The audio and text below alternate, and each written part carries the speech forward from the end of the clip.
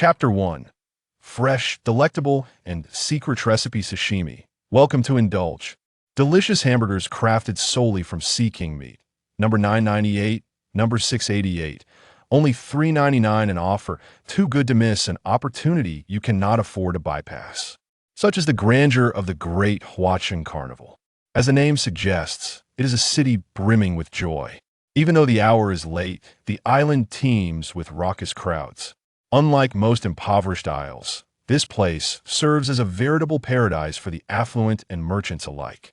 Amidst the ostentatious nobles and pirates masquerading as travelers, there are those who exude a unique sense of leisure, far removed from the clamor of the town, hosting their own bonfire gatherings by the forest streams. I assure you, I am not boasting, but have you heard of the Battle of Itver, the pirate king Joel Roger, and the duel with the Golden Lion Shiki? A quirky man adorned in a red and white striped shirt, donning a sailor's hat with a round red nose, regales his audience with tales of his legendary exploits as a pirate from years gone by. A group of men garbed as sailors gathers around the red-nosed raconteur, their ears perked up to ensure they do not miss a pivotal moment of his narrative. In this world devoid of mobile phones, computers, or wireless networks, where the level of education is woefully low, most individuals can barely read a few characters, let alone novels or newspapers. Listening to other stories and boasting becomes their sole form of mental amusement. Bucky, how do you know these things? Were you once a companion of the pirate king Jold? Roger, do not speak such nonsense. I was not a companion of the pirate king. He was an overwhelming force, the one who ushered in the era of piracy. How could I ever be a companion to such a formidable individual? Yet, a sudden tremor seized Bucky's heart. Ever since the execution of the pirate king Jold, Roger, former members of his crew have been relentlessly hunted and slain by the world government. According to Bucky, aside from himself, only the illegitimate son Shanks and the ship's doctor, Mr. Karokas, are inexplicably absent from this list. None of them have records of service in the Navy. Thus they escaped the same fate, while the whereabouts of their other comrades remain shrouded in mystery, whether they are in hiding or have been taken by the Navy. I was once the captain of the Golden Lion fleet. Should I divulge that to you? Bucky squints, a tinge of nostalgia washing over his face, his bright red nose glowing in the firelight. How splendid! The fervent onlookers bestow a thumbs up upon Bucky. Brother Bucky, if you are truly that remarkable, you should seek the approval of Lieutenant Anderson, and then we shall accompany Brother Bucky. Regardless of whether the sentiment is genuine or merely perfunctory, superficial camaraderie must be maintained. The Anderson pirates are setting sail. The encounters experienced by Bucky the pirate offer a broader understanding of the world, often terrifying those aboard their ship. Relax, relax. Bucky, weary of the tale, takes a contented sip of his drink and strolls toward a nearby small fire. Isn't this a hot pot? For pirates who sail year-round, fresh water is an exceedingly precious resource, and hot pot is a dish typically savored on land. Pirates frequently indulge in alcohol, not merely out of love for it, but because it boasts a longer shelf life than fresh water. Their captain, Anderson, has slain a sea king today, providing the crew with ample fresh meat to enjoy while they revel in the town's festivities. The atmosphere is disrupted by Bucky, where a multitude of significant figures stand shoulder to shoulder, singing and dancing, creating a scene reminiscent of philosophy. Once I possess the map, I shall flee. Pirates dare to target Whitebeard, yet I cannot fathom how to inscribe the word death. Taking a sip of wine, he reaches for the delectable Sea King hot pot with his chopsticks. Crash! A shadow suddenly appears, overturning the hot pot before Bucky. Bucky remains the same individual who once challenged Shanks, rolling about like a lazy donkey, narrowly avoiding the hot pot's assault. However, the pirate beside him is not so fortunate. The assortment of condiments from the pot splatters across his face, rendering him akin to a scalded pig, shrieking in agony. Bucky, untouched by the hot pot, gazes at the remaining stewed meat, even contemplating reaching for it with his chopsticks. He need not worry. A large black shoe thumps down upon the iron pot, crushing it and the meat within. This was Bucky's last flicker of hope. Who the hell is that? Bucky exclaims in anger, clapping his hands. Yet, he hesitates and regains his composure. The shadow was none other than the ship's first mate, Valen. Another figure, an unfamiliar face. This boy appears to be around 16 or 17 years of age. His pupils are as dark as night, and his short black hair reflects a purplish hue in the firelight. Standing at 1.8 meters, his height is overshadowed by a hint of youthful innocence on his face. Bucky is perplexed. He knows the captain and his comrades should be occupied in the town, but why are they being pursued by a mere teenager? What? These two rascals are not indulging in entertainment on the streets, but instead robbing others. Such behavior is intolerable here. There is a Navy division on this island. Mere hours ago, when the Anderson pirates set foot in Hatchin carnival, they were spotted by Navy scouts. The Anshuan pirates hail from the South China Sea, with Captain Anshuan carrying a bounty of 130 million berries, and First Mate Valen with a bounty of 80 million berries. The total bounty on the pirate crew exceeds 300 million berries, marking them as one of the supernovas. In terms of bounties, Anderson's proposal is not the highest, yet it is curious that all encounters between the Navy and the Anderson pirates have ended in failure. The reports returned by the defeated Navy speak of an impenetrable Harvard University line held by Anderson. In response, the Navy headquarters dispatched an elite force led by Major General J.J. Furthermore, the future of the Navy, the candidate for General, Vice Admiralty Dolphin, is also at stake. Should this mission fail, it would be Vice Admiral Sikorsky returning to the New World. Hilon, everyone says you are the finest student of the new generation of the Navy. This is your first time out in the field with me. Please ensure there are no issues otherwise. Zepho will surely flame my skin. Before the battle commences, J.J. makes a jest aimed at the Navy intern, Hilon. Though he smiles, he appears rather serious. Yet this demeanor is merely a reflection of his appearance in truth. Unlike Vice Admiral Polisolino, Major General J.J. is an exceedingly cheerful and optimistic individual. In a past life, I fear he was an angel whose face met the ground first. Might be the most fitting description, aside from his appearance. I do not believe the Anderson pirates are as exaggerated as the intelligence reports suggest. In light of accumulated concerns, Hilon remains unfazed. You see, although they have repeatedly defeated their pursuers, the Navy has not suffered significant losses. That does not indicate much. The Anderson pirates are likely borrowing money from wolves everywhere. Thus, they are certainly not the type of adventurers brainwashed by kings. The only loss the Navy has incurred is that of the Ghost Spider Rear Admiral. Hilon's second statement is only half-formed in truth. He harbors doubts that the soldiers of the Ghost Rear Admiral were not from the Anderson pirates, but rather that the Rear Admiral's infamous reputation caused his own downfall. Yet he refrains from voicing this, as he is merely a Navy intern and does not wish to judge an officer with whom he shares little in common. So what? Currently, Anderson's capabilities remain unclear, but your task is to keep Anderson occupied. Once I locate Valen and the other crew members, I will assist you. Hilon scribbles down a few names. If we work together, it should pose no problem. Sounds good, J.J. replies, a toothpick dangling from his mouth as he places his large top hat atop his head.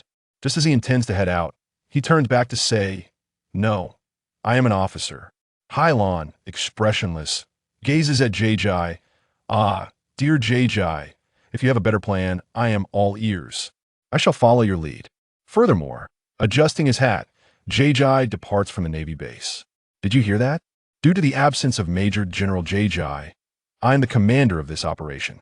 Now heed my orders, change into civilian attire, and proceed to the ambush location as planned. The Marine Corps has finally discovered a method to capture the Anderson pirates, while J.J. single-handedly confronts Lieutenant Anderson. Hilon drives Valen from the town to the forest, observing those around him. Valen grows increasingly confident. "Do not look at me like that. This fellow is a Marine. We have been exposed. Mates, we must flee and eliminate him." The bonfire gathers nearly all of the Anderson pirates. At this moment, Hilon and Valen are no longer playing hide-and-seek. Chafe, the gun barrels gleam with superhuman speed around Valen, as if the fingers of the bullets pierce the chests of the pirates. These singing and dancing pirates, just awakening from their revelry, find themselves surrounded by nearly 100 fully armed Marines. The pirates stand there, dumbfounded, speechless, when a sharp voice suddenly pierces the air. It seems you look down upon my nose. Hilon, 16 years old, the former general of the Navy headquarters, now serves as the chief instructor, the son of Black Arm Zifa. The purple hue in his hair under the firelight is not solely a reflection, but also a testament to Zifa's lineage.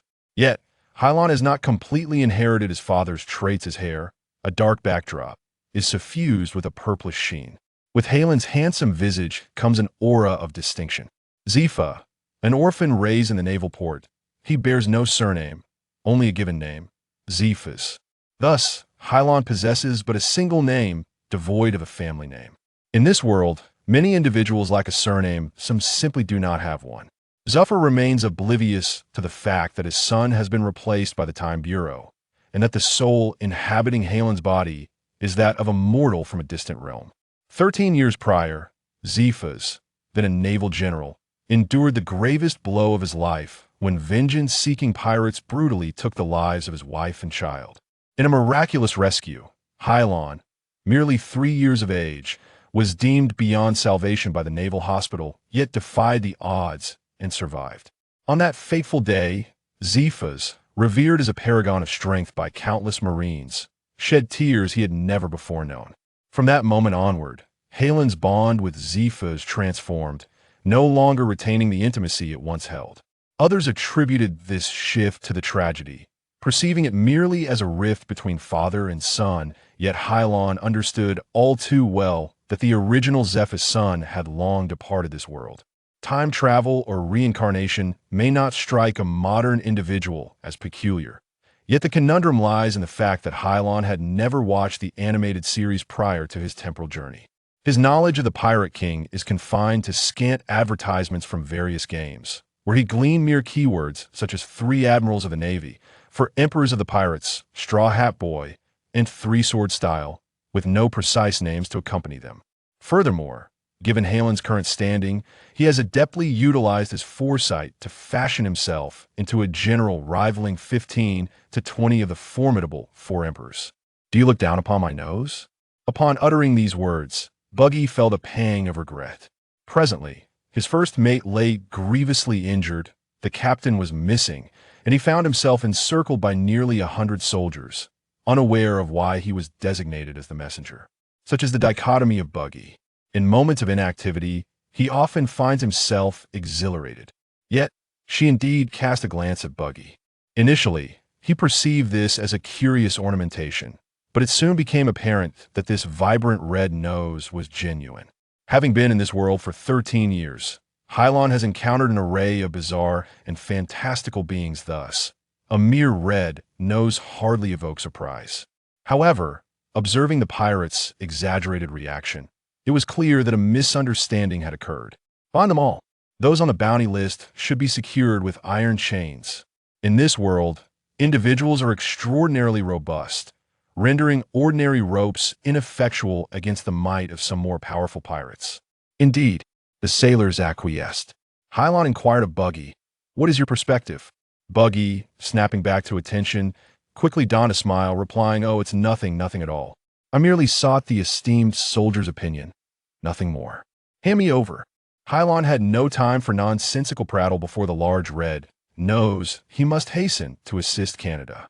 Bucky, filled with apprehension, protested, "No, I am but a circus clown. You can capture the pirates. What do you require of me?" "Bucky, how can you betray us? We had an agreement to let Arafuku share the burden. To the nether with you. Who are your companions? I boarded your ship solely to glimpse your treasure map." Bucky now found himself striving for at least some semblance of innocence, for, compared to piracy, greed was hardly a grave transgression. "You scoundrel! If you possess no conscience, do not cast blame upon us. Sir, I report that this clown Bucky was once the captain of the Golden Lion crew. You fool." Silence. Hilon ceased the quarrel, gesturing for the others to return to headquarters, leaving only a few soldiers and Bucky behind. "I perceive you to be an astute individual. Thus you might endeavor to persuade me to grant you your freedom." Bucky, sensing an opportunity, seized the moment to showcase his true luck. Then, "I possess knowledge of where the Anderson pirates buried their treasure. In these waters, countless pirate factions and various islands abound. After plundering, To evade the ire of rival pirates or the eradication by the Navy, most pirate crews would inter their spoils on desolate islands, marking the locations on maps. Thus, Hilon turned to a soldier, instructing, "Document this, you may dispatch someone to retrieve it later." In truth, Bucky was unaware of the Anderson pirates' treasure. Had he known, he would have fled. Instead, he informed Hilon of an alternate treasure location. Buggy's eyes widened with urgency as he quickly added, "In fact, oh no, indeed, there are some still at large. They should be in the city." Hilon found himself resigned. Confronting a tiger is easier than exorcising a cockroach, and those pirates would be left for the Navy to address at their leisure. Speak something of substance. Substance. Bucky pondered for a moment, his expression shifting to one of newfound confidence. "Can you allow me to depart?" "You first." "No, you go first. Are you still bargaining with me?" Hilon raised his hand, pinching Buggy's nose. No. Bucky squirmed. Twice his son is a superhuman, possessing the fruit barrier ability, and, without needing to elaborate, upon hearing the name of the fruit, Lin understood Anderson's power. In Hilon's position, he had perused the illustrations of the devil fruits. In contrast to the incomplete or simplified versions circulating at sea, the Navy's own documentation elucidated the powers of the devil fruits in detail, even proposing developmental trajectories. This knowledge has been amassed by governments worldwide over the past 8 centuries. "Bring him back to my side." Hilon commanded the soldiers to escort Bucky back to the naval headquarters. Eager to relay the intelligence to Major General Cahill as swiftly as possible, it is said that the fruit possesses complete defensive capabilities, impervious even to molten lava, rendering any attempt to combat it a futile endeavor. "Hey, you cannot do this.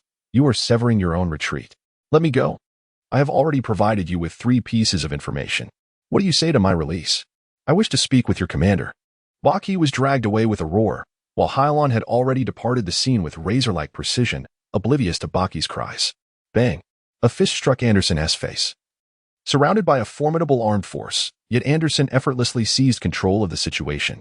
The carefree expression that once adorned Gaji's face had long vanished. He had not encountered such a formidable opponent in ages. "Well then, are you intending to breach my defenses with that foolish expression of yours? I strongly demand that you dispatch at least 1 admiral, or else you shall never triumph over me." Anderson's arrogance stemmed from his absolute defensive prowess. He remained entirely unaware of the weight behind the punch he had just delivered with his barrier, nor did he comprehend that it was wielded to intimidate him. He was oblivious to the notion of a bully. However, the characteristics of the barrier fruit were utterly preposterous, and the sun had perfected its application, enabling him to release the barrier and return in an instant, denying his opponents the opportunity to gauge their abilities. Power is reciprocal. You strike me, and you strike yourself. Anderson taunted. The agony was not a consequence of Anderson's assault, but rather self-inflicted. The path ahead of you is insurmountable, if you wish to avoid injury. You must vacate this cursed place. This is merely the outcome of the barrier, so let us cease this charade, shall we? Who? Anderson's body staggered before collapsing to the ground like a lump of clay. The defensive capabilities of the barrier fruit are invincible, however. The price of such invincibility is that those capable can only extend their powers to one side of the barrier at a time. The ultimate defense of the fruit is to encase oneself within a warp barrier, akin to a silkworm's cocoon. Hayashi had previously restrained Anderson with Hellu's handcuffs. Gaji approached. Glancing at the gentle pirate, "Hilon, you were right this time. This fellow merely possesses a peculiar ability to protect himself, even if I cannot defeat him." "You just mentioned that his power is derived from fruit, correct?" Hilon nodded thoughtfully.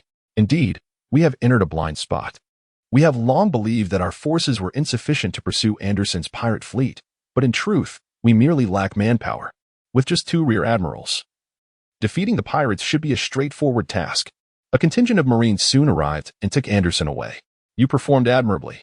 It seems the rumors circulating in the team about you are unfounded." "What rumors?" "They claim that although Hilon was the finest naval cadet of his time, he's also a cold-blooded killer who often violates military regulations to eliminate pirates. I feel that your actions today diverge significantly from what they allege. Is that true?" Hilon merely smiled, offering little explanation, although many are perplexed by the peculiar law against killing pirates. Hilon's motivations for slaying them are not rooted in discontent with the world government. Rather, he embodies Hilon, a boy whose mother fell victim to pirates. Helen resolved to reclaim her former self, with Anderson representing a crucial first step in that journey. In contrast to the laws of Earth within this ocean-dominated realm, acts of murder, arson, rape, and plunder are not regarded as heinous crimes, but rather as offenses that result in life imprisonment without the possibility of death penalty. According to Earth's laws, life imprisonment is considered a severe punishment. Yet in this world, regardless of whether one is a legendary pirate or a reckless minor thug, if captured during the initial phase of a grand voyage, the consequence is uniformly life imprisonment, the only distinction being whether they are placed on the 6th floor or the 1st. Only one type of individual can face the death penalty, those who pose a threat to the dominion of the world's governments. 3 years ago, the world government commanded General Sengoku to execute the demons of O'Hara in the West Sea. Those who refused to partake in the massacre, complaining to Admiral Cup, were not terrorists but rather historians. However, Cup was the only one who could voice such dissent, and his words were far from clear. After years of observation, Lin recognized that the Navy's mission is to uphold the world government. As for the so-called justice, it is entirely contingent upon the interests of the world government. Any entity that threatens the governance of the world government must be eradicated. This long-standing betrayal of justice in the hearts of many has led to a disparity in the Navy's conception of justice, coupled with the privileges of the world aristocracy. Where the celestial dragons occasionally exhibit their base tastes, Hilon gradually discovered that the sensation of suddenly plunging into the animated world is far more complex than he had anticipated. Regarding crossing dimensions, Hilon's experience is indeed quite unique. Before his transition, Hilon was an orphan raised in an orphanage. Fortunately, he did not encounter a teacher like Robe Humane, which allowed his childhood to remain healthy. On the eve of his 16th birthday, a sudden ringing echoed in his mind, bestowing upon him a golden finger, a power typically reserved for protagonists in novels. Just as Hilon believed he could ascend to the pinnacle of life, the course of his existence took an unexpected turn. Now things may seem a bit easier, but one cannot play recklessly. If there were a grading system, Hilon would undoubtedly receive a poor evaluation. The system he possesses can enhance 2 skills. The first skill is termed perception. As the name suggests, it refers to Hilon's ability to perceive external phenomena through his body. To illustrate, consider vision. An ordinary person seated on a high-speed train would struggle to discern the rapid changes in the scenery outside, a natural limitation of human dynamic vision. Shaving represents a high-speed movement technique among the Navy's Elite Six. If a person's vision cannot keep pace with their own movements, they cannot master the art of shaving, resulting in reliance on luck to strike their adversaries amidst chaotic attacks. In more severe instances, one might collide with a pig. Perception not only enhances Hilon's vision, but also amplifies his awareness of bodily sensations, allowing him to feel even the faintest currents of air against his skin. Strengthening the perception skill requires an achievement point. Within the system, each ship type possesses an expertise energy meter, and when this meter is full, Hilon receives an achievement point, which elevates his perception skill by 1 level. Unfortunately, the skills that can be enhanced by achievement points are beyond Hilon's control. Otherwise, he would have already maximized his perception points. The second skill is calculation. Calculation transcends mere arithmetic. It manifests in various aspects of life. For instance, navigating the safest route amidst a barrage of enemy fire in the shortest amount of time exemplifies one's calculating ability. Moreover, Admiral Kushin can utilize frozen fruits to create ice cream at the appropriate temperature. Meanwhile, Admiral Sakoski can boil water using the power of magma fruits without melting the kettle. The world's top snipers can accurately strike the antennae of an ant. All of these feats revolve around calculation. An additional achievement point is required to enhance arithmetic skills. But unlike the previous point, the second achievement point derives from identity value. Each time an individual shares an identity with Hilon, their identity value doubles. When the identity value reaches a certain threshold, Hilon gains an achievement point, thereby enhancing his calculation ability. As individuals are dynamic beings, these 3 perspectives can fluctuate, causing the identity value to remain in a state of constant flux. However, once achievement points are acquired, they are not reclaimed by the system, alleviating concerns over sudden diminishment. Lin's initial calculating ability stands at 6. The system panel displays Hilon's profile as follows: Identity, Hilon Perception, LV5 Calculation, LV6 Skill Proficiency, Shooting, 76 Iron Block, 100 Canvas, 100 Storm Foot, 100 Moonstep, 100 Shaving, 100 Recognition, 128, 1000. Skill proficiency of 100 does not equate to being the best in the world, but rather represents the maximum effectiveness achievable by his current physique. The merit of this skill is that once mastered, it is never forgotten, even without practice. It will not degrade. Returning to the reality system, Hilon mused, I wonder if the finger gun can be fully mastered. As one of the most challenging skills to learn among the Navy's 6 styles, the finger gun has thwarted the aspirations of countless novice sailors.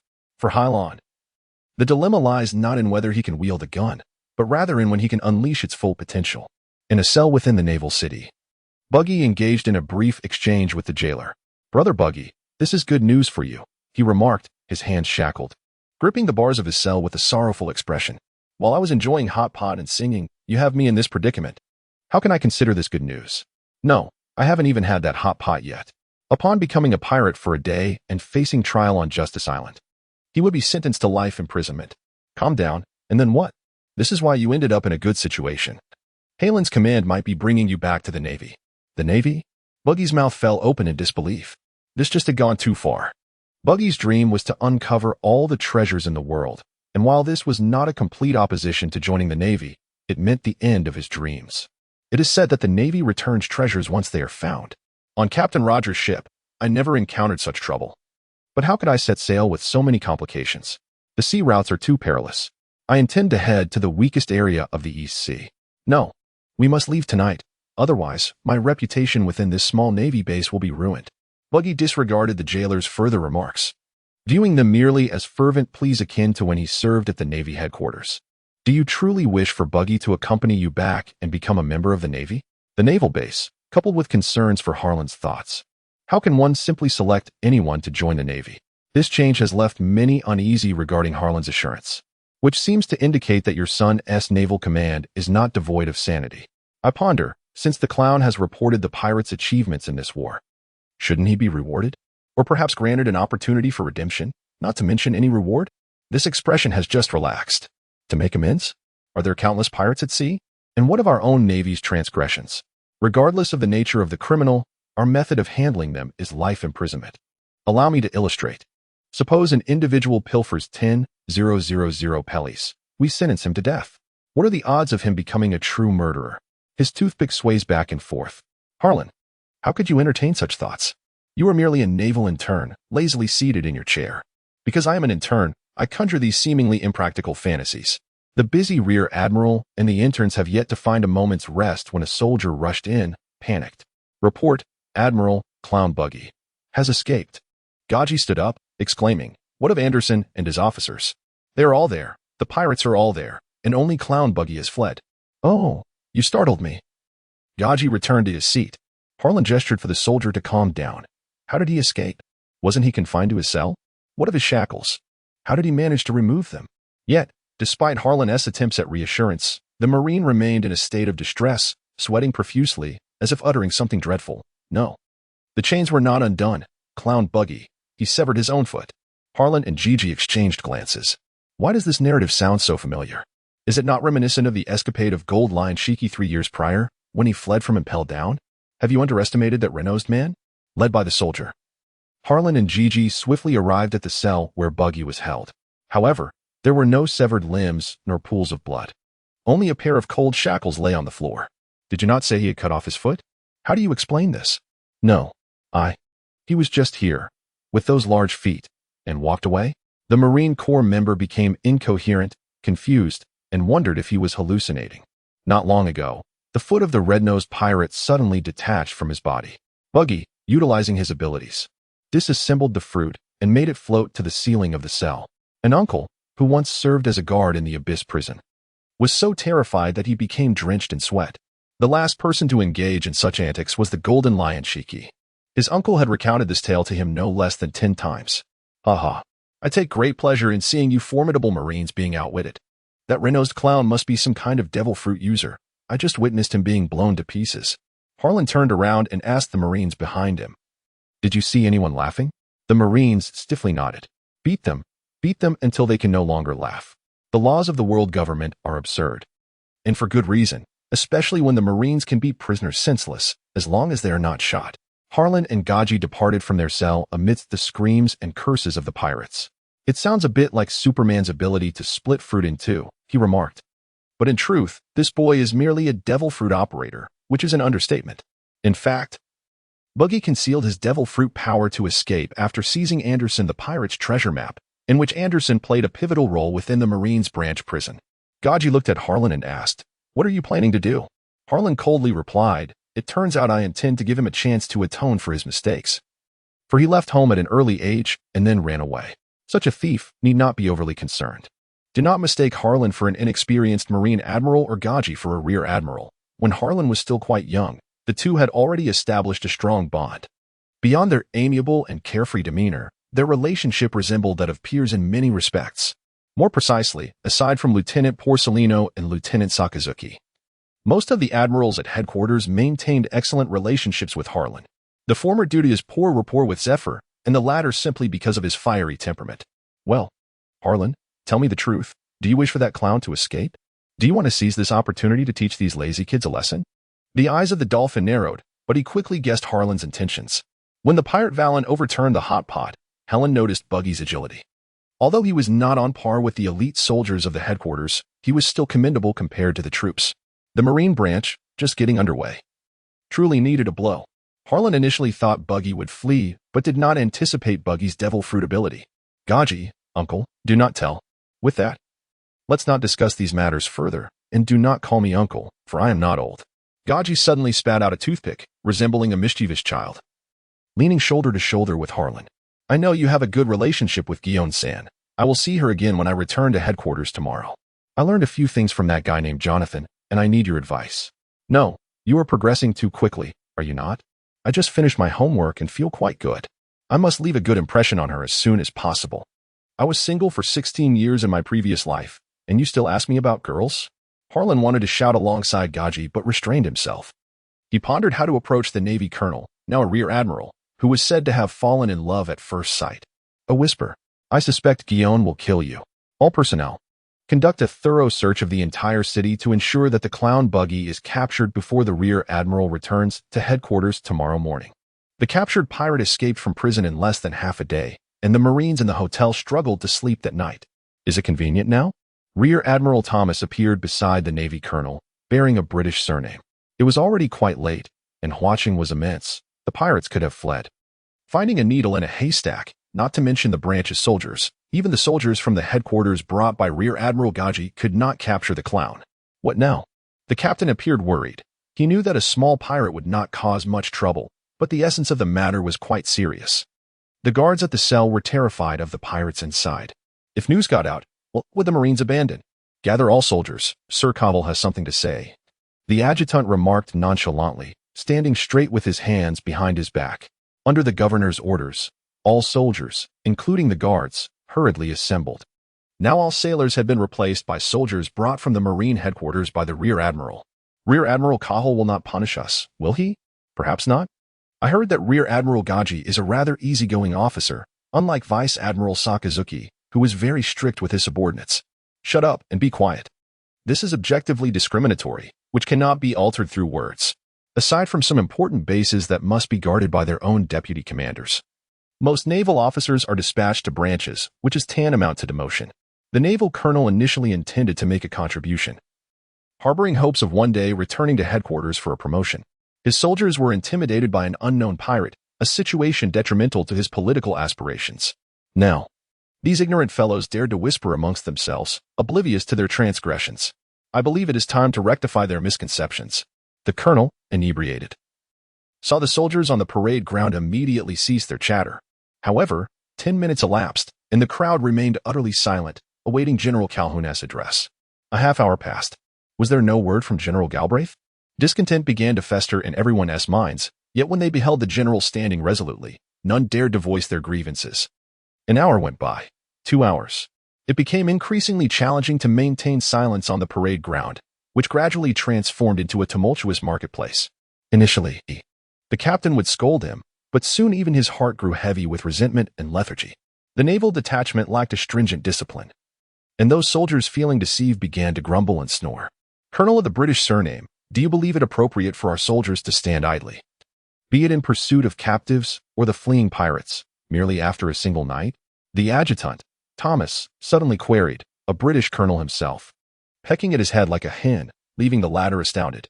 In a non-combat state, Thomas felt no pressure, even after 3 sleepless nights. Ah, the British surname awakened, a smile gracing his face, yet devoid of any goodwill. General Gaji surely had not forgotten this matter, had he? He then cleared his throat and bellowed at the soldiers on the parade ground.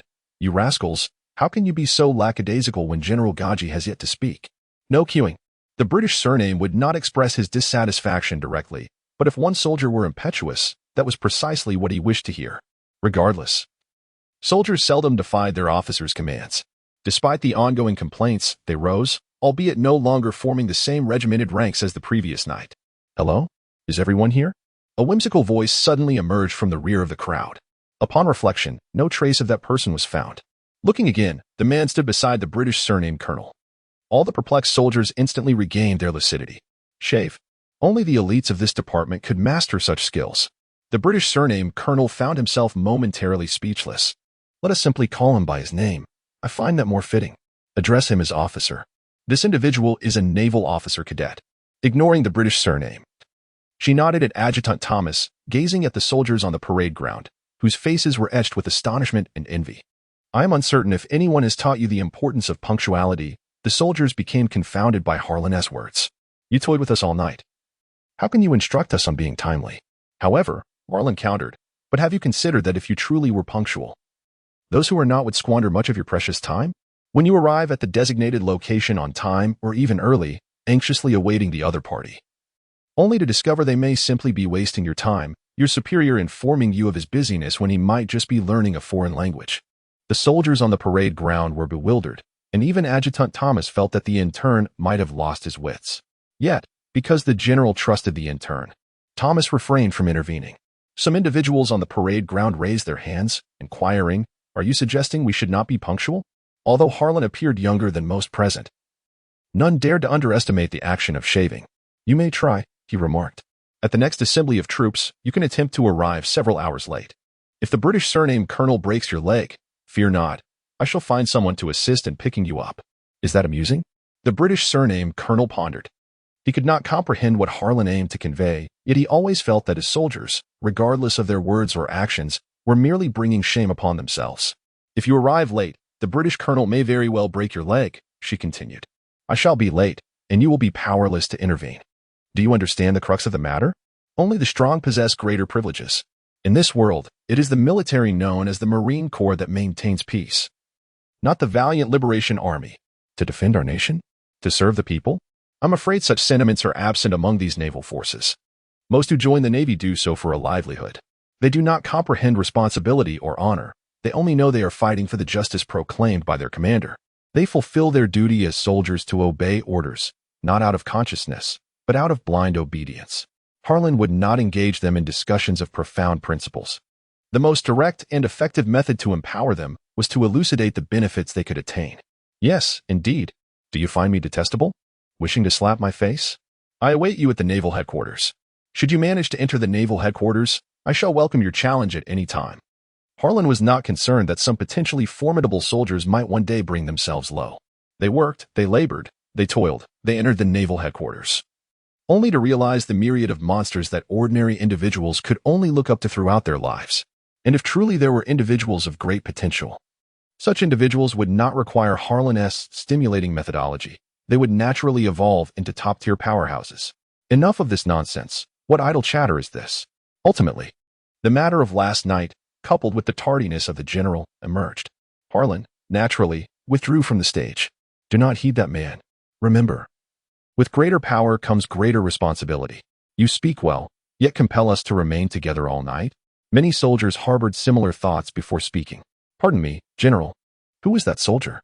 In the same realm, people typically only remember the first place. Although Harlan had previously excelled in capturing the Anderson pirates, only the mightiest General Kazuki was remembered, with no adjutant, no assistant, and no one troubled to recall them. Yet Harlan's profound words ignited within these soldiers an eagerness to discern the identity of that youth. His name is... Hey. He is Colonel Zephyr, the finest student of the 14th Elite Training Camp. As for his name, do endeavor to enter the naval headquarters and inquire with Gaji.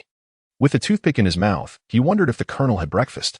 He turned to the British surname colonel and said, Greetings, leader. The regulations at naval headquarters are quite fair, provided you do not act recklessly. Speaking of the 14th Elite Naval Training Camp, he recalled a cadet named Smoke. Endowed with a rare innate ability for smoked fruit. Although not particularly lethal, he should have had a bright future ahead. The result was a rebellious spirit with a bad temper, to the extent that even the instructors dared to shout at him, leading to his deferral from the 13th training camp to the 14th.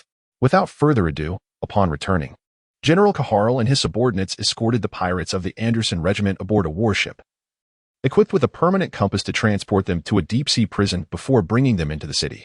Each island along the great shipping route possesses unique magnetic fields, causing the overall magnetic field of the route to become disordered, rendering compasses ineffective at sea. Consequently, the invention of magnetic gas island recording needles was born. The permanent needle is one such device, aptly named, as it consistently points toward a certain island's direction. After an emotionally charged speech, the Hilon system underwent a subtle transformation in its recognition of values. Following fluctuations, the initial figure of 1,281,000 gradually stabilized at 1,441,000. The yield was modest, yet given the emotional weight of the address, it was satisfactory. The previous count of 128 was largely due to Hilon's lack of deliberate solicitation for others' consent before the age of 16, as he devoted most of his time to physical training. Even now, he does not seek validation. He is neither a celebrity nor a currency. And not everyone is enamored with such figures. Furthermore, not every individual appreciates celebrities or currency. It suffices to be oneself. Even pirates, brandishing bounty notices, must face conviction on Justice Island before being incarcerated through the gate of justice. In truth, Justice Island serves merely as a fade, devoid of any genuine trials. Anyone brought here is invariably labeled guilty. The existence of Justice Island symbolizes the absolute righteousness of the world government, while also connecting the naval headquarters to promote the urbanization of these three islands. As the city lies in a windless zone, it cannot rely on breezes for advancement. Instead, it must generate a circular ocean current upon opening the gate of justice to swiftly deliver electricity to the city. Consequently, the so-called Justice Island on the Island of Eternal Night often hosts naval officers and agents from the Cipher Pole, a clandestine espionage agency directly under the world government. Ah, what a coincidence. Miss Guillaume. From a distance, Gigi greeted the valiant naval beauty, her long legs descending from a nearby warship, adjusting her attire with a smile. Oh, it's you, little eight. Kachi's fondness for Guillaume was well known within the naval headquarters. However, Guillaume did not distance herself. It was not that she sought to reject further pursuits. In truth, it was because Kaji had never afforded Guillaume the opportunity to decline. Young lady, is your movement still as smooth? Personnel from the naval headquarters had grown accustomed to various peculiar titles. Addressing this beauty as Miss and referring to the aerial patrol as Sky Boss seemed entirely natural to her, as if she were merely conversing with an old friend. Well, no difficulties, but how are things on your end?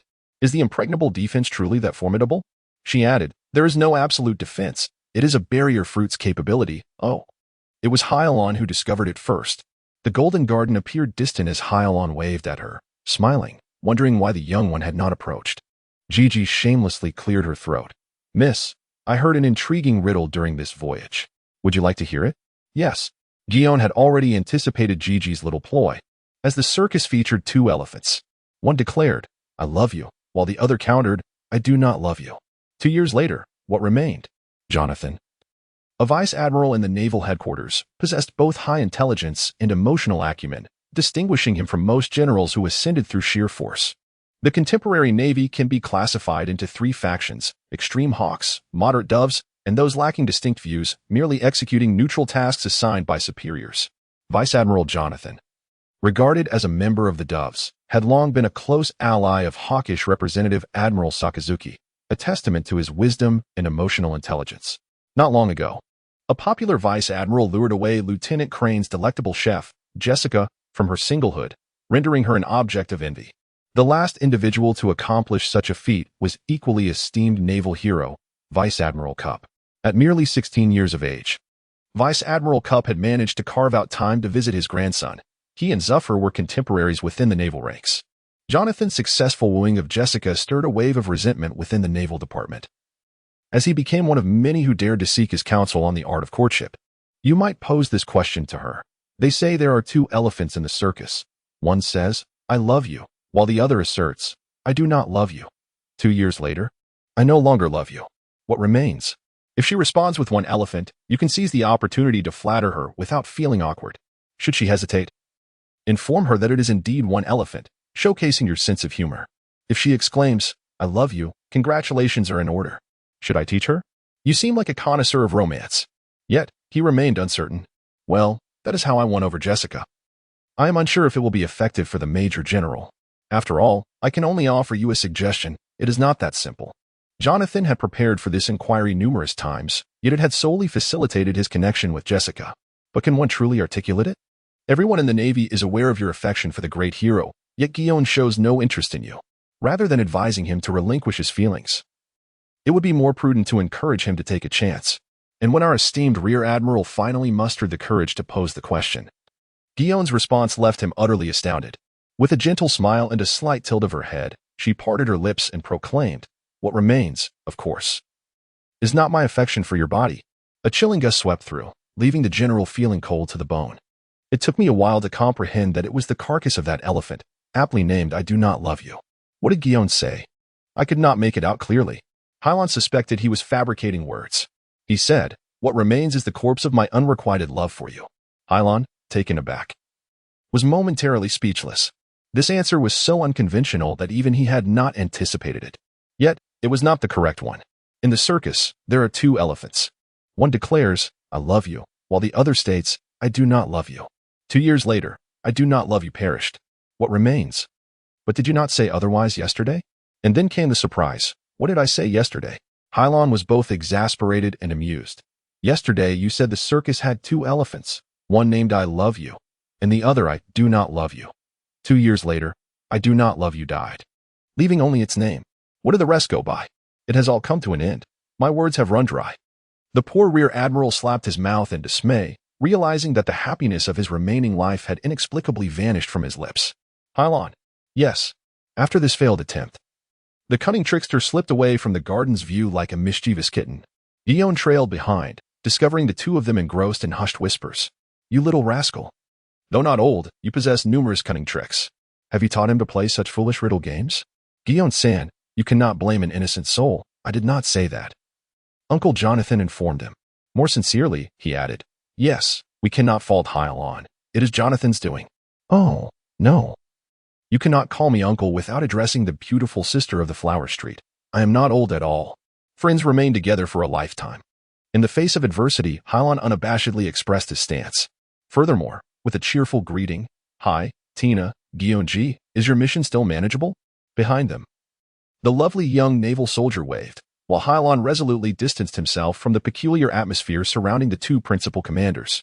The exquisite 15-year-old, known as Tina, was part of an elite training camp at the naval headquarters, where she, alongside her peers, was rigorously trained by the conquerors. Numerous naval schools exist at the headquarters, and countless young individuals enlist each year. The minimum age for naval school recruitment is 14, with innumerable candidates aged 17 and 18.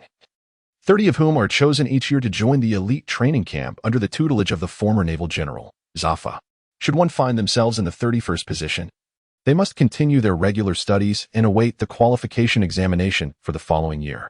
If you are stuck in the 31st position between the ages of 14 and 17, it is unfortunate, as it indicates that the individual is only eligible if they possess sufficient military potential. However, some individuals join the Navy after the age of 17 if their potential is deemed significant, prompting the elite training camp to expand its enrollment. Admiral Sikorsky joined the first elite naval training camp at the age of 23, while Admiral Boris Salino joined at 26.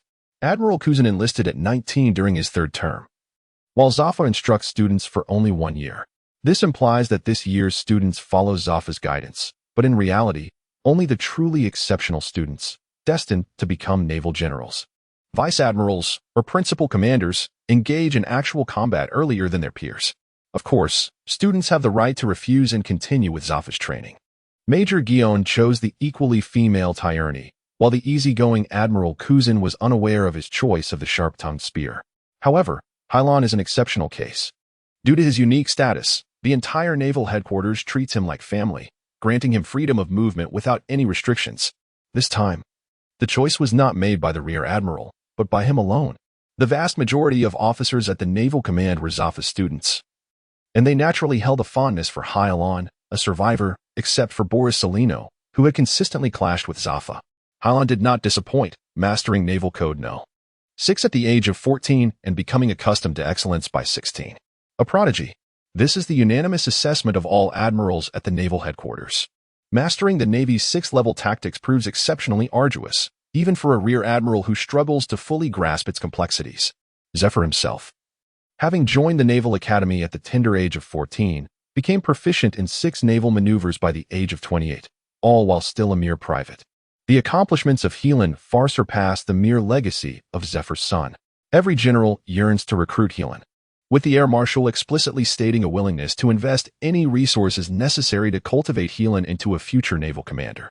Over the years, Hilon has virtually boarded every ship of a vice admiral, save for that of Borsalino. Only figures such as Kaji and Guion seem worthy of having Hilon by their side. And even then, it is merely temporary.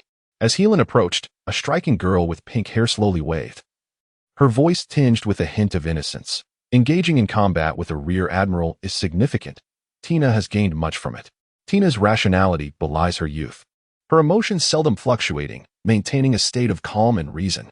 Although her combat prowess may not rank within the top 5, her composed mind is regarded as unparalleled. Hilon, ever serious, did not rush to boast. Before turning 16, he diligently honed his physical abilities and absorbed the varied knowledge amassed by the Naval Command. He chose not to enroll in the elite naval training camp, instead opting for real combat experience to surmount the plateau he encountered in spear training, preferring solitude. He became a member of the 14th Academy, only engaging with a general when the appropriate mission arose. Yet, that was in the 14th year. Tina was among those whom he encountered. She never referred to herself in the first person, instead using her own name. While such behavior might evoke sentimentality in others, Tina's unwavering composure endowed her with a distinctive quality. Isn't this our brave Navy? Why do we all stand here? As they exchanged newfound experiences and lessons from missions, dissonant voices emerged. A visitor clad in a black suit, donning a dark gray striped coat and long black curls, appeared. It was Spandane, a figure of authority from the world government, the initiator of the O'Hara incident, and a direct operative of the clandestine CP9. Hilon did not recognize him, but from the accounts of others, he understood Spandane to be the epitome of arrogance and ignorance, boorish and unreasonable, a man reminiscent of an ancient eunuch, yet lacking even their cunning, appearing somewhat dull-witted. Since the onset of the age of piracy, the Navy's influence within the world government has waned, particularly following the rise of the infamous Roger. According to a splendid blueprint envisioned by the Air Marshal long ago, the Navy should have been an era of great power, with prominent figures such as Carp, Zephyr, and the new generation including Sakazuki, Borsalino, and Kazan. Yet, reality struck the Grand Admiral hard. Carp is deemed unfit for the major leagues, and his son, Cup, is similarly excluded from the Navy.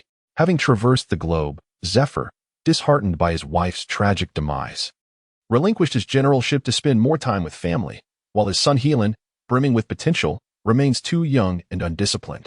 Today, the Navy is left with but a single general. Coincidentally, Roger's emergence heralded the dawn of the Great Pirate Era, resulting in an eruption of maritime brigands. In defiance of naval opposition, the 5 Elder Stars instituted the Warlords of the Sea System, creating a third party outside the Navy and the Communist Party. This incited vehement opposition from both hawks and doves within the Navy. The Navy, as the enforcer of the world government, is tasked with confronting enemies in open conflict, while CP operates as the government's covert assassins, targeting various adversaries. The Navy's impotence breeds resentment directed at the headquarters. Additionally, the Naval and Cryptographic Police, both led by the 5 Elder Stars, have never seen eye to eye, leading to mockery of the Navy's decline from the command center. Tensions mounted between the factions. Kachi and Guion even displayed a disinterest in Spandane's departure. Spandane, undeterred, seemed to anticipate the outcome, raising his voice. This man is the legendary naval prodigy, son of a former admiral, Hilon, correct? Spandane emphasized the term former, seeking to provoke Hilon. As a CP9 officer, he was well informed, and given Zephyr's mentorship and Guion's notoriety, he sought to instigate disdain towards Hilon. Yet, Hilon remained unfazed. Am I already so renowned? A rare naval genius with a distinct focus. Spandane laughed. We have a new star who has been a prodigy for 8 centuries. This naval genius only mastered the 6th naval maneuver at 14, did he not? Our little genius began at 7, excelled in 6th grade by 8, and at 10, A 10-year-old fool? Hilon rudely interrupted Spandane. You insolent wretch. How dare you insult CP9? The hollow man retorted. You appear to be a mere youth. Spandane lacked the composure to handle the situation. He intended to infuriate Hilon, yet instead found himself agitated. Hilon, unashamed, proudly declared, Do not be angry. Am I still considered a youth? Skill is vital, but it is not paramount.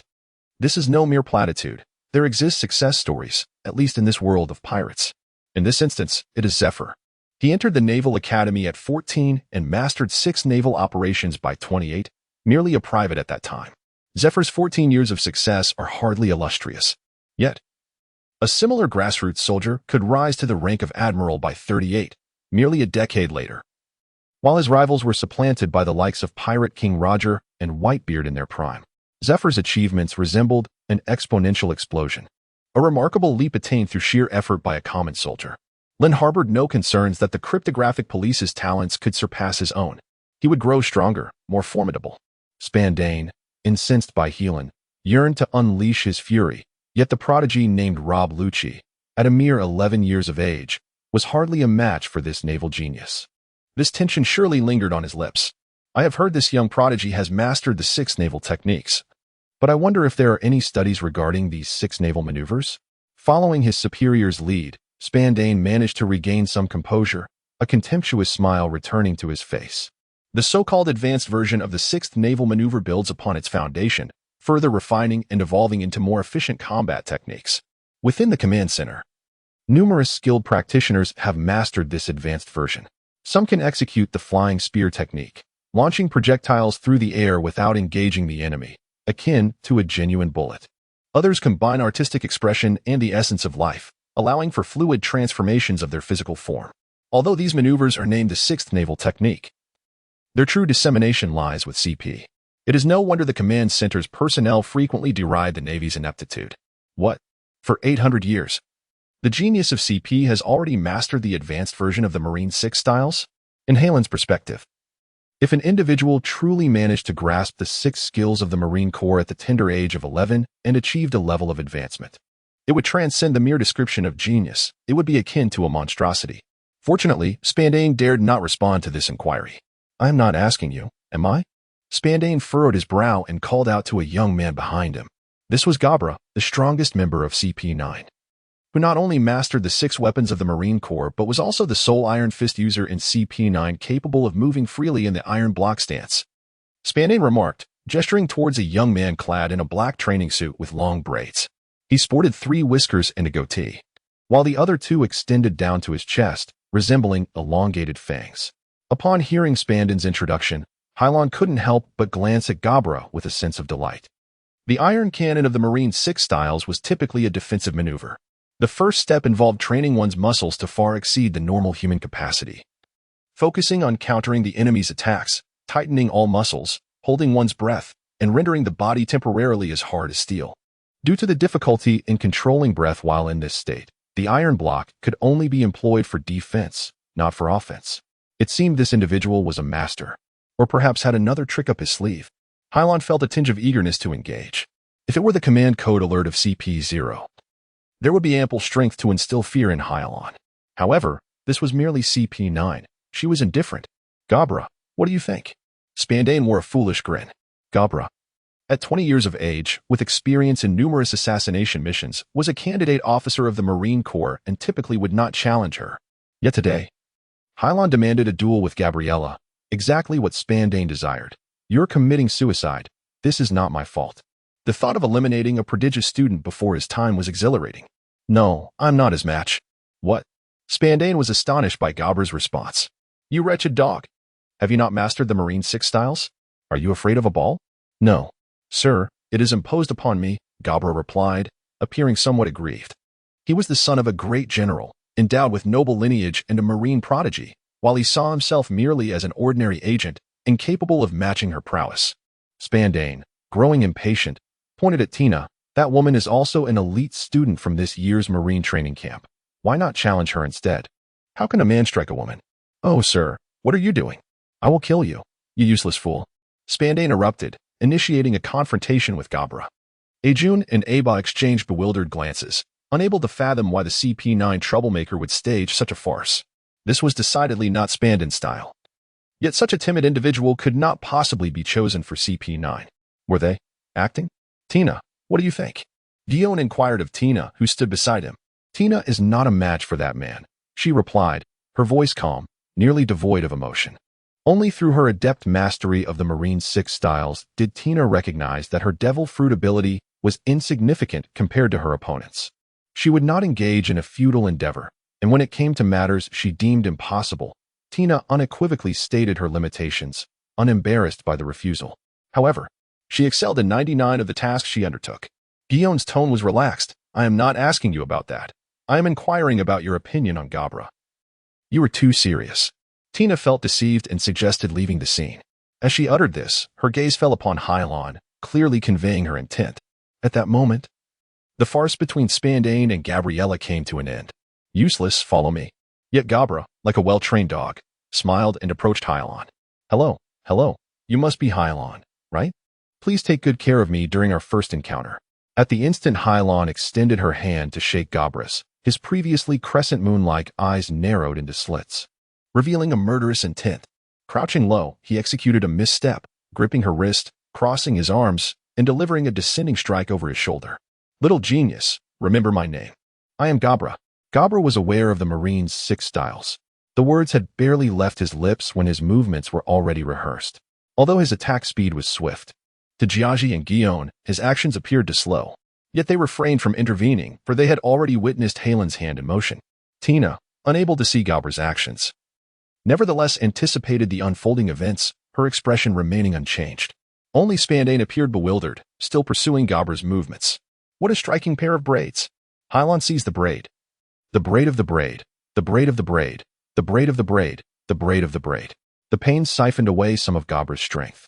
Turning the tables, he yanked Gabriella's braid as though pulling a long rope tied to a sack, throwing her to the ground.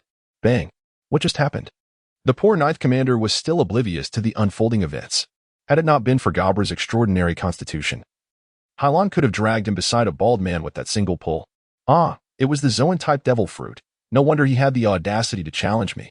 Upon finally unveiling his trump card, Gabra did not surprise Hilon. After all, how dull would it be if a man who ignited your fighting spirit was defeated by a mere slap? Indeed, the most formidable CP9 was at that moment undergoing a transformation, bolstered by the powers of the Zoan devil fruit, which significantly enhanced his physical prowess and spared him from immediate demise. The animal-type fruit, specifically the wolf variant, granted Gabriella not only the ability to become a werewolf but also endowed her with the cunning of a wolf. What had just transpired was merely a self-directed gimmick, one that even his commander Spandane fell for. Yet, he underestimated Hilon's reflexes, mastering the Navy 6 techniques, the Iron Fist, and the strength of a werewolf. He was indeed worthy of being my opponent. Without granting Gabra a chance for explanation, Hilon swiftly closed in, delivering a strike with his smoke leg. The blue vacuum breaker manifested instantaneously, leaving Gabra no time to evade, forcing him to resort to the iron block. The execution of this maneuver was peculiar. Utilizing the technique of Gale Foot could kick out thin air comparable to the vacuum slash unleashed by Jinhao, yet a direct kick with Gale Foot lacked significant force. Similarly, Moonstep could employ a technique to maneuver through the air, creating a gas cloud akin to a sonic boom, reacting dynamically in the sky. In reality, it was not the speed of the foot that exceeded the speed of sound, but rather the sonic boom produced during the Moonstep. Hilon attempted to integrate the Moonstep technique into his kick. After all, a supersonic kick is not to be underestimated, even in this world, but he failed. The principles of the Navy's techniques cannot be scientifically explained. They can only be attributed to a mysterious force akin to a devil fruit. Iron block, Wolf Fang. Hilon evaded Gabra's lethal claws. Wolverine. Gabriella placed both hands on the ground, executing an enhanced Thomas spinning kick, her legs crashing down like two mighty hammers. However, Hilon's mastery of iron techniques was already perfected, and despite the powers of the devil fruit, the absolute disparity in strength prevented Gabra from breaching Hilon's defense. Gabra gasped in shock upon realizing Hilon had seized one of his legs. Iron grip. Crack. After transforming into a werewolf, Gabra's elongated leg was snapped like a bamboo stalk by Hilon's strike. Perhaps the finger gun remained a concern, but even Gabra, skilled as he was, could not escape Hilon's teachings on the foundations of iron techniques. I suggest you refrain from considering such fancy tricks until you build a solid foundation. At that moment, Hilon felt like a discarded dog, tossed before the genius Spandane of the 800s, correct? I offer you a piece of advice. If he does not wish to have his werewolf legs broken again, I recommend he refrain from challenging me. Utterly pointless. You. Spandane gritted his teeth, watching the scene unfold, yet his lips quivered with fury, rendering him speechless.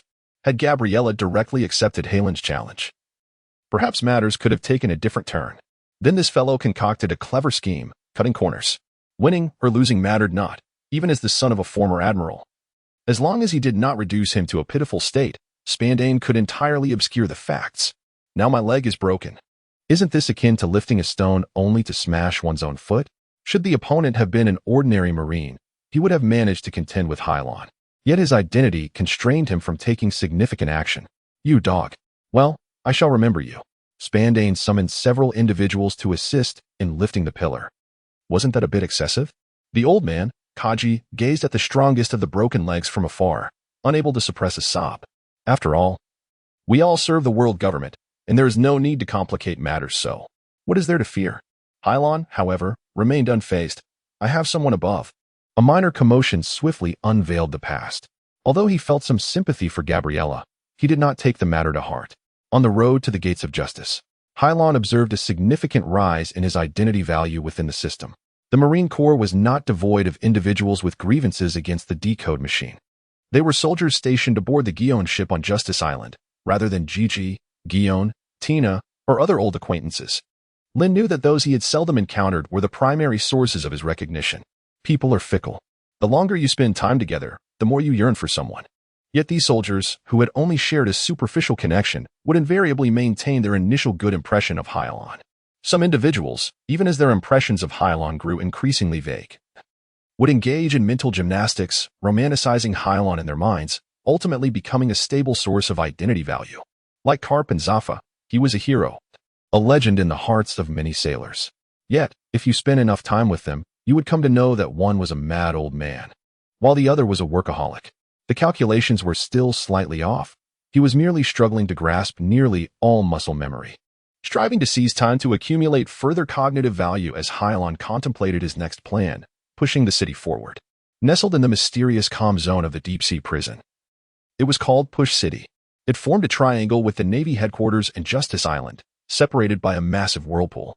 The so-called gates of justice opened and closed the vast door, allowing water to flow into the city of Push. If the door remained shut, one could only navigate the swirling vortex, forcing ordinary pirates to take a detour. The prisoners brought here were either notorious pirates or naval officers. With 6 floors to perform push-ups, the further down one went, the stronger the inmates became.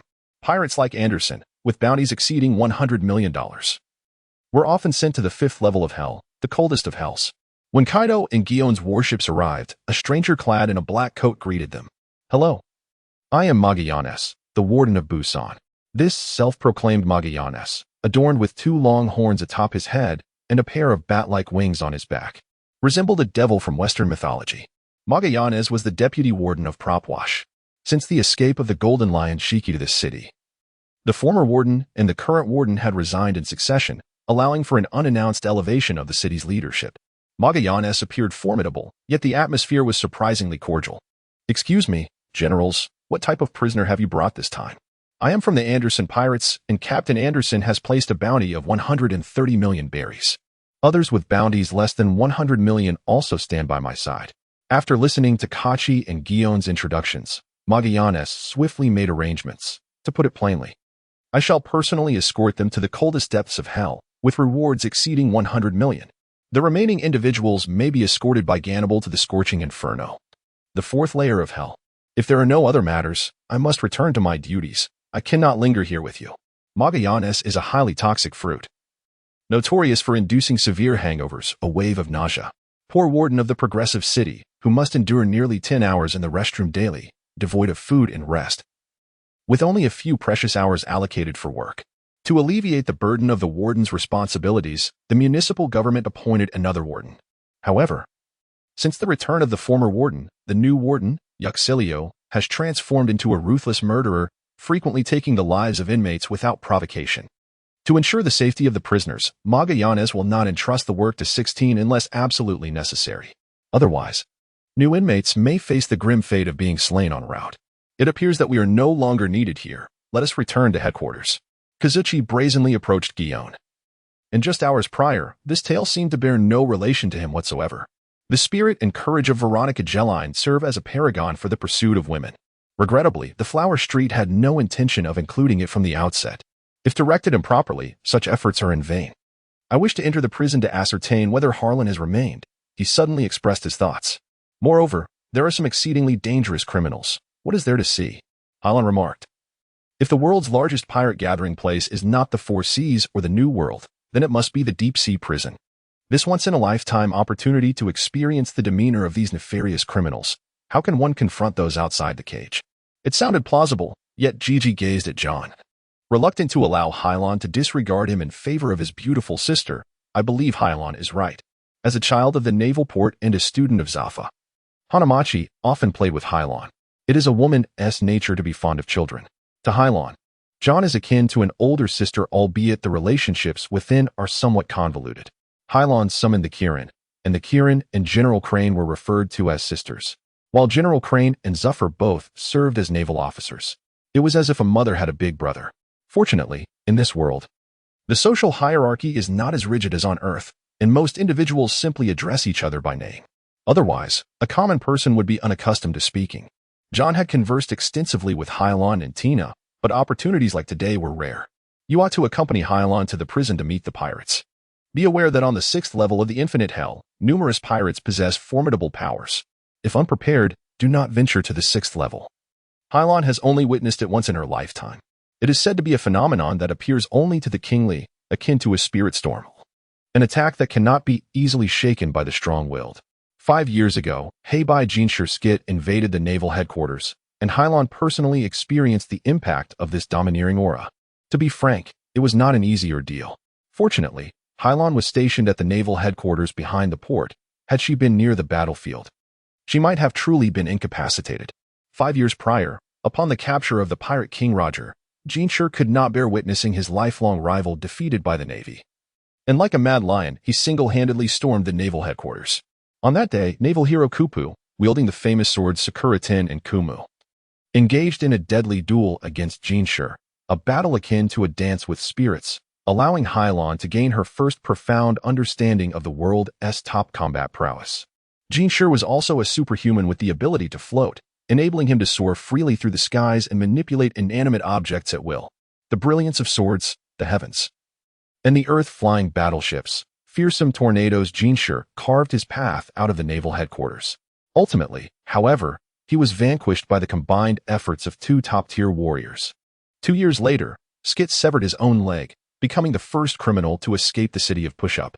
Thus began the legend of the golden-haired lion. This was the first level, the Hell of Red Lotus, typically housing over 10 million pirates. A beautiful jailer named Domino led Hayashi and Tina's expedition. The woman had long, curly hair and donned a brown mini-dress. According to Domino, Hayashi learned that the 2nd to 5th floors contained pirates worth 20 million, 30 million, 50 million, and 100 million berries, respectively. And on the 6th level of Infinite Hell, one could find notoriously famous pirates. Take us directly to the 4th level of Burning Hell, Domino exclaimed, somewhat surprised, but not angered, as she was merely a guide. To Tina, the pirates were confined within their cells, unable to unleash their original powers. Since Hilon displayed no fear, he would certainly not admit to defeat. It was merely motivation. There was no reason for one to refuse acceptance. Yet Tina harbored a lingering suspicion, sensing that Hilon's intentions were not as straightforward as he professed. What exactly did he wish to accomplish? With a hint of doubt in her heart, Tina silently followed Hilon further down. Descending 2 more levels brought them to the 3rd level of the Hunger Hell, which posed no concern for us, Domino kindly warned. However, the next level was the Scorching Hell, filled with boiling lava pools, too hot. Are you certain you are prepared? She turned to Tina. Otherwise, do not follow me. Tina gazed intently, questioning, what do you intend to do? Hilon chuckled. Miss Domino mentioned it would be hot downstairs. You donned quite a bit today. Are you not afraid of heat stroke? The young girl cast a glance, fully aware of her actions. You need not feign concern. Hey, I suggest you learn less from Guillaume-san. Be careful not to marry. She jested lightly, and the 3 quickly arrived at the 4th floor. With a salute, Domino instinctively straightened her posture as the watchful commander appeared at the entrance, entering the city. "Who are you?" Shiloh inquired. Donning the city guard commander's hat and a pilot's cap, eyeing Hilon and Tina with a cigar dangling from his mouth. "They are here to see you," the prison warden stated. "This is not their backyard. How could anyone enter?" "Commander, these two are outstanding students from the 14th Elite Training Camp at Naval Headquarters. And their instructor is a major." A playful smile emerged on Shiloh's face. "This is rather amusing. I was merely bored. Come, let us see what's around." Hilon did not salute Lieutenant Liu to the west. Instead, he directly inquired, "Excuse me, Warden, do you know where a pirate named Friedrich is incarcerated?" "Is this what you desire, Hilon?" Tina had arrived first. Without any preamble, she merely asked, "Why? Do you wish to impede me here, Miss Tina, in defense of naval justice? Or do you intend to return to the upper echelons to inform the two generals? An 80 million belly pirate is nothing particularly remarkable. However, this obscure individual has slain the wife of Zephyr." Hilon genuinely believed in his esteemed father-in-law. Matters had reached such a point that not executing the general upheld his mercy, preventing Friedrich from being imprisoned. If Zaf did not care, what would the naval headquarters say? Friedrich was, as per protocol, dispatched to Pushka. The Holy Father, indeed, is the true Holy Father. Such a person, if devoid of strength, would perish 800 times a day. Nevertheless, Zephyr was acutely self-aware. His principle of nonviolence was confined solely to himself, never extending such a demand to his students. I suppose this delineates the distinction between the Holy Father and the harlot Holy Father. Tina's response was as Hilon had anticipated. Tina would not intervene, for she was utterly incapable of stopping Hilon. Reporting someone was evidently far too late. Now, she merely hoped the warden would deter Hilon from reckless actions. However, Hilon, you must comprehend that this contravenes naval principles, and you shall face consequences. I shall not hinder you now, but once you depart, I will not assist you in concealing it. I will inform Master Zephyr of the true circumstances here. Yet, Hilon appeared indifferent. I wish to proceed. The maritime route is an astute individual. Moreover, with Friedrich having killed the general's wife, Propland City had become a notable figure here, and with just a few words, he deduced the entire situation. I certainly know where he is, but as for information, you must exchange with me, she stated, shattering Tina's final glimmer of hope. Hilon was somewhat taken aback. What do you wish to know? Slowly, Shilu inquired, what abilities does the pirate escorted to the 5th floor by Magellan possess? Hilon chuckled, glancing at the long knife at his waist before locking eyes with Shilu. He is a Superman wielding a shield, possessing absolute defensive capabilities. Your blade would merely tickle him. But that is precisely what I relish. Come, allow me to escort you to a halt, Domino. Do not act. Sensing the gravity of the situation, Domino prepared to report to his superior, yet he left behind the drink for me. Years of bloodshed had birthed a swordsman even more ruthless than Shilu. Not a word could Domino utter. He dared not move. Who are you? Why do you wish to harm me? Hilon, limb shattered, gazed helplessly at Hilon's face, racking his brain to fathom why he had survived the murderous games of the Mad Warden, only to encounter a marine intent on his demise. Friedley, have you truly forgotten? 13 years ago, what were you brought here for? Have you forgotten? Grasping Friedley's neck while standing upon the stone bridge of hell, Hilon's visage was illuminated by the distorted light of the lava pit, resembling a vengeful demon returned from the depths of the abyss. Tina did not turn away. Though her brow furrowed in discomfort, she would witness all that unfolded next. Despair etched on Friedley's face, akin to a lifeless duck cast upon the chopping block. He could only utter, You little demon, have you grown so much? Let the flames answer your final question. Domino screamed. And in the midst of Shilu's exhilarated gaze, Hilon hurled the incapacitated Friedley into the true inferno. Admiral Cup was in high spirits that day. The mere thought of his disgraceful son, Dorag, having fathered a large, healthy boy, made Cup beam with laughter. It wasn't that Admiral Cup harbored any gender-discriminatory thoughts. But now he had a grandson instead of a granddaughter, allowing him to train the boy to become an exceptional Marine. Hey, Sengoku, behold what I have brought you. Our specialty from the East Sea, donuts. Upon kicking open the office of the general, Sengoku was bewildered to find it utterly deserted. As the sole general of the Navy headquarters, Sengoku had never left, waiting for any sign of the Chinese dragon, his whereabouts easily traceable. Perplexed, Cup opened the door to the Air Force commander's office, as if he were Sengoku's elder brother, while Cup, despite his chivalry, was at a loss for what to do. The person within the office was astonished. Cup, When did you return? He inquired. Why did you not inform us? Cup chuckled. Air Marshal, Sengoku, Zephyr, Palusolino. You are all here. What are you discussing? Is it one of the greatest pirates of the New World? We are not gathered here to discuss any great pirate, but rather the good son of teacher Zephyr, Rear Admiral Palusolino, he explained in a naturally sinister tone. Yet Palusolino was already a formidable candidate for the next admiral. Thus had a voice in this matter. Are you referring to that scoundrel Hilon? What crime has he committed? Mentioning Hilon made Cup's teeth itch. Ever since he had taken her out on a mission, she had not been on his ship, and each time they met, they exchanged heart-wrenching words. Leaving Cup unable to laugh or weep, Hilon executed a pirate in the city under the guise of a visit, Kong elucidated. This contravenes Navy regulations, Palusolino added. Palusolino, could you kindly refrain from speaking? Zephyr's tone was slightly irritable, aware that Palusolino wished to address him. Palusolino had joined the Navy at the age of 26 and had consumed the glint fruit. In terms of strength, he could directly serve as a Navy Rear Admiral, even a Vice Admiral. However, to teach new recruits the Navy's rules and prevent their reliance on the devil fruit's powers, Palusolino had to spend some time with Zephyr. Zephyr had been instructing students not to overly depend on the abilities granted by the devil fruits, emphasizing the necessity of physical training. Yet, having the innate superpowers granted by the glint fruit, which bore almost no weaknesses, Palusolino had never taken Zephyr's words to heart. At the age of 26, with firmly established viewpoints, he easily swayed Zephyr. As the most powerful devil fruit at that time, Bruno Salino became the target of Zephyr's suppression. The relationship between the two deteriorated significantly. However, the hot-tempered Sakazuki, a swordsman yet to taste the berries, received praise from Zephyr for his dedication to swordsmanship. Zephyr, I have not said much. I merely state the facts, Cup interjected, breaking the stalemate between Zephyr and Zephyr without any forewarning. Hey, what do I care? Just a few dead pirates? Aside from Zephyr, who here had not slain pirates? Sengoku made a more measured statement, yet we have all taken down rebellious pirates. While Hilon has slain the pirate that entered the city, in truth, it was not merely a matter of whether to kill pirates, but rather a question of discipline. The elder brother did not respond. He scratched his head and changed the subject. Where is Hilon?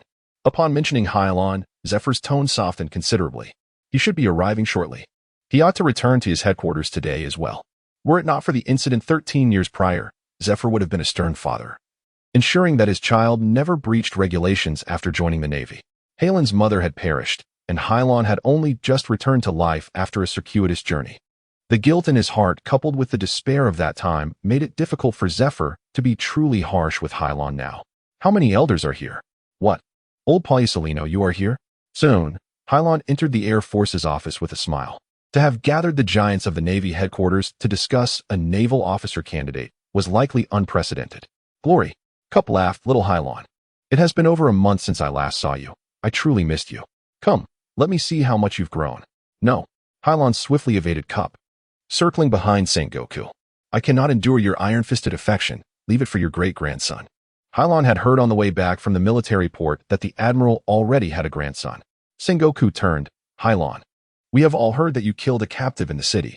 You understand that this is a severe violation of Navy discipline. Do you have any explanation for this? Hilon's expression hardened. I am well aware that this contravenes Navy discipline, yet I would not hesitate to slay a pirate, a child whose mother was killed by pirates avenging her. What of it? The atmosphere in the office abruptly turned silent, as everyone present understood what had transpired 13 years ago, fearing the discussion of it. If handled poorly, and should Hilon enjoy roaming the world like Dorag, the Navy would suffer tremendously. Clap, clap, clap. Palusolino, who had consistently opposed Zephyr, suddenly applauded. Well said. When a son avenges his mother, it is only natural. I do not perceive this as an issue. Zephyr's implication was that he would not kill the general's son for slaying a pirate. Yet the contrasting natures of father and son, one hard-hearted, the other soft, was simply delightful to observe for Palusolino. Palusolino was a person of principle. Though he disagreed with Zephyr, he did not harbor any secret calculations against him. Thus, whenever he noticed Zephyr was discontented, he found joy in it. Ha, ha, ha. What is the big deal? Just a pirate? Hey, what are you talking about? Come here. Aku was exceedingly irate at Hilon's remarks. If Hilon were to swing his fists like bags of sand, he would certainly impart a lesson of affection. Fortunately, he was restrained by the constraints of the warring states. Film. Kapu, I do not expect you to alter your temperament, but you cannot defeat everyone you encounter. Hilon declared. His words somewhat sharp, yet several individuals fundamentally concurred with this sentiment. Zephyr merely criticized Palusalino verbally, which incited discord between teacher and student. They were grateful that this Kapu refrained from using his fists to transform Dolag into a pirate. Your method of education is flawed. As a direct relative of Hilon, Zephyr's comments were minimal. Speaking on behalf of Hilon bore a hint of concealment, and criticizing Hilon was something he truly found hard to relinquish. The chief naval instructor arrived today, primarily to assess the results. Enough talk, Air Marshal K demanded, tapping on the table. Since we have already established our position, there is no need for concealment. This issue still requires resolution. Warring states, what is your perspective? Warring states released Ko, who shot a fierce glare at Hilon, akin to that of a child letting out air. Morally, this makes complete sense. Hilon is avenging his mother's death. Considering the gravity of the situation, as Cup stated, if it were merely a pirate, it would not be a significant matter. However, from the standpoint of naval justice, Hilon has indeed violated the rules of prisoner cordiality. So it is acceptable for him to remain silent. At this point, Zephyr and Palusalino perked up, though these two harbored differing opinions. They were eager to hear what Warring States intended to convey. Warring States addressed the Air Marshal, stating, Hilon recently assisted Cahal in capturing the Anderson pirate, resolving a persistent headache for the department. Therefore, I propose we make amends for the discrepancy. Warring States did not seek Zephyr's input, for according to regulations, he was not qualified to partake in Hilon's decisions. Nonetheless, Hilon expressed gratitude for Warring States' suggestion. Upon hearing this, there was a collective sigh of relief, as it seemed Hilon had no objections to the outcome.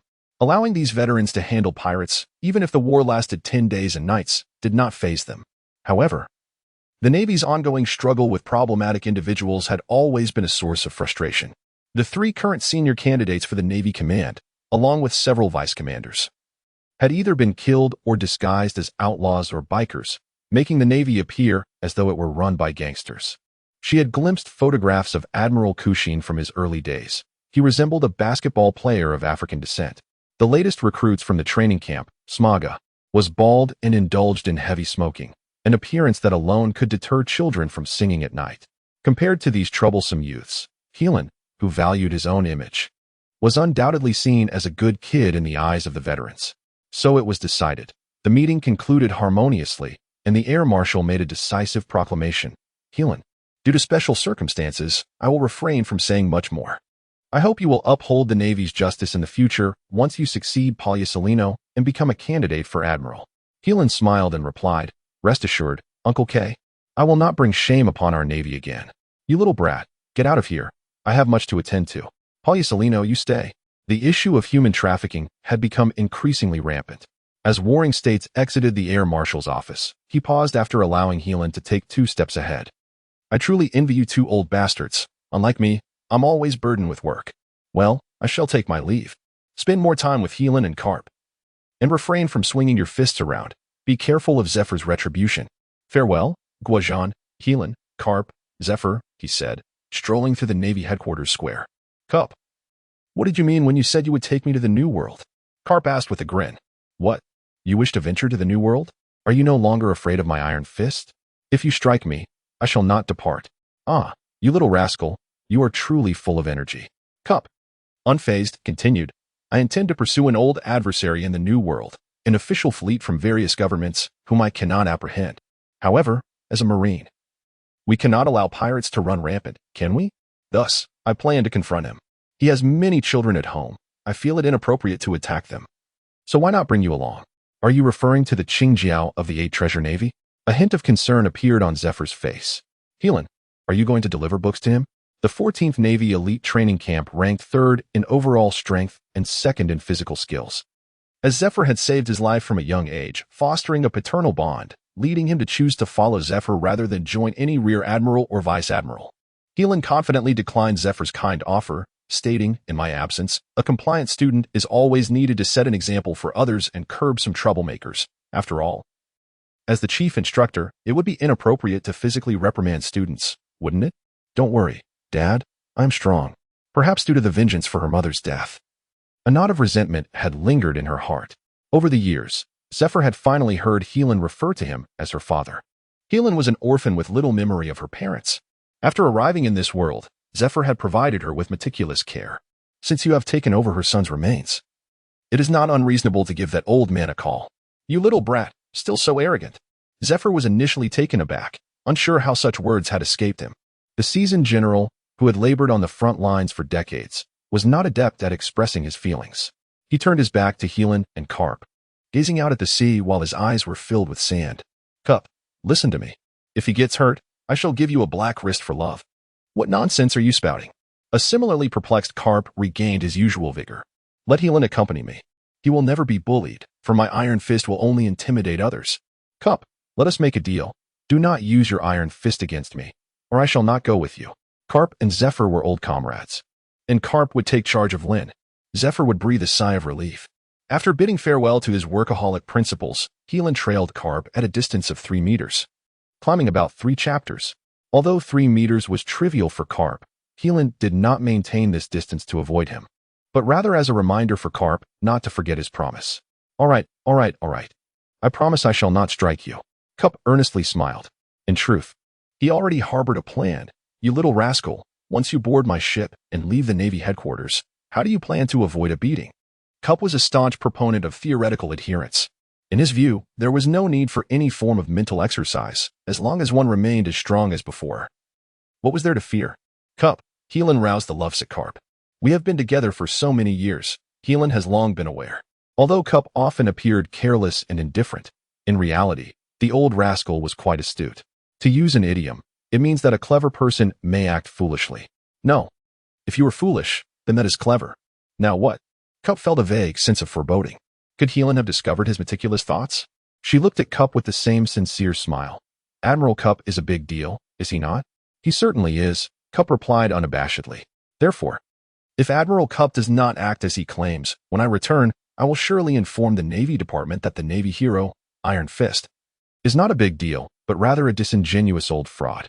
Hey, Cup suddenly regained his rationality. How did he fall into this trap again? Forget it. You cannot use the iron fist of love. I shall endure. What is the big deal? Or you may strike others simultaneously, on Cup's dog-headed warship. Like a detective clad in a brown suit, wearing a gentleman's hat, with a pipe in his mouth, a chill running down his back. Until Hilon, Cup, and the soldiers boarded the ship, Cup waited for over half an hour before commanding the ship to set sail. It was not until a group of female naval soldiers appeared at the military port that Cup jumped down again, exclaiming, "You have finally arrived. I have been waiting for you for a long time." The female vice admiral, named Xiaohai, shot him a disdainful glance. "You have now become a grandfather. Yet why do you still exhibit such mischievousness?" Kupu chuckled and addressed Admiral Crane. Another volley ensued, and Hilon followed Kupu down, saluting Crane.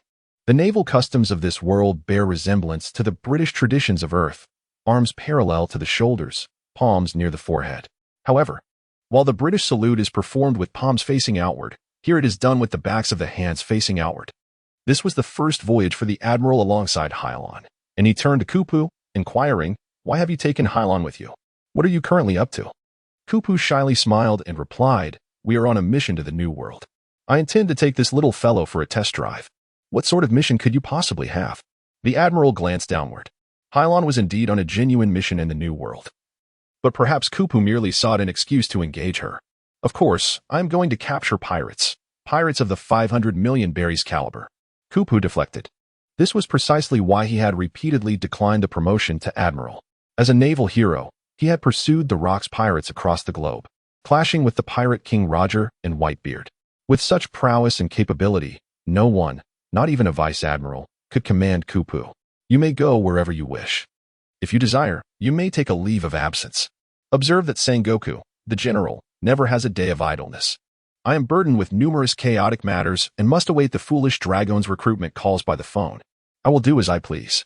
"Well then, I do not intend to inquire about your affairs," Crane stated, wishing to refrain from wasting further time with Kupu. She turned to Hilon and asked, "Hilon, would you like to join my warship?" "Yes," Hilon exclaimed, eagerly running to the Crane ship, much to the admiration of the male soldiers aboard Kupu's vessel. Yet, envy and jealousy lingered. Now 16, Hilon felt constrained from engaging in any reckless behavior, primarily seeking to evade reprimand. That simply cannot be right, can it? Kupu suddenly lost his composure. The script does not indicate this.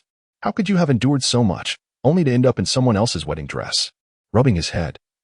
Kupu laughed and said, Crane, allow me to board your ship. No.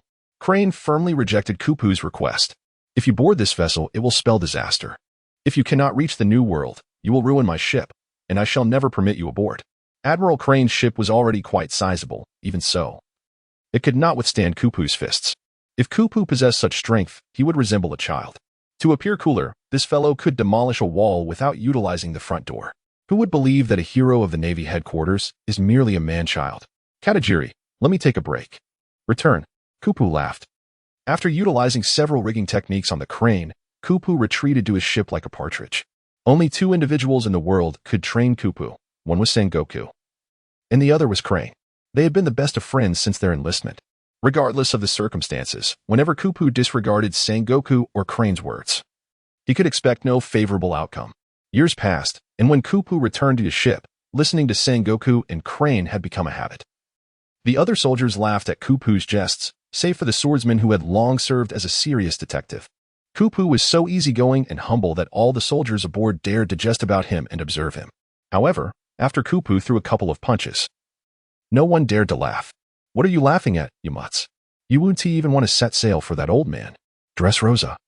Situated at the forefront of the New World, was a land brimming with passion, renowned for its themes of love and excitement, as well as the realm of the little people. Nearly 900 years ago, this land was ruled by the Don Quixote family. 800 years prior, after a century-long hiatus, the Don Quixote family departed the kingdom of Rosa, joining the world government and becoming celestial dragons. In this land lived a diminutive folk, whose power far exceeded that of ordinary humans. During the reign of the Don Quixote family, the little folk were akin to serfs. Through the daily labor of the imprisoned little folk, the kingdom of Rosa attained wealth. However, when the Don Quixote family abandoned the land, leaving it to the Riku family, the benevolent Riku chose not to imprison the little people, but to liberate them and offer compensation. Simultaneously, they fabricated a legend of the little fairies, leading the populace to believe that the strange creatures, the little folk, who often stole in the streets were to be treated as irritable and untouchable fairies, bestowing a semblance of happiness upon the little folk. It seemed a benevolent act. Ironically, due to the little folks' perpetual lack of work, the once prosperous Rosa had fallen into poverty. Benevolence cannot command soldiers, nor can it ensure officials perform well. No. It appears that the new Riku family had no understanding of how to govern a nation. Hilon mused this while perusing the early naval headquarters archives. Were it not for his unique status, a common soldier would never access such information. As Rosa drew nearer, Hilon's mind conjured the details he had read years prior. With a system designed to enhance Hilon's computational abilities, which involved developing his mind, he had yet to reach the level of 10 lines. But he could comprehend and retain information with remarkable clarity, for the vivid memories Hilon possessed would not fade with time. Presently, Hilon functioned almost as a personal database, albeit containing only information he had encountered. Unlike pirates, naval vessels not only boasted excellent divisions of labor, but also had the capability to prepare extensive navigational information in advance. Before long, Kupu and Crane's ships reached the world government's ally, Rosa. As the warship docked, Kupu proactively stated, Crane, do what you must, and have my men tend to your vessel. Crane crossed her arms, gazing at Kupu. So, you've come for a leisurely trip? No, certainly not, Katajiri. Do not look at me like that. Kupu hastily clarified. I informed you that I am here to teach the pirates a lesson. It is merely inconvenient to transport the soldiers there, which is why I thought it prudent to leave them here for you to inspect the ship. If necessary, they can accompany you on tasks. Kupu was often unreliable, yet he had never lied to Sengoku or Crane, just to not create trouble for me or jeopardize my mission. The admiral cautioned with a hint of concern. Meanwhile, in a luxurious hotel in Rosa, a man clad in a black suit and white trousers, adorned with a red tie and red sunglasses, gazed out the window. This useless king. How can he govern this place? Don Quixote, a descendant of the Don Quixote family, displayed evident displeasure. I am uncertain whether I am genuinely incensed by the impoverished Rosa or merely vexed that he is no longer the king of Domingo. He has relinquished his dragon status, thanks to his foolish father who abandoned the identity of the Chinese dragon in pursuit of so-called equality. Domingo attempted to reclaim his vampiric status, but was unceremoniously rejected by the factions of Mary Gios. Thus, Domingo took the next step to pursue a nation that belonged to his people 8 centuries ago, Don Quixote. Admiral Hatsu was dispatched to the New World due to the Navy's awareness of a burgeoning group of pirates led by Dominic. Kron sought to uncover the true identity of this Don Quixote lineage. If a connection to Mary Joy's Don Quixote family were indeed established, the implications would be profound. Hayashi and Cup remained oblivious to this. The two, now donned in casual attire, prepared to confront another faction of pirates known as the Eight Treasure Navy. I gazed at the colossal structures, reminiscent of ancient colosseums, and inquired, "Why have you brought me here? Do you wish for me to fight?" "Yes." "Is this not related to defeating pirates?" "Of course, but what does that entail?" Cop chuckled, "If you do not engage in battle, how can you afford a donut? And without donuts, how can you take on pirates?" Harlan laughed through tears, exclaiming, "Seriously?" "Well, I assure you," he continued, "Cup seldom appears serious. The sentences are overly lengthy. Please provide a more concise version." "Understood. It appears so, but what transpired when you opened the medical kit aboard the ship? Did you intend for me to be injured during the competition?" Cup patted his chest affirmatively. "Rest assured, with my husband by your side, you shall never be harmed. Should you encounter an opponent you cannot handle, I will intervene promptly." Hilon pondered for a moment and then asked, "You didn't pilfer these items to sell them, did you?" Kupu cleared his throat. "They belong to my ship, but selling them amounts to theft?"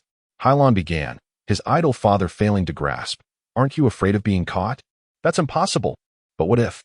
Then he added an apology, a flicker of excitement coursing through him as he accepted reality. "No, aside from the prize money.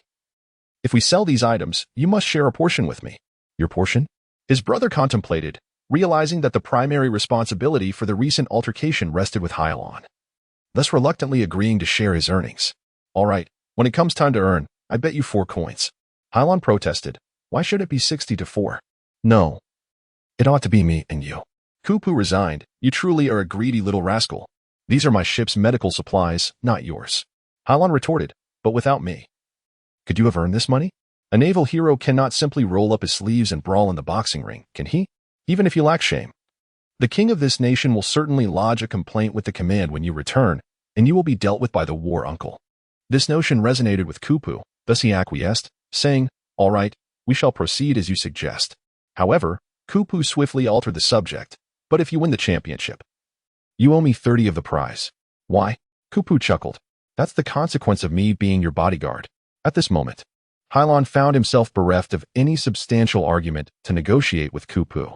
Let us just say he was right this time.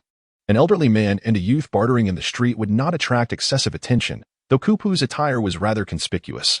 The old man sported flat shorts, flip-flops, and a vibrant yellow floral shirt, meandering through the streets. Cyrus, the commander of the king's army in Dressrosa, observed the duo. Initially, he presumed they were merely a parent and child embroiled in a dispute, and he sought to mediate. As one of the island's hallmark cultural events, bullfighting took place almost daily in Dressrosa. The so-called bullfighting did not resemble the Spanish spectacle. Rather, it involved pitting 2 individuals against each other, urging them to fight like bulls. Typically, the scale of the matches was modest, with grand events occurring only under exceptional circumstances. There were no specific requirements regarding the identity of the participants. Foreign tourists, local swordsmen, and even prisoners could partake in the contests. However, should a captive emerge victorious, no reward awaited them. Their sole task was to fight until the end. Yet, should fortune favor them, and with their extraordinary skills, they might capture the king's favor, potentially absolving their transgressions and joining the king's army. Kylos, now the captain of the Dressrosa army, had once been a belligerent murderer in his youth, later achieving a remarkable streak of 1,000 victories in the arena, discovering a newfound purpose in life through the cheers of the audience. Subsequently, he became enraptured by the contests, miraculously attaining 3,000 consecutive victories, thus becoming a legend within the bullring. At this juncture, it was the invitation from King Riku that salvaged Cyrus's spirit, appointing him commander of the army to safeguard the nation's citizens. 2 days later, Hilon, effortlessly defeating his opponents in the arena, emerged as a rising star, mastering 6 naval styles and performing so splendidly that he nearly vanquished his fellow contestants. No one knew where Hilon had come from, nor did anyone care. However, whispers circulated that Hilon was poised to shatter Cyrus's remarkable record of 3,000 consecutive victories. Hilon remains indifferent. Perhaps it is due to the fact that the era of piracy has only just begun, and the new pirate factions have yet to flourish within this uncharted world. Hilon has observed numerous peculiar behaviors, yet her practical experience has not been significantly honed. Meanwhile, the likes of Whitebeard, Kaido, and Big Mom are engaged in conflict in the latter half of the New World, and their followers are unlikely to partake in any trivial games here. Ultimately, the competition within the arena is rather feeble. However, as Hilon's renown ascends, various factions are secretly preparing to test their mettle. In a lavish hotel, the Don Quixote family, initially at the heart of the matter, finds itself overshadowed. Virgo approaches Domingo. Domingo, I have noticed a surge of cunning women on the island. They appear to be investigating something. I suspect they might be soldiers dispatched by the Navy. Domingo scoffs dismissively. The Navy is nothing to be concerned about, a bunch of individuals who are utterly clueless. They're in dire need of a lesson. It's absurd that the Navy would send women after me. Have all of their soldiers perished? The Navy has become a mere shadow of its former self. It is no wonder that the scions of Maricoa regard them with increasing disdain. Virgo, seize this opportunity and take them to the northern island. They seem to have no concept of the Navy's terror. I shall ensure these women never return. Diamante, I shall leave the city in your hands. Do you see the grand arena in the distance? From this moment forth, it is under your jurisdiction. Pica, go and familiarize yourself with the streets and courtyards surrounding the palace. Toripol, go and educate my little Monet well. I have important tasks for her once he is done. After issuing these commands, he gazes towards the distant King Espeak. One day, I shall reclaim all that is rightfully mine. The Liku family remains oblivious to the hidden presence of the Don Quixote family within their domain. Liku, a benevolent and compassionate soul, finds solace in the company of his daughters. The eldest, Scarlet, with her flowing red hair, is exceedingly charming. The second daughter, Violet, possesses dark locks unlike her sister, but her ruby-hued eyes mirror them. Father, why has T. Cyrus come to the palace today? Ah, sister has fallen in love. Violet, with a mischievous glint, unreservedly divulges her sister's secret. But, no, I have not seen the army lieutenant for a day. The Grand Princess of Dressrosa chuckles softly. How could he not know? Scarlet harbors no affection for Cyrus, yet since her abduction by pirates and subsequent rescue by him, she has fallen deeply in love with this humble army lieutenant. What a romantic and enchanting love story it is. If one were to place Cyrus's life within a fairy tale, he would undoubtedly be the archetypal hero. Presently, Dressrosa resembles a harmonious kingdom from a fairy tale. Despite the pervasive poverty, the populace remains cheerful. Yet, this is but one facet of a vast world. Drexler is not the sole entity upon this planet. The king, concealed in shadows, silently observes this pristine land. On the third day, Hilon continues to participate in the grand tournament as usual. Typically, there are only a few trivial games. And not only do the opponents tire of them, but the rewards are scant. After all, this is a destitute nation, where the gold surrendered to the celestial dragons causes the citizens to tighten their belts.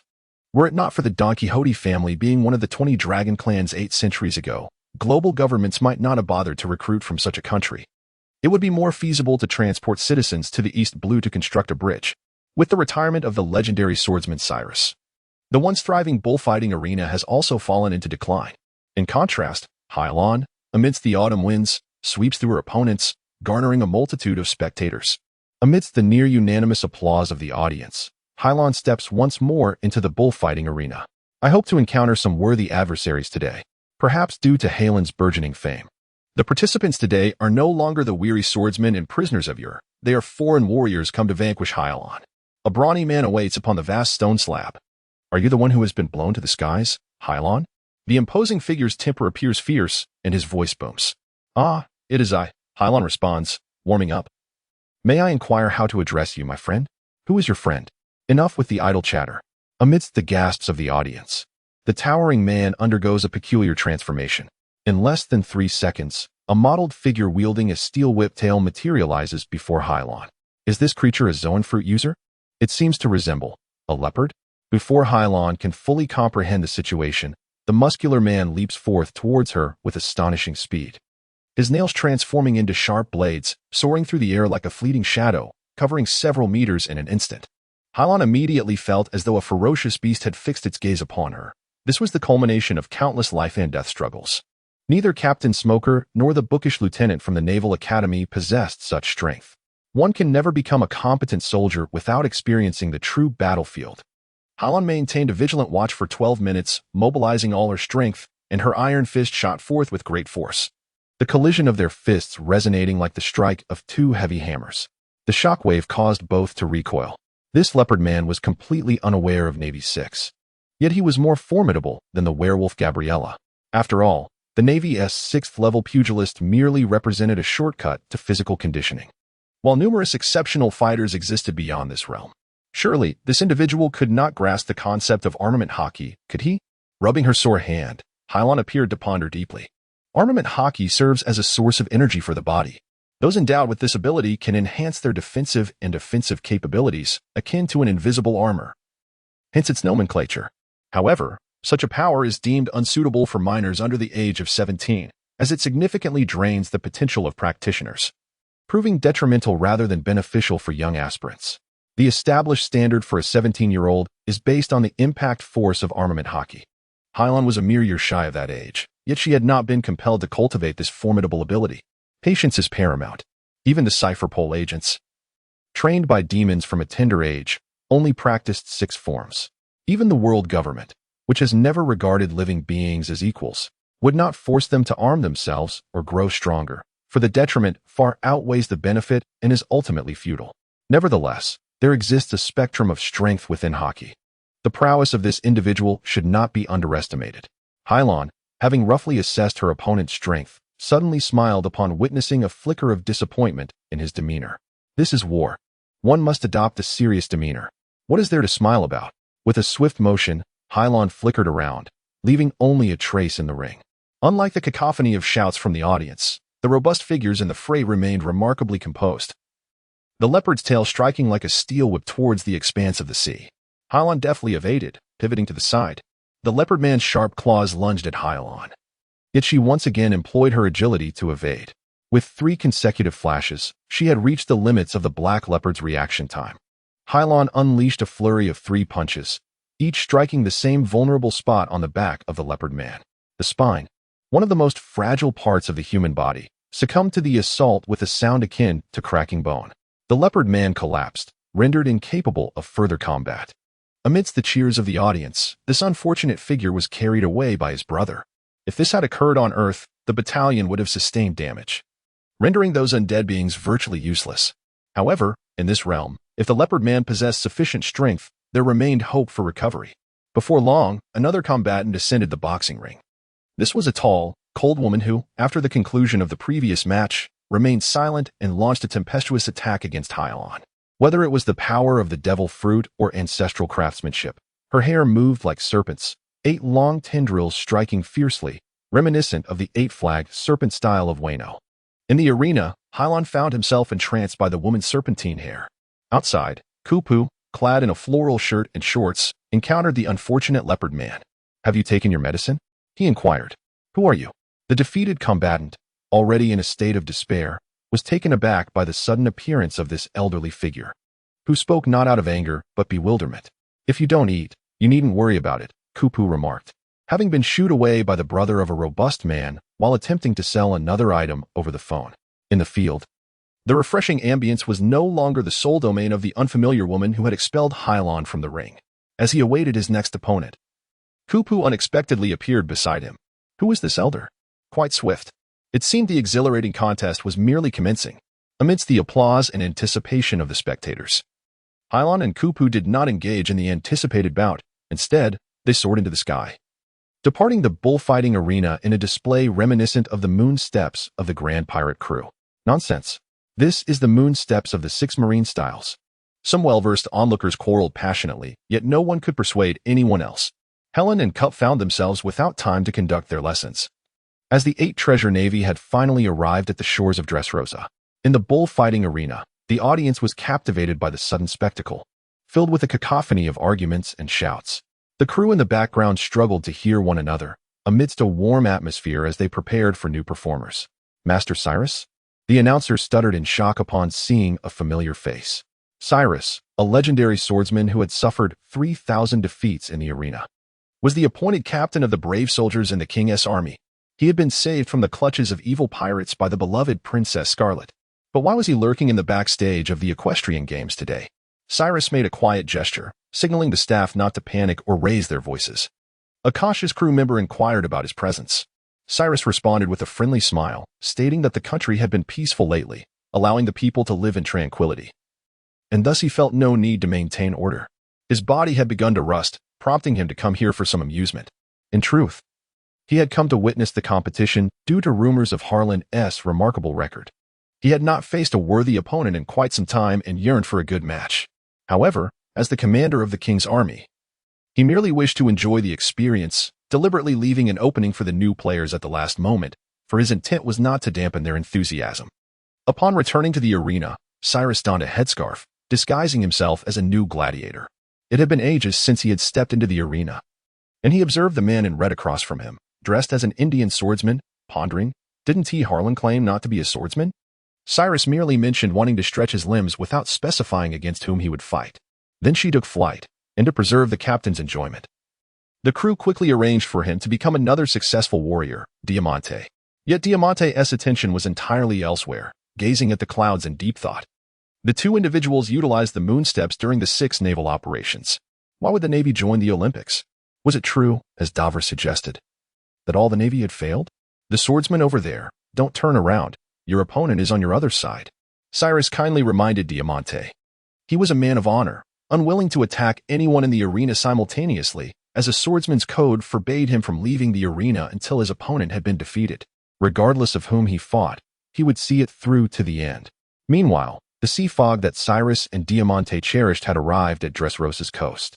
The leader of the 8 treasure navy chuckled, exclaiming, I have been to the New World for quite some time now. I may have lost all my treasures to that old rascal, but if I work hard, I can still keep some. Rascal. As he watched the familiar figure descend from the sky, Pepper felt his eyes nearly pop out. Why are we entangled with this old scoundrel again? Is this fate? Cup laughed heartily, swaying towards Pepper. Many pirates of the 8 treasure navy had witnessed the scene 11 years prior, when Cup smashed Pepper's head. At that time, Pepper was not the bald man he was today, but had a peculiar spike on his head, a remnant of the past. Pepper and Cup had fought many battles. To defeat Pepper, Cup had trained himself to smash 8 mountains, resulting in Pepper's spike becoming a bald head. Many new recruits did not recognize Cup.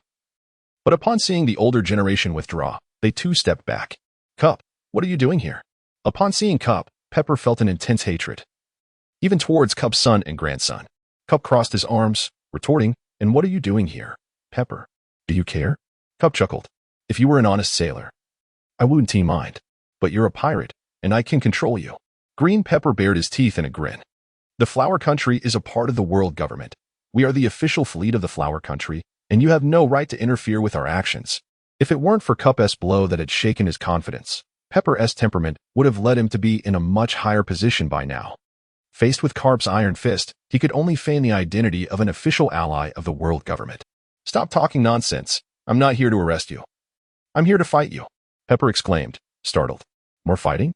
No, not me. It's my apprentice. He stepped back, releasing Hilon. This little guy here. You can choose anyone else on your side. As long as you can defeat him, I'll let you go. This did not ease Pepper's worries. If Cup wished to take the battlefield personally, he could not be strong enough to fight. Mink, you go try this, little brother.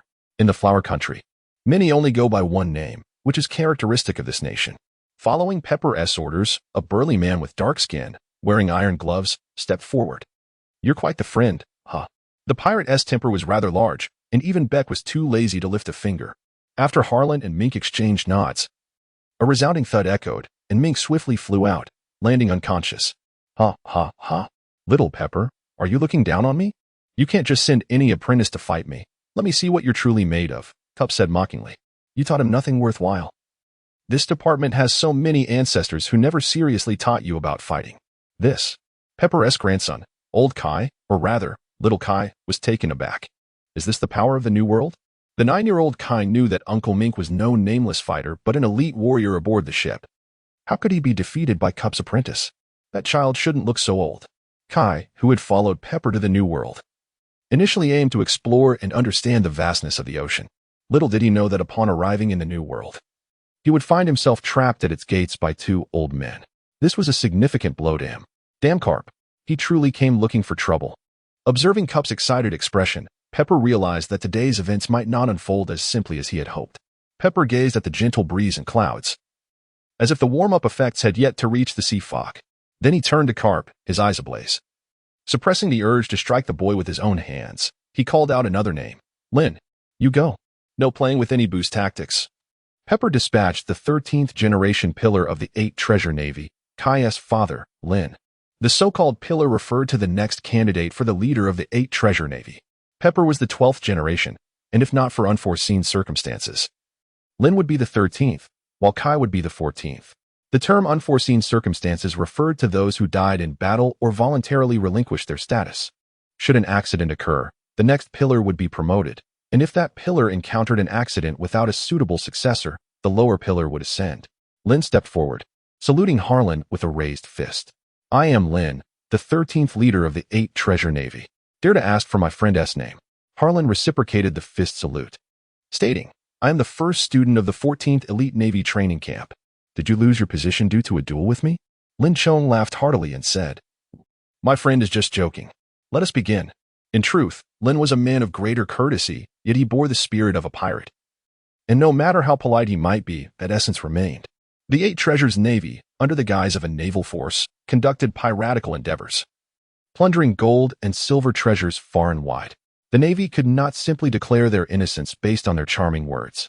With no other recourse, they placed a bounty of $500 million. As a member of the government of the Flower Nation, the Navy was forbidden from attacking the Pepper. However, should a bounty hunter capture or slay the Pepper, it would be an entirely different matter. Hayashi brandished his sword and inquired, Do you possess any weapons, my friend? Lin shook his head. A clear voice rang out, accompanied by the howling wind, as Hilon raised his leg and kicked, causing a blue vacuum helicopter to soar into the nearby forest. Armed, Old Lin's eyes narrowed, and with a sound akin to a drink being gulped, the armed color of hockey entwined around the blade, cleaving through the vacuum wave with a resounding clang. The clash of the blade against the cleaver produced a crisp sound reminiscent of a grinding wheel. The hockey-enveloped blade effortlessly severed the vacuum slasher as if it were mere blue fabric. No wonder you feel no need for weapons. Lin chuckled, easily countering his opponent's stance. It was rumored that the essence of the Navy's 6 techniques was to transform every part of a person into a killing machine. Just as Old Lin received the vacuum slash, Hilon had already darted to his back, fists clenched, poised to strike with 8 fists and battle elbows. Old Lin swiftly turned, his left elbow bent, the armed hockey converging with the 8 fists striking wave, directly aimed at Hilon's face. The so-called 8 fists unleashed 2 strikes per punch, hitting from all angles, a time-honored trick of the 8 Treasures Navy. It harnessed the body's strength to resist or evade while unleashing a powerful scattering shockwave, devoid of any defense. Simultaneously, the 8-fold strike shockwave could form a shield-like halo, sufficient to withstand any sword or bullet attack. However, the Iron Man had already restored Hilon, and even without mastering the armed color hockey, his body had become as formidable as steel. You cannot shield yourself. You must fight. Yet, what Hilon feared least was a direct confrontation. He raised his arm to block Old Lin's elbow, enduring the mysterious shockwave of the 8 fists, his hair and collar fluttering wildly. The rapid approach of Lin Yuanzi rendered the Yuanzi entirely ineffective. The 2 combatants intensified their assault, akin to a tempest, due to the unique style of the 8 fists. Their ongoing battle produced only dull thuds, resonating like distant thunder, despite the crowd's proximity. Old Lin, a true pirate, had weathered countless life and death struggles, exuding a ferocious aura akin to a demon. Hilon was no sheltered student. He had fought alongside seasoned naval veterans, witnessing countless bloodshed. Just days prior, he had proposed to participate in a bullfighting contest, an experience enriched by the countless assassins of the New World, relishing the treacherous atmosphere. Countless practical experiences combined with the finest training resources of the naval headquarters meant that even if Old Lin had mastered a degree of armed color hockey, he could still inflict no significant harm on Hilon. Suddenly, Hilon enveloped Old Lin's figure. A chill ran down Old Lin's spine as he thought, this is bad. Hilon's right arm struck Old Lin with tremendous force, accompanied by a series of crackling sounds. Meanwhile, Qingji watched the battle with a change of expression. Honor and rules were of no concern. This was the future successor of the 8 Treasures Navy, and he could not merely stand by and witness his own demise. Physical wounds could heal, but psychological blows could shatter even the strongest of individuals, a truth that this Pepper understood better than anyone. Yet the slow-moving Carp awaited this moment. Pepper, boy, you cannot stir trouble as a leader during a duel. Carp's voice echoed. Did you ruin my dreams? Now the future of the 13th generation pillar of the 8 treasures Navy shall be obliterated by the Navy. Bang! Carp struck Pepper back, mocking, "What a pity, Pepper. You've grown bald and weak." Unable to prevent Highland's onslaught, Pepper could only watch helplessly as old Lynn was beaten into a state of disrepair. As if rallying Hilon, and perhaps out of hatred, he raised his arms, declaring, "If you dare leave again, I shall strike you every time we meet." Chase cared not for Carp's disdain for Hilon. He only knew the young Marine had felled his father. He longed to confront that naval soldier, but was acutely aware that he was not yet a match, merely fodder. Kai, trained to become a pillar of the future 8 treasures Navy, had been taught from a young age that even when friends and family were defeated by outsiders, they must not harbor resentment for accepting challenges. One must be willing to face defeat. It was precisely because they were unskilled learners that they fell to others. However, as a pillar of the 8 treasures Navy, one must also possess the awareness to stand up for subordinates, regardless of the reason. If a member of the 8 treasures Navy was harmed, the pillar must seek vengeance on behalf of their subordinates. This was the honor of the 8 treasures Navy. Yet today, both Pepper and Carp had to tread carefully, for they were powerless against the old and young Navy. Return, Pepper, since you have lost your former vigor. I suggest you refrain from pursuing the path of a pirate, for it leads to ruin. Ignoring Carp's taunts, Pepper seethed with anger while Highland's attention shifted to the 9-year-old Kai, who bore a look of hatred, eager to attack but restrained, filled with rage and reluctance. Even a hint of fear. Hilon approached young Kai with sudden interest. "Do not move." The soldiers of the 8 treasures Navy thought Hilon intended to harm their young master, becoming agitated. Yet Pepper restrained them, instilling in his soldiers the notion that to be a man, one must first be able to face defeat. He did not believe the senior officers of the Navy would sneak up on his grandson.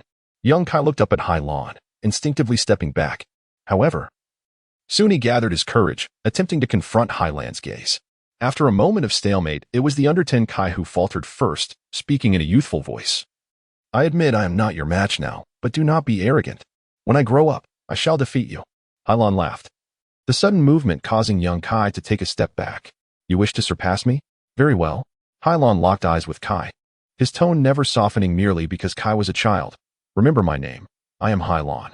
I am the chief of the Navy, and I welcome any challenge from you. But do bear in mind, should you choose the path of piracy like your grandfather, I cannot guarantee the consequences of your duel with me." Young Kai maintained his gaze upon Hilon, absorbing his words. A man bullying an unarmed civilian, a bounty hunter. The spoils of piracy could last a lifetime.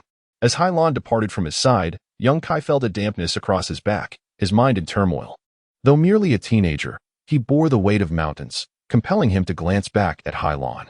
Hilon observed the grinding teeth of Pepper, reveling in that expression of helpless jealousy from his adversary. It was one of his few vices. "Let us go." At last, the green Pepper, with a sigh, turned away in exasperation. Where would it go? The 8 treasure Navy had only recently arrived in the New World, and their itinerary was yet to be determined. Naturally, it would return to the land of flowers. The enraged green Pepper hurled insults at those around, lamenting, "You think I wouldn't lose?" With a mix of indignation and resignation, it departed with its head held low. In less than half a day, the 8 treasure Navy, having just reached Rosa, was already on its way out. Cyrus, who had just triumphed over Diamante in the bullfighting arena, received word from his subordinates as he exited. "Sir, 2 groups are clashing at our port. One is the fleet of the Babel Navy, and the other comprises an older man and a young one, their identities unknown." "An older man and a young one?" Cyrus pondered, recalling a pair he had observed on the streets days prior. He distinctly remembered the older man's long coat and trousers. With Harlan absent from the arena, Cyrus, lacking a target, decided not to waste time lingering and left the arena with his subordinates. Meanwhile, unnoticed in a corner, Diamante, the man Cyrus had defeated, stealthily approached him. The swordsman, captain of the Rosa Royal Army, had caused Cyrus considerable trouble, and he recalled how the 8 treasure Navy had been driven away. Meanwhile, Cup, buoyed by his newfound status as a naval hero, had been invited to King Riku's castle for tea. However, lacking any attachment to the medieval lords of Europe, he chose to wander around Rosa instead. "I remember Aunt Klein came here seeking information about the Don Quixote family. I wonder if they have had any luck these days," he mused. Strolling along the fresh air of the streets, sampling local delicacies while observing the exuberant dancers, reminiscent of Scottish maidens, radiating youthful energy, Harlan felt he could use a break. Suddenly, a shadow darted past, and a gust of wind tousled Harlan's hair. "Oh, for heaven's sake.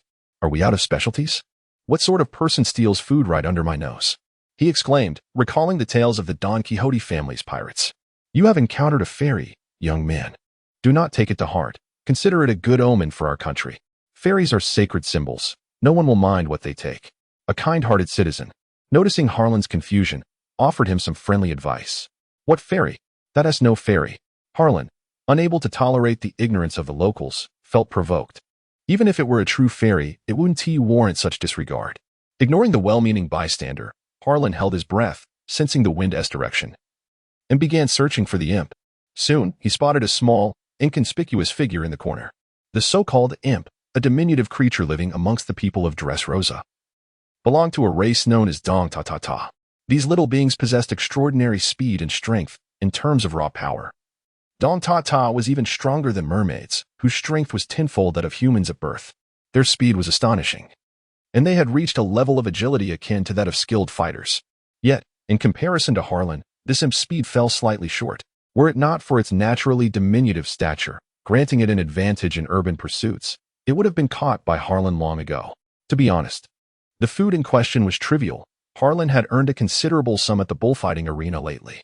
If the Dong Ta were genuinely seeking food from him, he might have found them endearing and would likely have taken them to dine.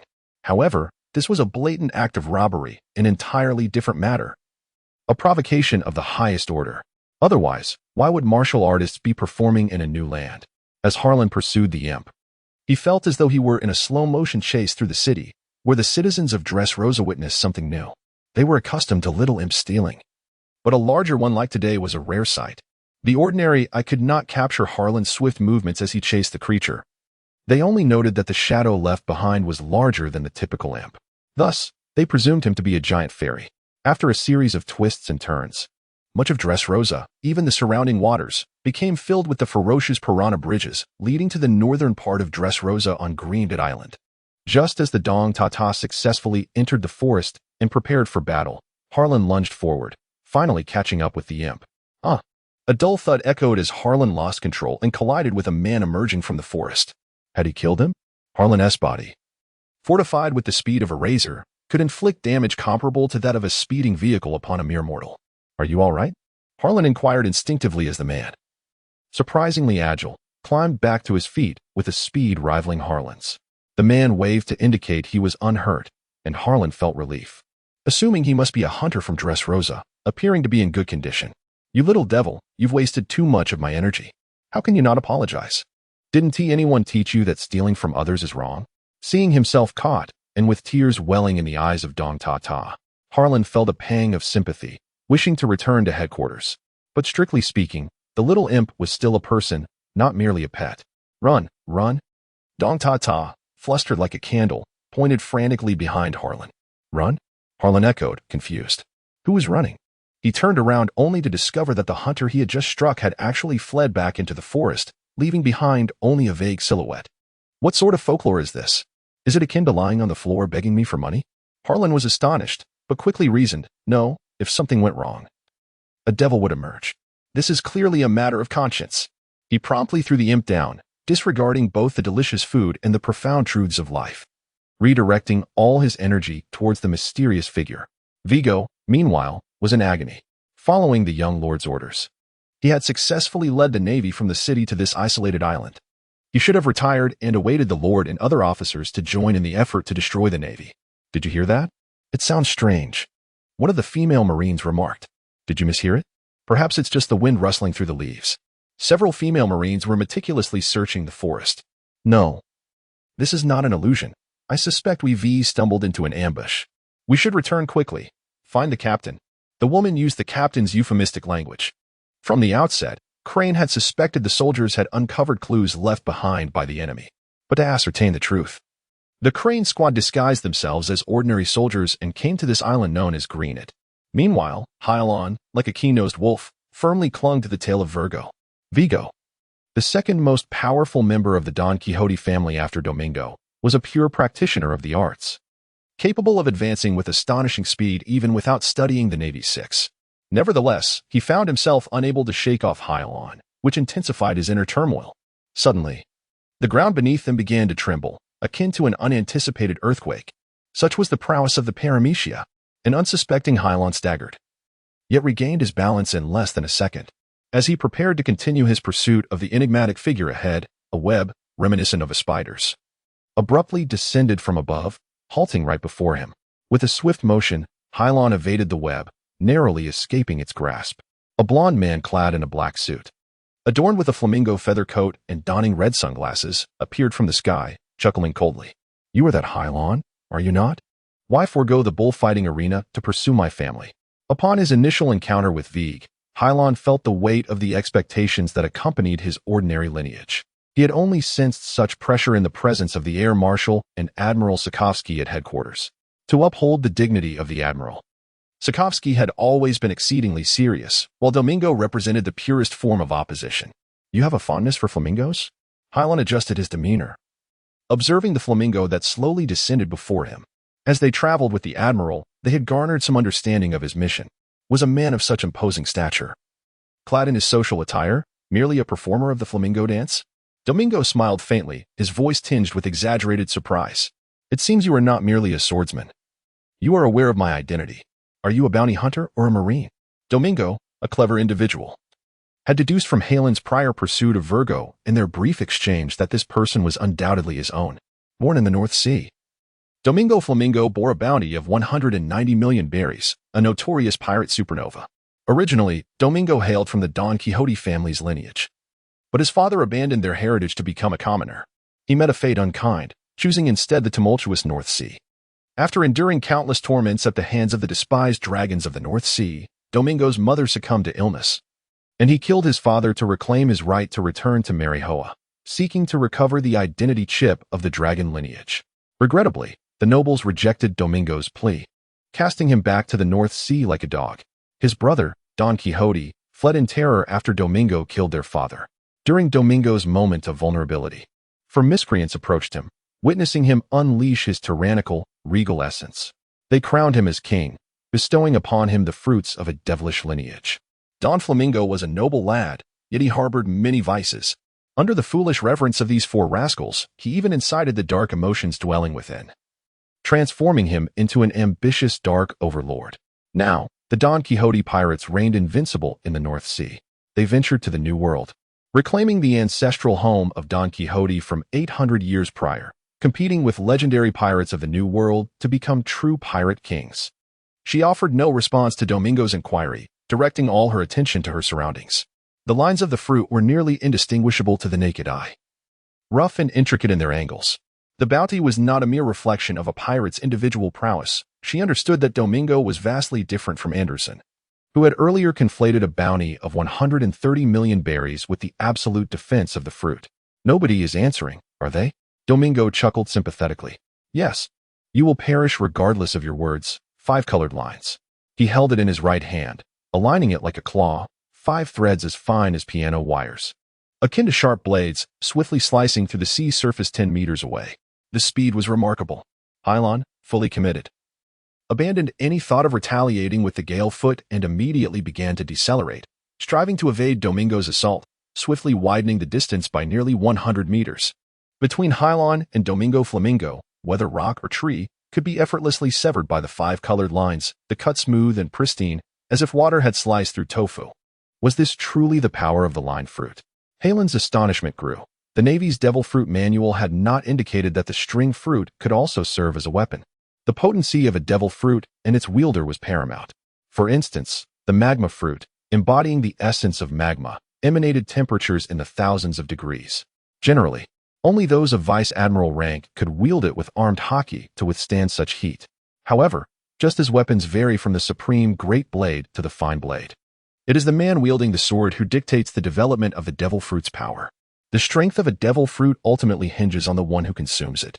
No wonder the supernovas required Aunt Crane's direct investigation. Domingo's strength was indeed extraordinary. In Domingo's heart, Hilon is held in high esteem. The lion exerts all its strength to chase the rabbit. Fortunately, Hilon has cultivated a commendable habit of treating every adversary with utmost seriousness. Otherwise, he risks severe injury and would lose much of his combat prowess with just one punch from Domingo. To his surprise, the little mouse has become more agile. It seems this journey has not been in vain. Hilon evades further attacks from the flamencos, which only heightens his excitement.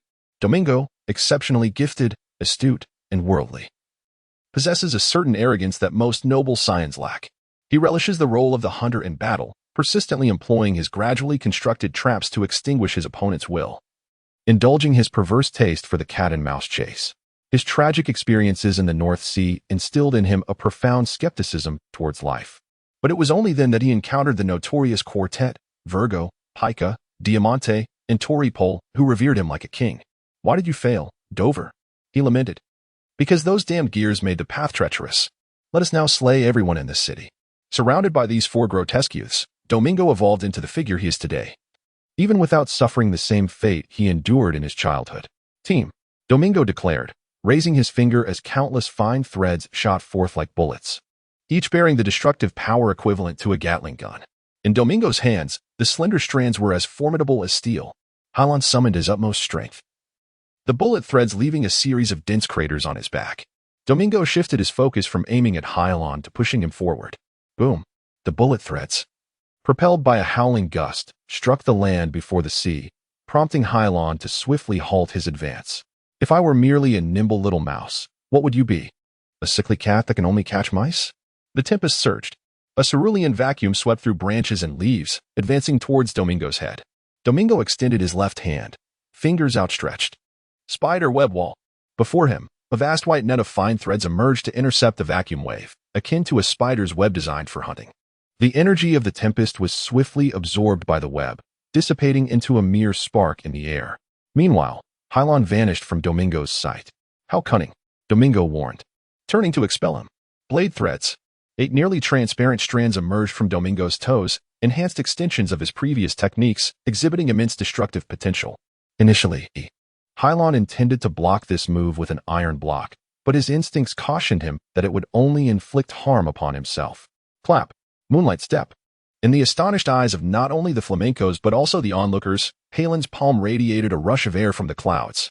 His body soon fell, narrowly escaping the blade threads above him. Bang!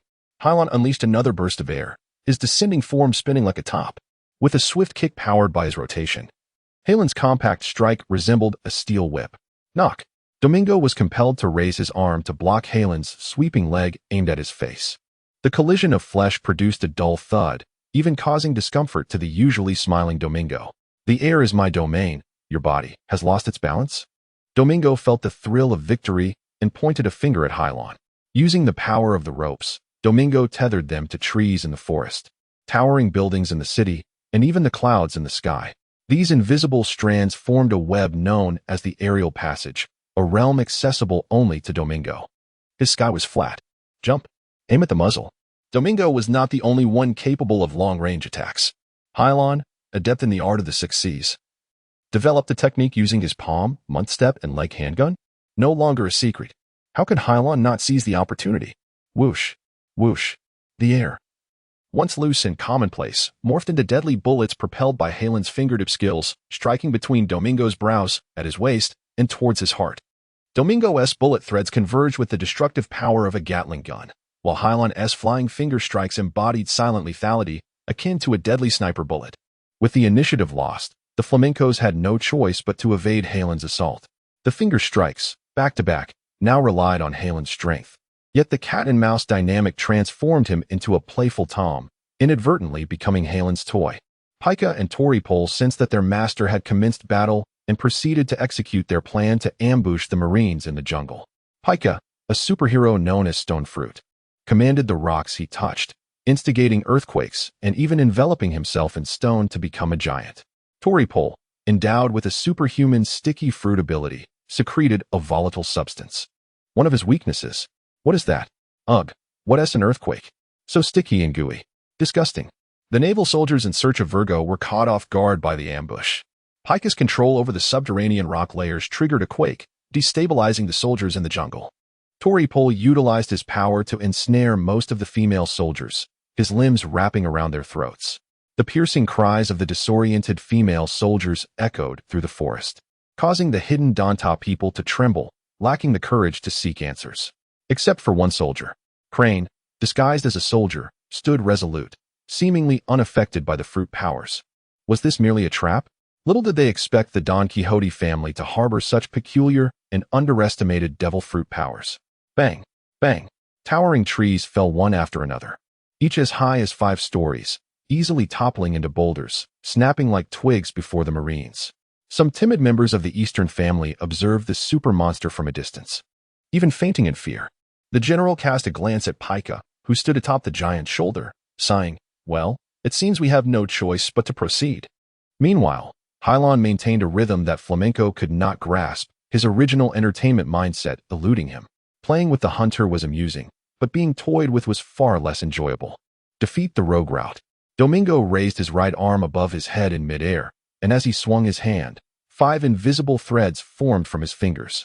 These threads suddenly thickened and hardened, resembling 5 steel forks descending towards Hilon amidst the mist. Domingo now recognized Hilon's comprehensive strength as genuine. Yet he lacked systematic training since childhood, rendering his speed a half-step slower than the already adept Hilon. The 5 fork-like threads left glaring holes in the ground. But Hilon was nowhere to be found. That wretched fellow was off to pursue Domingo, but Hilon halted in the same spot. Having suddenly noticed the commotion caused by Pika and Toripole had inexplicably subsided. "Have you finally found me?" Hilon emerged from behind a large tree, asserting. The hunter captures the prey not because of strength, but due to wit. As expected, it is the Navy. Many expressions of the flamenco dancers appear rather unappealing. It is quite astonishing to witness such power at such a young age. Is Harlan correct? I shall remember you. The war between Hilon and Domingo has come to an end. Having lost his family at a tender age, Domingo now solely focuses on his loved ones. Picard and Toripole were meant to successfully ambush the Navy, but now they remain silent, with Domingo's attention solely on them. "Domingo, you are under arrest." The disguised Admiral Crane descended at the battlefield between Hilon and Domingo, bringing his hand down. "So, I have a good little sailor to distract me. And then I pretend to be an ordinary soldier to strike at my family? Not particularly clever, but it is an effective strategy. I never anticipated someone as astute as you to join the Navy. You women have underestimated me." Standing high above, Domingo analyzed the reasons for his losses based on the situation at hand. However, there was one aspect he miscalculated. Hilon was not part of the Admiral's plan, but had been lured into the jungle by Tang Tang and collided with Viergo. Recalling Admiral Crane's previous battle plan, Hilon swiftly entered a combat state, collaborating seamlessly with Admiral Crane to enact this grand performance. In his early years spent in the North Sea, Domingo was not yet the underworld's Dark King, better known as the Clown, and he was also unfamiliar with Admiral Crane. Having spent most of his career in the Grand Canal, "I underestimated you as well," the Admiral said slowly, observing Domingo. "Since that fellow named Roger ushered in the era of the giant squid, there have been so many supernovas, so much money on the table. I didn't realize you were so far superior to them." The Admiral might struggle to push the combination of Domingo, Picard, and Toripole to this extent. Domingo scoffed derisively. "So you think you can capture me? You are truly arrogant. Dover, would you heed Admiral Klein's words and not oppose the Navy?" Before Domingo could finish, he was abruptly interrupted by a voice he was all too familiar with, one that sounded like his loyal companion chewing Torpole's mush. Yet the content of the words was unusually severe. Now, Toripole, this is not the time for jokes. I am not joking. I speak the truth, Dover. Yes, Dover. Why don't we join the Navy and fight for justice?" The second speaker was Picard, who not only was more foolish than flamenco, but also left Hilon astonished as he looked back. This guy, he was a behemoth, towering over 3 meters with a muscular build, yet sounding like a 3-year-old child. "Did you turn on the sound modulator?" Toripole, Picard, you Domingo thought he was dreaming, suddenly glancing at the Admiral. "What have you done to my family?" "I have cleansed the evil from their hearts. They have now reformed. One of the powers is to eradicate wickedness from people's minds, but merely temporarily, as a form of hypnotic influence." However, Admiral Crane would certainly refrain from mentioning the word temporary to Domingo. Listening to Toripole and Picard's gentle words, the veins on Domingo's forehead bulged. It was worse than swallowing a fly. His family had suddenly transformed into conscientious individuals, sharpening Domingo's memories of his damned illegitimate father and amplifying his fury. "Let them go. Do you think you have a chance now, Domingo Veronica Gallon Domingo, Lieutenant?" After all, Domingo's abilities were complex, and even if she were with Hilon, capturing one another was no trivial task. Suddenly, Domingo raised his right hand high above his head, a wicked smile spreading across his face, not necessarily parasite threads. Countless threads descended from the sky like a dense drizzle, instantaneously enveloping everyone. Only Admiral Crane, with his right hand, grasped the threads aimed at him, while Hilon evaded Domingo's parasitic threads with remarkable speed. Their eyes and hands moved swiftly. What kind of maneuver is this? The Admiral appeared perplexed as soldiers, armed and on guard, began to engage in chaotic combat. Some soldiers indiscriminately attacked their comrades as if they were frenzied zombies, while others had to protect themselves from their maddened peers amidst the turmoil. What a pity. I cannot capture you. Domingo sneered at Hilon. His right hand pointed at Hilon in an unusual pose. Domingo's parasitic threads had two types. One was a virus similar to the chaos virus, causing victims to lose control of their bodies and attack everyone around them. Or, like a puppeteer, Domingo could manipulate the actions of the recruiters like marionettes. Domingo, an aficionado of cat and mouse games, relished using this to eliminate his targets. He had never failed with the second tactic before. But this time, Hilon's tense reflexes timely evaded success. No matter, I have obtained what I desired. Domingo abandoned his assault on Hilon and instead turned to Admiral Crane, asking, "May I inquire, Navy officer, can we strike a deal? You release my family, and I will free your soldiers. We can both achieve our desires. Don't think you can threaten the old man with such petty tricks." Admiral Crane utilized her other abilities to cleanse the soldiers infested by parasites, stripping them of their combat capabilities and rendering them limp like discarded garments hanging from branches. The soldiers could not control their bodies and sighed in relief. "Thank you for stopping us, Admiral Crane." Domingo, deciphered, finally heard the Admiral's name. He had vaguely heard the name Crane before. It was said to belong to Admiral Klein, a veteran of the Navy and a hero of the Iron Fist era. "I fear you." Now, Domingo felt a sense of helplessness, realizing he had no means to defeat him. With an officer named Hayashi and a powerful admiral, there was no way to win this battle. Even the parasitic threads had been neutralized by the enemy, and their bargaining chips for negotiation had turned sour. However, Domingo was not one to easily surrender. If one cannot be a good person, then let them be a villain. Domingo, once a stern figure, understood that the Navy's policy was to care for prisoners to demonstrate the mercy of governments and the nobility of the world. As long as he did not attack the soldiers near Picard and Toripol, they would be safe. "Bruh, I'm on an island in the north. Things are a bit dire here, so don't press forward any further. I'm hanging up now." He thought Diamante was trying to help, but said, "No, Dover. I have something important to tell you." "What can I tell you about Picard?" And Domingo's expression shifted drastically. The eavesdropper mimicked Diamante's demeanor and tone. The Navy hero Iron Fist Cup, whom he had just seen in Dressrosa. Domingo, though arrogant, was not devoid of intelligence. Cup was a naval hero who had besieged the pirate king Gold Roger multiple times, leaving him with no opportunity to contend. "This is a proposition." "Yes, I understand." Domingo replied, hanging up and fixating his gaze on the throng below, as if that call had merely been a subtle signal. "Toripol, Picard, if you dare harm me, I shall expel you." After a sharp retort, Domingo directed his threads toward the clouds and swiftly departed from the forest known as Grimbit. Hilon, bewildered, asked, "So, let him go?" Saru patiently explained, "The identity of a pirate may be even more special. Observe how the Marshal and General Sengoku have arranged matters." Meanwhile, within the naval headquarters, in the office of Admiral Sengoku, stood a young and striking blonde man opposite him. His name was Rocinante, the younger brother of Don Quixote. After Domingo had slain their father, Rocinante fled from Domingo, overwhelmed by fear and confusion. Unlike his elder brother, he was born to embody the essence of a Dark Lord. His character mirroring that of their father, naturally suited to the role of a Marine. Following his departure from Domingo, fate led Rocinante to cross paths with Sengoku, who took him in as a beloved son. Regarding his identity as a Dragon Man, only Air Marshal Karp and Kron were privy to this secret. Yet, Rocinante lacked Lin's combat prowess. At the tender age of 20, he was merely a naval lieutenant in terms of physical strength. Consequently, Sengoku rarely entrusted Rocinante with missions, fearing for his safety in combat. However, this time, no one else was deemed suitable for the task. During a subsequent phone conversation, Sengoku instructed, "You shall refer to me as Big Senbei, and you may call me Little Honeyfruit." Rocinante chuckled lightly, seemingly unfazed by the perilous undertaking. Observing Rocinante's carefree demeanor, Sengoku expressed concern. "Aren't you anxious? That is a merciless pirate."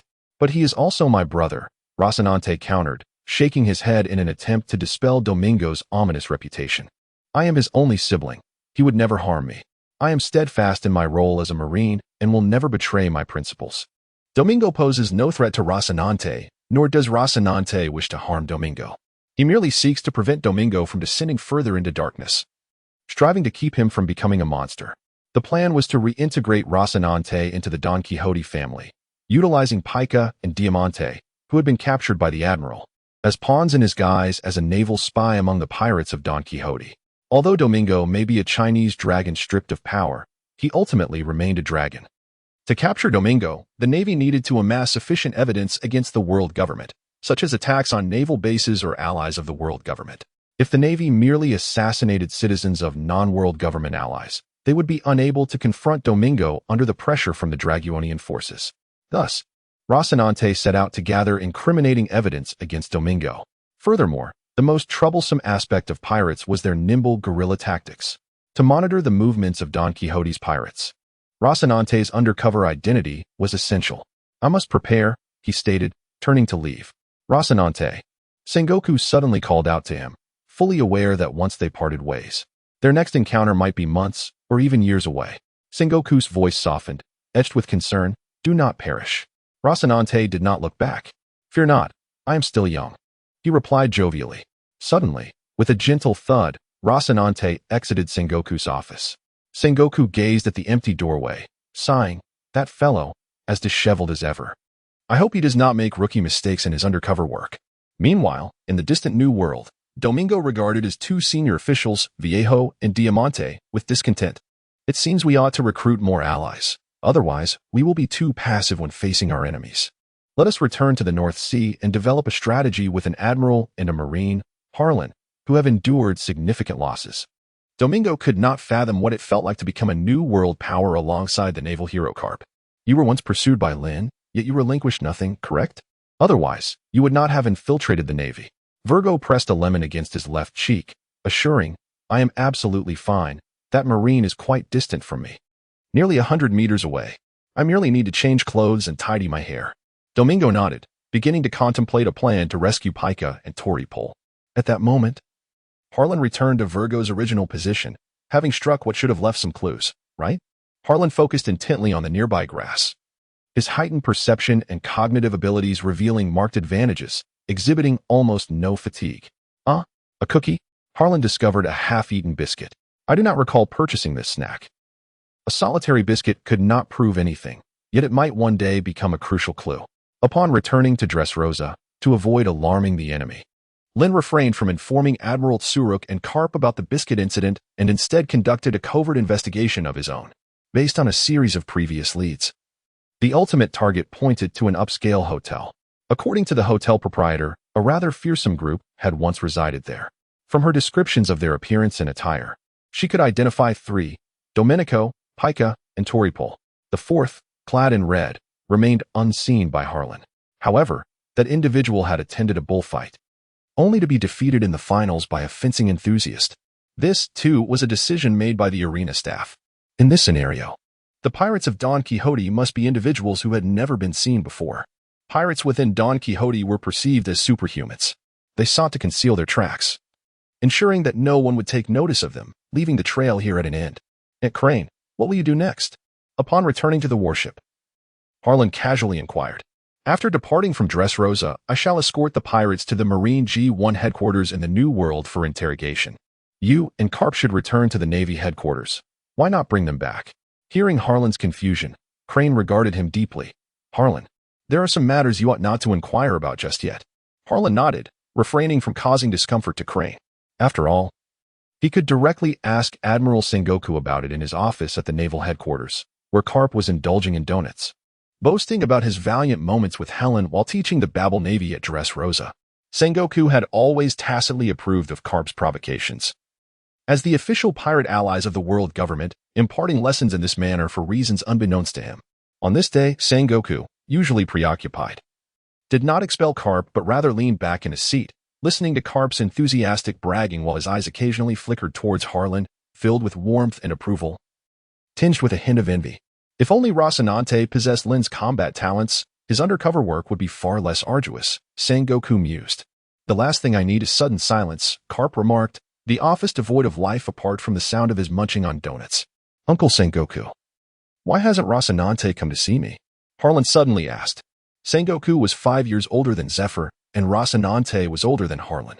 Regarding the relationship between age and intimacy, Rocinante, as the son of the Warring States film, can also be considered the elder brother of Hilon. With a gentle disposition, Rocinante, upon learning about Hilon's childhood experiences, feels a profound obligation to care for him amidst the ordinary flow of life. Even though Hilon's strength has far surpassed his own, Rocinante has not forgotten to look after this younger brother. Hilon was unaware of Rocinante's mission. He merely inquired casually about him. He has a task, and I don't believe he will return to Naval headquarters anytime soon. A hint of doubt arose in Hilon's heart, for he recalled that Rocinante seldom undertook challenging assignments. What mission is it? Hilon asked. Recently, there has been some slave trading here, and I have sent Rocinante and Admiral Bruno to investigate, Hilon replied, sensing that something was amiss. Shambo's isn't too far away, is it? Not far, but it poses a problem. You know, slave trading is always linked to the Chinese dragon people. I have much work to attend to, so you two are ordered to leave. Reluctantly, she added. Perhaps I have some information that could be beneficial to Rocinante. Sengoku stared at Hilon for a long moment before whispering, what have you discovered? Having watched Hilon grow, Sengoku recognized her intelligence and curiosity, qualities that were advantageous, yet in certain situations, they became liabilities. Kapu, you go first, all right? You want me to leave? Kapu was taken aback. Indeed, you go first. Though Kapu grumbled a few words of discontent, he exited Sengoku's office. Akai's curiosity towards Hilon was not as intense, some matters. Since Sengoku was unwilling to share, he found unworthy of his attention. If only Lin were as obedient as Kapu. Yet, Sengoku knew that was an impossibility. Come on, Hilon. What have you discovered? While pursuing someone named Domingo, I found a cookie, Hilon said, placing the crumb that had fallen from Virgo's face onto Sengoku's desk. Sengoku's expression turned exasperated. What use is this? I thought you had uncovered some secret. The point is, this man avoids me at all costs, and during the investigation, there was no information about him. As you know, Sengoku, since the era of great pirates began, the Navy has uncovered countless spies sent by pirates. So I propose that if a newcomer in our department suddenly has a penchant for such cookies, we ought to remain vigilant. Hilon's words prompted Sengoku, who would arrange for the Don Quixote family to go undercover, as Domingo might have an informant within the Navy. Although a cookie may not bring immediate benefits, it could potentially serve as a signal to your enemies at some point. Sengoku, this cookie is for you. Please send my regards to Brother Rocinante. Days later, a massive prison break occurred at the New World Navy G1 Division. An eccentric mute disguised as a crow injured a guard and escaped from the branch prison. Among those who fled during the chaos were Pica and Diamante, who had only recently been captured by the Admiral. Who could escape right under Aunt Crane's nose? I can hardly believe it. The next day, Hilon quickly heard news of the escape at home. The Navy typically goes to great lengths to conceal the rise of pirates and the fall of pirate kingdoms. This instance was no exception. Even at Naval headquarters, he was among the few privy to the details. Is this little Crane's plan? He set down the phone, pacing the room, feeling that this matter was far more intricate than it appeared. However, he had not been a rear admiral for many years and had no intention of involving himself in affairs beyond his jurisdiction. Lin, on the other hand, pondered more deeply. Rocinante was a superman with the ability of silence. Now that he had vanished, could a mute have escaped from the G1 division? Was he truly seizing this opportunity to infiltrate the Don Quixote family? Nevertheless, considering the distance of this matter from Hilon, he had no chance to participate in the short term. Hilon, are you certain you won't wait a year? Zerif suddenly pressed Hilon, as Hilon had mentioned something upon returning home.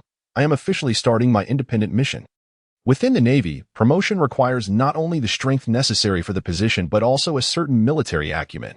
Otherwise, Jonathan would not have been chosen, but rather someone like Hinejuan. Do not worry, father, I may have learned enough. With my current strength, as long as I do not venture into the new world, I shall face no danger. Do not fret, I will strive to surpass my previous achievements ahead of schedule. Zifa was quite pleased with Hilon's attitude. His concern for Hilon was genuine, yet he would feel disappointed if Hilon showed cowardice in executing missions. Ever since retiring from the Navy, Zifa had embraced another dream, to cultivate heroes. Sakazuki, Kazan, Flying Squirrel, Volcano, Mist Rock, Gion. Now, with Smoker as captain, and Tashiji, Hilon. Observing the new generation of naval officers brought Zifa immense joy. His remaining years were dedicated to training these officers. After leaving home, he arrived at Naval headquarters. The Air Force Marshal and General Sengoku, along with Vice Admiral Tsuru, who also served as Chief of Staff, were in charge of the situation along the Grand Line in the New World. In contrast, the military authority across the four seas rested with Rear Admiral Kong Ming, who was slightly younger than Vice Admiral Tsuru. Kong Ming was an eccentric figure, often seen with a handkerchief and fan, maintaining a close relationship with naval generals and kapu. When Hilon first encountered this peculiar individual, who bore a striking resemblance to Zhuge Kong Ming, he even wondered if someone had come to this world before him. After spending some time together, Hilon was nearly certain that this person did not seem like a door-breaker. Major Spider, I am handling a highly delicate military matter. I was wondering if you could take a few individuals to execute this task. In Kong Ming's office, Major Spider was sifting through a document at his desk. Lieutenant Smoker, with his bald head, sat beside the snoring Vice Admiral Cousin on the sofa. Hilon nodded towards Lieutenant Smoker. Smoker, a man of few words, glanced at Hilon and returned to his phone. Hilon settled beside the sofa. The expression on Major Ghost Spider's face grew increasingly grim, resembling a rain cloud gradually obscuring a clear sky. Bang! The Ghost Spider slammed the documents on the table, startling Kong Ming, who was engrossed in the information. Lieutenant Smoker and Heather exchanged puzzled glances, unsure of what was happening. Cousin continued to snore, now accustomed to the noise. As long as there was no sense of threat, he would not awaken. If danger arose, he would be the first to notice, even without sound. Ghost Spider, brimming with fury, declared, I want to take on the weakest mission in the East Sea.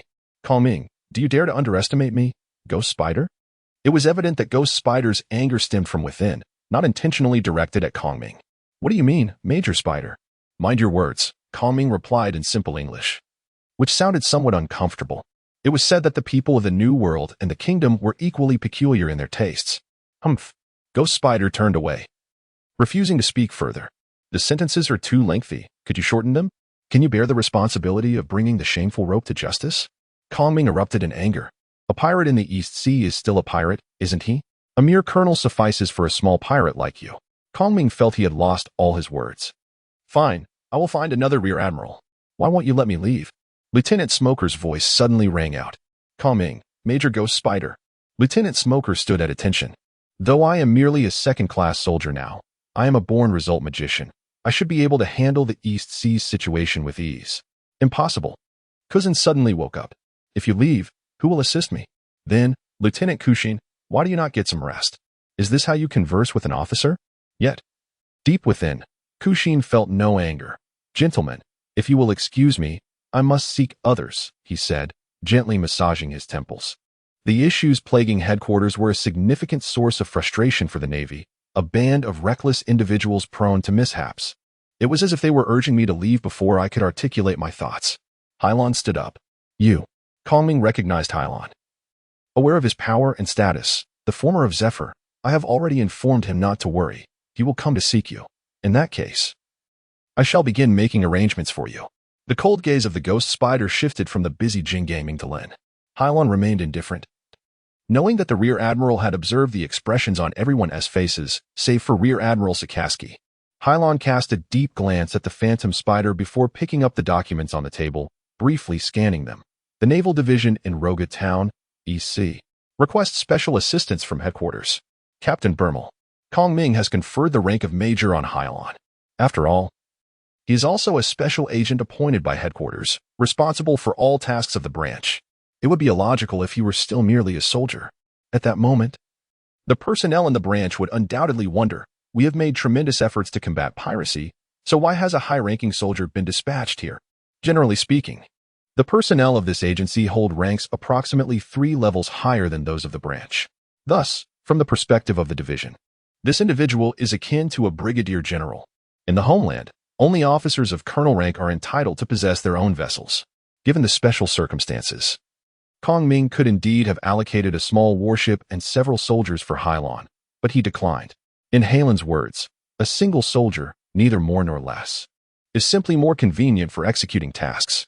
Hence, Hilon journeyed alone to the East Sea, on the official passenger ship of the world government.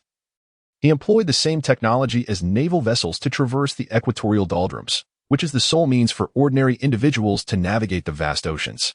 As for the pirates, Apart from a few who possess greater cunning than the accompanying disguised sailors, most of them row through the equatorial calm, in the windless zone.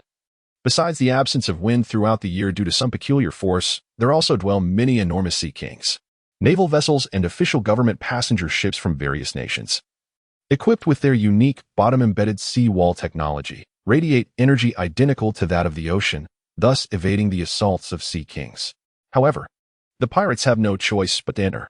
Consequently, the inhabitants of the four seas often witness the unfortunate returning from the maritime routes. Trapped in a state of dreadful anguish, they have not only succumbed to the merciless Great Rout but have also broken through the blockade of sea kings in their exhaustion. Yet, the truth is that the true failures and the vanquished have perished in despair. Within the Marine Corps hut in Robe, a brave female Marine stares blankly at her desk. She possesses a head of purple hair, styled neatly. Her physique should be brimming with youthful vigor, but at this moment, the fallen blossoms wound her, leaving her with a sorrowful countenance. A nearly depleted ink bottle rests on the table. After such a long time, she has pinned 10 appeals to the Navy, receiving nothing but endless waiting in return. Bermel, is there still no response? A man appeared behind Bermel. He too was an officer from the Rogue Naval Division. Though his rank was one tier lower than Bermel's, he was a second lieutenant.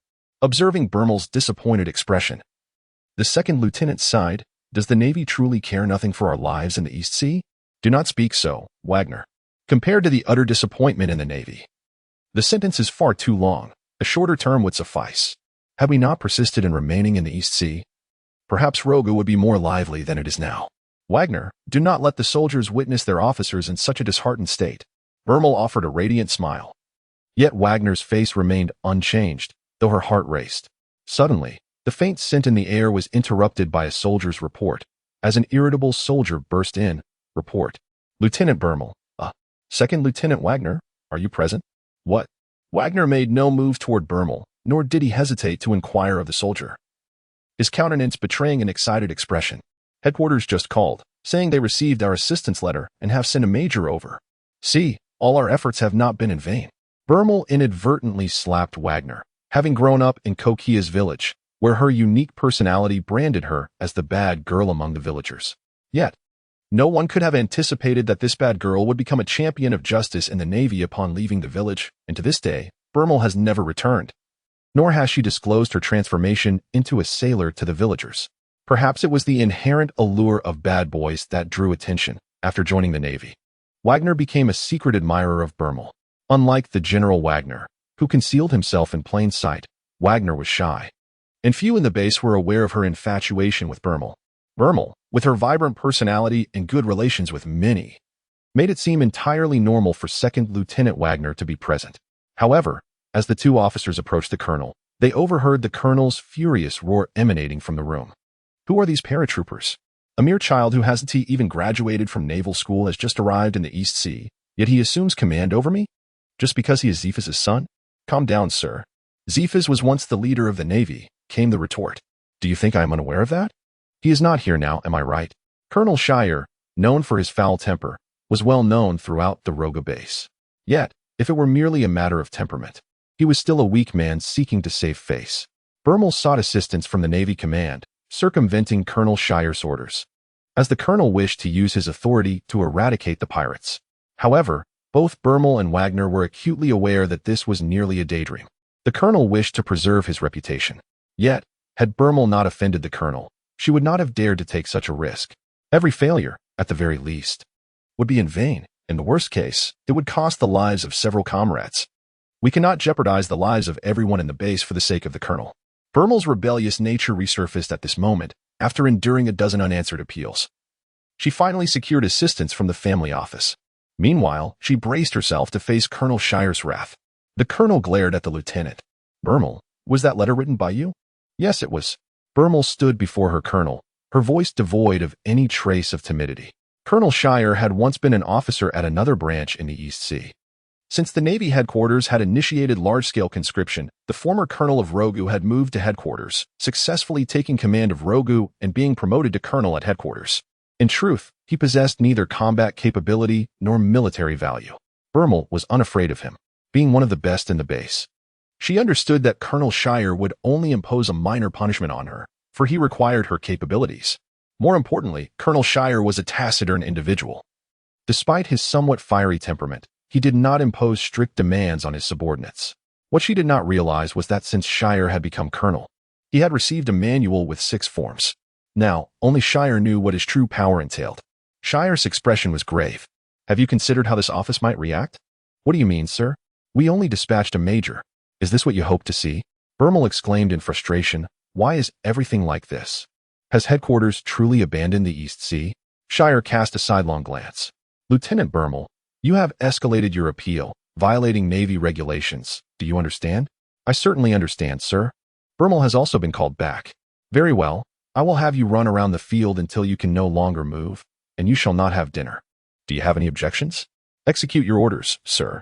Bermel saluted Shire without a word of plea, accepting his punishment on the spot. What are you looking at? Disperse. Shire shouted at the soldiers before turning to leave, only to suddenly hear Wagner's roar. Report, sir. I am aware of Lieutenant Bermel's actions, but I failed to intervene in a timely manner or report to the officers. Thus I bear responsibility as well. You. Shire shot an angry glance at Wagner. No wonder he found no clues. The 2 rascals had been hiding. Very well, then you shall clean the base. What are all the laborers resting for today? Did you not hear my orders? Yes, sir. Just before the 2 officers were punished, most of the Marines at the base were distracted as Colonel Shire walked to the back of the base, retrieving a meticulously crafted miniature listening device. On the other end, a voice quickly emerged. Hello, I am Clow. The voice was juvenile and youthful, yet the tone was remarkably calm, even evoking a sense of maturity in the expression mimicked by the phone worm. I have encountered a situation here. Headquarters sent me. You should inform the boss that it is best for him to refrain from taking action for the time being. How serious is it? Not serious, but quite serious. Do not play guessing games. They say only a major was dispatched, but the major is the son of a former naval general. I understand. Suddenly, the other end of the call fell silent, yet Shire observed that Clow's expression remained nearly unchanged. After a brief moment of silence, Colonel Shire sighed in relief as he hung up the phone. Then it's best for us to remain silent for now, he continued. It is time to consider how to welcome your son, who is visiting from the naval headquarters in the East Sea. For several days, Colonel Shire had been eagerly awaiting the arrival of someone claiming to be Harlan at the base. Yet, the longer he waited, the more anxious he became. Initially, it was merely tension, but today Colonel Shire found himself unable to sleep. Damn, what is the big deal? Can't the department head be fooled by others? Sleepless. Colonel Shire dressed himself and, after several days of stress, was on his way to Happy Avenue. However, upon opening the door, he was startled by the sight before him. Well, Wagner, why are you tied up here?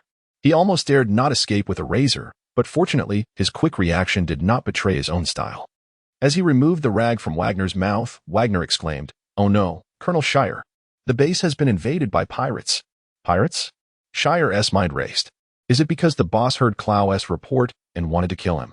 No. The boss wouldn't he have someone who could kill without being discovered? Did the boss hire assassins in the Grand Ballroom? Just as Colonel Shire was lost in thought, a voice suddenly echoed in his mind. I heard the soldiers at Robe base lack training. Today, I witnessed that it is indeed true. Hello, Colonel Shire. Who are you? Shire had already started to act in secret, ready to use force at any moment.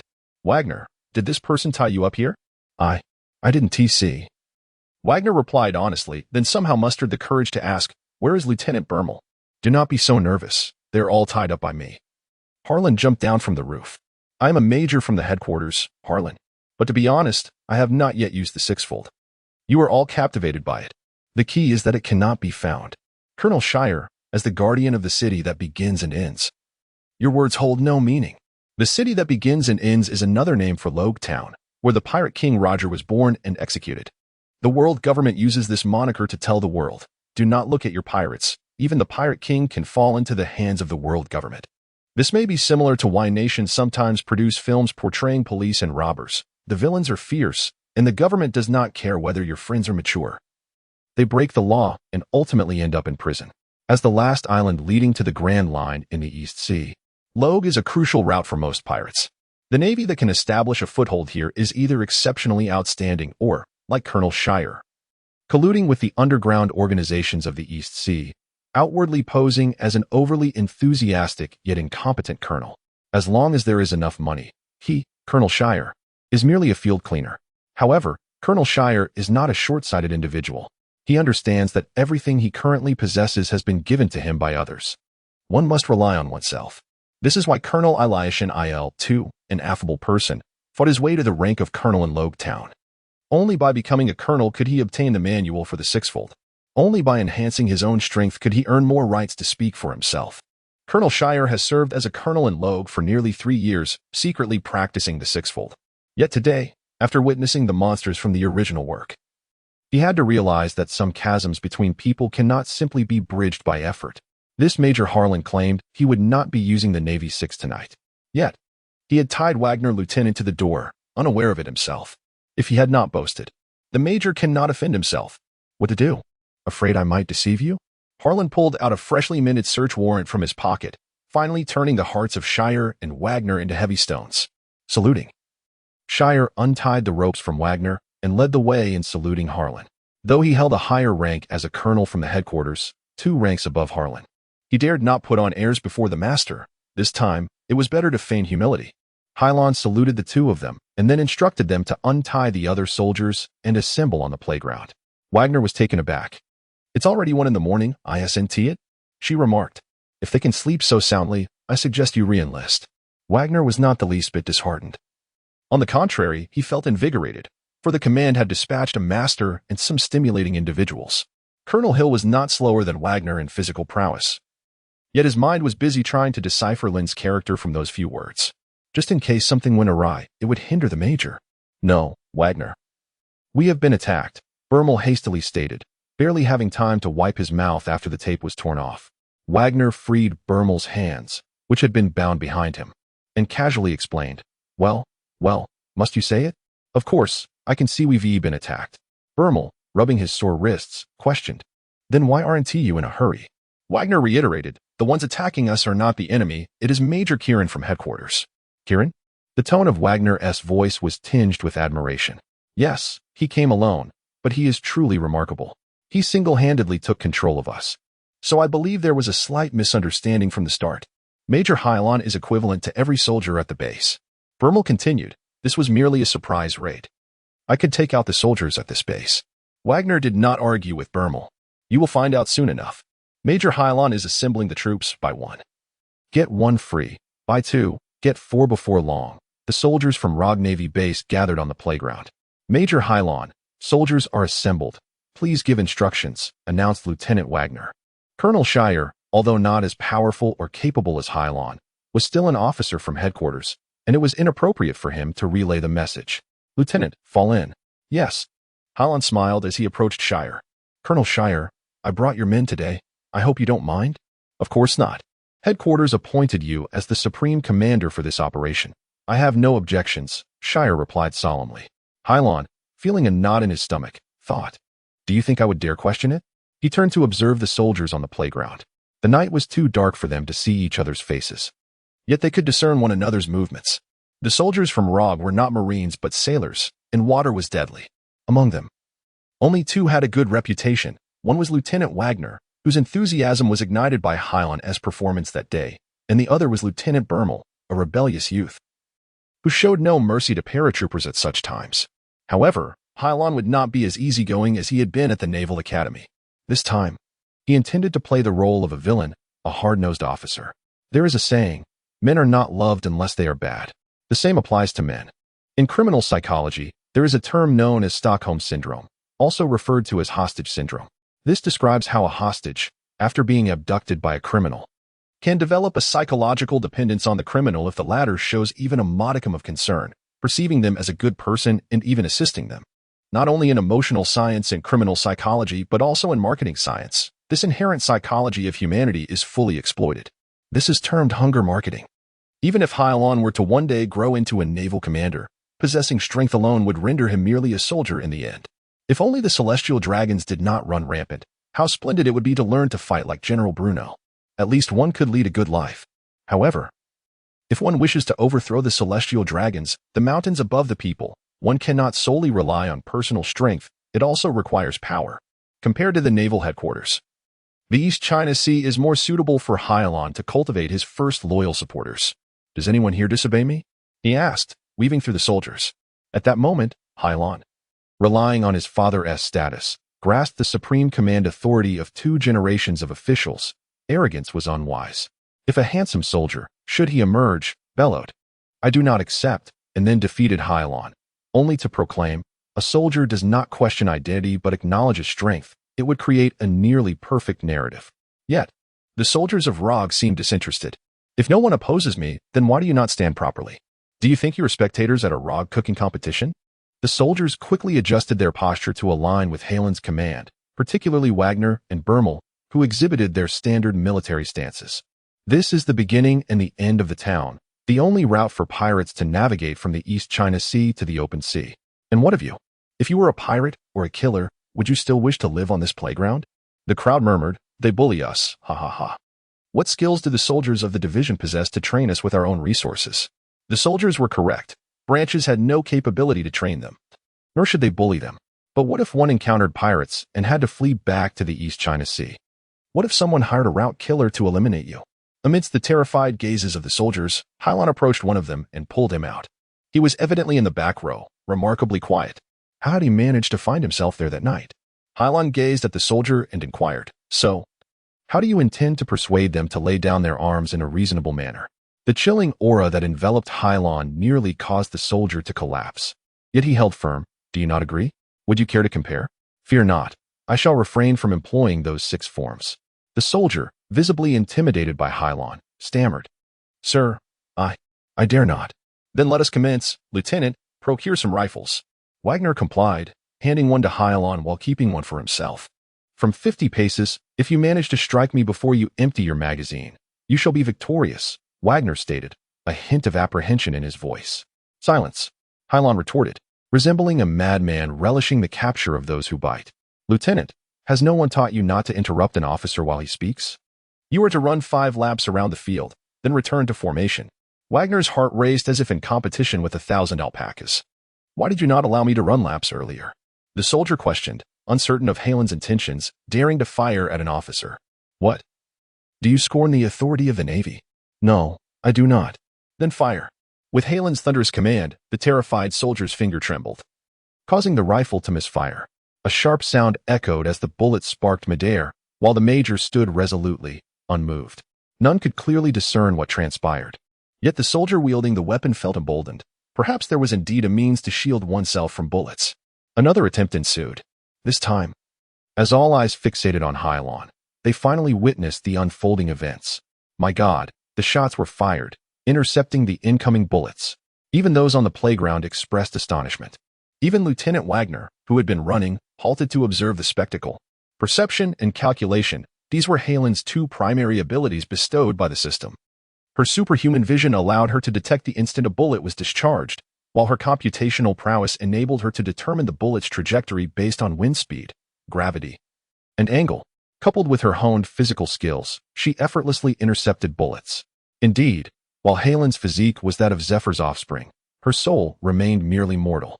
Regardless of the training individuals undertook on Earth, none could apply their cognitive capabilities to such an extent. Yet this world teemed with superfluous monsters. Not to mention the legendary archers of the East China Sea. Even Major Kong Ming had a sniper and sergeant named Sweet Tongue accompanying him, effortlessly intercepting bullets. Though others may not excel at such feats, catching bullets barehanded, along with knives and bullets, had long become commonplace. The existence of this system merely served to bridge the chasm between human souls and the local spirits. Monsters. Monsters. The soldier's weapon clattered uncontrollably to the ground, his eyes brimming with fear. Upon hearing the words "no 6th-level agents," Bermel resolved to challenge the commander. "Even if we do not prevail, at least we can boast of our Navy division." However, it now appeared to be a self-inflicted wound. "Is there anyone else who wishes to try again? Weapons, combat, fencing." "Lieutenant, why have you halted?" "Run 5 more laps." 5 more laps?" Wagner mused, believing it worthwhile to witness such a performance. No one spoke, nor did anyone express an opinion, correct? Hilon circled the formation once more.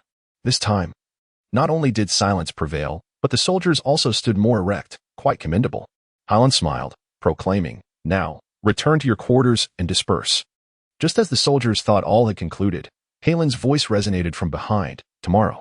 "Oh, no, today at 6 o'clock. Rise promptly for drills." 6 o'clock? The soldiers were taken aback. realizing that starting tomorrow would mean a death sentence. She would personally train them according to our instructor's standards. Those who wish to keep pace, do so quickly. If you perform well, I shall take you hunting this weekend, so you may have something to eat. Many soldiers began to buzz with excitement.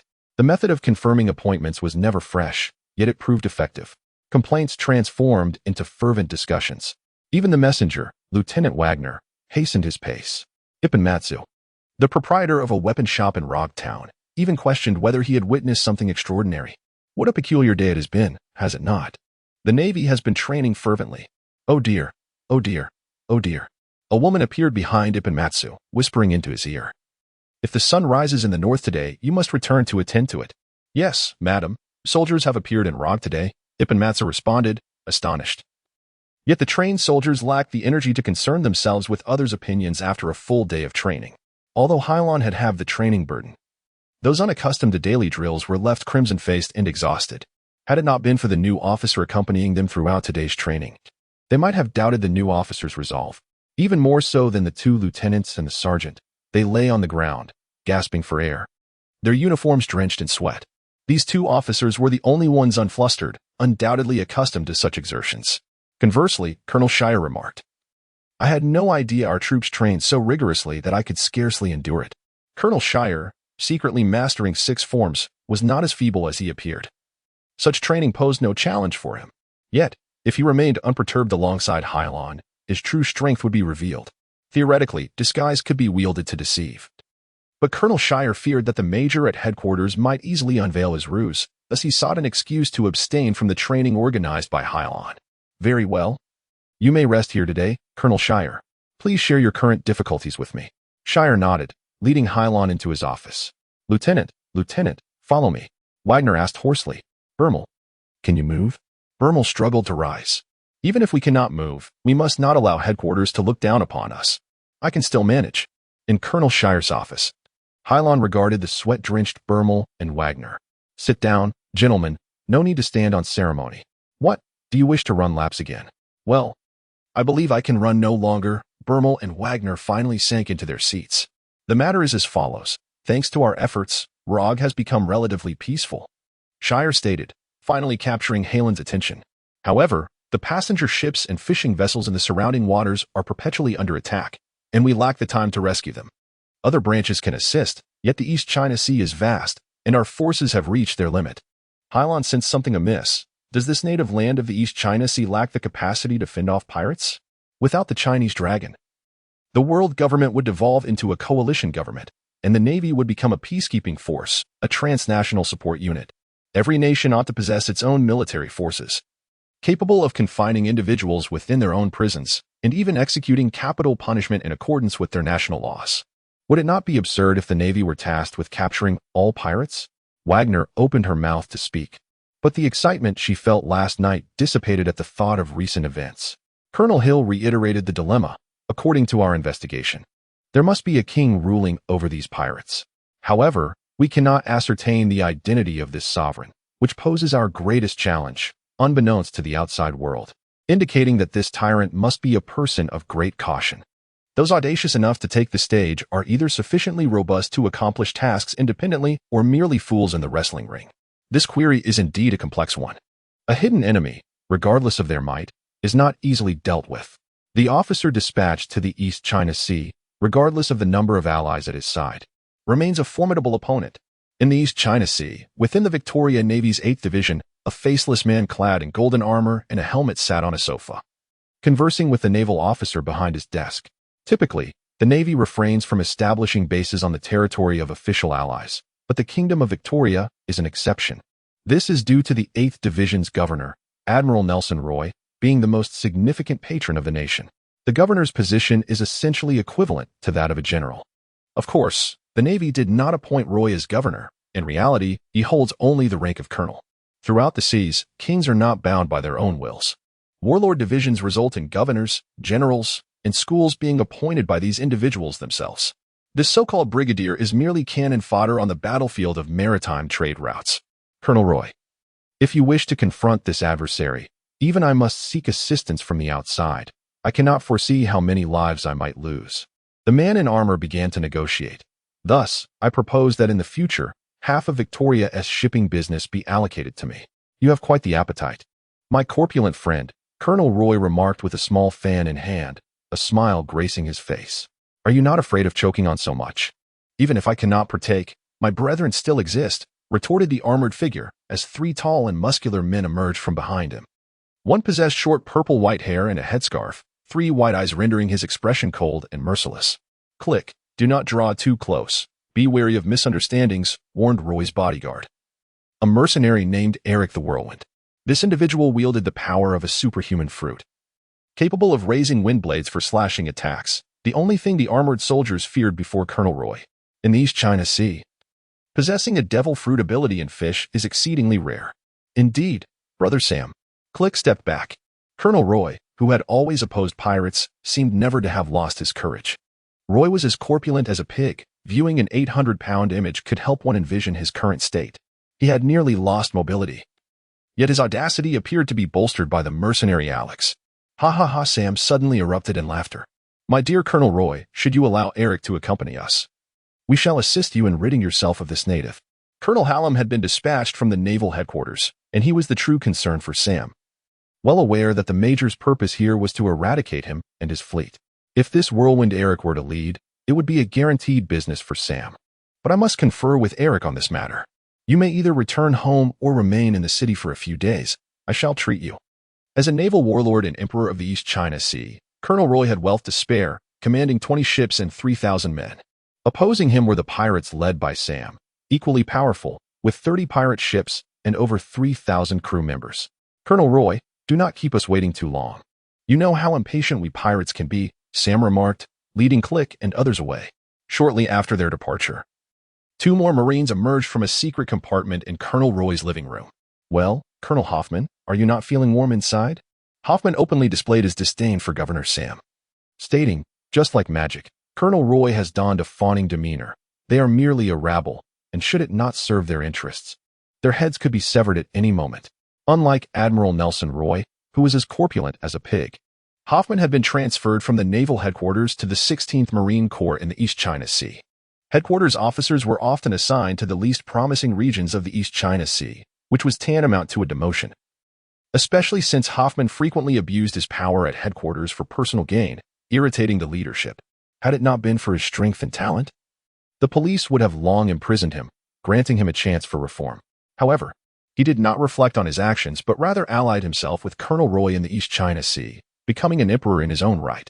Colonel Roy was a patron of the Victoria Empire, while Colonel Hoffman remained Roy's true benefactor, rather than the so-called 3,000 men under his command. For Hoffman was well-versed in the naval sextet. Beside Colonel Hoffman stood another young Marine, his beard resembling that of a rodent, and oddly enough, his name was Mouse. What did you say yesterday, Mouse? Hoffman inquired.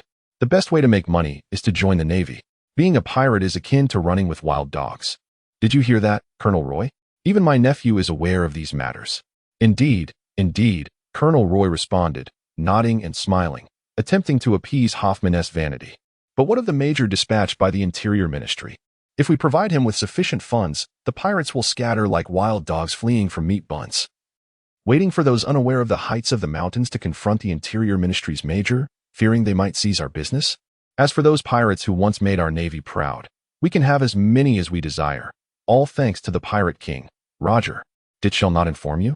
The Major is preoccupied with training his soldiers. He is only 18, a fervent young man raised in the greenhouse of his headquarters, here in the East China Sea. Without an instructor to protect him, Colonel Roy chuckled. 18? The Major is still quite young. However, what Colonel Hoffman did not know was that Harlan was not yet 18. He was merely 16. Roy and Hoffman were unaware that she was the pride of the new generation of the Navy. Clow, the messenger, concealed certain information and did so quite effectively. Who would have thought a promising young recruit would arrive in the central East China Sea? Who would suspect the Major to be only 16? Clow was an upright individual, yearning for a stylish life. He always felt he surpassed the noble lords, deceiving himself. Unable to fulfill his promises and attain the life he desired, he wished to wield a borrowed sword to slay. In this game, everyone is a player. Brother Sam, that scoundrel Roy aims to do us harm. Harlan is an officer from headquarters. How can we stand against them? Click lamented to Sam on the streets of Victoria. The other two remained unperturbed. Do you know Lady Terega? Click remarked that treasure hunters, indeed, could be formidable adversaries, even for a major of the native army. Should they be persuaded to act? I comprehended the implication. Click naturally exhibited a look of epiphany. At Rog's base, Colonel Shear was engrossed in the final moves of a chess game when he noticed Harlan entering. Instinctively, Shear inquired, I wonder if Harlan knows how to play chess? Over the years, Harlan had indeed mastered the game, occasionally besting even Shear himself. Is that so? Pray, observe how the black pieces are turned over. Harlan glanced at the chessboard, recalling the last game he had played as a child. A dismal collapse. However, instead of learning from Colonel Shear, he overturned the board. Well then, the tables have turned, Colonel Shear. I advise you to focus on dealing with the pirates before I take my leave. Colonel Shear chuckled but refrained from further comment. He then righted Harlan's board and rearranged the scattered pieces on the floor, playing the role of a bumbling colonel, ruthlessly dispensing justice. The more he provoked the major, the more he relished his own performance. As you command, sir, Colonel Shear replied nonchalantly, watching her exit the room. The major possessed a distinct knack for turning the tide, yet it reminded me that not all players capable of such feats were skilled in chess. Was he attempting to impart something to me? The next day, she did not lead the soldiers in training as initially planned, but instead departed for Lieutenant Wagner's quarters. Perhaps captivated by the strength Harlan had displayed that evening, Lieutenant Wagner had become an ardent admirer of Major Harlan. He executed Harlan's orders with unwavering compliance and without a hint of dissent. After Wagner began training alongside most of the soldiers, she changed into civilian attire and invited Lieutenant Bermel, also clad casually, to a leisure CAF at the naval base. Is Major Harlan asking someone out on a date? Bermel teased, her eyes locking onto Harlan's as she sipped her sweet coffee, her cheeks devoid of any blush. You are 21, yet I am merely 16. Even if I wished to date, you would not be my choice, would you? Bermel appeared unfazed, retorting with an indifferent tone, you truly are a little one. You know I speak the truth. Yet, it is individuals like you, so candid and forthright, that girls find irksome. I am single, and I take pride in it. After gazing into Harlan's eyes for an extended moment, Bermel smiled and waved her hand. All right, I fear you. Tell me what you wish to gain from me. Harlan glanced around the room, and Bermel nodded. You guessed correctly. I am the second in command at the base, while foolish Wagner ranks third, and Captain Shear stands first. However, Wagner and I could also defeat Captain Shear, and therein lies the crux of the matter. Harlan placed his cup back on the table. I am curious. With your naval forces at Robe being so robust, how do you ensure the safety of the town? Bermel sighed, you are right. We cannot adequately protect Robe and its surrounding waters during this age of rampant piracy. The number of pirates has surged, and due to high mortality rates, fresh blood for the Navy is dwindling, with few joining the Army. Our principal reliance lies on the Royal Victoria Navy's 8th Legion, commanded by Colonel Roy Nelson. Harlan echoed the colonel's name, intending to leave a lasting impression. 20 vessels, 3,000 soldiers, and the official Victorian Navy. The 8th Division is the mightiest naval branch in the East Sea. Colonel Shear and Colonel Roy are old friends, so whenever there are invincible pirates threatening Robe, he invariably seeks assistance from Colonel Roy. For various reasons, we refer to him as the Governor, Nelson. Oh, Governor is no trivial title. He is a warlord. Harlan quickly grasped Colonel Roy's position. So, do you believe Colonel Shear is problematic? He continued. After all, a warlord like Roy would not support Robe solely out of a sense of justice. Bermel had alluded to concerns regarding Colonel Shear in a previous letter, which was why Harlan had arranged this meeting with Bermel today. Indeed, I have been contemplating. Bermel mused for a considerable time before articulating her thoughts. I suspect it is because Shear has revealed shipping routes to other islands vulnerable to pirate attacks. This is why Shear can guarantee the town's safety, as he acts as Roy's informant in the town. Harlan endeavored to distill Bermel's information. So the true culprit is Colonel Roy? Bermel began to display signs of excitement. It must be him. For only he could command the East Sea. Harlan remained silent, inwardly contesting Bermel's viewpoint. Bermel, who had never ventured beyond the East Sea, was, in essence, a frog in a well, vastly different from the true, formidable forces of 3 years past. Upon hearing that Kinsley had escaped, Bermel even boasted, if he dares to come to the East Sea, I will personally teach him a lesson, asserting her strength without the means to do so. Harlan observed a photograph of Colonel Roy alongside Bermel. He was grotesquely plump, almost immobile, hardly resembling someone capable of vanquishing Colonel Roy. It seemed more plausible that he was either an eccentric fruit merchant concealing his strength or merely a puppet, with some powerful figure pulling the strings behind him. The dragon perched upon the backs of governments worldwide was also a mystery. Harlan could not fathom why the astute air marshal and the cunning five-star general would submit to the dominion of a group of swine. One undeniable truth remained. These swine were the genuine authorities, mere puppets to mislead the world, preferable to a naval admiral who bent over backward to protect them. How formidable must the true power brokers be? In terms of military might or weaponry, they surely possessed a card to play. What else do you know about Colonel Scheer and Colonel Roy? Harlan inquired, having pulled himself from his reverie. Colonel Roy has a reliable bodyguard who protects the fruit merchants of nefarious reputation. And as for Colonel Scheer, he is a lover on Happy Street. I regret to inform you that I know little else. Bermel recounted to Harlan everything within her knowledge. She was gambling. If she lost, she would resign her lieutenancy and return to Coco Yasi to cultivate oranges. Of course, that was assuming she could survive the loss. In the Kingdom of Victoria, there existed a millennia-old bounty hunter guild named after the legendary Millennia Dragon. It was said that consuming the flesh of the immortal, combined with the powdered bones of the Millennia Dragon, would grant one longevity. Yet, this remained but a legend. Since the establishment of the Millennium Dragon Bounty Hunter Association, no one had truly found the Millennia Dragon. Clow was one of the guild's overseers, tasked with gathering various pieces of information to sell to bounty hunters. For years prior, a noble named Antonio Villaraigosa had taken Clow under his wing when she was on the brink of starvation during winter. At that time, due to the folly of youth, her original benefactor had been cast out and reduced to the streets. Antonio Villaraigosa had pledged that, should Clow perform her duties diligently, she could regain entry into the noble circles and live a respectable life as a steward. However, for years later, despite her utmost efforts, Clow still found herself entangled with pirates within the guild. This is precisely what Chloe despises about these individuals, their slovenliness and arrogance, truly repugnant. Initially, Chloe doubted whether she was merely a stray pup picked up by Antonio Villaraigosa, perceiving this commitment as a mere means of extracting value from her. However, gradually, Chloe discerned that the so-called noble king, Antonio Villaraigosa, appeared to harbor a disdain for his own existence. Behind him loomed a formidable figure, capable of toppling him at any moment. Yet all signs suggested that this individual was not the naval governor here, Nelson Roy. Who could it be? The unsettling feeling of serving an unknown master left Chloe perturbed. She attempted to escape, but was intimidated by the dark eyes that watched her. Until today, the arrival of the major provided her with an opportunity to alter her fate, armed with a borrowed sword to spill blood. A 16-year-old naval recruit. This blade was substantial, robust. In the midst of the vibrant nightlife of the city, Chloe sat alone at the bar, swirling a glass of liquor. At just 16, alongside the strikingly handsome Harlan, standing at 1.8 meters tall, with round spectacles, Chloe resembled a melancholic youth, particularly appealing to the ladies. This was quite a potent drink, a touch dizzying.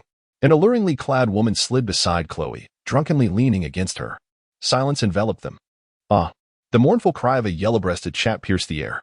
She collapsed to the floor, failing to graze the hem of Chloe's shirt. I apologize. I am somewhat of a neat freak. Chloe, mature beyond her years, had always been a social adept. How could she not recognize this woman's intentions? That's rather unseemly, a homeless man remarked, casting a glum glance at Chloe before swiftly departing to seek his next victim. Clap, clap, clap. A slow applause drew Chloe's gaze elsewhere. You are truly a maestro. Even I cannot discern your errors, Colonel Scheer commented. He recognized that Chloe employed a naval-style six-blade razor. This child was a prodigy, having advanced thus far through sheer talent. Pray tell, what brings me here? Upon entering the private chamber, Colonel Scheer cut straight to the chase. Is it difficult for you? Caught between the pirates and the fallen navy? Colonel Scheer. Chloe adjusted her glasses with a palm, pondering why Scheer could never comprehend her peculiarities.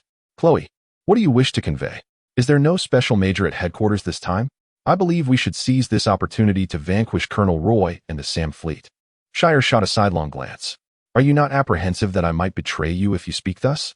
Would I be foolish enough to engage in clandestine discussions with someone who intends to betray me? Chloe chuckled. If that is your rationale for betrayal, your taste is quite lacking, and that shall be your way of life henceforth. Scheer rhythmically tapped his fingers on the table. What is your objective? What benefit do you derive from neutralizing them? Freedom? Freedom? Colonel Scheer laughed. It is said that Mr. Chloe is a man of integrity. Would someone of your ilk pursue such ethereal liberty? Hard to believe. Yet he harbored greater concerns. Are you so certain that Mods will triumph in this contest? If you are not deceiving me, the son of a great admiral ranks first among the naval recruits. These titanic monsters possess powers beyond imagination.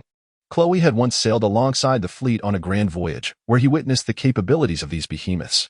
This indelible memory led him to abandon the East Sea, seeking solace in a quiet corner of the world. Colonel Shire, esteemed Chloe is correct. You somewhat underestimate the strength of our navy. What man? Shire and Chloe sprang to their feet, the movement so vigorous that Shire's chair toppled to the ground.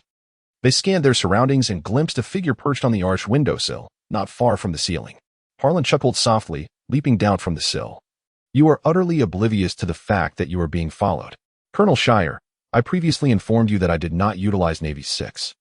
Yet why do you remain incredulous? Since their departure from the naval base, Shire had begun maneuvering with the razor, ensuring no one trailed him, until he arrived at the bar to find Chloe. He now felt absurd, having once been a miser, now reduced to a comical fool. Do not flee, Chloe thought, as Harlan obstructed his path. You are merely at the outset, are you not? If you have no other cards to play, it would be prudent to remain seated, Harlan said, gently pushing Colonel Shire and Chloe back into their seats, one hand resting on each shoulder. Fear not, you two. I merely wish to discuss the plan of borrowing a sword for murder. If you follow my instructions, I would not mind lending you my blade. After a while, Chloe gauged the Major's strength. During the earlier conversation between Harlan and Shire, Chloe contemplated employing his invented method of silent evasion, yet Harlan easily intercepted him. Chloe recognized that his physical responses had reached their limits. Should he continue to accelerate, his vision would fail to keep pace with his movements, leaving him curious about the outcome. The opponent evidently possessed swifter capabilities, rendering him no match. He could only rely on wit to prevail. Is it all over, then? She inquired, sitting opposite Colonel Shire and Chloe. Do enlighten me about your identity. Today's meeting between Shire and Chloe confirmed Lieutenant Bermel's suspicions. Colonel Shire was covertly collaborating with the enemy. However, Harlan was in no rush to judge Shire, for his aim was to lure forth the formidable fish that lay beyond. Thus, I refrained from revealing that you are General Zephyr S. son, the naval commander. I misrepresented your age, claiming you were 18. Soon, Chloe divulged everything to her about his plans and information. He was neither a pirate nor a fallen Marine. He was merely the head of the Bounty Hunter Association, and ordinarily, Harlan had no reason to pursue him. Yet for the sake of true freedom, he required Harlan to lend him a blade. Thus, it appeared as though Chloe had defected. But he was aiding himself nonetheless. And you, Colonel Shire, I can offer you a chance for redemption, yet I cannot ascertain whether you would accept. Under the eaves, one must bow. Colonel Shire regarded Chloe with icy eyes. His instincts warned him that if he did not act decisively now, Chloe might betray him. Perceiving himself as an impediment to appeasing the Major, Colonel Shire, resigned, chuckled. Though I am a colonel at headquarters, Roy is merely a colonel of the troops, she replied. Yet in the East Sea, I am but Roy's lapdog. How could I fathom my master's plans? I only know they may use an attack as bait to ambush Harlan. I am unaware of the details. Harlan nodded. Are there not powerful pirates in the East Sea that even this department's colonel cannot manage? I am acquainted with some of them, Chloe volunteered, seeking to assert his significance. There are at least 3 waves of pirates in the East Sea. They possess the capability to contend with the Major and even the colonel of the homeland. One of the waves is Sam, the captain of the Sam fleet, whose strength is unparalleled. However, he is surrounded by 3 chief combat captains, each capable of challenging a brigadier general.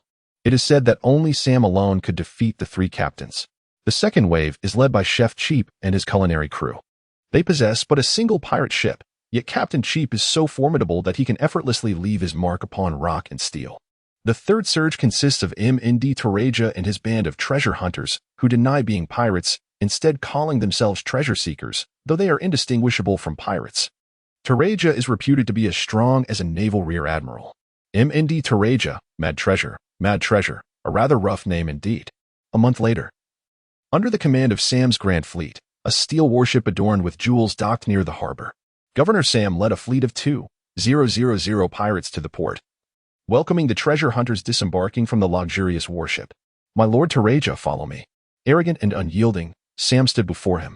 Click trailed behind Sam, gazing at the jewel-encrusted luxury of Taraja. However, like his governor, Click dared not launch an attack on Taraja and Sam's parlor. Sam raised a newspaper, pointing it out to Taraja. Do you see this, Sir Taraja? This Major Hagashi from headquarters is merely a capricious youth, and Rog's newspaper has portrayed him as a hero of the East Sea. 3 years ago, the naval king, Godo Roger, was executed in Rog Town, providing an opportunity for Roger's rival, Rear Admiral Coop, a naval hero whom the people of the East Sea held in high esteem. Yet, it is all too easy to forget. 3 years later, with the increase of pirates, the legend of the naval hero has faded from memory, and the populace even scorns the naval hero for failing to save himself. Just a month prior, there was a governor named Lin in Rock Town. He led the town's naval soldiers in rigorous training, continuing to combat the pirates plaguing the town and its surroundings, earning the unanimous praise of the townsfolk, especially from Rog Town's news agency. Whenever Hilon led his soldiers against the pirates, they would deliver a heavy blow to the foes. In Rog, Lin has become more renowned than the naval hero co-op. However, to Sam, all of this seems like mere child's play. The pirates killed by Hilon are hardly worthy of his notice. Even so, Sam hesitated to confront the major in person, for his principle is, speak not, but state directly. The hero of Rog? How laughable. No, I am not a pirate. I am merely an interested treasure hunter. Sam gritted his teeth. He was disinterested in news from Rog, but was now eager to know what would transpire if he were to assist in dismantling him. If you help me resolve this issue, you may choose from my treasure. Tereja chuckled. Very well, it's a deal. Sam and Tereja became intoxicated. On the other hand, Click increasingly felt something was amiss. Fisher, Coke, Mother, where is Schroeder? These men are captains of Sam's fleet and his most trusted allies. Yet, on such a significant occasion, Schroeder was absent during Sam's meeting with the treasure hunter Tereja? What if a conflict arose? Had Schroeder been lurking in the shadows? But why was he unaware of any ambush? The more Click pondered, the more uneasy he became. Gradually, his wandering gaze settled upon Sam. The reason the Rog Town news agency boasted of Hilon's heroic deeds was that Hilon had been manipulating events from the shadows to draw out the bigger fish behind him. The bait disguised himself as a bloodied young naval officer. He concealed his true identity, informing the news agency he was the major for this mission. Of course, Hilon did not need to orchestrate everything personally. In fact, it was Chloe behind all the dark machinations. A month prior, on the night Colonel Shire and Clow were captured by Hilon had a lengthy conversation with Chloe. She smiled at Clow. You desire a decent life, do you not? Clow said nothing. Do you think I am living decently now? Hilon spoke slowly. Chloe adjusted her glasses. Do you wish for the truth or flattery? Say whatever you wish. Hilon placed his right hand on Chloe's shoulder, replying, I heard you have been training your soldiers daily in a devilish manner, which I find undignified. But without sufficient strength, how can one lead a decent life? Clow felt disgusted yet did not resist. You and Colonel Shire were upright individuals in this tavern. But since I appeared, are you still virtuous? Chloe frowned and inquired. Do you want me to join the Navy? It is easy to converse with the clever. If I betray the millennia-old bounty hunter society, how can you ensure my loyalty? No problem. But if you join the Navy and then betray it, that would be another matter. Hilon understood that Chloe would ask. The sentence was too lengthy. Please provide a shorter one. Once you have comprehended, you may meet me at the naval base. Suddenly, Clow straightened, mimicking a Marine, saluting Hilon. New recruit Clow, saluting Major Hilon. Had he been an ordinary naval major, Clow might have hesitated. However, this major possessed an extraordinary background. As Shire said, if you miss this opportunity, your entire life will be a miss. She was also startled by Clow's reaction. She had expected Clow to deliberate for an entire night, yet he defected so swiftly. Hilon smiled and returned a simple military salute to Chloe, exclaiming, Thus, I am particularly fond of intelligent individuals. Now, let us return to the present. A passenger vessel was making its way back to an island near the eastern China Sea, amidst the threat of pirate attacks on the Victoria territory. Most passenger ships carried no significant personnel, and the general would not have naval vessels escorting them. However, the organization had its own armed forces. After all, there was little to fear in the equatorial calm. Should misfortune lead them to encounter formidable foes, only the basic capabilities of this department would suffice for defense. Clearly, it was inconceivable for a naval admiral to escort an ordinary passenger ship. Upon traversing the calm waters, some vessels would continue their solitary journey, while others that called this place home would be escorted by regional warships. Yet this time, the ship contacted the Royal Navy through Rog, declaring it the best route back to Victoria, while pleading for assistance against dozens of pirate ships attacking them. Regardless of which naval base it was, they implored for aid. Is the 8th Division not supposed to be with the convoy? Indeed, but they were outnumbered, and the convoy had been decimated, leaving no avenue for escape. Help? I am unaware of what transpires there. The phone tapped into, only to recoil with a grimace. It's a trap. Lieutenant Wagner was the first to assess the situation. Colonel Roy, the sovereign of the earth, commanded 20 warships. How could a passenger liner in his territory require our support? Colonel Hill remarked coolly. It is a malevolent conspiracy. Wagner said timidly, scratching his head. I have only heard of conspiracies, but what constitutes a malevolent one? Bermel, polishing his rifle, elucidated. This is an overt operation directly based on the circumstances. We have received a distress signal from a passenger liner. If we proceed, we will walk into the enemy's snare. Conversely, if we do not, we shall forsake the reputation Hilon has built in rock. Whatever course of action we take, our adversary will be eager to witness. I am young. What poison? Wagner clenched his fists, nearly striking the table, but upon catching a glimpse of Hilon, he restrained himself. Major, do we go or not? Indeed. We shall. Hilon replied without hesitation. If we do not wish to serve as bait, how shall we ensnare the great fish? Wagner expressed his concern. But we are merely 40 strong, while they boast an immense pirate force of 3,000. Wagner, you are most aware of the training I have imparted to you over these days. It is merely 3,000 fish. What are you afraid of? Gather everyone. Yes. Stepping outside, Hilon approvingly nodded, observing the naval soldiers on the training ground, their demeanor evidently transformed in a dramatic fashion. Hilon suddenly exclaimed, I ask you, are not the petty pirates near Rogtown your adversaries? The naval soldiers resoundingly replied, Indeed. Then do you dare to join me in assaulting the so-called pirate fleet? Yes. Yes. Splendid. Everyone aboard. We must not keep Colonel Shire waiting for too long. Under the leadership of Lieutenant Bermel and Lieutenant Wagner, the Marines prepared to depart from the naval base at Rogtown.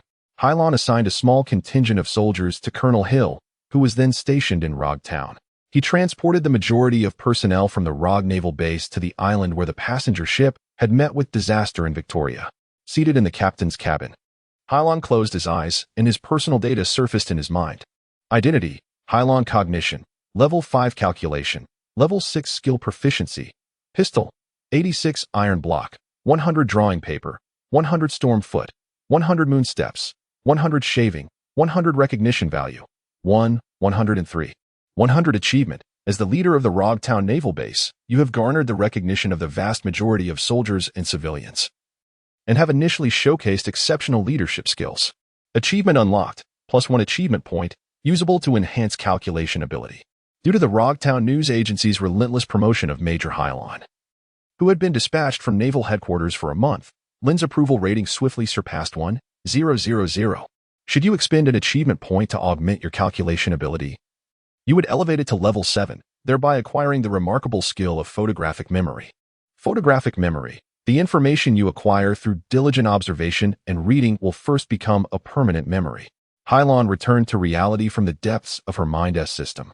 The distinction between level 7 and level 6 in calculation ability appeared to be subtle. However, it bestowed an unforeseen new capability, photographic memory. Was this an exaggeration? Or did it truly possess photographic quality? Hilon eagerly snatched a document from the table and began to read.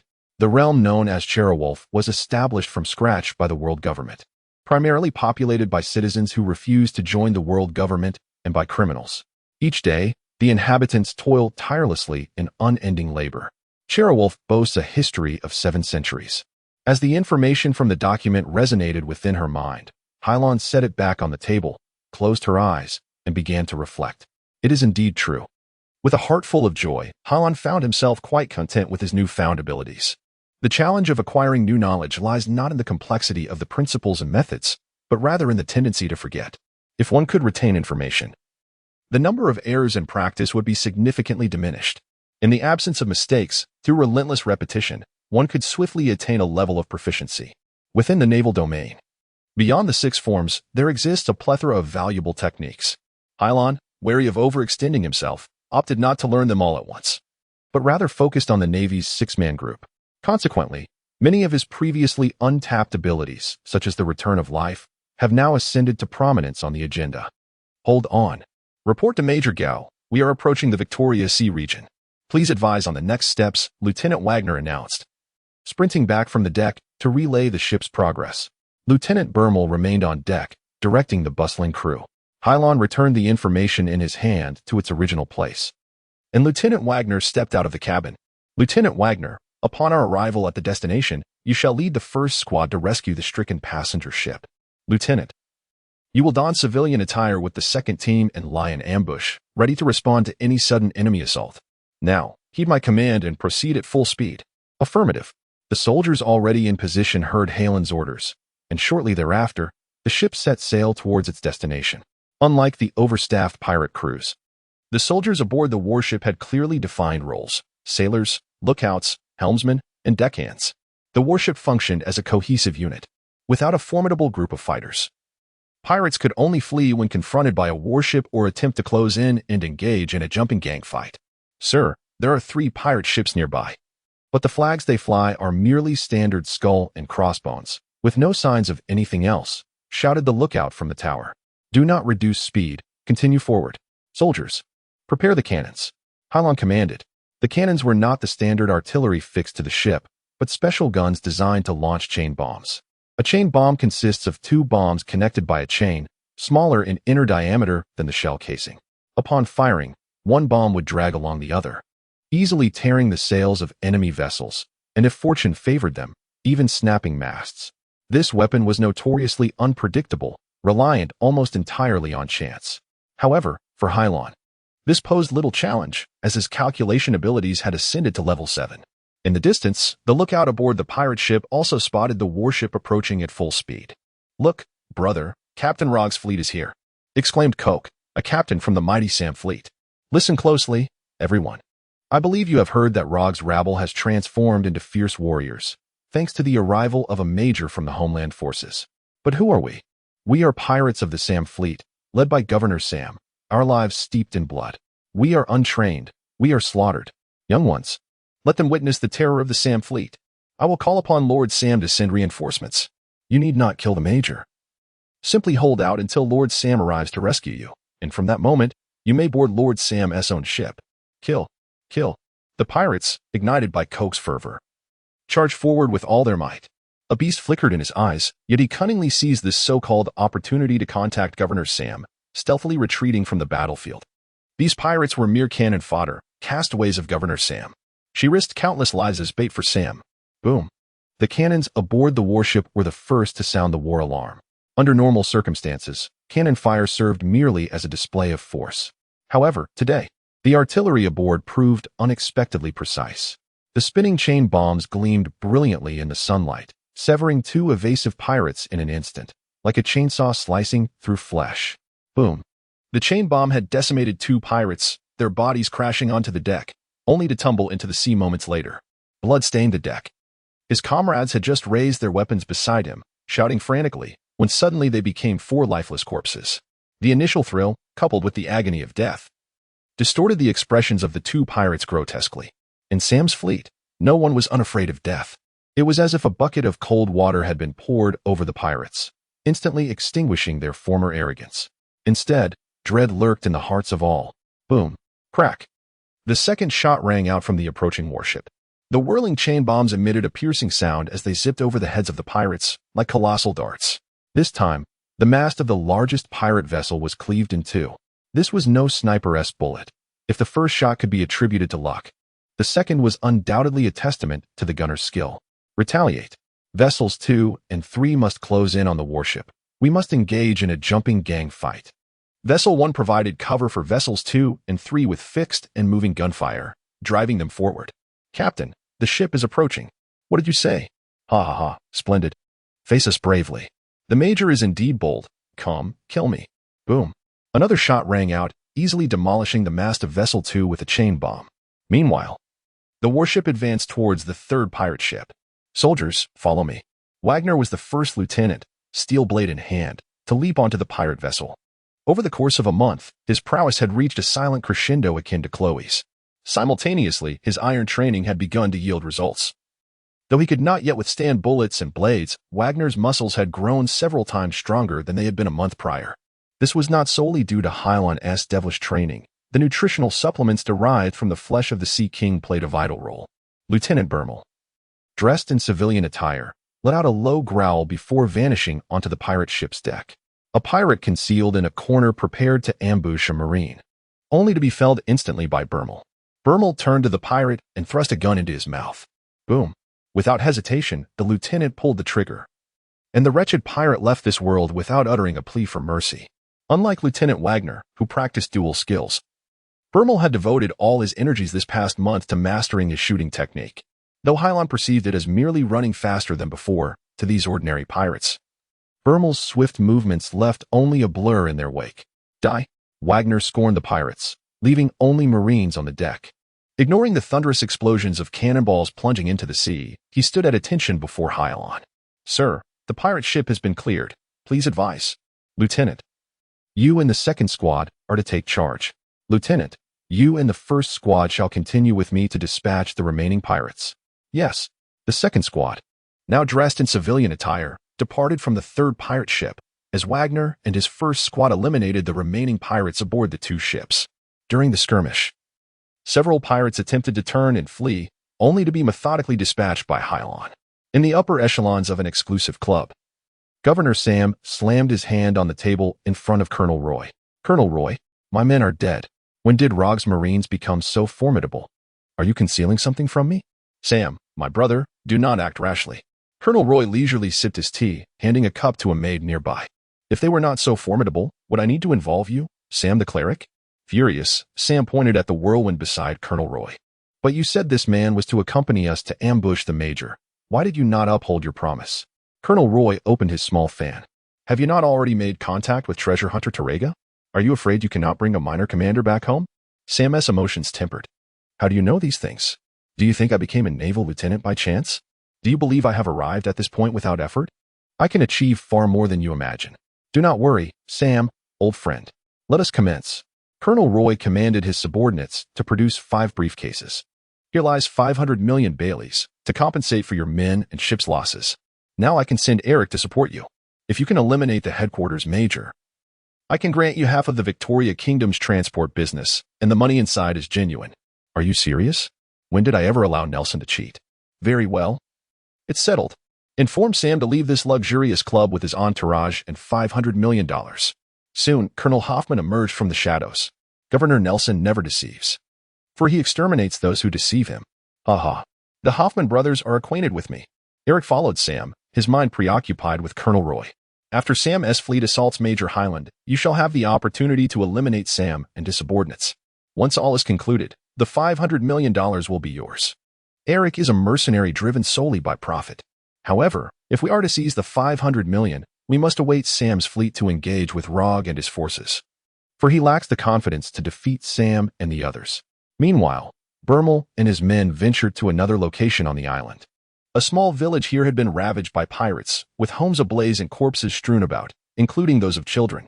Those wretched pirates are truly a soulless lot. The soldiers could not suppress their disdain. Lieutenant, you must witness this. There are still survivors. Bermel rushed over to discover a little girl, hidden amidst the wreckage, sheltered in a small cavity that had not collapsed. She appeared to be merely 2 or 3 years old, timidly inquiring, "Are you good people?" "Of course we are good. For we are indeed good." Bermel interrupted the soldiers, stating, "We are merely passing hunters." Deeper in the ruins, the sudden sound of a baby's laughter echoed. "What is your name? Are your siblings inside?" Bermel asked as gently as possible. "My name is Nachko." He pulled the child from the debris. "I do not recognize her." "I found her," he said, cradling the infant with amber-orange eyes and sparse orange hair. The baby had not seen sunlight for a long time, tightly shutting her eyes. As she adjusted to the light and opened her eyes to the sight of a multitude of strangers, the delightful child not only refrained from crying, but also beamed a pair of innocent, radiant smiles. "Look, she is smiling." Witnessing this, the soldiers felt their spirits lift. At least the villagers had not perished, and there remained a glimmer of hope. "Nachko, it is perilous here. Can you allow your uncle to take you both away?" "Yes." Bermel sought a more suitable soldier, commanding him to escort Nachko and the little girl to safety. "Sister, be cautious. It is dangerous here," remarked a rogue named Kobo, fully aware of the distinctions among hunters. Among ordinary hunters and fishermen, such cruelty is absent. These individuals must be from a very peculiar place. A soldier approached Bermel, whispering, "Lieutenant, are you searching for survivors?" "No, Lieutenant Highlam has ordered us to ambush the pirates. We can delay no longer." Yet Bermel instructed the soldiers, "You two stay here to search for survivors. The rest follow me to the ambush site." Only by eliminating more pirates can we prevent such atrocities from recurring and save more innocent lives. Yes. On the other hand, Lieutenant Wagner led his men to eliminate the pirates from the 2 remaining ships near the passenger liner. Report, Major, the pirates have been eradicated, and we suffered no casualties. Hilon ordered Wagner to assemble the troops, stating, "Now do you comprehend the significance of training? Sweat more in peacetime, bleed less in wartime. War is a matter of slaughter. You must vanquish your enemies, or they shall slay you. If you sweat an extra pint in training, you will bleed a gallon in battle. Today's outcome attests to that. Do you all understand?" "We understand, sir." The momentum of the soldiers surged, their unified shouts instilling a sense of awe even among the passengers aboard the liner. It is truly fortuitous to have such valiant Marines safeguarding us. It seems we are saved. Yes, yes. Who is that officer? I believe they refer to him as Major Hilon. Hilon refrained from ordering the soldiers to comfort the passengers, fully aware that those 3 pirate ships were merely the prelude. The calm was merely the stillness before the impending storm. "Soldiers, check your weapons." A well-dressed passenger smiled, leaning toward Hilon. "Excuse me, sir, can we depart?" "If you believe you possess the courage to venture out, I have no objection," the passenger replied. "Sir, what do you mean? If I am correct, only 3 pirate ships have attacked you. Their main force should now be blockading this area. I suggest you return to the passenger liner and take cover." "Sir, you must protect me. I am a merchant, and if you can guarantee my safety, I—" Before the merchant could finish, Hilon commanded him to return to his seat. "Report, Commander, the enemy fleet's pirate ships have appeared, their masts adorned with the banner of Sam's fleet. All crew members on deck. Prepare to launch the initial assault from the island." Boom. The roar of Sam's flagship reverberated. A colossal cannonball exploded in the sea near the island, sending forth a towering column of water, heralding the might of Sam's grand fleet. However, as they drew nearer to the waters surrounding the island, the naval ambush was fully deployed. Boom. On the surface of the sea, Sam's fleet's pirate ships sustained considerable damage. Led by Lieutenant Bermel, the Navy executed their razor-sharp tactics, swiftly maneuvering through the water to affix a timed explosive to the hull of the pirate ships. The wooden vessels could not withstand the force of the blast, while only Lieutenant Bermel excelled in the art of shaving. This did not deter the other soldiers from employing similar techniques to enhance their swimming speed. As for the timed explosives, most were procured by Clow from the black market. Meanwhile, on the opposite side of the island, a horde of pirates brandished steel knives, rifles, and various weapons, charging towards the Navy, leveraging the advantageous terrain. Dozens of pirate ships, hundreds of pirates. Not to mention, the passengers aboard the liner trembled in fear. Even the soldiers brought by Hilon felt immense pressure. Could a mere handful of soldiers subdue such a multitude of pirates? Yet, recalling their commanding officer, Major Lin, who had defeated all the instructors in 30 seconds with a razor, the soldiers' resolve swelled once more. Major Hilon remarked that shaving is the simplest of the 6 forms. What would it be like if Major Gal employed all 6 forms? Bang! Hilon was the first to squeeze the trigger of his sniper rifle. Under his meticulously calculated control, the bullet struck precisely between a pirate's eyes. The formidable kinetic energy of the sniper's bullet obliterated the pirate's head. Bang! Bang! Bang! One shot after another. Hilon had never faltered. Each bullet he fired claimed the life of an enemy. A series of gruesome scenes not only shattered the momentum of the pirates, but also significantly bolstered the morale of the Navy. Before all the soldiers, Hilon donned a coat emblazoned with the word justice. Behind him, that word resonated as an indomitable belief, firmly etched in the hearts of every soldier. "Fire!" commanded Hilon at the shooting range. The Navy, equipped with repeat-firing flintlock rifles, obeyed his directive. A cacophony of gunfire erupted from behind rocks, trees, and from the ranks of soldiers at Hilon's back. The pirates within range fell like wheat before the scythe. Curses, screams, and incessant cries filled the air. "What a cunning major you are, dispatched from your homeland, who knows the rhythm of the battlefield," Captain Sam remarked from his throne aboard the flagship. Gazing at the billowing smoke rising from the distant battlefield, "I cannot help but be astonished." Yet, Cleek found himself embarrassed. What trickery is this? Is it yet another ambush? Are you boasting of your enemies to mask your own incompetence? In Cleek's eyes, the Navy's ambush was most astonishing for its combat prowess. Neither the Navy, capable of swift swimming in the sea, nor the skillful soldiers on the island had ever encountered such a situation. Cleek understood all too well that any conspiracy or ruse was merely a jest against absolute power.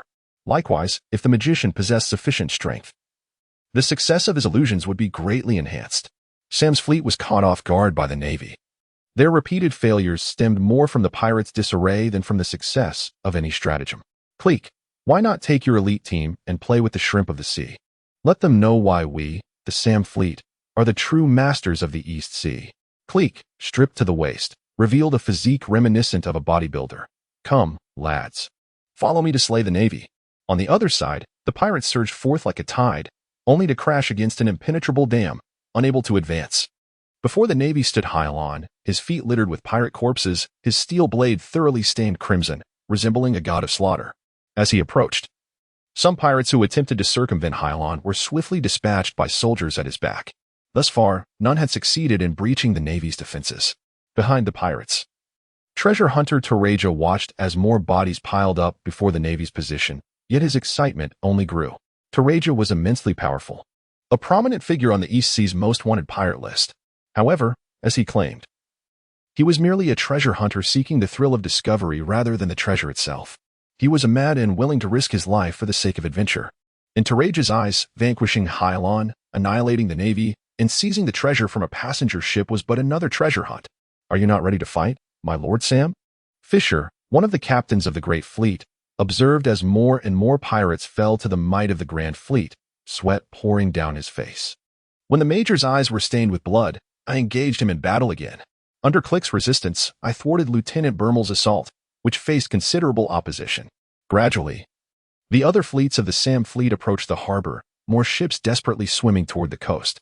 On the flagship, Governor Sam turned to the whirlwind, saying, "Mercenaries, my subordinates are being slaughtered in droves. Do you not intend to act?" His voice bore an unusual tone. Heavens, how vexing. He thought, I suppose I must do this. He extended his index and middle fingers, slender and elongated, adorned with nails that had not been trimmed for years, akin to the trinkets of an ancient deity. He wielded the powers of the scythe fruit, capable of conjuring wind blades to cleave enemies as if wielding a low-grade sword. Without warning, with a mere finger, the greedy whirlwind surged forth, aimed directly at the seated Governor Sam. In an instant, Sam's throne was cleaved into 3 pieces. Yet as the sharp blade grazed Sam's golden armor, it merely produced a metallic clanging sound. "Mercenary boy, do you wish to die?" Lieutenant Sam's voice brimmed with fury. He had never trusted Colonel Roy, yet he had not anticipated that Roy would dispatch someone at such a critical moment. What would happen to Rog's Marines if you were to perish? Would he send his fleet to annihilate these sailors? Are you not afraid of a naval assault? The golden armor of the undisputed sovereign of the East Sea failed to withstand even my windblade's onslaught. After the ambush faltered, Eric quickly distanced himself. As Sam roared, he unleashed another windblade. However, this time the target was not Sam, but Schroeder, Sam's chief of staff. In an attempt to evade, Schroeder lifted his blade to deflect the attack, but his entire arm was severed along with the steel sword. Bang! Clique, clad in his golden armor, leaped to strike him, but ended up slipping and falling to the ground. I am not playing with you. Eric seized several crates before Bailey leaped into the sea. He possessed the powers of the devil fruit, enabling him to traverse the wooden planks with remarkable speed, severing the mast of Sam's flagship. Sam bellowed in rage, "Gonna smash that plank. I will slay him." "Oh, no, Governor. What now?" Sam seized a telescope from the pirates, but he no longer needed it. With his naked eyes, he could see numerous warships on the horizon. Governor Nelson Roy's fleet of 20 ships, manned by 3,000 men, had mobilized. Roy intended to leave no one behind in the fleet, regardless of whether they were Rog's Marines or Sam's Grand Fleet.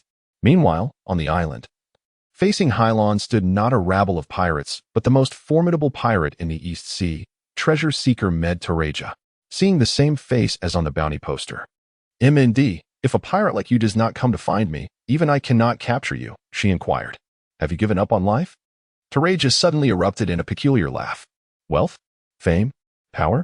I have no interest in being the pirate king. What I desire is merely the joy and excitement of treasure hunting. I am not a pirate. I am merely a treasure hunter." Hilon found Taraja's demeanor amusing. Indeed. You kill, you set fire, you rob, you do as you please, but you know you are not a pirate. You are a treasure hunter." "Yes, I am merely a treasure hunter." Whether to take Hilon's words seriously or to comprehend the irony within them, Taraja remained completely indifferent, grinning as he charged toward Hilon to initiate the assault. Taraja possessed the powers of the chain fruit, allowing him to conjure chains from anywhere on his body. manipulating them with freedom. With whimsical laughter, chains sprouted from Taraja's hands, resembling the tentacles of an octopus as they lunged toward the sea. As Taraja's thoughts shifted, the chains instantaneously altered direction, akin to a living serpent, aiming to strike Hilon at the back of his head. Come on, Major. Let me see what the Navy from the maritime routes can accomplish. Simultaneously, another chain began to coil around Hilon like a serpent, poised to ensnare its target and deliver a fatal blow. Hilon's plan is to utilize the vast SAM fleet to lure out the mastermind spoken of by Clow, though he remains oblivious to the identity of this hidden puppeteer. However, the true objective has yet to reveal itself, and it also involves a treasure hunter. Your presence was not a part of my design, yet now that you are here, do not entertain thoughts of departure. In an instant, Hilon vanished from sight, leaving only an afterimage on the released Taraja chains. With a graceful moonlight step, Hilon soared into the sky, stepping onto a cloud, akin to a cannonball hurtling toward Taraja. This was more like it. The East Sea Navy was feeble, rendering me disinclined to assault their naval base. Taraja had not retrieved the first 2 iron chains, but had instead rendered them unserviceable. His hands were raised to the heavens, 2 brand new chains slicing into his palms like serpents emerging from their lairs, writhing as if to ensnare the mist in midair. However, at that moment, Hilon's form suddenly softened, resembling a flurry of paper caught in the wind. The air currents generated by the vibrating chains continuously buffeted Hilon's body, and despite his utmost efforts, he found himself unable to touch Hilon. 6. Paper technique. This is a method that allows one's body to become as light as paper. It eliminates all force generated by the movements of one's hands in the air.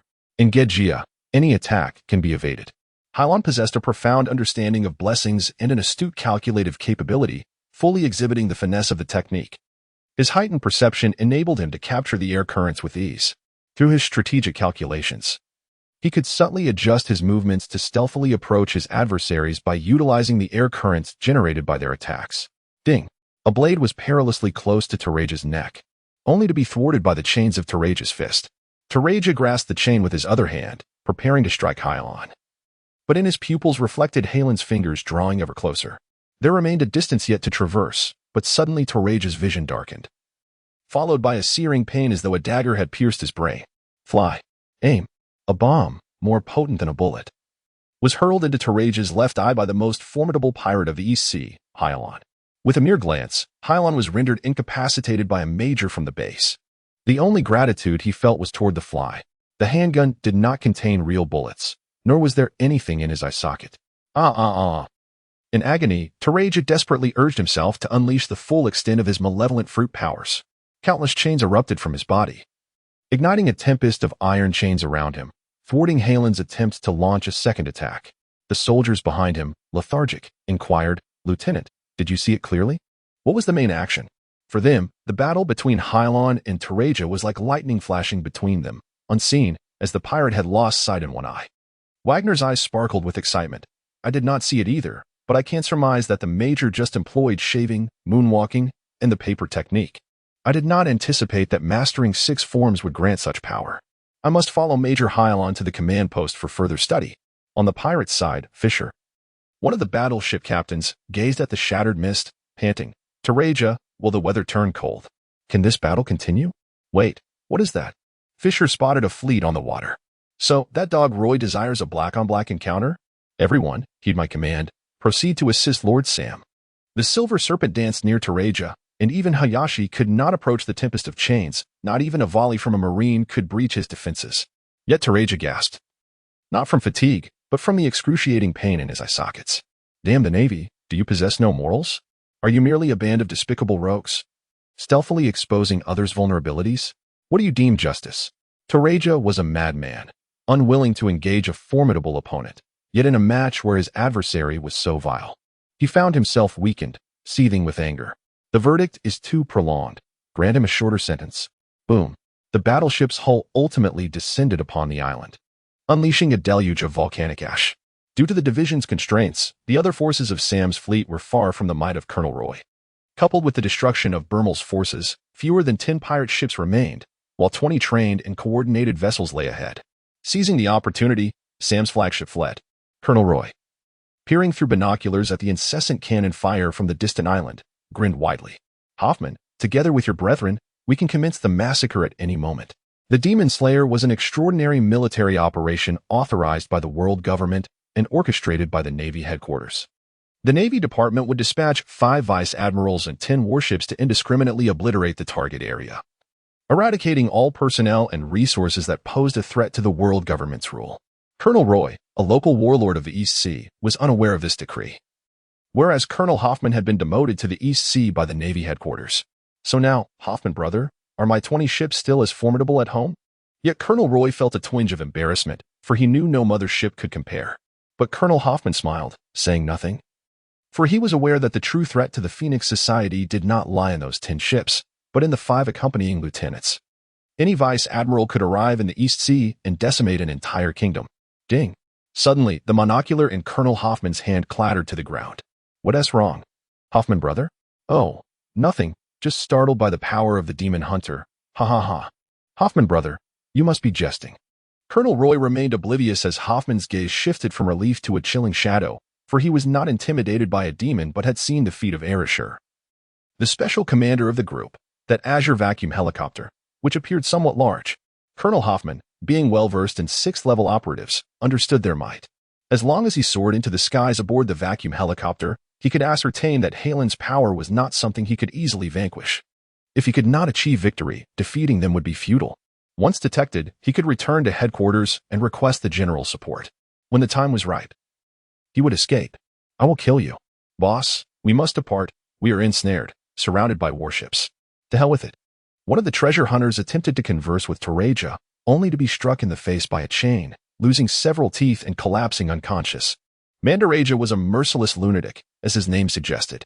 The crew were merely mobile tools to be utilized when needed and discarded when not. Were it not for the treasure, this man would still be a lone wolf today. Madman chains. Tereja bellowed madly, his body suffused with the mysterious power of the devil fruit, turning crimson. As the light dimmed, Tereja's form became ensnared in chains, his hair entwined, with only his face visible. The sea mist, and Tereja appeared unaffected by the raging inferno. In the realms of naval and cryptographic policy, numerous individuals strive to refine these 6 types to enhance their own or various branches' operational capabilities. Harlan is no exception. This time, the vacuum disruptor was not a mere cavalry charge, but rather manifested as a ferocious blue tiger. Its tempestuous force struck Tereja's form, while it could not breach Tereja's chainmail. It effectively impeded his movements. With a flourish, Harlan discarded the mantle of justice and darted to the side of Tereja, who, in a frenzy, swung his arm laden with chains, delivering a powerful blow to Harlan's flank. The sound echoed like a cannon as projectiles fell around them, sending sand swirling into the air. Seizing a fleeting opportunity, Hilon swiftly turned, executing a disreputable maneuver to circle behind Tereja. Armed with a steel blade, she slashed at his ankle, severing one of his large feet. Tereja's foot remained unprotected by iron chains, aside from his face, perhaps due to the devil fruit failing to manifest its full potential. Before Tereja could collapse, Hilon deftly rotated the knife in her hand, cleaving off his other leg. It was only when Hilon cast the mantle of justice to the ground that Tereja fell heavily to the earth. Pain has the power to strip even the mightiest of beings of their strength. The iron chains could no longer safeguard Tereja's lifeless body. Seizing the moment, Hilon hurled a steel knife to the ground, pinning Tereja there. For the madman, death is often the most suitable refuge, although the insane always require a little assistance from soldiers. Indeed, under the barrage of cannon fire, numerous soldiers rushed to Hilon's side, with even a few bolder ones saluting her amidst the chaos. Wagner, take these men to pursue the remaining treasure seekers, capture them alive if possible, and execute them if they resist. Remember, focus solely on the treasure seekers, disregard the sand pirates. Understood? Good. Perhaps spurred by the gathering throng, the artillery of the Demon Slayer also began to provide cover in this direction. 6. Gale. A torrent of azure waves cascaded from the heavens, as countless shells detonated midair like fireworks illuminating the sky. At an unknown moment, Wagner donned Hilon's coat of justice, draping it over her shoulders before charging forth with his men. Bang, bang, bang. Hilon soared through a series of clouds, besieged by fierce cannon fire, ultimately landing atop the mast of a warship. Countless Marines aimed their weapons at her. I offer you a choice. If you surrender now, I shall grant you your life. Yet no one lowered their weapons, nor did they dare to shoot, for they had witnessed the monster cleave through shells, walking through the sky. No one wished to take the first step. With a swift motion, a severed wave flashed by, The main mast of the farthest ship was cleaved as Hilon struck, crashing onto the deck. I give you one last chance. You should know that I, representing the ministry, possess the absolute authority to execute traitors. The clinking of weapons echoed. As more soldiers began to lower their arms, she continued, Excellent, now heed my commands. Those numbered 1 to 10 will pursue the SAM fleet, while 11 to 20 will assemble on deck under Lieutenant Bermel's command to eradicate the remaining pirates on the island. The East Sea shall no longer be under Governor Nelson S. rule. From this day forth, you shall no longer be Captain Roy's personal guard. Remember your sole identity, Navy. Colonel Hoffman's intuition was correct. What truly instilled fear in the demon hunters were those 5 vice commanders.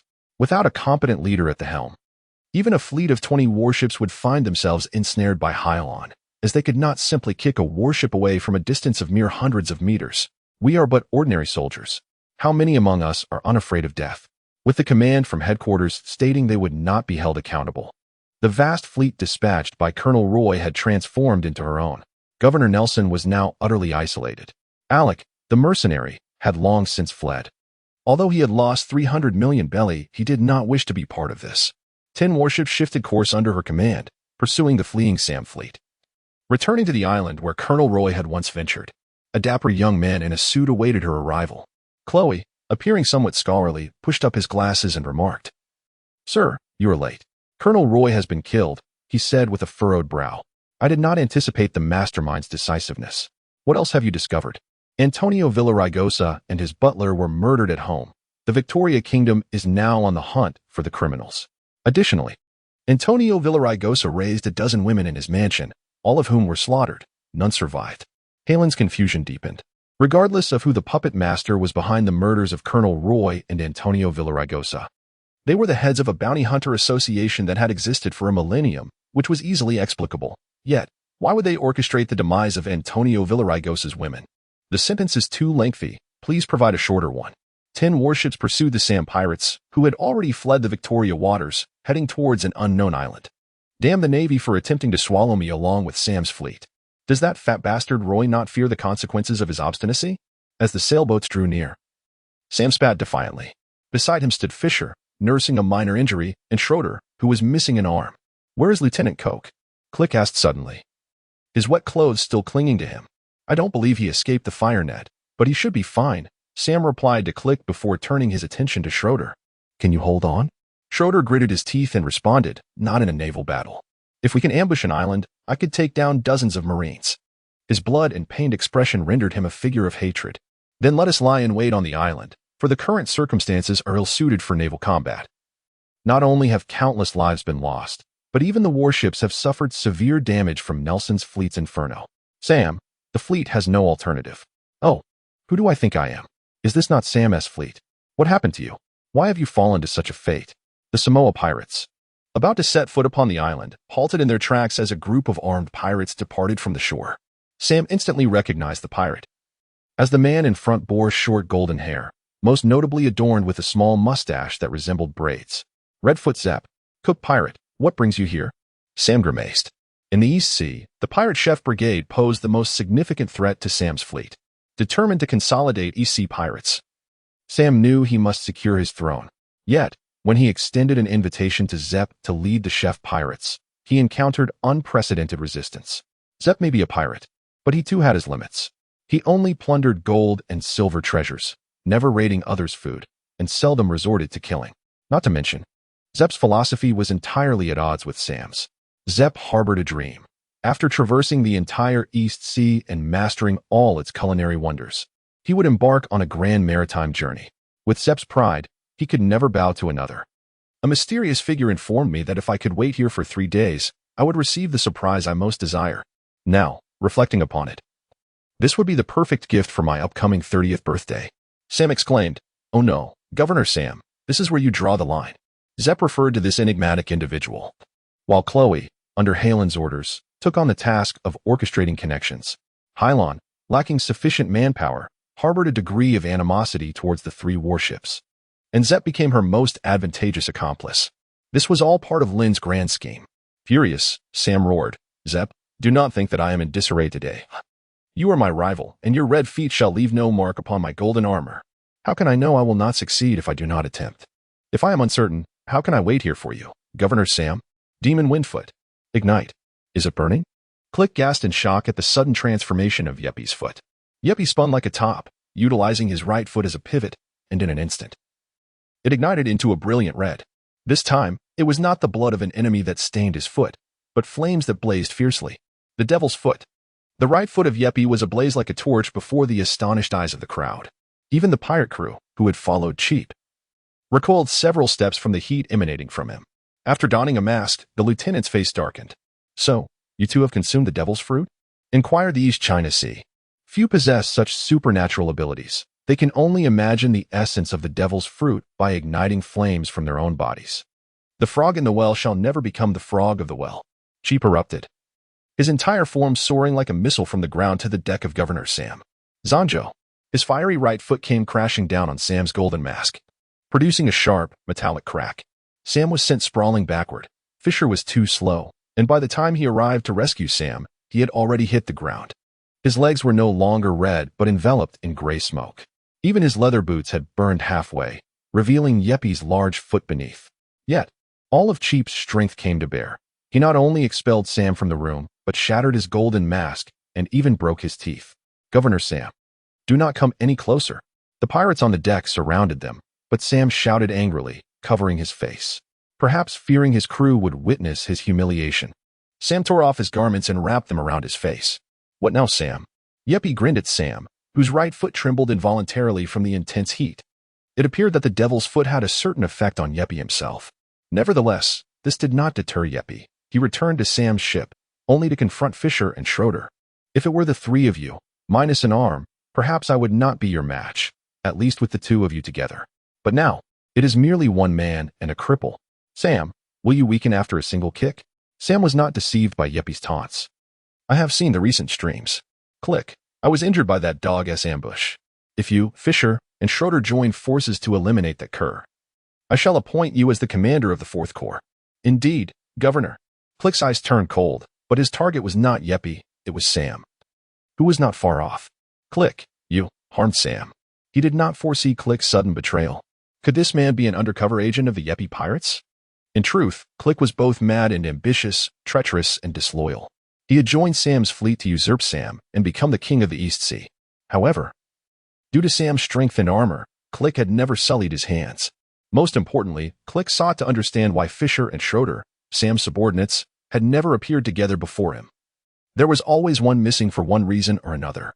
But none of this mattered now, for today was the day Sam would perish. Click had concealed his power.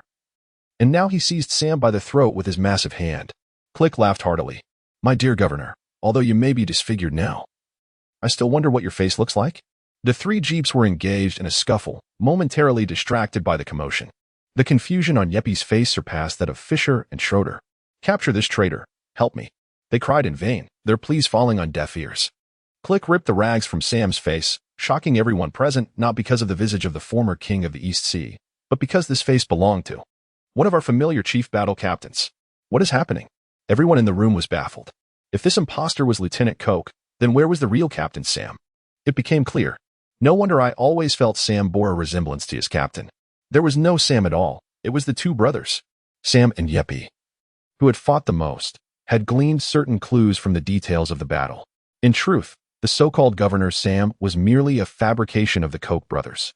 An East Sea king conjured to boast of a pirate, worshipped by pirates, while Sam was seldom seen by others.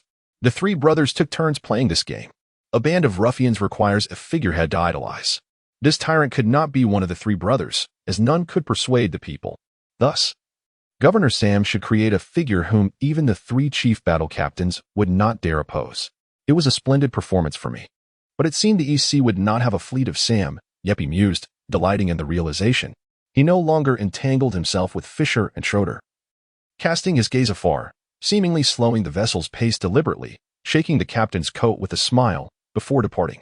As you can see, Governor Sam has been slain by these three traitors. They are all impostors, betraying the governor. Click's thoughts flashed through his mind. This was all a conspiracy of the Coke family, stemming from their secret dealings with the Navy, leading to our demise. How can you tolerate this attempted assassination of the governor and our traitors? Click, a small man riding high, bellowed as he snapped Coke's neck before all the pirates. Captain, do we not care about that man? A sailor in the crew inquired, having overheard the same words. What does it matter to us? Yeppy did not respond. We are to embark on a grand nautical adventure. Let them have their way in the East Sea. Admiral, look over there. The pirates seemed to be turning on one another. A lookout reported to nearby naval officers while pursuing Sam's pirate ship. Do not call me Admiral, you foul little wretch. If the major of this division hears, he will flay my skin off. From now on, call me Sergeant. An unexpected promotion from Admiral to Sergeant was no small feat for anyone. Nevertheless, one must endure. Lieutenant Lin from headquarters, do not provoke him. Understood, Sergeant Warner. The soldier quickly adjusted his demeanor. Should we launch our attack now? No. Sergeant Warner seemed to know what he was doing. This turmoil among the pirates was precisely what he relished. Do not worry, let them go mad for a while longer. On the island, Click had grown stronger. The governor is dead. Let us slay those traitors and hang their heads from the mast to avenge the governor. Without a rallying cry. The pirates would not follow Click into battle. But as Click displayed his might, Fisher and Schroeder were weakened by Yeppy's assault. The pirates swiftly apprehended Fisher and Schroeder alongside Creek. The two were bound to the ground, with Coke's lifeless body lying beside them. Creek's eyes incessantly scanned the golden armor adorning the corpse, yet he ultimately restrained the urge to strip it away. On board a warship, a guard abruptly reported to Sergeant Werner. Look, Sergeant, those pirates are waving a white flag. They must be surrendering. Each warship has 20 men who accompanied me to this island, while others remain aboard. Poised for battle. Even though every warship has a captain, Sergeant Werner wields the greatest authority among them. Hey, Marine, take it easy. We mean no harm. Creek said with a sycophantic smile. Who are you? Sergeant Werner, having never encountered pirates before, remained vigilant. I am Creek, a member of Sam's fleet.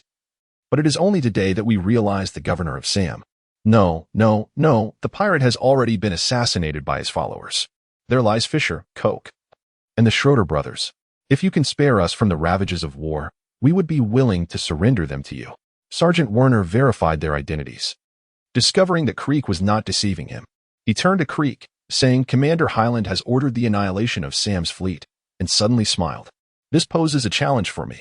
If you do not inform me, how would the Major be aware of the situation? He does not require you to carry all the corpses back, does he? Furthermore, should you insist on killing us, we shall retaliate. You see, we have hundreds of men. Do you wish to witness excessive casualties among your ranks? Sergeant Werner remained unfazed. Are you threatening me? Creek quickly altered his tone. No. I mean, if you could turn a blind eye, all my wealth would be yours. Werner followed Creek to Sam's flagship to inspect the treasures aboard. You make me feel remorse for my conscience. It is quite strong. At that moment, Creek truly yearned to slap the greedy scoundrel, yet the thought of his fleet of 10 warships made him hesitate. I also possess some treasure maps. Would that suffice to ease your conscience? Haha, you are remarkable. Simultaneously, investigations into the Highland and Crow estates, conducted in the name of Antonio Villaraigosa, began to yield results. It is utterly cruel to act thus towards one's own women, Crow remarked, his eyes blinking in disbelief, while he had taken lives before. Witnessing these women perish tragically within their opulent mansions was difficult for Crow to accept. Such could have been beautiful women. What a waste. Hilon could not help but hiss.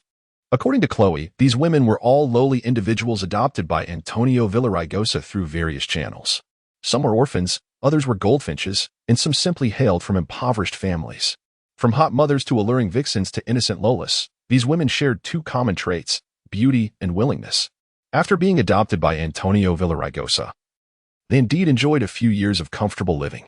However, on this day, they all met their demise at the hands of Antonio Villaraigosa. Chloe adjusted his glasses, making a face as if it had been polished too clean, resembling a seasoned veteran, despite the scene showing no signs of disturbance. Even someone as considerate as Clow could find no trace of what had transpired. A faint smile gradually appeared on Hilon's face. The only shoes capable of creating such traces were Navy boots, specifically the Navy 6, which were expertly crafted, enabling Hayashi's mind to possess a formidable memory and contrasting ability. By analyzing the shape and size of the footprints, he could identify the target's boots with ease. The imprints on the ground were unmistakable, marking the presence of the 6th Navy of the East Sea. Colonel Hoffman, meanwhile, had donned civilian attire and infiltrated Victoria's realm. He was acutely aware that the most perilous places often provided the greatest security. Waiter, bring me a bottle of 82 Laffy, he commanded. Oh, you must be joking. Sir, what? Afraid I can't afford it? Colonel Hoffman was in a foul mood that day. In his view, money was merely a means to elevate one's spirits. No. No. No.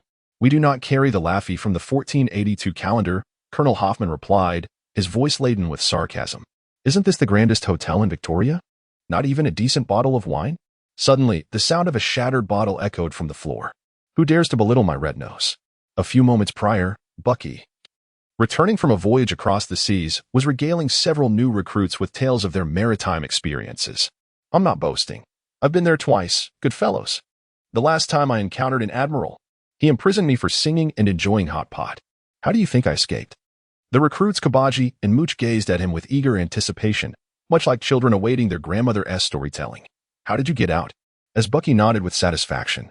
No longer paying attention to them, Kabaji and Mooch exchanged glances, whispering, the captain is bragging again. Have you heard of Golden Lion Bucky? The first pirate to escape from the deep-sea prison, he proclaimed. A sailor shot him an appreciative look. My lord Bucky, was your foot also severed? Bucky proudly placed one foot upon the table. Of course. A few astonished sailors gasped, their eyes wide as they touched Bucky's large foot, incredulously exclaiming, but your foot. Are you mad? Yes, yes, yes. Lord Bucky is a fruit slicer. Not only can he fly, but he also isn't afraid to lose his leg. This is far mightier than the Golden Lioness strength. He picked up a bottle of beer and began pouring it down his throat. Isn't this the grandest hotel in Victoria? Not even a decent bottle of wine? Suddenly, a voice exclaimed, who dares to belittle my red nose? Following the sound, Bucky approached a man seated at a nearby table. Do you take issue with my red nose? Bucky sauntered over, brimming with bravado. I believe our friend has misunderstood. I was referring to the wine, not the red nose. How dare you mention the red nose? Bucky cut off Colonel Hoffman before he had the chance to counter. A typical Robe bullying an honest man. I merely sought you out. What can you do? No, that is not what I meant. Bang.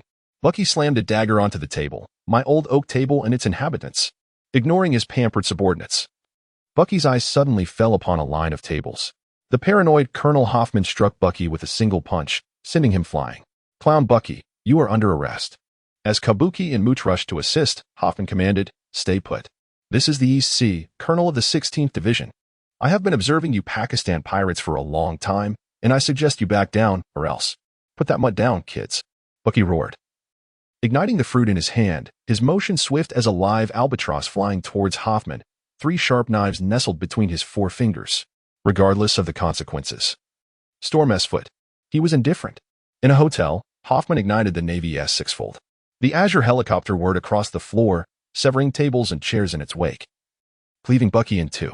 Yet strangely, the momentum of the subsequent assault did not diminish. The hotel walls split apart as though there was no resistance whatsoever. Foolish Navy. Do you think you can kill me with that? Bucky laughed, even as he was bisected. Bucky was a superhuman fruit separator, capable of being sliced into millions of minuscule particles without being destroyed.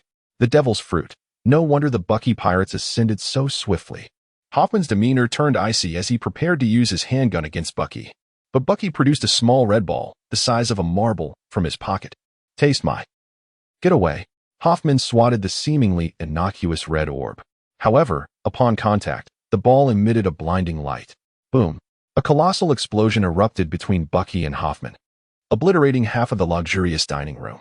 Well, this is my invention, the Bucky ball. It is quite powerful. Bucky lay sprawled on the floor, blackened as if stained by coal. Puff. Hoffman coughed out a cloud of smoke. He wasn't injured as severely as Bucky since he had activated the entire block in time, but his face had turned as black as Chardam pirates. With no outlet for his wrath, Bucky became the perfect punching bag, collateral damage even affecting the hotel itself. If it weren't for you, Colonel Hoffman, stationed at your 16th Division, how would you find yourself in Victoria, which is under the control of the 8th Division? Turn black? Beside Colonel Hoffman appeared Hilon, who had never left Victoria. You are. Hoffman's heart sank, though the ash on his face concealed his subtle emotions. He feigned ignorance of her existence. I am Major Hilon from headquarters. I am now the commander of the Roga Navy base. Colonel Hoffman, please answer my questions directly. I have heard of you, Major Hilon. They say you have eliminated many pirates in Roga Town. Now the people of the East Sea sing your praises. Hoffman grinned, his white teeth blackened by the ashes of Bucky's remains. As for me, I have been keeping a close eye on the Bucky pirates for quite some time. Now I finally have the opportunity to eliminate them all at once.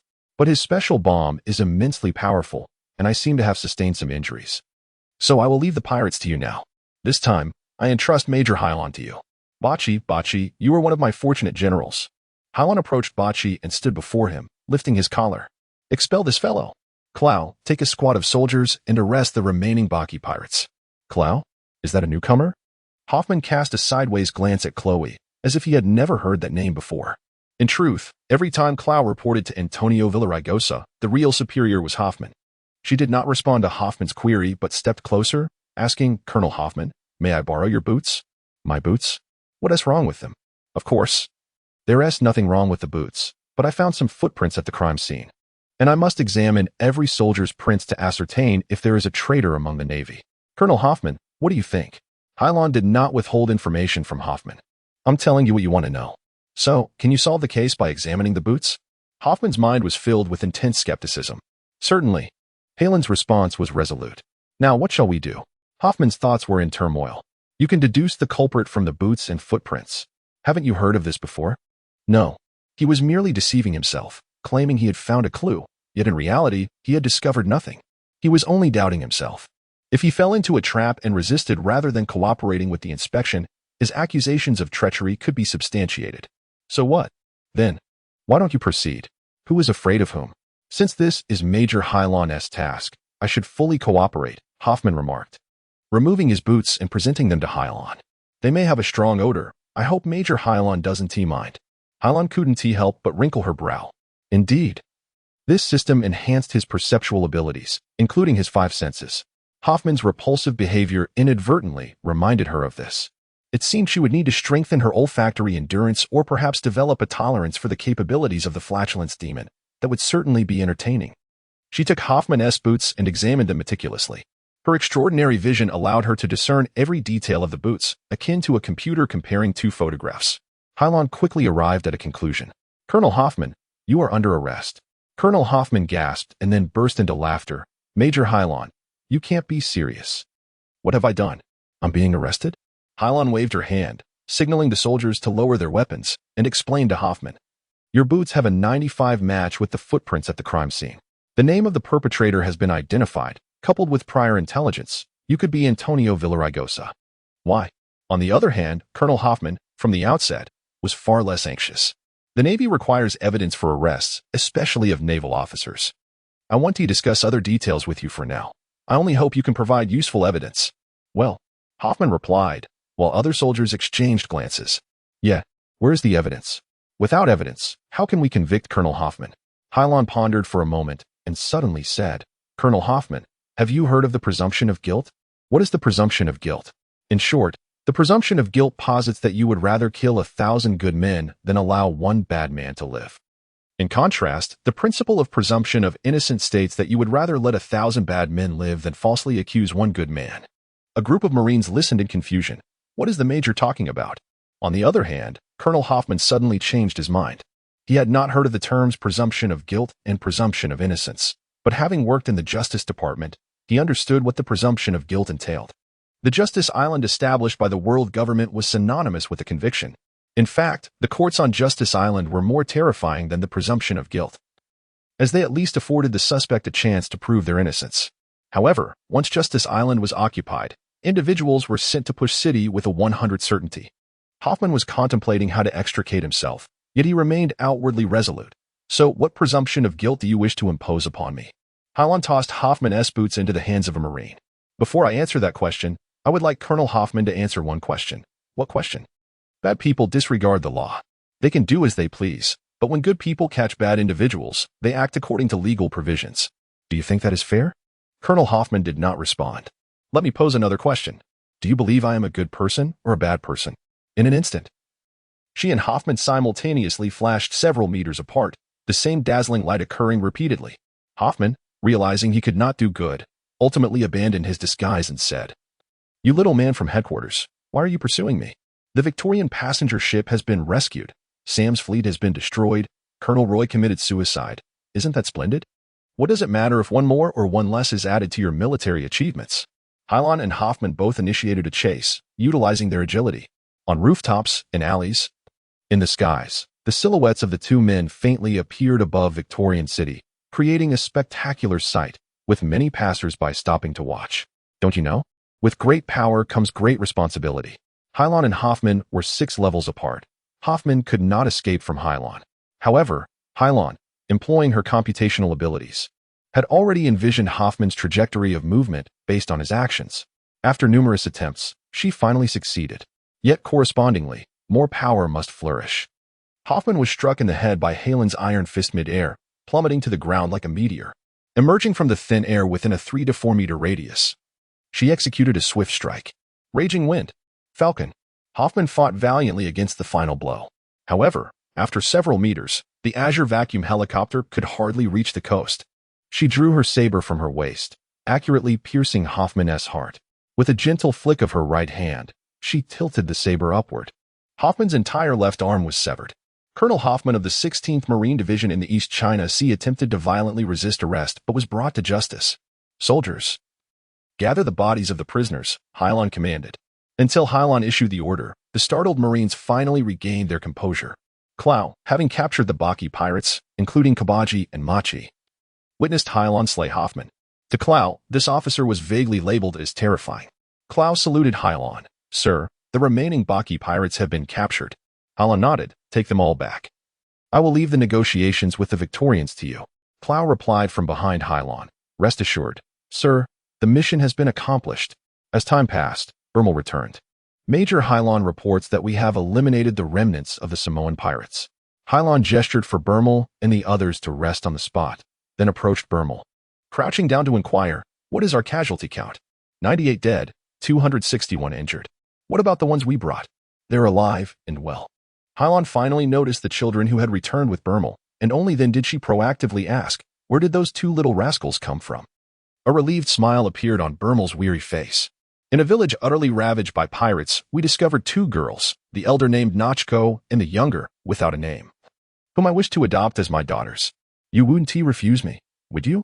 Hilon glanced at the little girl once more. She is far too young to be sent to the Navy's academy, unless someone wishes to adopt them both. However, tragedies unfold in the world daily. The addition or subtraction of one more does not matter much. These are 2 little girls, 2 pitiable homeless souls, but that is of no concern to him. She then looked at Bermel and said, as long as you do not interfere with the Navy, I certainly will not oppose your adopting them. Bermel's smile grew warmer. I will first thank Major Hilon for Nachko and Nami. Hilon looked rather puzzled. Did you not say that the little one has no name? That is the name I have given her. I intend to treat them as my family, my daughters. Very well. I am glad you are happy, she replied. Glancing once more at Yazzie and Nami, Hilon shook her head. Suddenly, Hilon stood and shouted, have you all rested well? The crowd was left in confusion. Clearly this was merely temporary. Yet they stood alongside Hilon nonetheless. Obey my command. Return the way you came and bring back the remains of the 98 fallen Marines. All of you now. Hilon's orders brooked no dissent. What is Officer Hilon doing? The former officers had never received such a peculiar command. Alas, I am too exhausted and truly do not wish to move. No complaints, Mr. Hilon. Orders must have their reasons. Everyone, focus. The words of each soldier varied. Yet their physical actions were essentially the same. They merely needed to locate the bodies. This was far easier than battling pirates. But what did Hilon intend to do with those corpses? Reporting to Hilon, Lieutenant Wagner has returned. These are the crew members of the treasure-seeking pirates. I must say, they are far superior to Sam's pirates, Wagner reported to Hilon regarding his pursuit of the pirates. Indeed, it appears I did not waste my training on you. But I am still alive. The injured should first seek medical attention. Those uninjured should bring the pirates back aboard. Understood. Is that elder brother over there your superior? Chigao gazed curiously at Hilon from a distance, while the soldier held Nami close. Yes, he is Major Hilon, the highest commander of the Navy Division at the Grand Line, the hero of Rogue Town. The soldier proudly introduced Hilon. He is so kind. Yamu remarked with admiration. He must also be quite fearsome, right? Captain Hilon was dreadful during our training. We privately referred to him as the demon instructor. He is always stern while on duty, yet when he goes fishing, Captain Hilon is quite easygoing. He would help us catch large fish. Noki was also amused by the soldier's banter. Does he not have a doppelganger? A poem from Petersburg? You little girl, do not speak nonsense. I believe you are not yet old enough to comprehend many words, but Captain Hilon is not a doppelganger, a poem from Petersburg. He is. Never mind. I will not tell you. You will understand when you grow up. Noki nodded vaguely. Sir, the pursuit fleet led by Sergeant Werner has returned. Hilon announced while receiving the passengers' condolences and gratitude aboard the passenger ship. Both parties salute, Sergeant Werner reported, through our disdainful efforts and valiant endeavors. We have annihilated Sam's pirates and retrieved the bodies of the Koch brothers. Hilon recognized the corpses. What of Sam? It is said he was assassinated by his own men. The Sam who typically appears before people is, in fact, an impersonation by his 3 brothers. Although Hilon was uncertain if that was the case, at the very least. Sam's fleet had been largely decimated, the Koch brothers were dead, and Sam's golden armor had also been recovered, even if the real Sam had not perished. Resurrecting in the east after his destruction would not be an easy feat. Hilon paid no further heed to the pirates' corpses. Instead, he turned to Werner and said, Well done.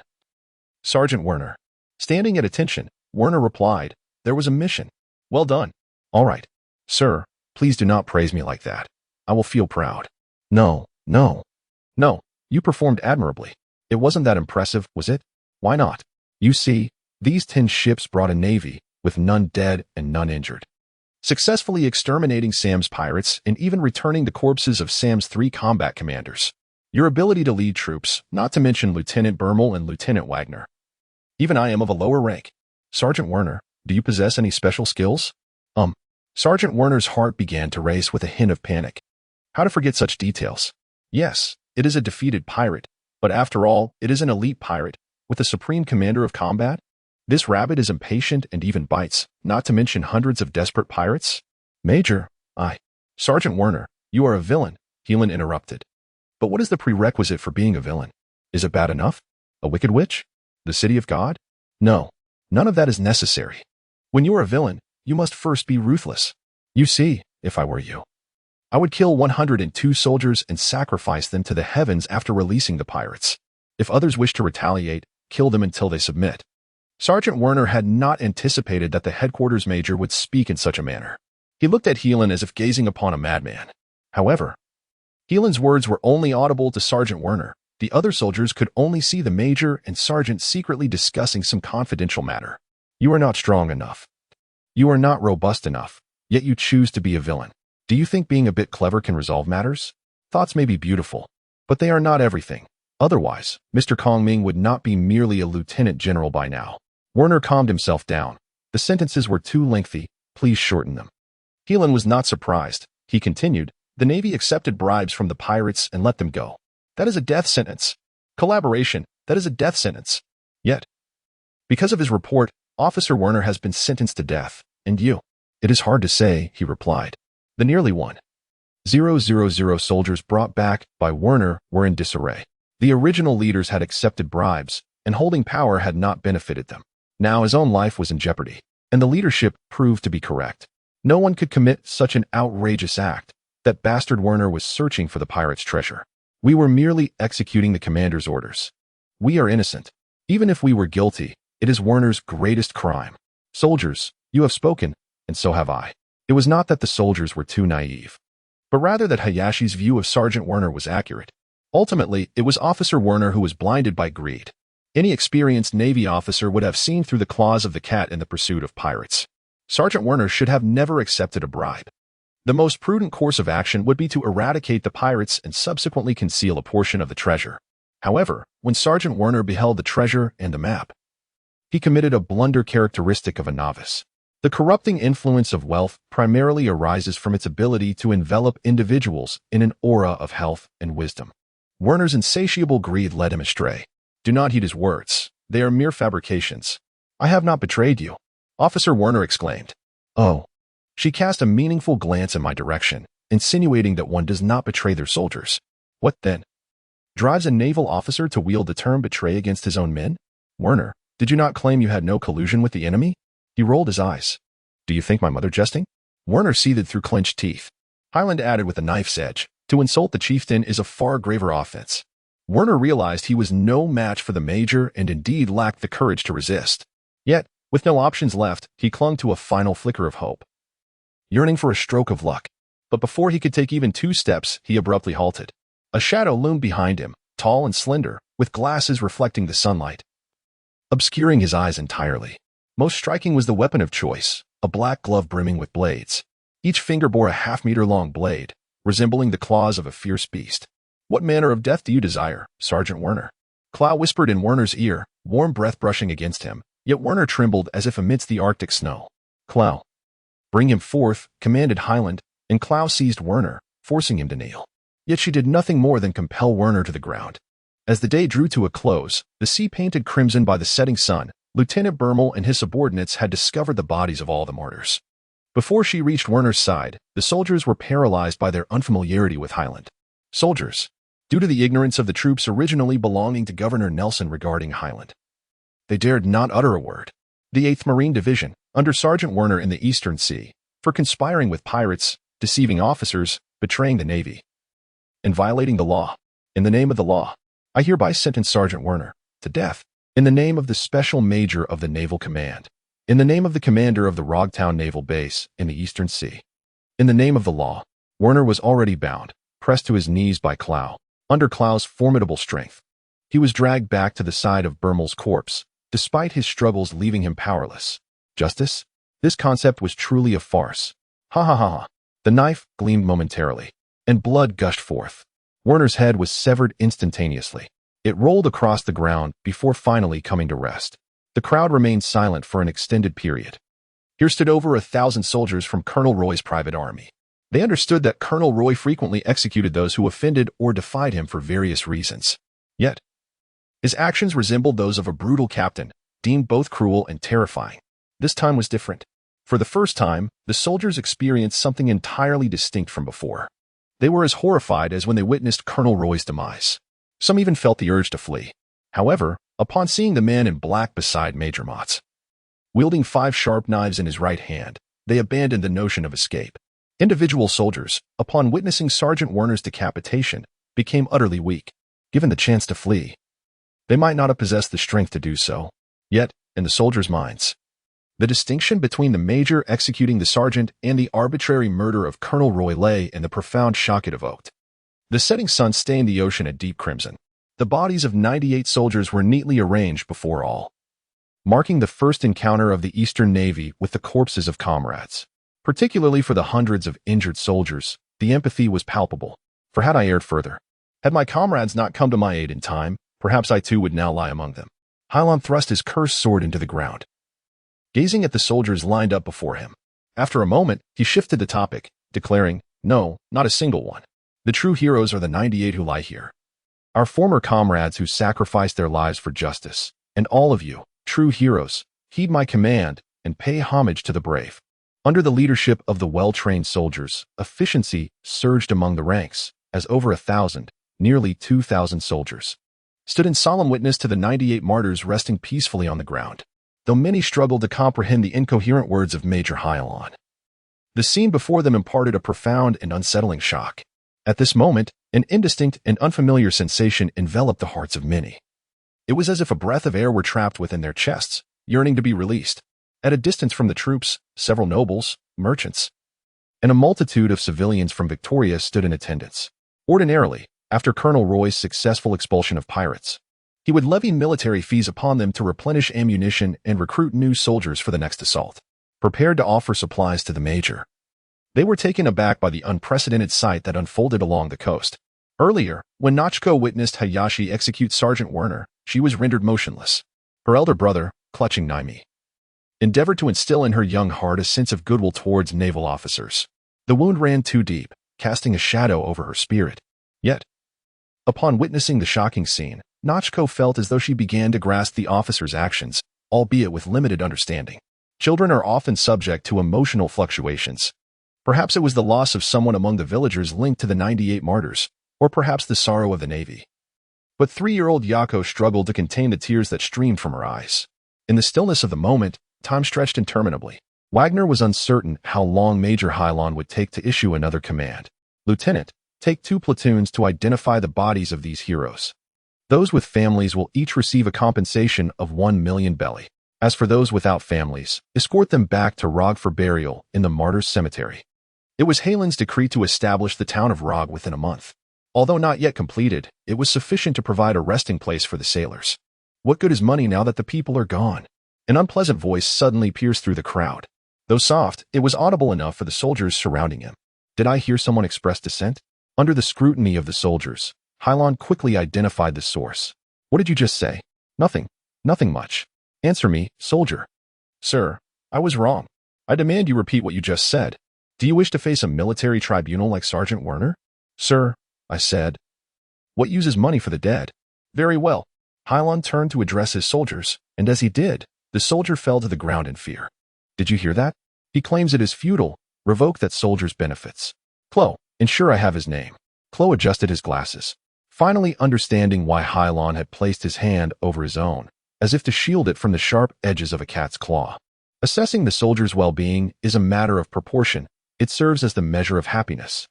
All soldiers who followed Lieutenant Belmel in pursuit of the pirates could receive 100,000 belly, while those who followed Sergeant Werner would also receive the same. Thus, they led the soldiers to a secluded corner. How do you find my performance, Mr. Clo? I believe it is commendable. Unless there is anything else. You will be on the list to return to headquarters with Major Hilon. Very well, thank you, Mr. Clo. No, you should thank Officer Hilon. Indeed, indeed. Look at my battered lips. Strange, why is it not snowing today? The wind has ceased, and the clouds have dispersed. It is the sun, my friends. The sun. A sudden crack echoed, the sound of a whip striking flesh.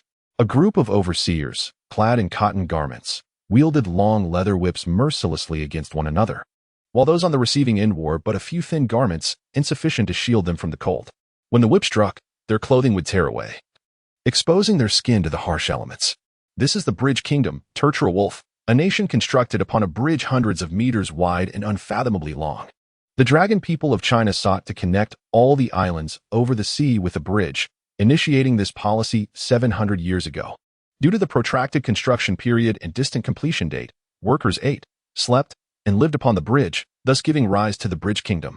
Yet, 7 centuries later, not even a tenth of the islands in the East China Sea had been linked. Nevertheless, governments worldwide have not halted this wasteful endeavor.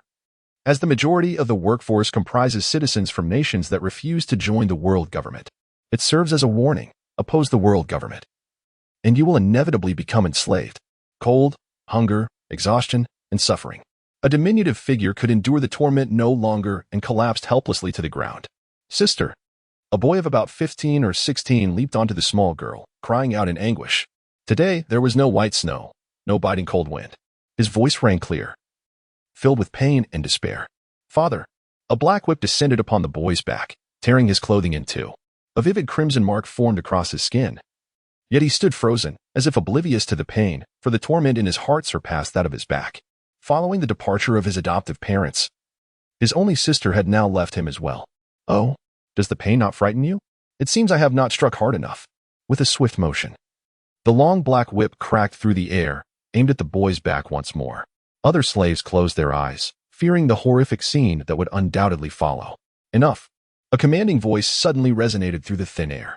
Though not loud, it possessed an enchanting clarity that penetrated the ears of all present. A man clad in black with a deep green cloak appeared behind the boy, seizing the overseer's right hand and halting the whip's descent. The overseer, catching but a glimpse of the man's face hidden beneath his hat, fell to the ground, paralyzed in terror, wetting himself. Arrogant and tyrannical. The enemy approaches. Countless overseers converged from all directions, yet the cloaked figure appeared unfazed, steadily advancing towards the boy. Fire. A barrage of bullets rained down upon the cloaked man. Yet, inexplicably, a green whirlwind erupted from the earth, sweeping through the air. Every bullet was carried skyward like drifting feathers. The supervisors who rushed to assist were swept off the bridge and plunged into the sea below, with no hope of survival. Oh God! It is God! God has come to save us. The slaves of the Bridge Kingdom, having witnessed Dorage command the wind, began to revere him as a deity.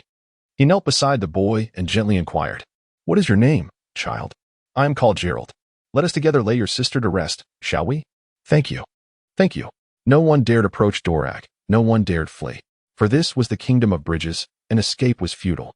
Time, ticking away moment by moment. Under the watchful eyes of the enslaved, Dorag and Gerald slowly dug a grave upon the bridge, interring Gerald's sister. Gerald knelt before her grave, devoid of reaction. At last, someone from the crowd inquired of God, "Are you here to save us?" No. Dorag's response struck the audience like a hammer.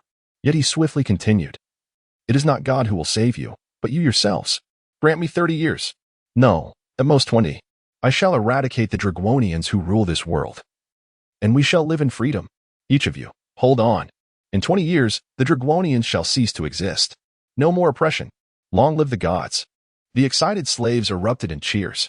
Dorag did not clarify that he was not a deity, but merely immortal. He understood that those living in such extreme conditions required a mythic faith to guide them through these trying times. Gerald, I must depart. You must carry your sister's hope forward. I must survive. Slay the Chinese dragons. Dorag's expression was subtly complex, yet he remained silent.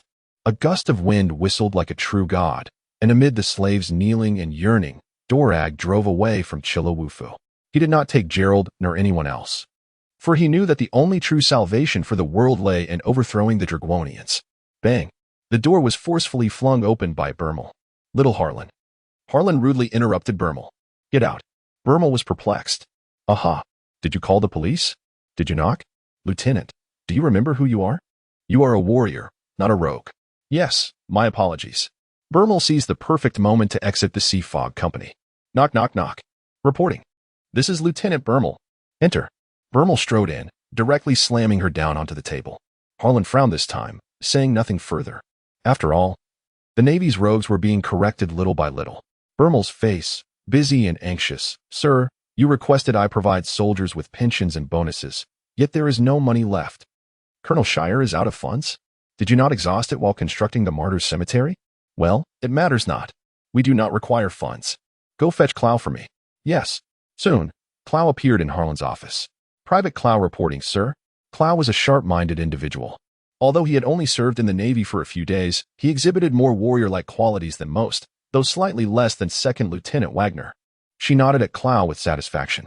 First and foremost, as the main hero of this campaign, I now appoint Private Clow as the adjutant of the headquarters. Well done. Thank you, sir. Clow stood at attention, his face betraying not a hint of joy.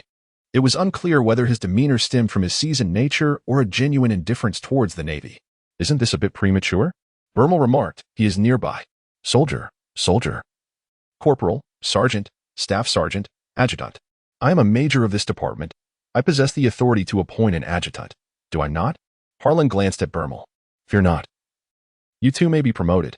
Aha, that is not what I meant. Harlan disregarded Bermel's awkwardness and continued to question Clow. How did Wagner adjudicate the captured treasure hunters pirates? How many remain missing? Where is Colonel Roy's property? All has been confiscated. Harlan turned to Bermel. Lieutenant, did you hear that? Is there not wealth? Bermel appeared somewhat incredulous. Why should I surrender this money to headquarters? Bermel tentatively inquired. Justice? Oh, my uncle is a naval general. He said I am responsible for the operations in the East China Sea this time. Do you have any questions? Bermel shook his head and then accompanied Chloe to retrieve the funds. Yes, yes. Bermel and Chloe saluted Harlan before departing his office. Harlan adjusted his collar, donned his naval justice coat from the hanger, and exited the office. Let me out. Release me. I have served your commander twice. I demand to see Major Harlan. In the cell, Bucky, dressed as a clown, stood at the bars, mocking the demon hunters.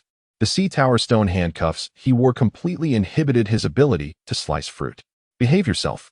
Wagner rapped the bars with a small stick, causing Bucky to recoil. Bucky had already calculated in his mind, as long as he was not shackled by the sea route west. Do not presume I cannot defeat even a mere lieutenant from the Navy. Forget it. He could not even surpass a lieutenant. Ah, Harlan called out Bucky's name loudly, and Bucky instinctively responded. Then he realized, who was imitating my tone? His nose twitched. Mr. Harlan. You all, leave.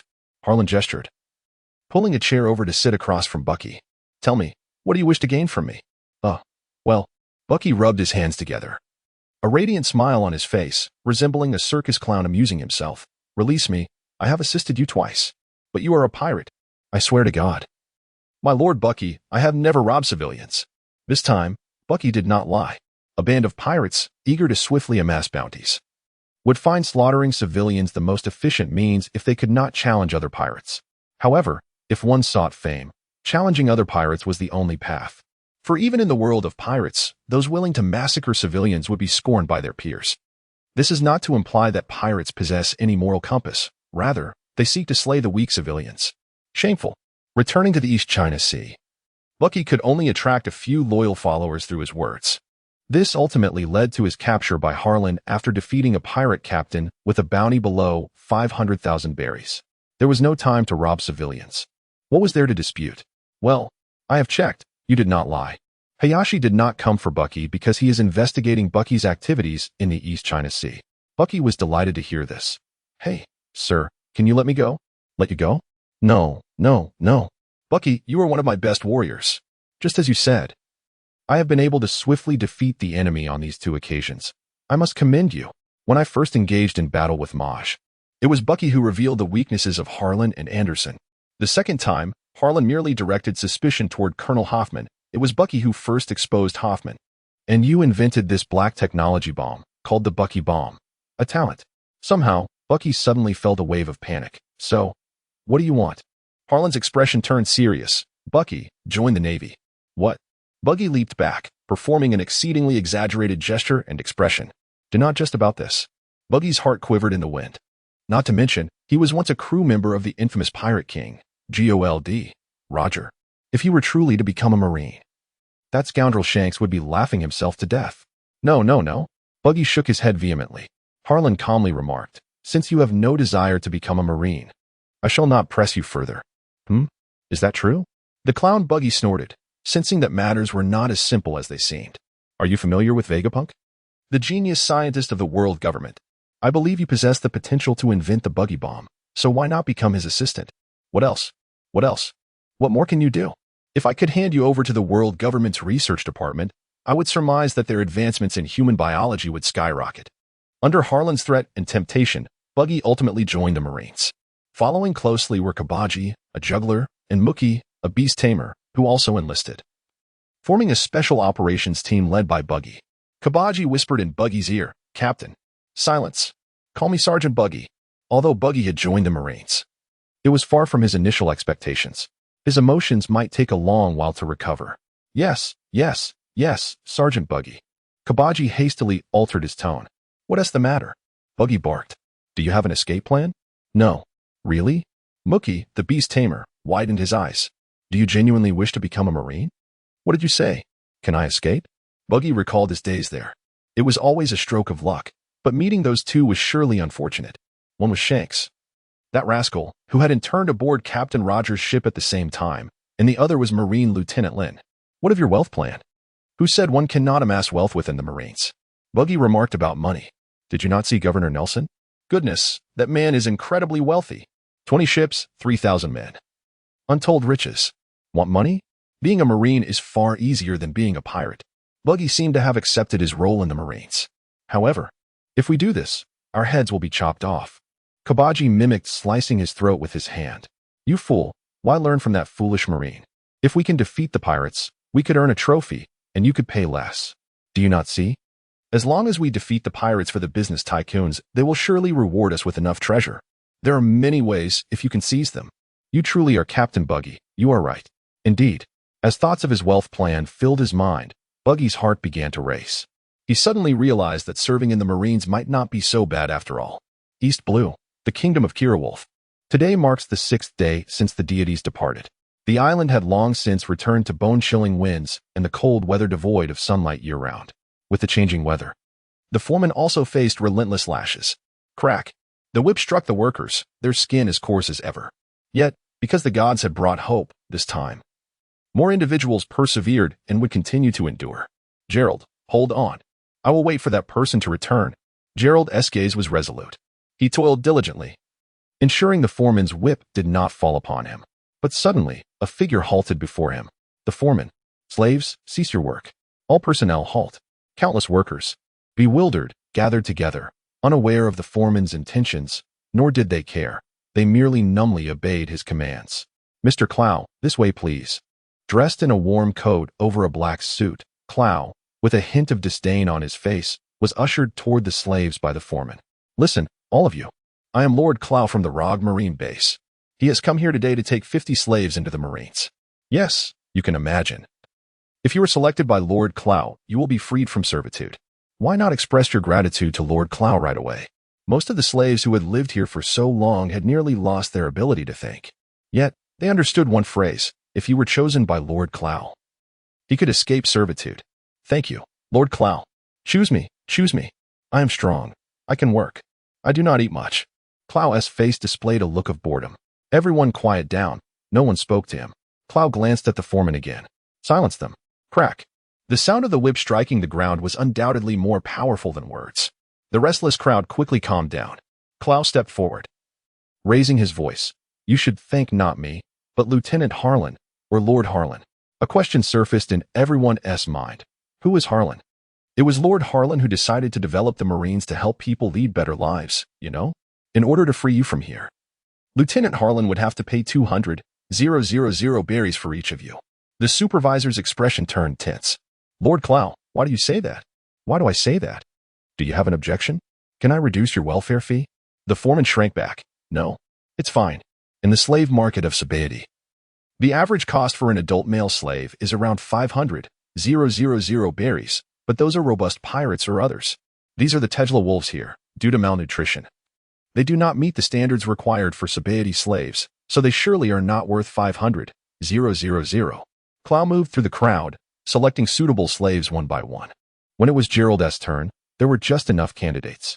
Clow was from the Navy's Yellow Ape, and although his character was entirely different from Borsalino in work, they were the type of civil servant determined to complete their superiors' tasks, neither too few nor too many. The workers stirred once more. Sir Clow, please consider me again. I am absolutely qualified. I eat very little. Prisoners. The foreman's whip halted the slaves.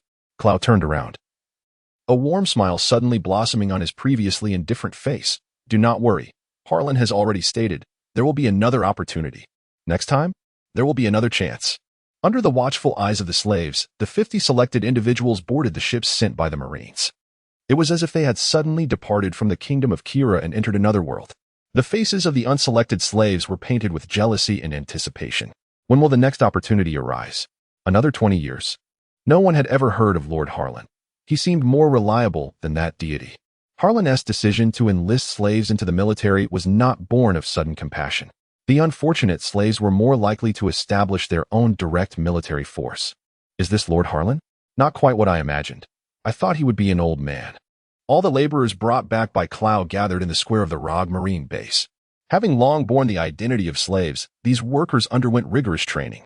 They stood not quite straight, yet they did not require the commands of an officer. They were already striving to stand in the square, unlike the disheveled veterans of Rock. First, allow me to rectify a misunderstanding in your comprehension. Do not address me as Sir Hilon, but rather as Mr. Hilon. Remember? We remember. Hilon nodded in satisfaction. These workers are indeed obedient. According to Hilon, among 50 individuals, 20 are female soldiers. He currently has no desire to form an artistic troupe. However, in this world, many women are equally capable in combat as men. For instance, at Rogue's naval base, apart from Colonel Hill, the strongest individual is Bermel.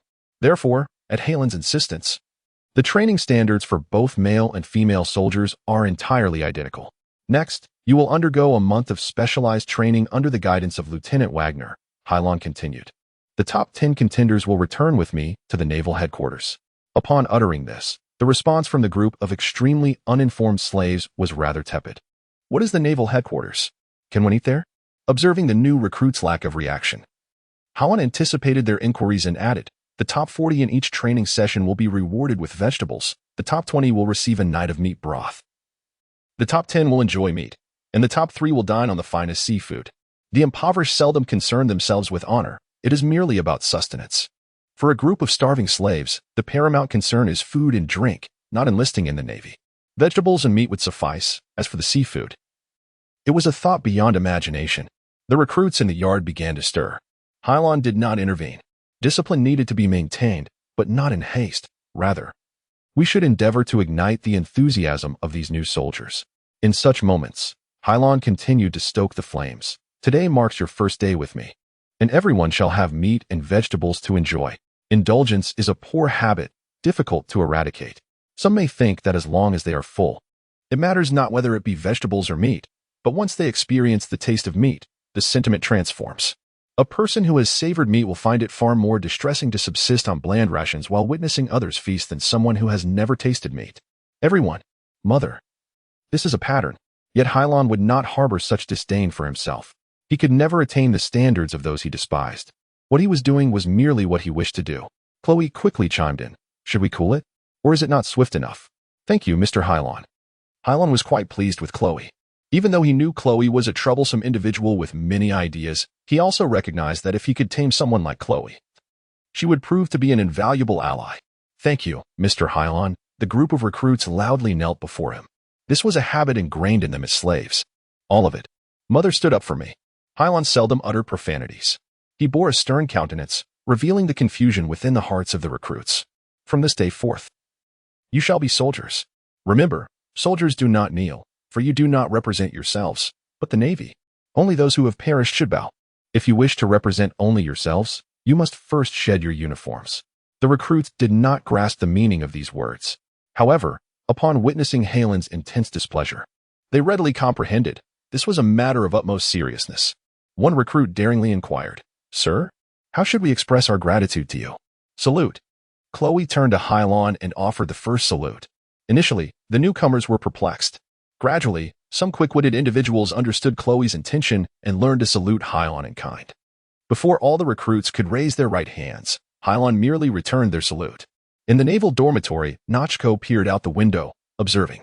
Although the actions of the recruits were somewhat disorganized, witnessing their earnestness made him ponder, if the Eastern Sea had more soldiers like these and officers like Major Lin, then the pirates could no longer stir up trouble. Bermel suddenly appeared behind him, ruffling his hair. How about joining the Navy? She inquired. Can I? Am I allowed? His voice retained a youthful tremor, yet within her gaze lay a fierce yearning. You'll need to wait until you grow up, Bermel replied with a smile. In the narrative, Bermel had once been ambushed during a military operation. All the Marines and civilians on the island were slaughtered, leaving only her, Nachko, and Nami alive. In despair, Bermel ultimately returned home to cultivate oranges. But this time was different. She wished to remain in the Navy. Furthermore, she had risen to the position of leader at Rogue's base, a colonel at the naval headquarters.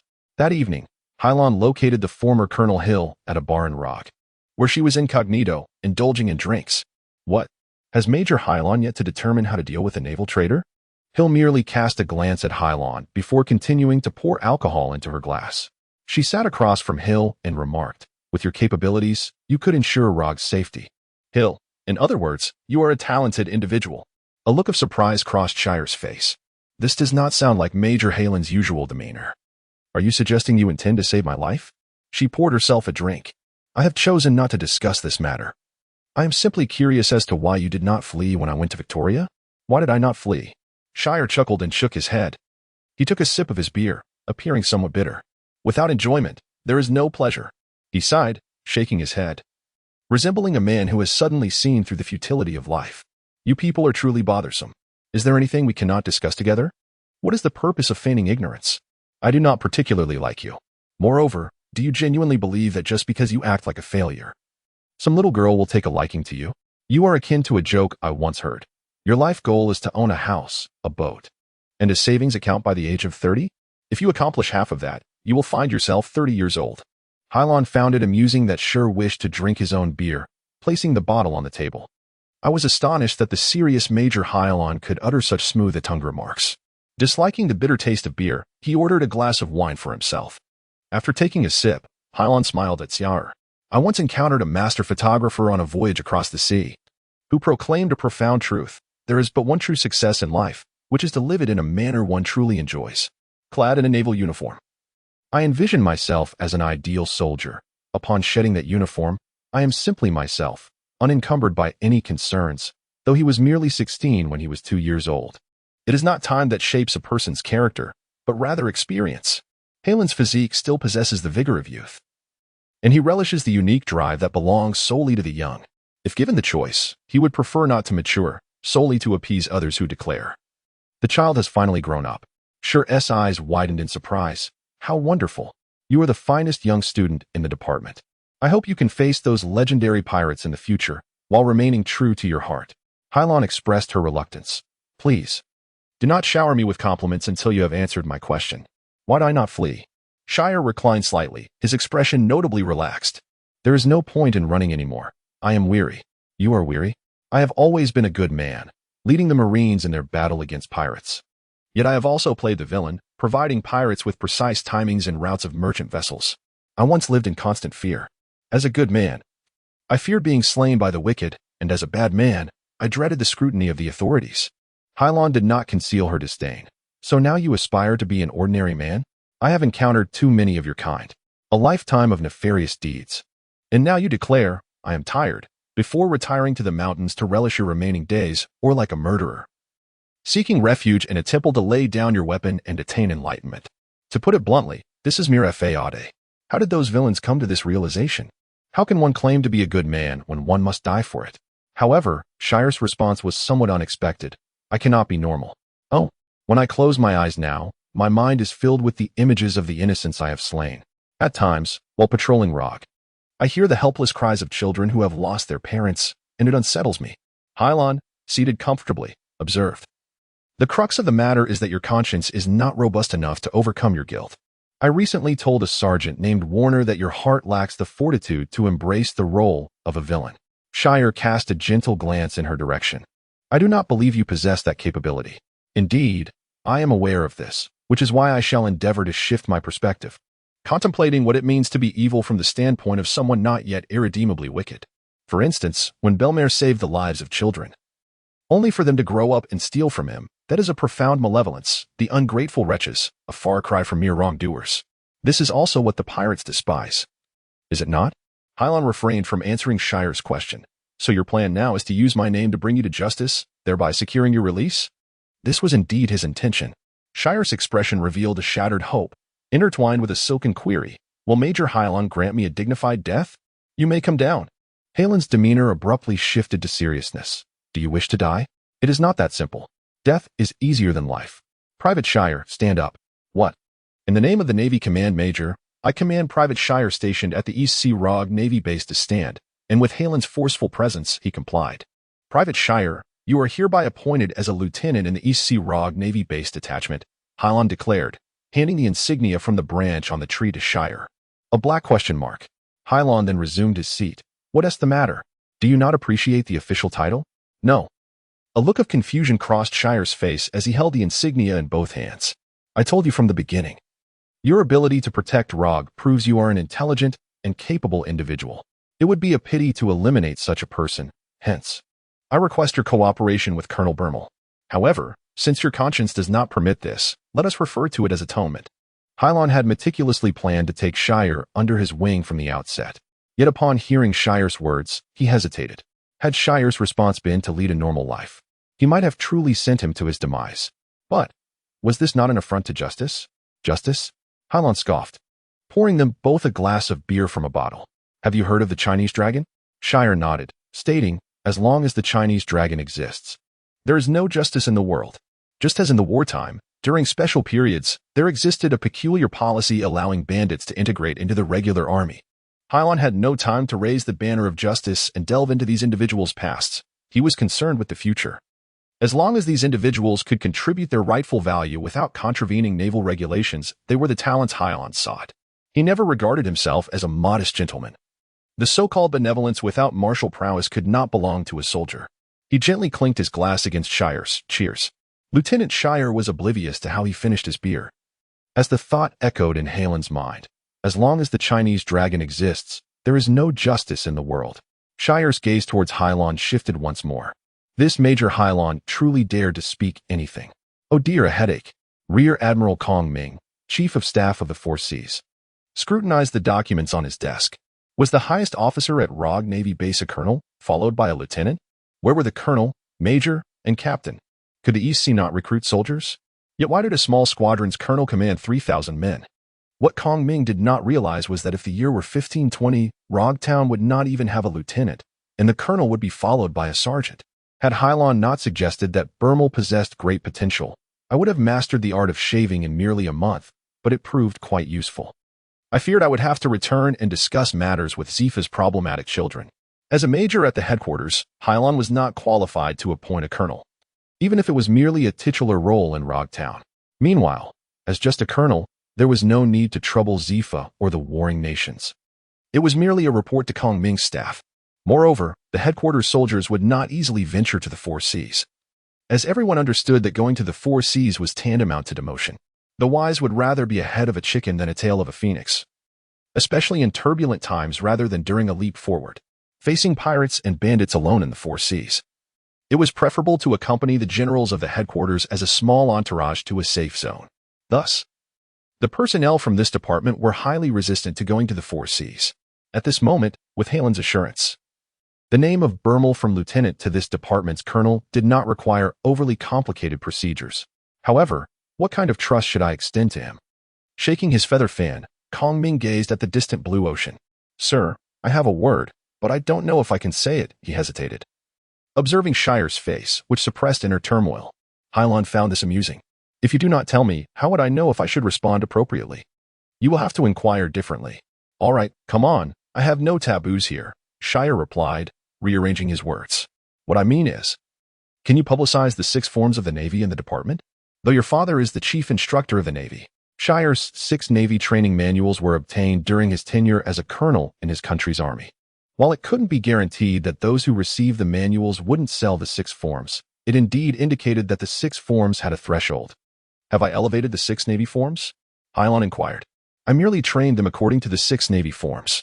Now, apart from Bermel and Chloe, who else knows the 6 Navy forms? Then those 2.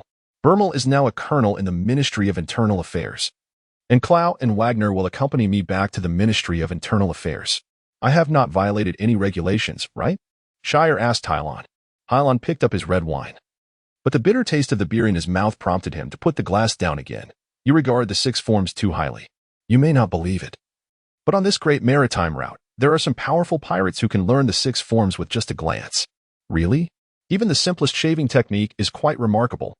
I thought it took 2 or 3 years of practice to reach that level. A wry smile appeared on Shire's face. Madam and Lieutenant Shire. Sir. Upon hearing Heather mention her high rank, Shire straightened up. Your girlfriend hails from Happy Street. I advise you, if you do not like her, it would be best to part ways. If you truly like her, then marry her again. I mean no offense. I merely wish to remind you to stay healthy. If I knew my lieutenant had any issues, I would have dealt with you first. Old helmsman? Old helmsman?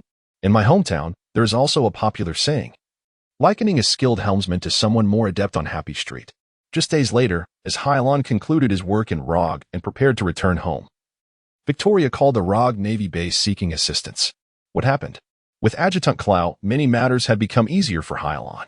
King Victoria stated, I do not know why, but in their kingdom, those who were once peaceful and submissive have suddenly rebelled, claiming to initiate a revolution. Is revolution? Hilon was taken aback. That word cannot be used frivolously. How serious is it? Very serious.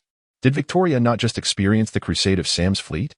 How could they have the energy to engage in a civil war at this time? Clow's expression was neither sorrowful nor joyful. After all, it did not concern him. He adjusted his glasses and explained, it is said that those rebels who could not fight suddenly obtained a large quantity of weapons from an unknown source. Victoria's deputy minister claimed it was these nobles left behind by us and the pirates. Clearly nonsense. I have ordered you to clear the battlefield, have I not? These weapons represent money. Am I foolish for associating with them? Keep your distance. I fear we cannot leave him alone, as Victoria is a member of the world government. It contributes a substantial amount of heavenly gold annually. According to regulations, their government possesses the authority to demand naval support. Has Admiral Carp, the hero of the Navy Department, also arrived in the East China Sea, according to the latest intelligence? Is he present here? Although Carp is more seasoned than Sengoku and Zephyr, he is quite the rogue.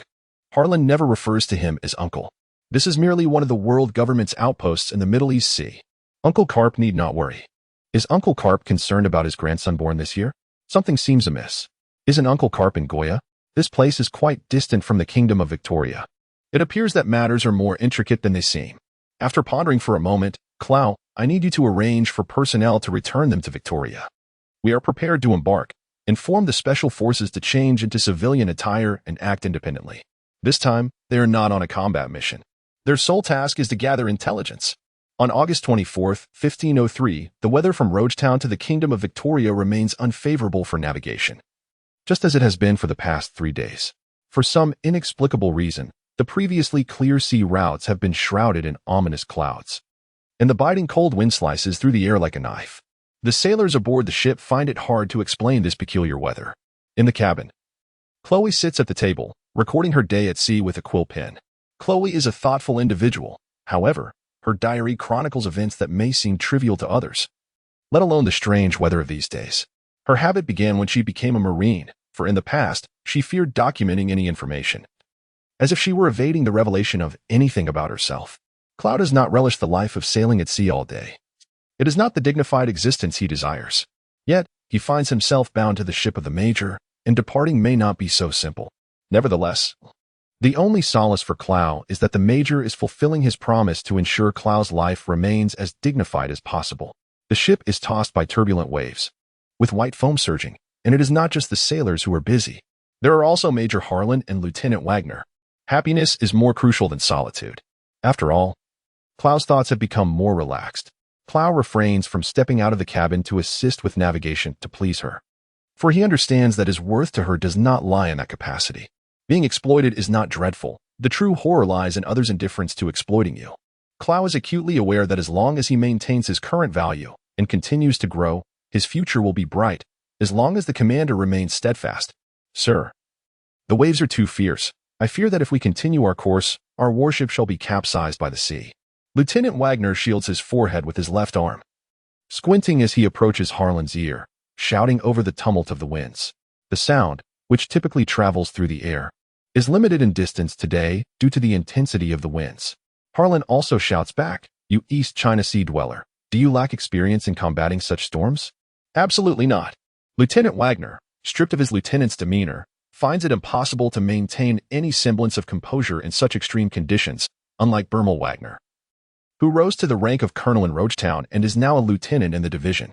Wagner wishes to be with Bermel, but since encountering Harlan, he feels his life's aspirations have gradually shifted. The expedition's headquarters is en route to the East China Sea, led by Major Harlan, whose valiant and compassionate subordinates actively engage in combating pirates. He believes the Navy ought to embody such spirit. This is the officer he respects, unlike those who remain by Harlan's side solely for their futures. Wagner genuinely wishes to follow Harlan's command. As for Bermel, thank goodness, I have never disclosed my feelings to her nor expressed how much I admire her.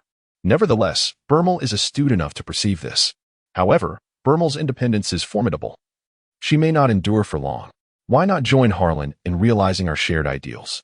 Wagner reassures himself of this. Suddenly, a thunderclap resonates through the ominous clouds, as if nature is unleashing its wrath. A colossal wave rises from the depths, crashing against the warship enveloped in sea mist. Harlan, battering ram. Harlan leaps from the warship, a blue vacuum wave spiraling around his legs, manifesting as a blue energy shockwave that carries an overwhelming force, striking against waves that mere mortals can only gaze up at. Bang! Bang! Explosions resound as a series of siege cannons soar towards the tumultuous waters in tandem with Harlan's footsteps, producing a cacophony of thunderous roars. Ultimately, a single drop of water can penetrate stone and shatter walls. Such force is sufficient to sweep away all masts aboard the ship, cleaving the waves in two and paving the way for the vessel ahead. The clattering sea mingles with pouring rain upon the warship, and the sea mist, already drenched by the downpour, pays no heed to the encroaching waters. He stands at the bow of the ship like a statue, indifferent to the wind and rain. The resolute figure of Hilon instilled immense confidence in the soldiers on the deck. Fear not, for we have Captain Hilon to clear the path for our warship. No wave shall hinder our progress. Let us strive harder and charge forth. Wagner cheered as he took the lead in setting sail. Yet, in the face of nature's might, human morale, no matter how elevated, appeared fragile. The waves receded, but this did not signify the dissolution of barriers. The boundless sea churned violently, unleashing a murky green tempest. Crack! Without any forewarning, the mainmast of the warship abruptly shattered before the eyes of the crew. It swayed so violently that even CLO trembled. The mast is broken? Impossible! The wind has not swept us away. How could the mast be severed? This is no decrepit pirate ship. This is a war vessel. I cannot discern whether it is an illusion, but after the mast fracture, the waves seem to diminish. A deep green wind? Who has ever witnessed such a phenomenon? Hilon furrowed her brow as she questioned the soldiers on deck. Everyone, including CLO and Wagner, shook their heads in bewilderment. Returning to the ship amidst expressions of astonishment and disappointment, Hilon finally commanded a retreat aboard. The good news was that we no longer had to risk our lives in a contest against nature. The bad news was that even with Hilon leading us, we ultimately succumbed to the forces of nature. Let us return home. You ought not to be embroiled in this matter, a hooded man proclaimed from the clouds. However, just as he believed everything had concluded, his attention shifted toward Hilon. CLO, fetch me another compass. CLO said nothing but turned to enter the cabin. Yet Wagner, intrigued, asked, "What do you need a compass for?" Hilon directed her gaze toward the distant ocean. "This is the furthest a warship can reach. I shall traverse the remaining distance on my own. Each island possesses its unique magnetic field, causing compasses to malfunction. Thus, a tool known as a recording needle is required. However, across the seas, the magnetic fields are normal, and here, the recording needle fails to perform its function, leaving us reliant on a compass instead." "Sir, you cannot be serious? In such a storm, even with a vessel, passage is impossible." Wagner's expression reflected disbelief. "A ship that cannot brave the waves? A lifeboat? Is that not utter nonsense?"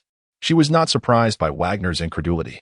Had he not grown accustomed to witnessing robust individuals at the naval headquarters? He would not have entertained such absurdity. "Who said I intend to build my own ship?" "I mean, I can run," Wagner declared, further complicating matters. "Run?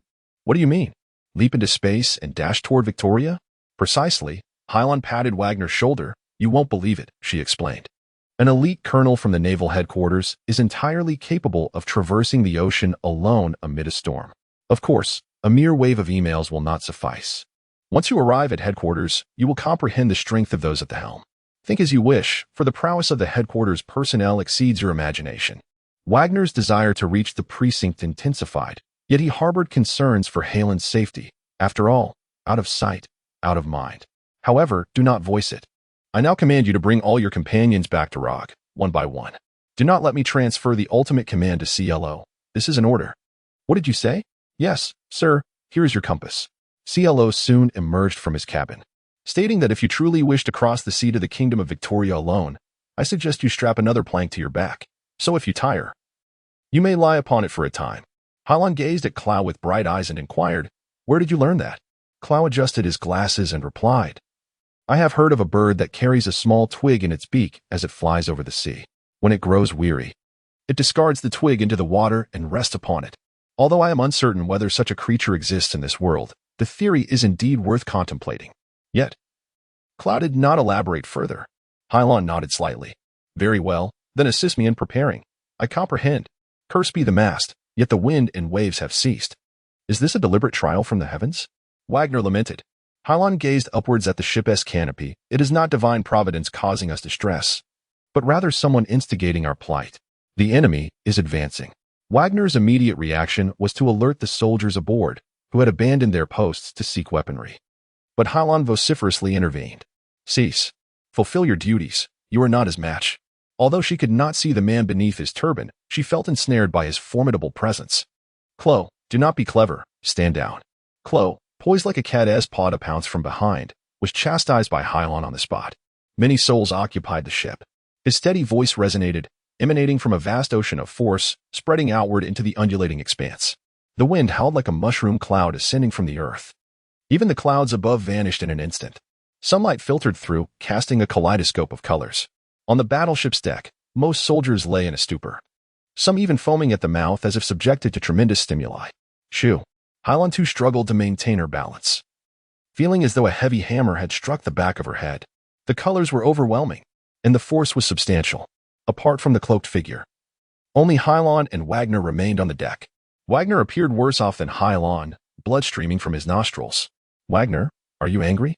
"Of course," Wagner insisted, attempting to stand upright, though his body seemed to betray him. "I accidentally consumed too many sunflower seeds last night." Hilon scrutinized the cloaked figure again. "Wagner, if you wish to sleep, then sleep. This fellow is my friend. He poses no threat. But I am truly not tired. Ah, is anyone there?" "Is anyone there?" Wagner collapsed onto the deck. All aboard had succumbed to unconsciousness, save for Hilon. The cloaked figure reiterated slowly, "Oh, I am your friend. I do not recall such a friend.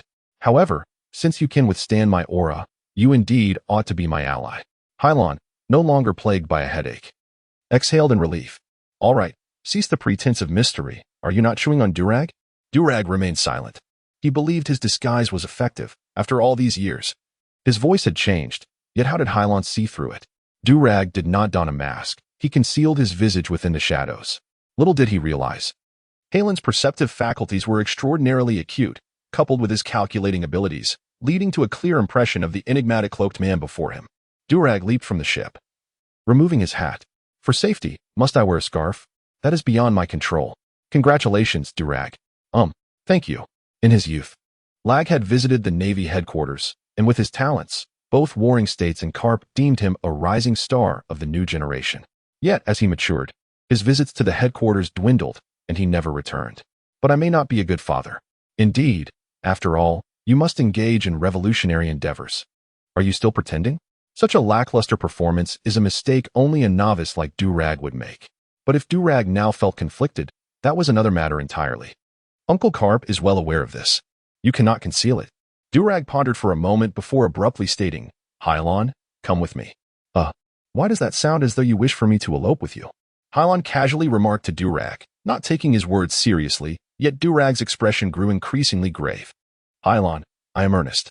Now you understand my intentions, I will not conceal them from you. Why do you not leave the Navy and join me in pursuing great deeds?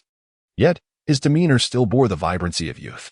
Hilon did not directly respond to Dolag's invitation. Instead, she shifted the conversation by asking, have you become the devil of the harvest now? Are you capable of controlling the weather, even conjuring typhoons and tidal waves? Is nature the fruit of the devil? What is the significance of the tattoo on your face? The additional red square tattoo on Dolag's left cheek rendered him particularly menacing. Dolag, in turn, did not answer Hilon's inquiries, simply stating, that, you need not ask. Hilon shifted the topic and inquired, those who consume the devil's fruit shall be eternally shunned by the sea. Should they fall into the water, they will lose all their powers, and should they encounter a rock, they will suffer great fatigue, becoming mere mortals. Are you not fearful that consuming the devil's fruit might bestow upon you a vulnerability? Those endowed with the devil's fruit can easily become targets. Where the strong grow ever stronger and the weak grow ever weaker. It is common knowledge that the strongest individual in the world, Whitebeard, possesses a devil's fruit. Yet no one has ever succeeded in casting him into the sea or surprising him with saltwater weaponry. Whether the devil's fruit is a weakness for an individual or a source of tremendous power capable of annihilating heaven and earth, the true strength transcending the devil's fruit itself ultimately hinges upon personal development. As for my abilities, Drago remarked with a sly smile, if you leave the Navy and join us, I shall divulge my secrets. Hilon remained unperturbed. Then keep your curiosity to yourself. I am not that inquisitive. Drago insisted, Mr. Zephyr has dedicated his life to the world government. Yet what is the essence of that government? They opt to compromise with pirates, forming the so-called 7 warlords of the sea. Is such a navy and government worth your allegiance? Noticing Hilon's silence, he added, you must understand. The decline of the Navy is inevitable. I am not fighting against the Navy or the government, but against the celestial dragons above them. Only when the reign of the celestial dragons is overthrown can the word justice genuinely manifest behind the military uniforms. Hilon contemplated, pondering that words possess greater power than most realize. I have no desire to topple the dragon's reign, Hilon said with a smile, shaking her head. What a pity, discussing matters detrimental to the nation. You do not harness the resources of the Navy, but instead incite your own revolution. You claim to be merely opposing the celestial dragon. But will the Navy itself place its trust in you? Will the 5 elders believe you? Once you embark upon this path, you become an enemy of the Navy. Even if you harbor no fondness for others in the organization, do you not consider Don Quixote? Drago's countenance bore no trace of worry. He was capable of taking care of himself. Hilon could not help but let out a sigh. You gluttons possess such broad-mindedness. After a brief silence, Durag was the first to break the stillness. Since you have no intention of leaving the Navy, there is no need for me to plead with you. You and I are not the same. You were raised within the Navy. It holds a certain sentiment for you. However, I truly do not wish to be your adversary. Hilon raised an eyebrow, amused. What? You wish to abandon the revolution and join the Navy? That is utterly impossible. Durag replied with conviction. What I mean is, just because you do not wish to join us does not necessitate that we become enemies. Why not? Collaborate with me. When the time is ripe, we shall join forces to vanquish the vile dragon. Hilon's expression shifted to one of surprise. You propose that, and it is indeed quite feasible. Do you agree? Hilon methodically analyzed. From a moral standpoint, this proposition sounds appealing. However, if I were to truly choose to collaborate with you, I would become you, a mole within the Navy? Is that the reason for my becoming a Marine? Does that even matter? Is it not significant? If a soldier can easily forsake their position, then they are not a worthy soldier. A soldier must possess some integrity. Durag fell into silence, perplexed by Hilon's words, unsure of how to counter them. This shall be the last time I address you as such, Hilon said, turning to the bewildered Durag. Perhaps we shall meet again in different circumstances. And maybe Victoria will serve as the first battleground between us. Durag instinctively inquired, what do you intend to do regarding the impoverished of Victoria? Hilon queried. What do you plan to do about the poor in Victoria? Me? Do you genuinely believe that those impoverished souls can topple Victoria with mere numbers? Or even if they did, who would ascend as king? Do you envision a group raised in slums managing this nation? You have given them a taste of vengeance. Yet you abandon their future. Where there is revolution, there shall be bloodshed. How many lives will be lost in the turmoil of Victoria? Have you considered that? Of course. If you claim that one day you will seize control of this nation, ruling the kingdom and guiding the people toward prosperity, then I shall withdraw my forces immediately. It is easy to speak, yet difficult to act. In a revolution, one must be accountable to the people. Otherwise, it shall be deemed mere vengeance. It will be labeled as nonsense. As the rain cleared and the sea breeze tousled his spiky hair, he pondered, perhaps I truly have not thought this through. What do you intend to do? Hilon suggested, you could become king, or you could resolve this issue. Or I shall have to dispatch troops to Victoria to maintain law and order, but when the time comes, sacrifices will be inevitable. Durag did not respond immediately, for he had yet to solidify his resolve. However, he had acquired a new objective, to assemble a revolutionary army, gathering more like-minded companions. When Coop arrived in the East Sea from the Navy headquarters, the unrest in Victoria had already subsided. It was said that a typhoon had utterly obliterated the rebel stronghold. The insurgents lost their weapons and bases and were pursued and defeated by the Navy, which received support from Rogue Town. Hilon's reputation once again spread among the nobility of the Victoria Kingdom. The king even hosted a banquet in the castle, proclaiming to honor Major Hilon and the brave sailors who rallied to his support. The scene was rather extravagant. Greetings, Major Hilon. I am the president of the local Chamber of Commerce. I did not have the chance to thank you last time. Please grant me an opportunity now. Very well. You may discuss the details with Clow. He is now my adjutant. Hello, Officer Hilon. This is my daughter, Lori. She has long expressed her admiration for you. Lori? Not Loli, but Lori. You nearly frightened me. You were quite amusing. Go speak with my adjutant Clow about it. At the king's banquet. The so-called upper echelons often sought to impress Hilon, although they were unaware that Hilon was the son of the chief instructor at the Navy headquarters. The title of Special Major at the Navy headquarters and his record of disposing of Governors Nelson and Sam within a single day granted him an insurmountable status in their eyes. To these individuals, Hilon was merely a collection of polite words to appease, to be dismissed and managed. Clow was an expert in this regard, relishing the experience. Until today, Clow finally realized that the sense of integrity was especially significant in his mind. Originally, Clow was the steward of the millennium-old Dragon Bounty Hunter Guild in the Victoria Kingdom, and his vanity had reached its zenith, as he could now solicit the approval of many princes and merchants of the kingdom. What a wretched existence! Lieutenant Shire murmured to himself as he surveyed the rows of delicacies and desserts in the hall, with ladies singing and dancing. Having learned from past experiences, many sentiments he once had to suppress could now be voiced in front of Hilon. Hilon swirled a glass of red wine. It is truly decadent, yet delightful. Is it not? People never harbor hatred for injustice. What they despise is standing on the wrong side. If you place them on the other side, they will fall in love, striving to uphold the injustice. Sir, is the red wine truly that exquisite? Why can I not discern it? For personal reasons. Hilon employed certain means to secure Shire a position as colonel in the 8th Division of the Victoria Navy in the East Sea. Perhaps the vicissitudes of life had somewhat eased Shire's heart, as a faint blush appeared on his face. If you ask me, white wine remains delicious, potent enough, powerful. Hilon replied with a mild smile. That is a question I cannot answer. It merely reflects that different individuals have varied preferences. In my hometown, there are those who argue over whether savory or sweet tofu pudding is superior. And who would dare to dispute that? Haha, sir, I have heard this tale before. It seems a soldier named Mon Ka from the 153rd Division of Shield Town claimed that some of them argue whether rice balls should be salty or sweet. Lieutenant Shire took another sip of white wine, smiling as he regarded Hilon. Sir, I have finally grasped why you departed from a life like mine. Why? Because you are not a good person.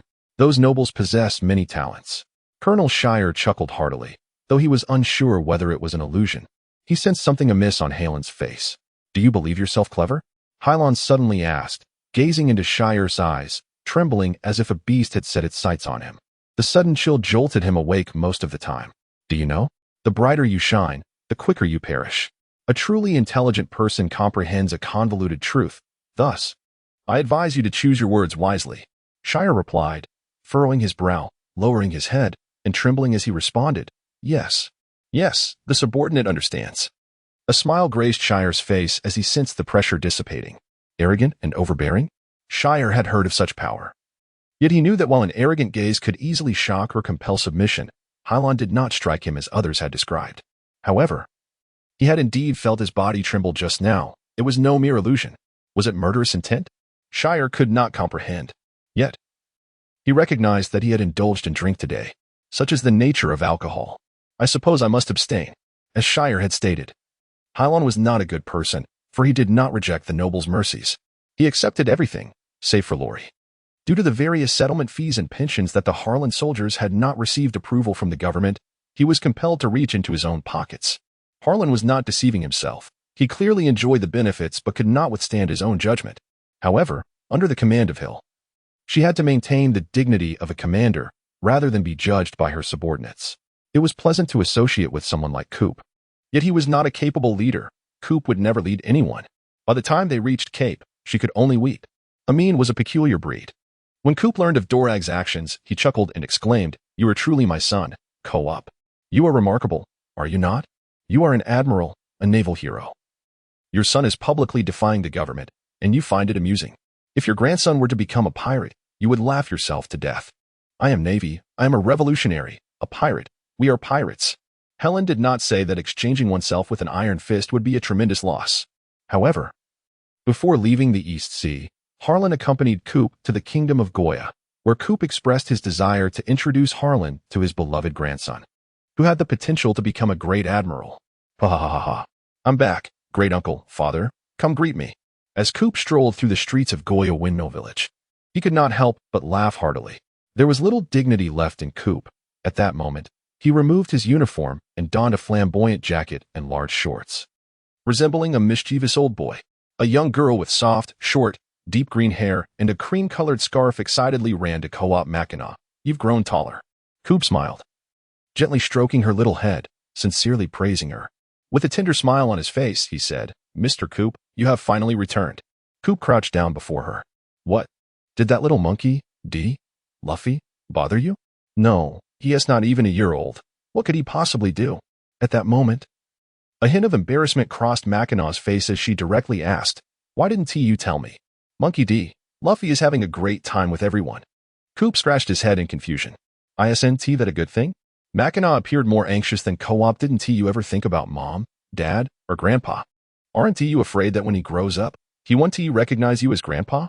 Impossible. He embraced her with both arms.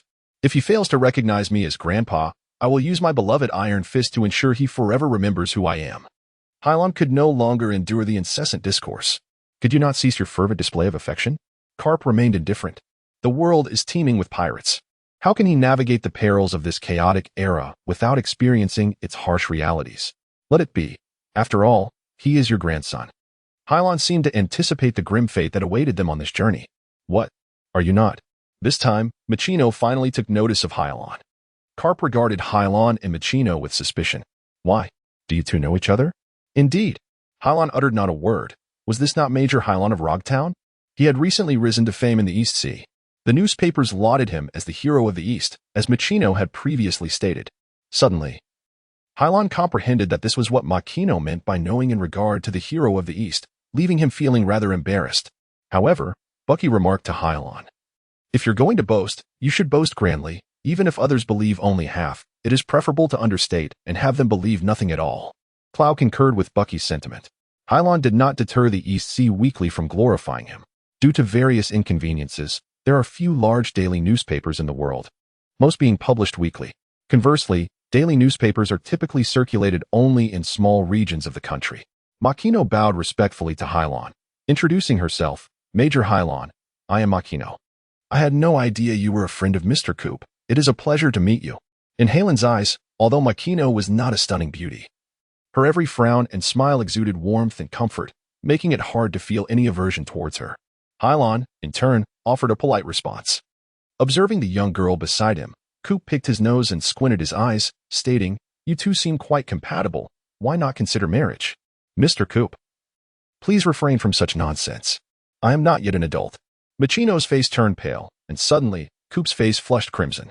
Hilon could not suppress a smile, thinking, "What an absurd leap of logic. This is merely a courteous first encounter.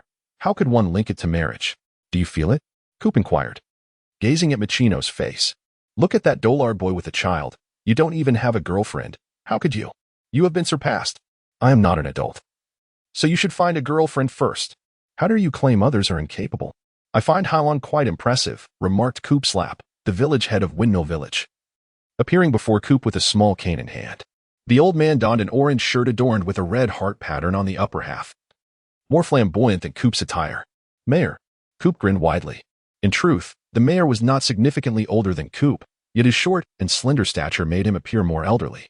"This Major Hilon is now the hero of the East Sea. How long has it been since you, the so-called naval hero, aided your hometown in combating pirates?" "I am currently quite occupied." "Too busy to tend to your own grandson?"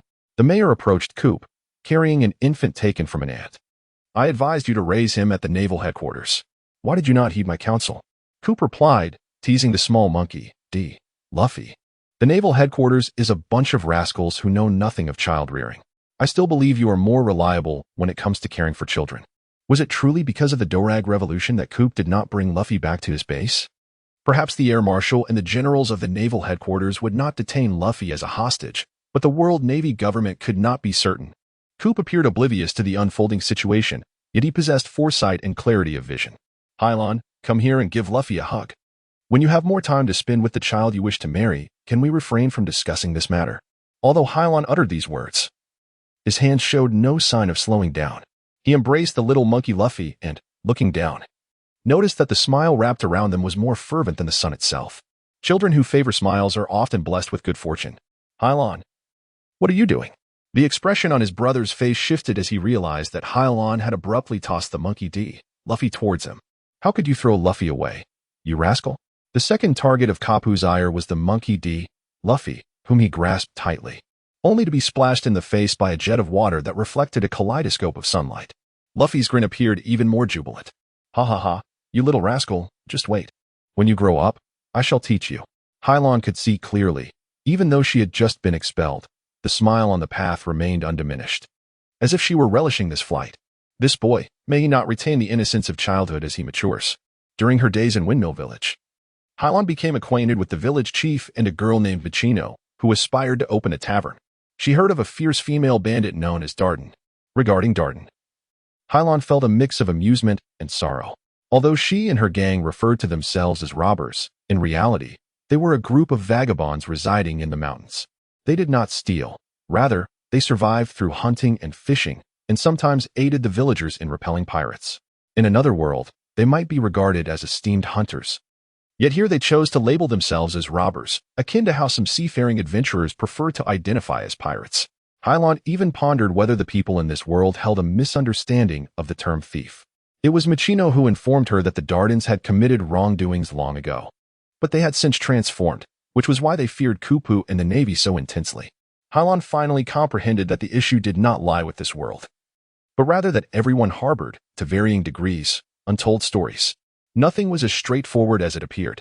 For this reason, Darden was reluctant to appear before Kupu and Hilon. Over a decade ago, Hilon would not have idly confronted a thief with a criminal record. Instead, she utilized her leisure days to refine her weaponry and survival skills. Time slipped away like an uncontrollable pack of Eskimo dogs, fleeting in its passage. Good days always seemed to vanish swiftly. After resolving the East Sea incident, Hilon returned to headquarters alongside Chloe, Bucky, Wagner, and over 20 Marine Corps members. The world was vast, and the entire Navy could traverse it. The challenge of managing such expansive territory was insurmountable. Thus, Hilon chose not to develop the East Sea into a personal military base, but rather to elevate his reputation within that region. If, in the future, Hilon failed to dismantle the Navy's command headquarters and instead leveraged his standing in the East Sea to challenge the headquarters, how was he different from Dorag's revolutionary army? If he sought to dominate the area through his reputation in the East Sea, it could only culminate in a grand uprising. Therefore, the paramount task remained the Great Route's territory. On a ship returning to base, Clow inquired of Commander Hayashi, "There is something I do not quite understand. If there truly exists a mobile propulsion system, why not promote it here? Why not replace all naval ships with mechanically powered vessels? If we were on steamships or oil tankers rather than sailing ships amidst turbulent seas, we would not have to turn back due to a broken mast." Chloe too was taken aback by the audacity of the assertion, although they were unaware of Hilon's use of those who had survived. It was precisely Hilon's abilities that added an air of mystery. I once posed this question to Major Kongming, which was perhaps prior to Hayashi's 10th year. Kongming explained that the Navy had to abandon its plans to utilize robotic ships to prevent pirates from mastering this technology. The resources of Seastone were monopolized by the world government, and only by relying on Seastone technology could they safely navigate the equatorial doldrums with Neptune-class warships. If the technology for mechanical vessels were to be disseminated, even without access to Seastone technology, a multitude of pirates could forcibly traverse the equatorial windless zone. Particularly in the North Sea, there lay merely a windless band separating it from the New World. For the grand pirates of the New World, Neptune was merely a delectable feast upon their table. Should the pirates of the New World acquire the technology for mechanical ships, the North Sea could very well become a haven for them. Hence, the Navy could not afford to disrupt the natural barrier that the equatorial windless zone presented. Clow adjusted his glasses and said, "I understand." To Clow, many things seemed devoid of meaning, not for them. A simple explanation sufficed. He quickly grasped and even applied it. In truth, it was not only pirates to be wary of, but also all allies and adversaries of the world government. Without mechanical vessels, those wishing to cross the equatorial windless zone could only board the official passenger liners of the world government. This was not merely a matter of cost, but rather of the control exerted by the governments of these nations. If one wished to prosper, one must pave the way. Much like modern Earth, without the internet, rural inhabitants would remain oblivious to the urban dwellers, and vice versa. The blockade of scientific and technological advancements effectively stifled human ingenuity. In a corner of the deck, Bucky, Kabaji, and Mooch whispered amongst themselves while clad in their naval uniforms. "Captain, how many times must I tell you to call me Corporal Bucky?" "Corporal Bucky, do you truly not intend to flee? Last time in Victoria, it was a rare opportunity." Bucky stroked his chin. "Flee? Why would I run? Joining the Navy is splendid. There is money to be made, nothing to fear. My dream is not to be a pirate, but to earn more riches. Stop bringing up escape." "Hey, what are you saying?" Sergeant Wagner interjected, startled alongside Kabaji and Mooch. Bucky laughed and made a jest. Wagner raised an eyebrow, stating, "Lieutenant Hilon is looking for you, just as he was in the Kingdom of Victoria not long ago." A jubilant Bucky felt he had another chance to contribute. After Clow exited the office, Bucky gently entered. "Why do you still act like a thief? Can't you change?" Hilon said, mustering her courage. "I will be cautious. I will be cautious," she exclaimed, flipping through her photographs. "You are amazing," she told Bucky. "I had no idea you could capture such extreme images." Some photographs even depicted Dorag, one notably featuring a large, heavily made-up face that appeared quite complex. That day, though intercepted by Dorag, Bucky had already infiltrated the Victoria rebels. Bucky chuckled, "I am quite the sprinter." "I bet you're just lucky," the sycophantic Bucky replied, "but you're not suited to be an officer." Wagner, Chloe, and Bucky each possessed their own strengths, and Hilon was exceedingly satisfied with the outcomes of her journey to the East Sea. "It seemed that after I had to reposition your work, on May 10th, a warship from the Navy headquarters docked at the port of the Great Desert Route Nation in 1504. It was a powerful nation. Its cities larger than many countless smaller countries, holding significant influence in the earlier segments of the Great Route. In 2 days, Princess Vivi of Alabama was set to celebrate her centenary, a rare occasion of prosperity for this nation in many years. In truth, the 12th king of the Alabama Kingdom, Nefertali Cobra, was a rather reserved individual, and such extravagant celebrations were not his inclination. However, politics cannot be swayed by the king's will. Initially, Brax maintained a low profile, and his daughter Vivi was born into obscurity, yet later faced unanimous criticism from other kings. "You are not kind. You do not inform me when your daughter is born? I see you are usually quite honest. I did not expect this from you, Cobra. Do you not consider me a friend?" Thus, Cobra was compelled to orchestrate a celebration for Princess Vivi's 100th birthday and invited other kings to attend. Some friends came to honor the Neferu family, while others merely sought to observe, and certainly there were those with ulterior motives. Aware that his kingdom's military might not suffice to deter all who wished him harm, Cobra, as a member of the world government, applied for Navy assistance. With Lin dispatched to the desert nation, I did not send Harlan to combat pirates. Instead, I assigned him to protect a certain royal family, which I consider a misallocation of talent. Wagner felt somewhat aggrieved. For most of the year, Wagner, now a captain in his own army, had repelled several small to medium-sized pirate incursions alongside Harlan. Do you not comprehend? It is far easier to arrive in a sweltering desert nation than to engage in battle by the seaside. That is the true bargain. Banquets, sumptuous food, fine beverages, and enchanting women. Why do you cling so fervently to the notion of slaughter? Bucky and Wagner held starkly contrasting philosophies. According to Bucky, the essence of life lies in wealth and enjoyment. Everything else pales in significance. Although he lacked Wagner's bravery, Bucky, utilizing his espionage skills, had been promoted to lieutenant. A buy one, get one free. He had once been an apprentice sailor aboard the ship of the pirate king, Roger, masquerading as a circus clown to lure fervent pirates into a corner. Wagner disapproved of Bucky's perspective, had it not been for Bucky's numerous actions that left others speechless. He would have refrained from addressing him altogether. Do you believe you are worthy of the justice that follows you? What justice? Bucky retorted. You are far too young. In my view, for one so fixated on justice, Wagner attempted to counter. I will not divulge my thoughts. I intend to strike. With a sigh, Wagner resigned himself as Bucky waved his hand dismissively. Though a captain, Bucky was a unique case, and he bore no relation to Wagner. Wagner sought out Harlan due to Bucky's demeanor, yet Harlan refrained from commenting on Bucky. Instead, he remarked to Wagner, Isn't your leadership a prime example for your soldiers? Do not be surpassed by the figure of Bucky in your soldiers' hearts. The finest new recruits in the Navy are led by the esteemed Black Arm Zaffa, who personally instructs them, providing not only the best resources and teachers but also promising futures. Among the elite camp's graduates, the highest ranks can be directly appointed as majors in this department, while the lowest can secure positions as lieutenants. In essence, once one enters the elite camp, they emerge as official officers. Consequently, the ordinary students can only harbor envy and jealousy, with no grievances to voice. After all, this is merely a gateway to competence. A singular test of personal combat aptitude would serve as an examination for the vast majority of ordinary students. The promotion rules at the Navy Command are transparent and equitable. Even the adopted son of General Warring States, Rosanandi, attained the rank of Army Major due to his lack of personal prowess. There are figures such as Sakazuki, Borsalino, Kazan, and others who were enlisted from the military and swiftly ascended to the rank of Vice Admiral. There is no injustice in that. The fleets of Sam and Nelson were obliterated in the East China Sea, while the peace envoy of the Victoria Empire, Lin, was elevated from major to lieutenant colonel. In the subsequent 6 months, Harlan led his troops in the East China Sea, recruiting soldiers and suppressing dozens of pirate factions, earning himself a promotion from Army Lieutenant Colonel to Colonel.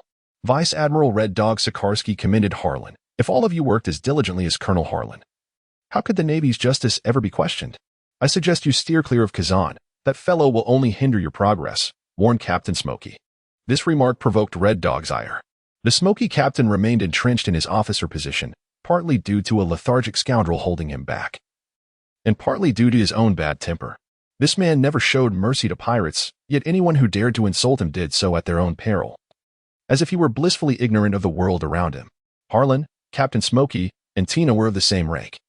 And even Tina had recently become a major under Vice Admiral Guillaume, while Captain Smokey was still aboard the Tragopan. However, since Tina was only 16, she spent most of her time embroiled in conflicts with the Vice Admiral. Nevertheless, her ship, the Black Spear Array, had participated in naval battles at dawn. The Kingdom of Alabama was indeed fortunate to have a Vice Admiral from this department safeguarding it from the festivities. I must say, ordinary nations truly lack such capabilities. Another porter leaned against Tina's parasol while Harlan, leisurely sipping juice and reclining in a standard beach chair, treated this mission as a holiday. Do you have a question, Tina? You seem unable to explain, but are you truly this relaxed? Do you not fear the pirates in the harbor? Harlan's countenance bore an expression of confidence. What is our mission in Pakistan? To collaborate with the royal army of the nation, maintain order, and protect the royal family. Not to capture a specific target. Now that Guillaume is in Albus, the capital of this nation, the royal family shall encounter no issues. As for us, as long as we anchor the ship here, indicating it is under the Navy's protection, the pirates will naturally retreat. After all, thieves seldom dare to provoke soldiers unless absolutely necessary. As long as the vessel remains here, it is safe. The audacious pirates who would challenge the Navy are but a myth in this new world. Tina, however, did not subscribe to Harlan's viewpoint. She was well aware of the situation but refused to overestimate the intelligence of pirates. Some were, indeed, a touch deranged. Suddenly, a black cannonball soared toward Tina's ship. Tina waved her left hand, conjuring a black barrier that resembled a soft, dark cloth, halting the cannonball's trajectory instantly. Amidst the chaos, debris from the shell explosion sullied the juice in Harlan's hand, rendering him momentarily awkward. It struck me like a tornado. Are there truly individuals with brain damage? Harlan suddenly recalled a saying. With such a vast global population, there are bound to be many with impaired intellect. Do you think you reside in paradise? Of course. My predecessor did not deceive me. Young man, sink that warship. On the pirate ship, a one-eyed pirate brandished a sailor's knife, shouting at Harlan from a distance. A mere glance at the pirate crew's flag triggered a realization. The one-eyed pirate crew. The captain had a bounty of 44 million berries. He then covered his eye, resembling a scoundrel, and declared, Tina, this fool belongs to you. Let me take over. Although Vice Admiral Sakazuki praised you, I find you increasingly reminiscent of Vice Admiral Kazan. No, the weather seems off. Harlan sprang from his seat, acutely sensitive to changes in air currents and dust levels. Alabama. Being a desert kingdom, frequently experienced sandstorms. Harlan gazed skyward as dust began to swirl, but could the sea not also conjure a sandstorm? That is, Crocodile. One of the first to join the 7 warlords of the sea was a colossal pirate nicknamed the Sand Crocodile, with a bounty not exceeding 81 million pelicans. Later recognized as a legitimate pirate by various governments. Yet, he was far more formidable than that. The forces of nature are sand and fruit. Before Tina could react, Crocodile, with his devilish instincts, swept those foolish pirates into the air. In the face of 81 million berries, 44 million berries seemed utterly powerless. Who is he? Is he the guardian of the desert? Nearby, spectators murmured praises for Crocodile as he suddenly appeared in the harbor. The distant warship was merely for show. Crocodile donned a black leather coat, a cigar clenched between his teeth. Ignoring the whispers, he stuffed the pirate's treasures into a bag slung over his shoulder. Glanced back at Harlan and Tina aboard the ship, and then sauntered away. What brings him to Alabama? Surely it cannot be to celebrate Princess Vivi's centennial birthday? Harlan remained fixated on Crocodile, while Tina's gaze remained locked on Harlan. The expression on Hilon's face was quite ordinary, and Tina breathed a sigh of relief. The government had granted them the legal right to plunder, allowing them to share the burden of combating piracy with the Navy. He might have sensed an opportunity in Alabama, where numerous individuals resided, enabling him to legally raid not only pirates but also all non-allied entities of the world government. Hilon gazed at the vanishing figure of Crocodile, pondering the intriguing notion that Shichibukai was a pirate. It was said that he held a commendable reputation within the government, embodying the ideal of the 7 warlords of the sea. Suddenly, the phone worm in Hilon's pocket emitted a shrill sound, its mouth expanding dramatically. Captain Hilon. We have a significant situation. A major event? What could possibly be so grave? Return to the Navy headquarters. Don't play coy with me. Elucidate the matter. The phone worm fell silent for a moment, and through its mimicry, Hilon could distinctly perceive the contorted expression of Bucky. It's a pirate. Red knife. Red leg? Red-haired shanks? He is a pirate from the East China Sea, with a bounty of 60 million berries. Unlike the infamous pirates, the red-haired pirates appear more as rare adventurers brainwashed by the pirate king Roger, hence their bounty is not excessively high.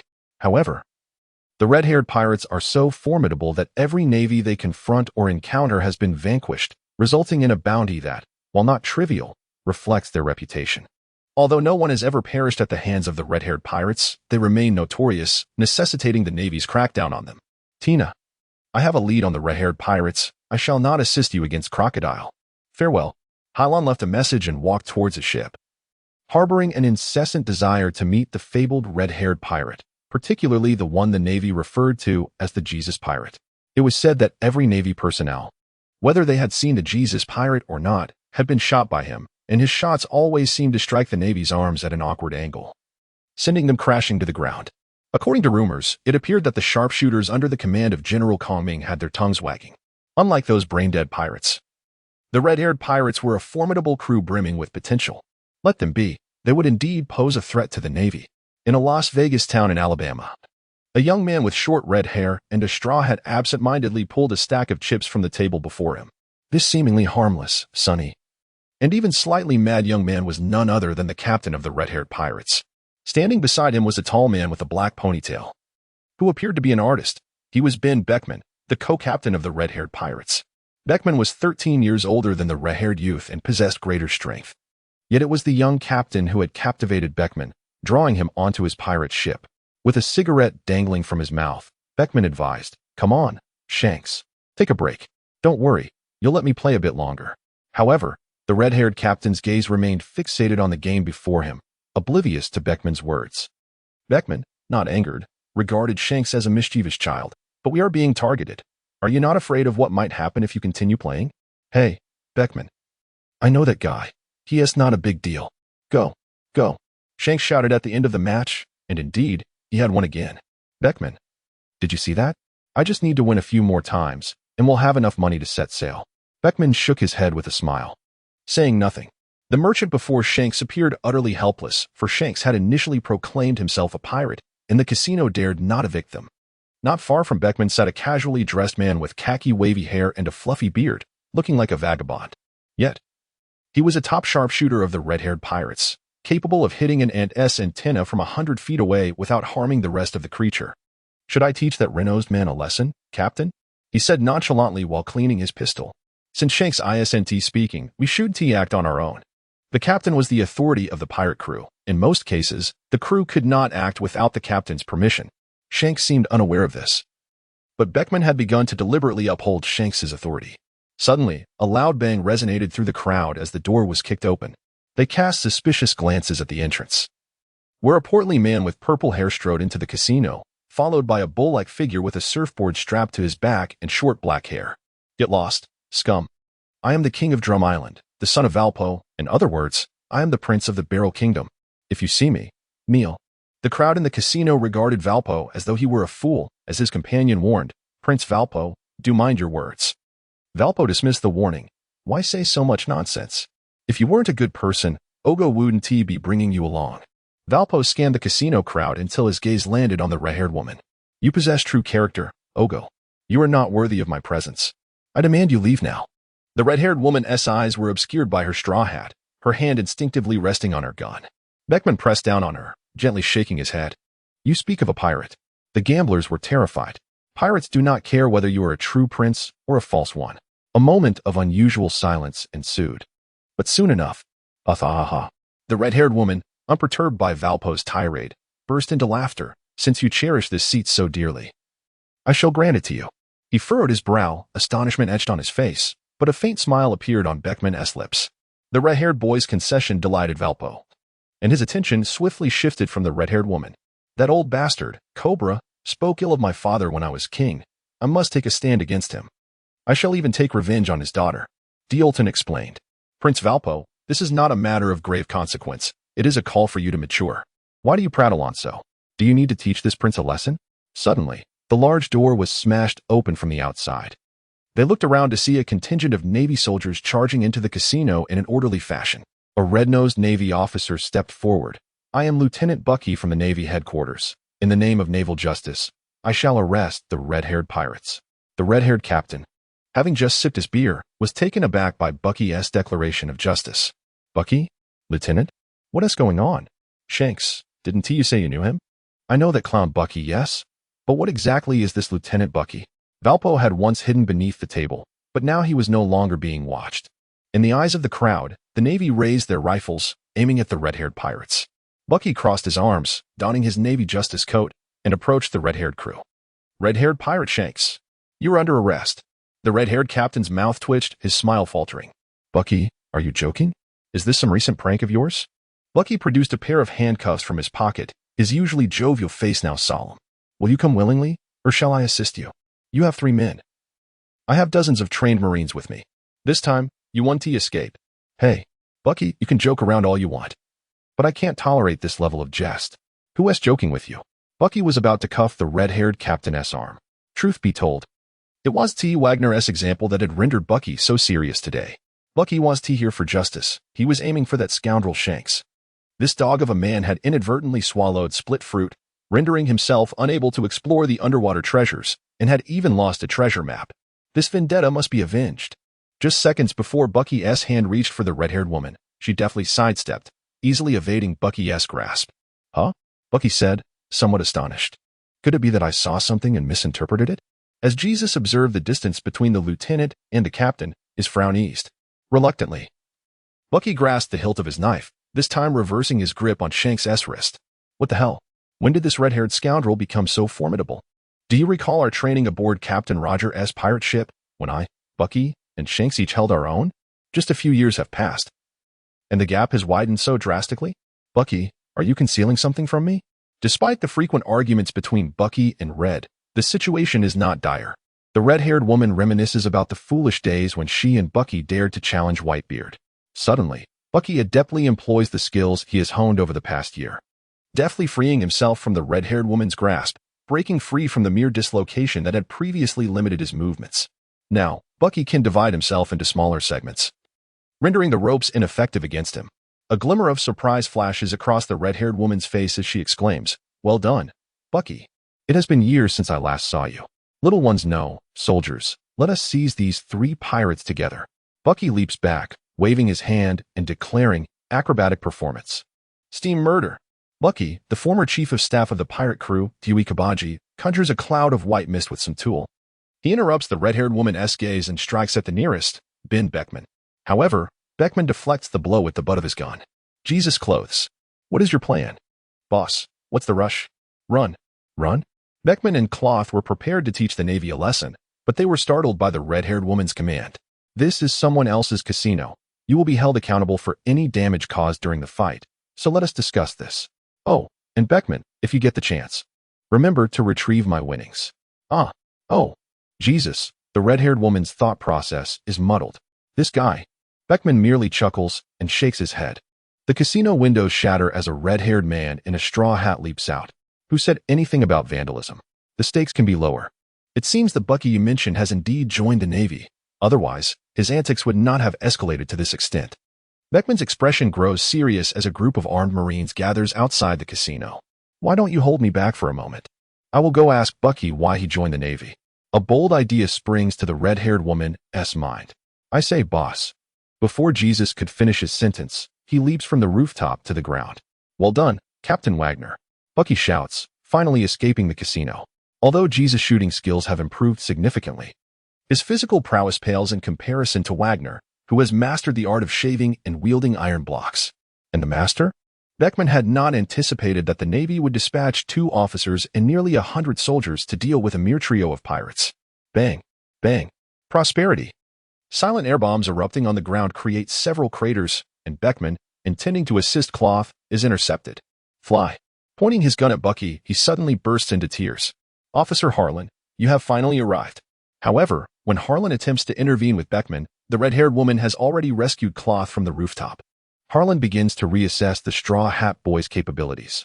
Bucky, didn't you say you could share evenly with him? Bucky appears a bit aggrieved. We are half and half. But over the years, the dog has grown stronger, more powerful than I. Bucky, why have you betrayed me? The red-haired woman inquires, wondering why Bucky has joined the Navy. Who has betrayed you? Bucky retorts, you have not slaughtered any civilians. If you follow Commander Lin, I believe he will vindicate you. Join the Navy, Shanks. And Harlan. Let me tell you, this Jack's hometown is not in the East Blue, but pride radiates from Bucky's face. I am now an upright Navy man, Shanks. Join the Navy. Shanks has an idea. Sir, I must report that this jester Bucky was once a pirate. Bucky laughs triumphantly. Ha ha ha. Report invalid. Harlan already knows I am a pirate.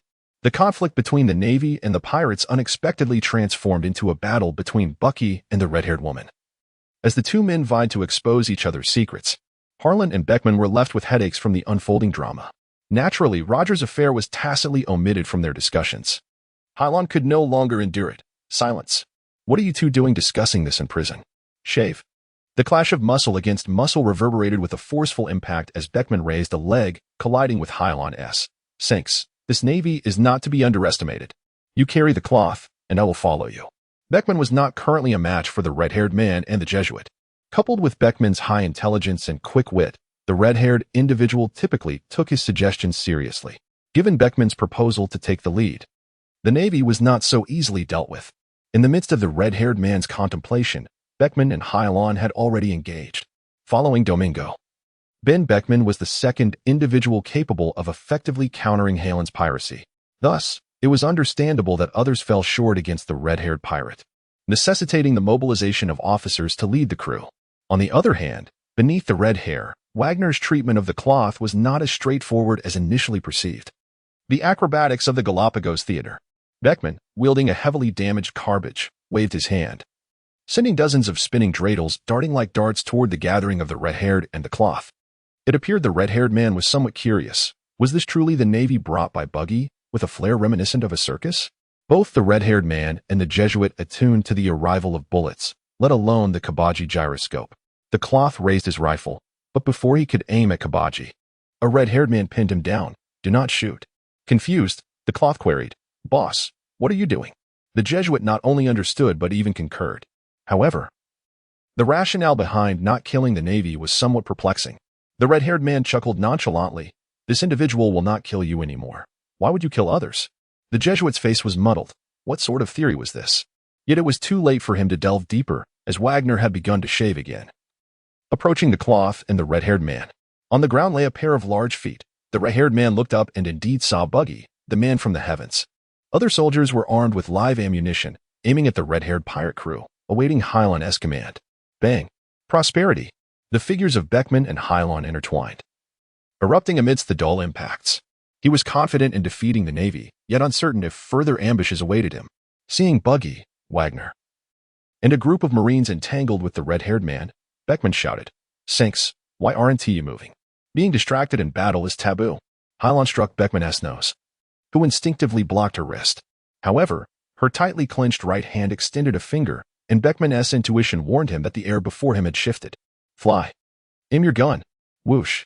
A bullet whizzed through the air, nearly grazing Beckman's cheek, but he adeptly evaded, perhaps struck by Hilon. He was aware of all the reasons Beckman did not care. Instead, he smiled gently, stating, But if my distraction in battle proves I am stronger than you. Does it not? Armed. Beckman's right leg entwined with the formidable armor, as if an iron whip had pierced Hilon's waist. Suddenly, Hilon's body felt as light as a cloud. The air displaced by Beckman's whipping leg influenced him, naturally pulling Hilon away from the strike. Yet how could Beckman, having mastered the art of combat, be surpassed by such a maneuver? With the aid of his foresight, Beckman executed a style that intertwined his hands and feet, unleashing a tempest of wind and rain, hardly granting her respite. Body. Throughout the year, Hilon had not only mastered the most challenging of the 6 naval styles but also enhanced the use of iron blocks through resurrection techniques, transforming them from mere defensive skills to offensive maneuvers. Unlike military force, the iron block did not rely on bodily energy but rather on the tension of the muscles to fortify its defense, necessitating a heightened concentration that precluded movement while in use. Certain experts could accelerate blood flow to hasten muscle movement, thus enabling the use of mobile iron. This so-called accelerated blood flow was a skill derived from the art of resurrection. Hilon's mastery of the iron block martial arts was nearly equivalent to a low-equipped version of colorful weapon dominance. After a few exchanges, Beckman once again swung a fist at Hilon, only to discover her arm curving bizarrely like an octopus's tentacle, subtly angling past Beckman's direct punch and gripping his wrist. Paper drawing. Life has returned. Beckman wondered if this was a manifestation of devil fruit abilities. The Navy captain seemed devoid of fishman blood. Thus this peculiar capability could only be attributed to devil fruit. Beckman quickly retreated, maintaining distance from Hilon, unsettled by her unknown powers. Finally, Beckman expelled the smoke from his mouth. From this moment forth, he must take the captain seriously. Suddenly, a surge erupted on the street. The soldiers aiming at the red-haired Jesuit and cloth were thrown off balance. Hilon's attention was drawn to the red-haired man from the past, aside from Bucky and Wagner. Other Marines and a few civilians collapsed. The domineering color could control the targets, based on Wagner's previous experience with Drago and his current strength. The red-haired man did not knock him out on the spot, but merely incapacitated him temporarily, akin to Beckman and the Jesuit's cloth. Now included on the red-haired man's whitelist. Beckman, it seems you cannot best Bucky's officer. You would do well to return to Clay. The red-haired man smiled, appearing none the less like a thief confronting a soldier. The group of red-haired pirates fled, leaving Bucky dazed. What? It still looks a bit young, yet resembles Captain Rogers' overbearing presence. Was that red-haired pirate truly the Sinks he once knew? Wagner, return. Hilon, regaining composure, wished to pursue Wagner further. Reluctantly, Wagner clenched his teeth. Sir, are you just going to let them go? Otherwise? Hilon's expression turned grave. Do you intend to leave your comrades lying in the street? Boss, what do you mean by the Navy has no intention to kill us? The red-haired pirates evaded the Navy's onslaught, dispersing in all directions, swiftly vanishing into an unseen corner. The small sensation felt delightful. Upon hearing the cloth's question, the red-haired man chuckled, explaining, "You may not understand. The Navy typically does not execute pirates upon capture. They merely confine them in a deep-sea prison known as Push Town. Thus they never consider killing us. Moreover, we have Bucky there to ensure they do not kill us." Beckman interjected irreverently, "But if you were sent to town, wouldn't death be preferable?" The red-haired man shrugged off the concern. "If you possess capability, you can escape, much like the Golden Lion," reflecting upon the Navy and pirates. The red-haired man recalled his former captain, the Pirate King, Gold, Roger. Roger was the sole individual he had ever idolized. Yet it was because of him that the tumult of the great pirate era commenced. To date, the red-haired pirates had encountered numerous pirates. Yet none resembled Captain Roger in the slightest. Robbery, plunder, pillage. Is this truly the aspiration of Captain Roger? The red-haired man, unlike the simian Luffy, possesses a singular ambition to dream. He resembles a ranger, wandering through the far reaches of the world, indiscriminately vanquishing those malevolent pirates. His arrival in the New World was not to celebrate a princess's centenary. "Bucky, did you enlist in the Navy because you grasped the captain's intentions and sought to rectify his mess?" He leaned against the wall, his crimson locks gazing up at the vast Arabian sky. "Sir, I genuinely do not wish to deceive you. Approximately 5 or 6 years ago, I was equally divided with that Jack's fellow, and I do not believe he is faring as well now." Those soldiers, stunned by the imposing presence of the red-haired man, were escorted back to the ship by Wagner to rest, while Bucky remained behind with Lin. "A year ago, you were already quite feeble. 5 years ago, I dare not imagine." Hilon's impolite critique of Bucky did not provoke anger in him. Has such a significant transformation truly occurred in just 5 or 6 years? Hilon reminisced about the details of the red-haired individual through the support provided to Jesus. He discovered that the speed of the red-haired figure was nearly on par with his own. "The achievements I have today are inseparable from the resources of the Navy and the teachings from Safaklan and others. 5 years ago, the ratio between the red-haired individual and Bucky was 50-50. I fear he could have been defeated by him even at the age of 10. Does this not imply that the red-haired individual grew stronger faster than he did? Furthermore, he possessed an imposing charisma, albeit not quite as formidable as Durag's. Yet, if one were to strike at his heart, it could unsettle even Hilon's resolve. Who, I wonder, imparted such teachings to the red-haired individual? Was it Beckman? Though it seems he merely plays the role of the red-haired pirate's co-pilot. If this red-haired person lacked formal education, then his potential is indeed terrifying. I imagine he dons a straw hat. Wait a moment. The Straw Hat Boy? Is this fellow the protagonist of the comic world? Hilon felt as though he had stumbled upon a great catch. How intriguing it would be to drag that self-proclaimed pirate king, the Straw Hat Boy, into the Navy or the city. However, such considerations must be weighed carefully if he is truly the main character of the original story. Handling the situation may not be so straightforward. In fact, Hilon recalled Wagner's desire to capture the red-haired pirate, not merely for the Navy's reputation but also due to the pressure he felt regarding the red-haired pirate. Beckman knew little of Hayashi's abilities, presuming his cards were akin to the devil's fruits. However, after their encounter, Hilon realized that he was no match for Beckman at this juncture. While Wagner could contend with Jesus, he struggled against the red-haired figure, even against Bucky and Kabuki. The Navy found itself in a precarious position, engaged in a challenging race against time. The red-haired individual shouted for a retreat, but it was the Navy that truly withdrew. "We must discuss this matter with Guion-san. We must locate Tina's daughter, or we will be unable to capture the red-haired pirate." Hilon's mind swiftly devised a plan. "Bucky, you contact Crocodile and arrange for him to meet me in Las Vegas at the earliest opportunity. I have a plan for him to handle. And neither March nor his lion can afford to reveal their identities in this world." Hilon's thoughts brimmed with urgency. Casinos are legitimate enterprises. Hence the Navy's presence in Las Vegas is hardly surprising. Understood. Bucky departed for Vegas. Hilon closed his eyes to rest, conjuring a data panel in his mind. Identity, Hilon perception, LV6 calculation, LV7 skills, handgun, 100, iron block, 100, drawing paper, 100, gale steps, 100, moonwalk, 100, shave, 100, life return. 28, armament hockey, 1 identity value, 39. 845, 000 special skill, Photographic memory.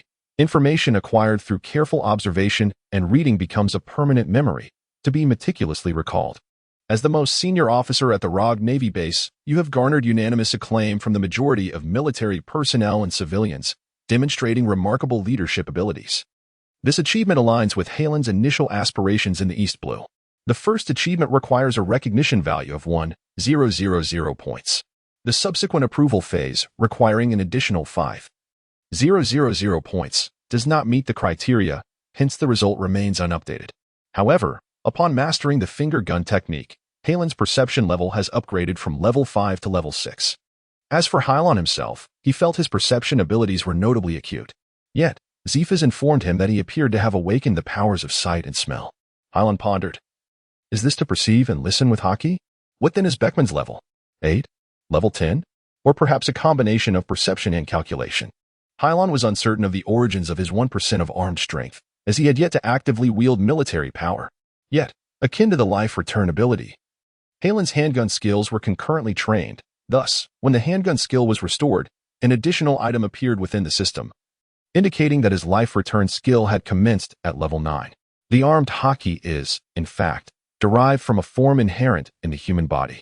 Each individual is born with latent energy, as imparted through Hilon's teachings. Hilon chuckled self-deprecatingly. It increasingly resembles an assessment system rather than a training program. You achieve a perfect score and receive a bonus. I hardly know what I am saying. Hilon, at the tender age of 17, has already reached a towering height of 185 centimeters. If this trend continues, we may one day exceed 2 million. On Earth, a stature of 2 meters might be deemed absurdly elevated. Here, however, an average height of 190 centimeters renders her a diminutive figure, especially when compared to a giant of a different race. Locke found a secluded corner and called Chloe, who resided aboard the ship. Upon his return, he witnessed Hilon in a scuffle with the rotund man. The commotion subsided, and the casino and streets were devoid of any pirates. One by one, the awakened citizens chose to depart, while a few with bolder hearts returned to the gambling tables. Are you a naval officer? Bellowed Prince Valpo of Drum Island Kingdom, who appeared from nowhere, striding confidently toward Hilon. Look at the havoc you have wreaked. Upset tables and broken windows. What are you protecting as a Marine? Is this the justice of your navy? The casino owner remained silent as Valpo seized the moment. Some individuals, when confronted by true malevolence, cower like mice, yet display brazen audacity before their own kind. Valpo was one such individual, and his situation was deteriorating rapidly. Prince Valpo, please do not act this way. Even Dalton, burdened with a surfboard, could no longer tolerate it. Silence, you. Valpo retorted sharply at Alton, continuing to mock Hilon. Shouldn't your navy be compensating for these overturned tables and shattered windows?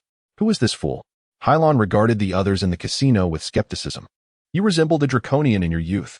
Hilon recalled witnessing the haughty demeanor of the draconians in the Shambadi Islands. Even from a distance, he could appreciate their noble privilege. But I have never heard of dragons in Alabama celebrating Princess Weave. Knowing there are pirates here, why did you not arrive sooner to protect this prince? Are you aware that this prince has just conversed with pirates? Do you comprehend the risks he has undertaken? Can you afford the psychological toll? Do not anger him, sir. This is Prince Walbo of Drum Island Kingdom, and he possesses a foul temper. Oh my! Dalton fell to the ground, having been kicked by Valpo from behind. Are you speaking ill of me, you wretched servant? Hilon frowned, instinctively reluctant to engage with such an arrogant billionaire. Although he had encountered many princes, it was his first experience with one exhibiting such despicable behavior. Stop for this prince.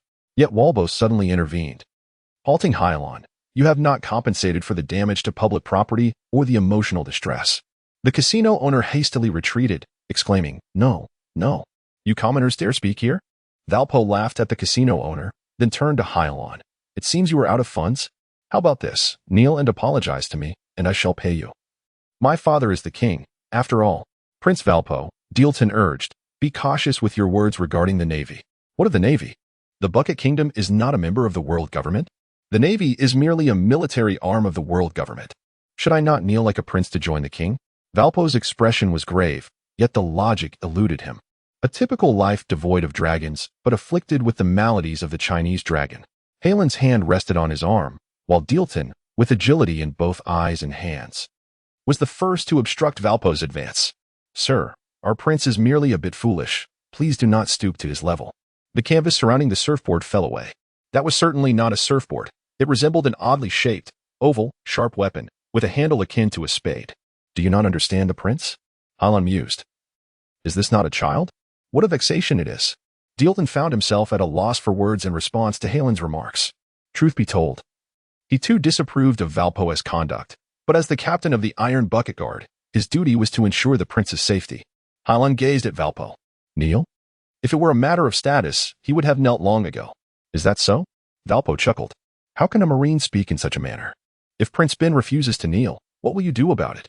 The Navy launched an attack on the Prince of the Allied World Government. A significant headline for the media.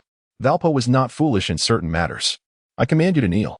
Hilon raised the black muzzle of his gun, aiming it at Valpo's eyes.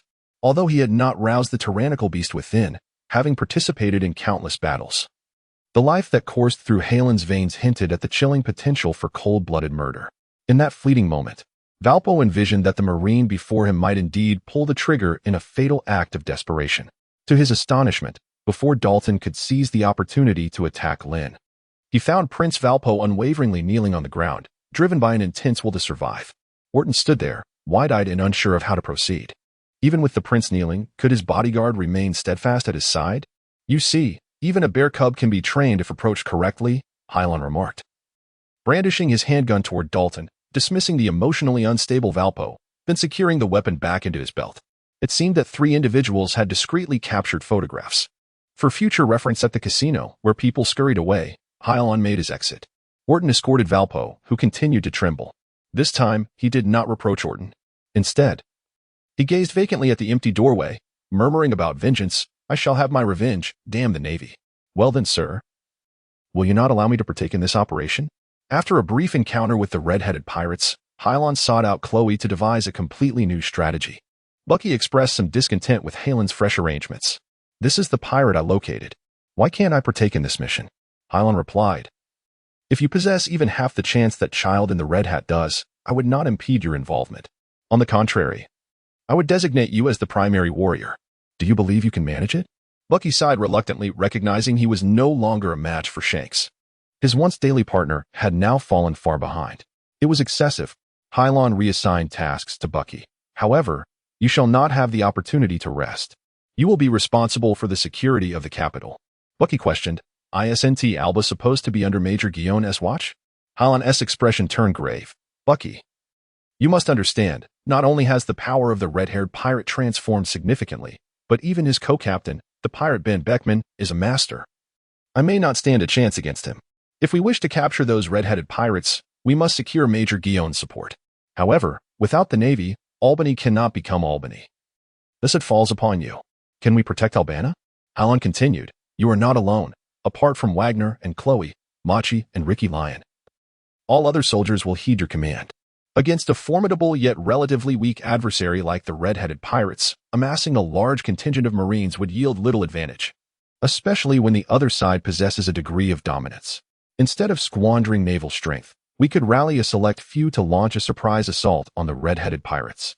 Guillon, Wagner, Chloe, the beast tamer Machi, and Ricky the Lion were Hilon's envisioned candidates. I recall not long ago you performed a magic trick, disguising yourself as a giant using your fruit-slicing prowess and your grand cloak. Chloe suggested to Bucky. You could replicate that this time, scaring off the Apaches first. Bucky anxiously inquired. What if it emerges?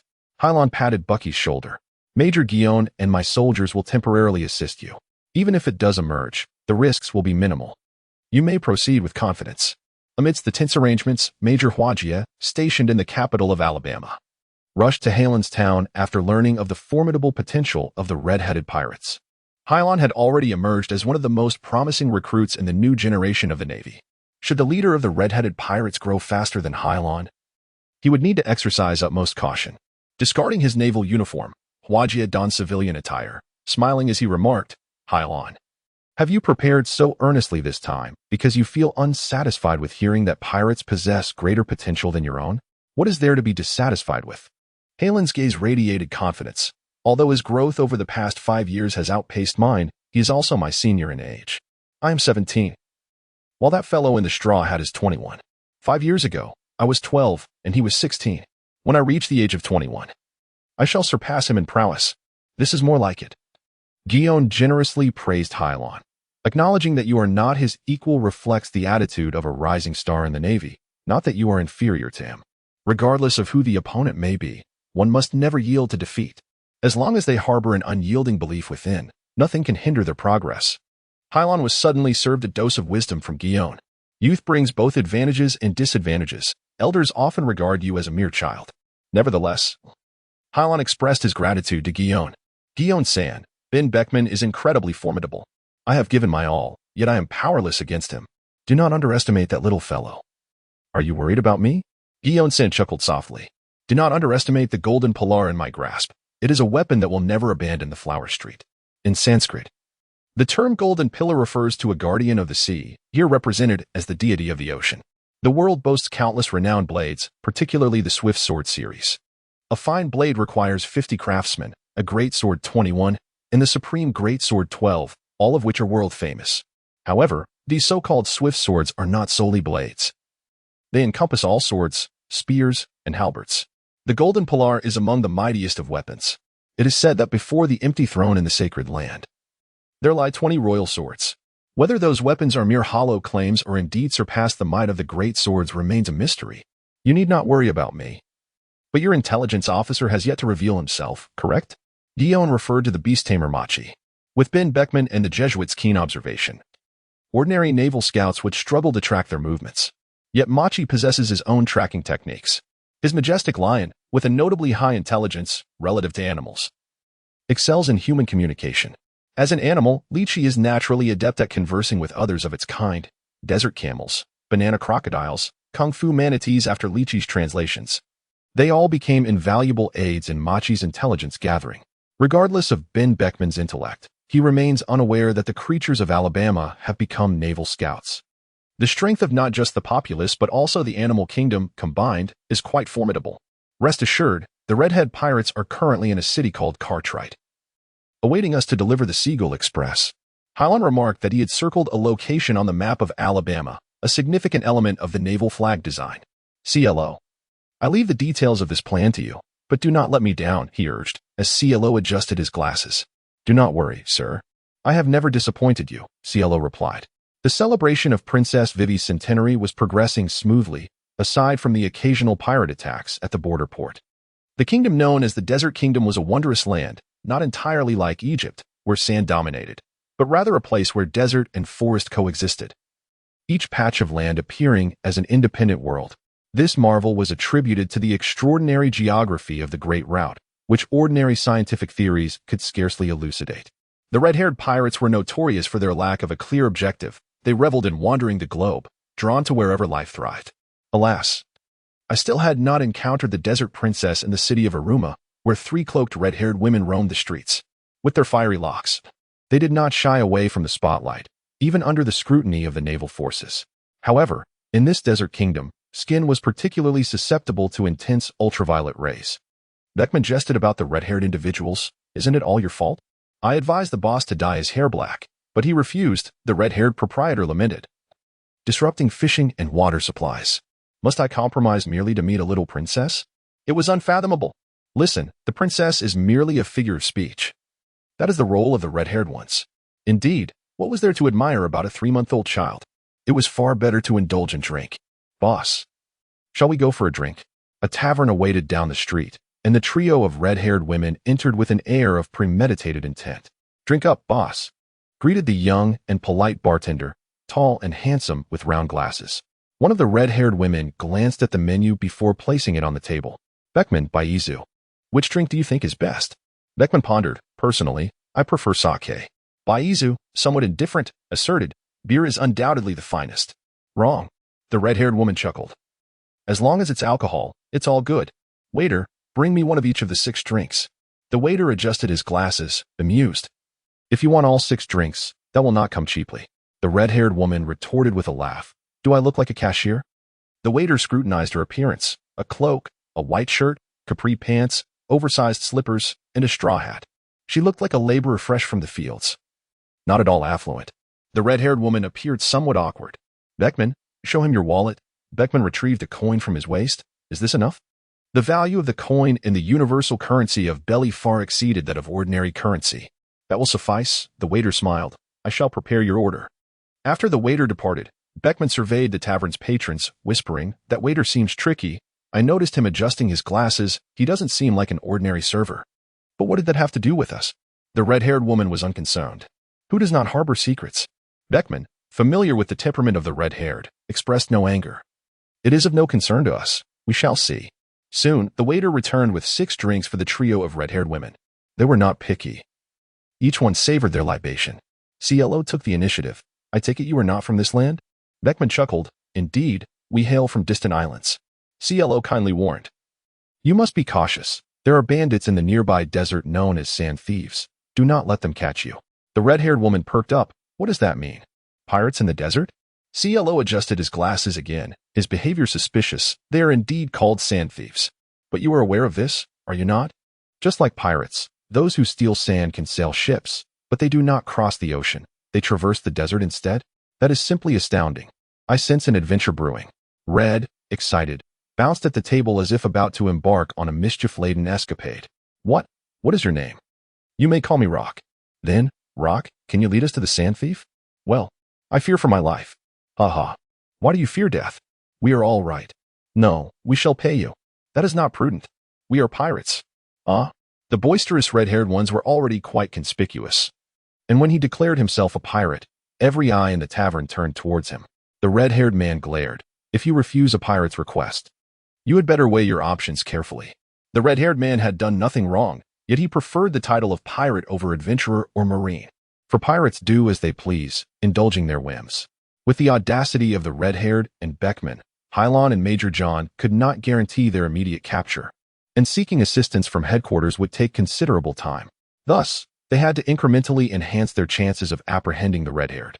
Bucky informed Hilon of the red-haired's strong sense of adventure, prompting Hilon and CLO to use the sand thieves as bait to draw the red-haired's attention. However, CLO pondered the red-haired's astonishment. Was it truly so easy to lure them in? Had they intentionally broadened their suspicions? It seemed to be effective. Regardless, given the current circumstances, everything fell within the Naval strategy. After several refusals, CLO ultimately agreed to exchange the red-haired guide for 10 gold coins. Beckman, understanding the temperament of the red-haired and confident in their strength, did not deter the red-haired's actions. Zanko, what is the matter? Somewhere deep within the desert, an oddly shaped sailing vessel lay at rest upon the fine sands. Aboard were not only the original members of the sand-thieving crew, but also a new cohort. Among them was Captain Wagner and a Navy sergeant named Xango. When Hilon spoke in the Kingdom of Victoria, Zanko was the swindler who had been slapped. He possessed 3 skills: hypnosis, flying apparatuses, and dance, though the latter was merely a personal hobby. Initially, Hilon believed his hypnotic ability stemmed from the fruit of the devil. Yet it was not the praised fruit that granted him this talent. His hypnotic prowess, even he was unaware of its origin, was as peculiar as his heart-shaped eyes. Report to Valga. What did you call me? Report to Valen. You dog. Call me boss, not Wagner. Yes. I do not quite understand. Wagner sought out the sand thief. You see, my brother has hypnosis. I know all about you. If you do not wish for me to take revenge on your behalf, you had better heed my words, for God cannot save you otherwise. Wagner delivered a severe beating and subsequently bound him within the captain's quarters of his vessel. When the Navy set sail for Alabama to apprehend the sand thieves, it was evident that their true intention was not to capture these brigands within their own territory. It was akin to the United Nations peacekeeping forces embarking on a mission to apprehend petty criminals in Siberia, as if they had nothing more pressing to attend to than meddling in the affairs of their homeland. Consequently, these sand thieves were of little consequence to Hilon, merely disposable fragments of a larger narrative. The slumbering specters bowed submissively at the feet of the Valen overlord. Wagner had mastered the art of shaving and ironing, rendering him a deity in the eyes of these individuals. As for Bach, paralyzed by the fear of death and lacking in combat prowess, he now relied solely on his inherent abilities to navigate the intricacies of paperwork and associated tasks. How much longer could this endure? The heat was unbearable, far preferable than the red-haired man, Beckman, who sweated profusely under the sweltering sun. Some devil fruits indeed possessed remarkable natural advantages. One could only wonder. For the actions of the sand thieves were erratic. Seldom did one hear of an individual actively seeking them out. Look, a sail has been spotted behind the dunes. exclaimed the exuberant redhead. A sailing vessel glided through the desert sands, swiftly making its way toward the red-haired trio. Beckman, Jesus cloth, do you see? A ship can navigate through the desert. This world is truly wondrous. Yet, before the excitement on his flushed face could linger for more than 3 seconds, cannon fire erupted from the ship. Boom. The cannonball exploded in the desert, scattering grains of sand. The fabric recognized Wagner instantly and cried out, "Look, boss. It's the Navy." Beckman was correct. This was indeed a naval ambush, but the spectacle was worth witnessing. "Run, lads." The red-haired man laughed cruelly, resembling a child at play, for to him, this was no serious battle but rather a game. After a few shots were fired, the fabric severed the ropes aboard the ship. The vessel could no longer pursue the trio. "Captain, are we still in pursuit?" Zahn eagerly inquired of Wagner. "No. We cannot catch up," Wagner replied, summoning several soldiers. "Repair the ship. We have work to do." Yes, the soldiers and the sand thieves were busily occupied. Wagner mused to himself that Captain Hilon was indeed correct. The red-haired pirate was a bird caught in a wire net, having merely escaped. Where is the servant?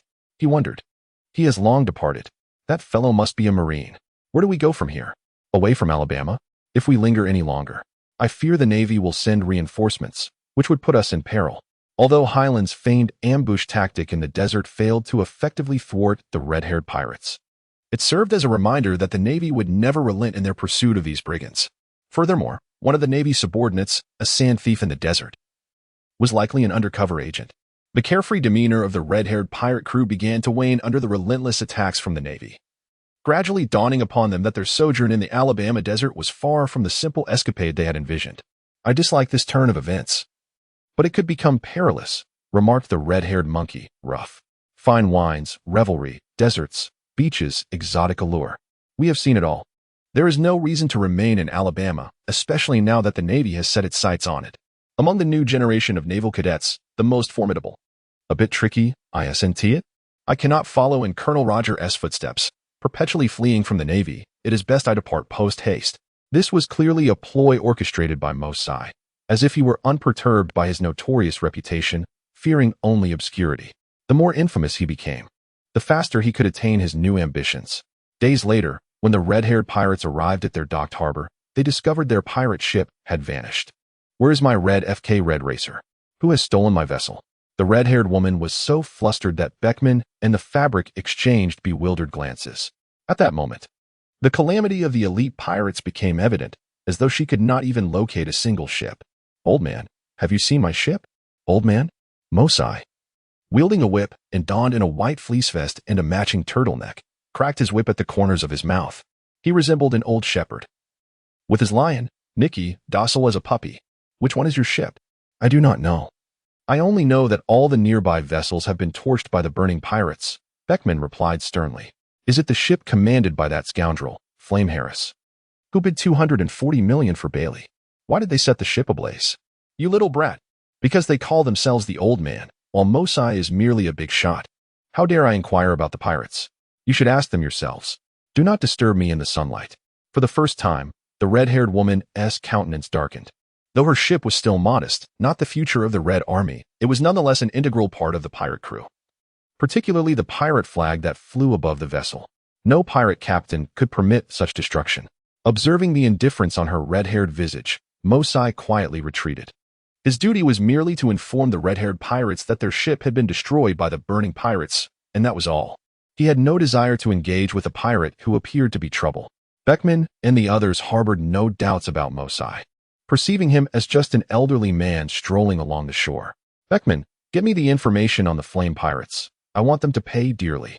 At long last, the red-haired beauty appeared to embody the essence of a tyrant. The fiery temperament of the red-haired woman had been tempered only by the failure of others to cross her threshold, yet she could exhibit boundless patience. Witnessing the seriousness of the red-haired woman, Beckman and the fabric refrained from jesting this time. Beckman nodded. "Sinks, wait here. I shall return shortly." Oh. Even if your plan succeeds, can the red-haired pirates rival the flame pirates? Fire Harris is a natural-born harbinger of destruction. In a desolate alley in town, several hurried pirates paused to catch their breath. Rock, also known as Clow, had now taken on a rogue persona, having joined a band of pirates. With the support of one of the fastest creatures in Alabama, the running duck, Clow arrived several days ahead of the leisurely red-haired pirates. At that time, Clow was scheming to instigate a conflict between the pirates and several other pirate factions amidst the chaos. The devil fruit was invincible during the first leg of the grand voyage. Alone, Fire Harris defeated the other pirates. Captain Helter Skelter was later pursued by the Navy, only to be rescued by Locke. Locke informed him that he was one of the crew members from the other pirates obliterated by Harris. The captain was now deceased, and he had to join their ranks. United by a common enemy, the pirate captain accepted Locke's name without hesitation. Following Locke's plan, the pirates lured the flame pirates to the harbor where the red-haired pirates resided. An inferno of wrath erupted, and Harris's fiery fist obliterated every pirate vessel in the harbor. The scene left the red-haired Sinks utterly astonished. The reason behind Harlan's intricate series of surgeries lies primarily in his desire to harness Harris's power to reap the benefits of fire. After all, should he and Guion engage in battle alone, displaying the same ferocity as the Golden Lion during the assault on the Navy headquarters years ago, they might stand a chance. However, if Red and Beckman were to flee, Harlan and Guion would undoubtedly be unable to apprehend those two pirates. Locke adjusted his glasses. Naturally, the devil fruit is not necessarily invincible, particularly the fire fruit, which harbors numerous weaknesses. He wore a remarkably calm expression as she instinctively retrieved a small tool from her pocket, placing a claw knife upon her thumb. Excellent, excellent. Ha, ha, ha, ha. This promises to be quite amusing. The pirate captain chuckled, believing he was about to witness a dog devouring another dog. Yet, Rock vanished from the pirate's sight, leaving only a whisper of silent footsteps. When Clow re-emerged, the only corpse in the alley was that of the fallen pirate. Clow had only mastered the art of shaving, but his technique was far worse than Captain Wagner's. He moved like a black cat lurking in the shadows, utterly silent. Even within CP9, none could accomplish what Clow did. A group of filthy scoundrels. Clow brushed the dust from his shoulders and rhythmically stepped out of the alley. Chloe mirrored his stride almost identically, exuding elegance akin to that of a black cat. Burn. With a roar, a wave of flames surged towards Jax on the other side. Flame Harris was a temperamental pirate, incessantly chattering from the outset and maintaining his serious demeanor regardless of his opponent. A gust of wind twisted like a tornado, distorting the flames as his red hair whipped about, carving a path through the inferno. Jesus, you have yet to grasp the devil's nature, formidable adversary. You remain in this conflict. Faced with the fiery assault, the young redhead's eyes sparkled with fierce determination. Why do you flee, Captain? Surely you are superior to the captain. Are you not? Then Beckman remarked, turning to observe. Shanks had not requested his intervention, Beckman explained, as he wished to defeat Flame Harris on his own. As crew members, they must respect the captain's choices. He anxiously turned to face the blaze, questioning, but is the captain himself not the adversary of nature's wicked fruits? Beckman, with a cigarette clenched between his teeth, reflected the crimson flames in his eyes. We shall see. If Clow can thwart Harris, King Mountain, you can capture Ben Beckman. And I shall pursue Red Shanks. Perhaps this time we may seize the red-haired pirate. In the distance, Rear Admiral Lin and the Flower Town were deliberating the next phase of their strategy. As for the Flame Pirate, there was insufficient naval power to simultaneously confront him. With a bounty of 240 million, Harris had become the highest rewarding supernova this year, and with his skills, he was no ordinary target for the Naval Rear Admiral. Guion had reported Alabama's intelligence to the Crane staff, initiating a plan to pursue the Flame Pirates. If all proceeded smoothly, aside from Rear Admiral Gigi, Doberman, and Ghost Spider were tasked with these three. That sounds promising, but will Crocodile fight for us? Guion pondered, aware of the capricious nature of the 7 warlords of the sea. Considering Crocodile's past actions, he mused that the Sand Crocodile was attempting to uphold his reputation. As long as we flatter him and place him on the credit card, I doubt he would refuse, Hilon remarked thoughtfully. The red-haired pirate, with a bounty of only 60 million for Bailey, wore a deeply astonished expression. Even the vast majority of naval rear admirals were no match for him. How could this obscure boy in the straw hat withstand his onslaught? Burning sword, burning sword. With a flick of his right hand, a red light erupted forth, resembling an enlarged flaming steel sword that swept away everything before Harris. Clang! The blade gleamed before the red-haired girl, a sharp edge intercepting the burning sword of Harris. The weapon in the redhead's grasp was not the future griffin but rather a renowned blade. Coupled with his military prowess, he successfully repelled Harris's ferocious assault. However, the man wielding the sword quickly retreated. With a broad grin, he exclaimed, impressive strength, truly deserving of this year's highest bounty supernova. Harris, a pirate who rarely conversed, remained silent despite the redhead's commendation of his power. "It's on fire." Harris thrust forward, unleashing a surge of flames towards the red-haired figure. As the redhead's expression darkened, he had not anticipated the flames would escalate to such heights. This time, he was forced to retreat to the distant shores of Florida to confront the flames of defeat. The human body in this world was remarkably resilient, with the finest among them capable of enduring 10 days and nights of close combat. In the blink of an eye, the redhead and Harris battled for over an hour. Harris's power was absolute, yet the redhead had mastered the colors of his arms and eyes, rendering his movements exceedingly agile, leaving Harris momentarily unable to gain control. Was this the advantage of the devil fruit? Even though it appeared evenly matched, the red-haired girl could not halt Harris's fiery onslaught. After the skirmish concluded, Chloe observed the clash between the redhead and Harris, growing increasingly impressed by the capabilities of the devil fruit. The flames from Harris intensified, yet a descending sandstorm obstructed their spread. Where did this fire-breathing boy originate? Even in the open coastal areas, did he not fear harming the flora? As Harris and the redhead lifted their gazes, a figure materialized from the wind and sand, a tall individual, esteemed king of the seven seas, Crocodile. Upon encountering Crocodile, Harris felt no trepidation. Instead, he taunted, "You old pirate, after causing chaos at sea, have you become a lapdog of the world government? What a pity." Crocodile, cigar in mouth, his forehead gleaming, remarked, "I had hoped to encounter more of you young pirates, but now I think otherwise." Flame. Desert blade. Yet, Harris did not underestimate his opponent. He initiated his finest flame techniques, but when his flames met Crocodile's sandy blade, he found himself outmatched, akin to tofu meeting a knife. Instantly cleaving into two, with two clumps of cotton flying in opposite directions. "You are doomed." Crocodile ignored the red-haired girl and charged straight for Harris's blaze. "That bastard." Chloe smirked from a distance, sensing it was not yet time for him to act. Hilon initially intended to seize the opportunity. Yet the newly hired sailor Crocodile leapt into the fray amidst the climax of their struggle.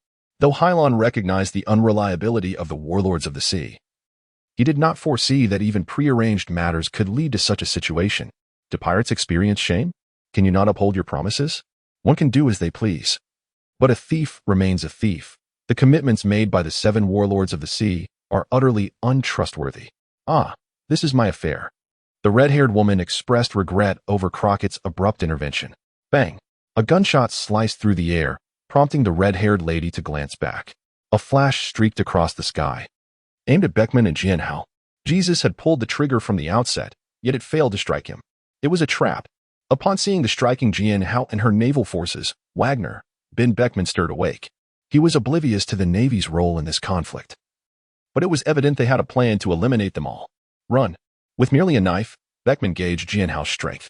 If you were with her, escape would be impossible. Where to run? You cannot flee. Just as the red-haired woman was grappling with the chaotic situation, Hilon had already approached her. "Is it you?" The Navy confronting the pirates was surely not there for idle chatter. The red-haired lady turned to flee. "Lan Zhu, Meng Long." The blue vacuum slasher kicked out at Hilon's legs. The enhanced mist had transformed from a mere arc slash into a long blue dragon, soaring through a curved path to the red-haired woman's side, biting her waist. That was close. The red-haired woman abruptly halted, evading Hilon's assault. At that moment, Hilon caught up. The red-haired woman had to contend with the sea mist, and a fierce battle erupted, instantly transforming the coast into a battlefield. "You cannot let me go?"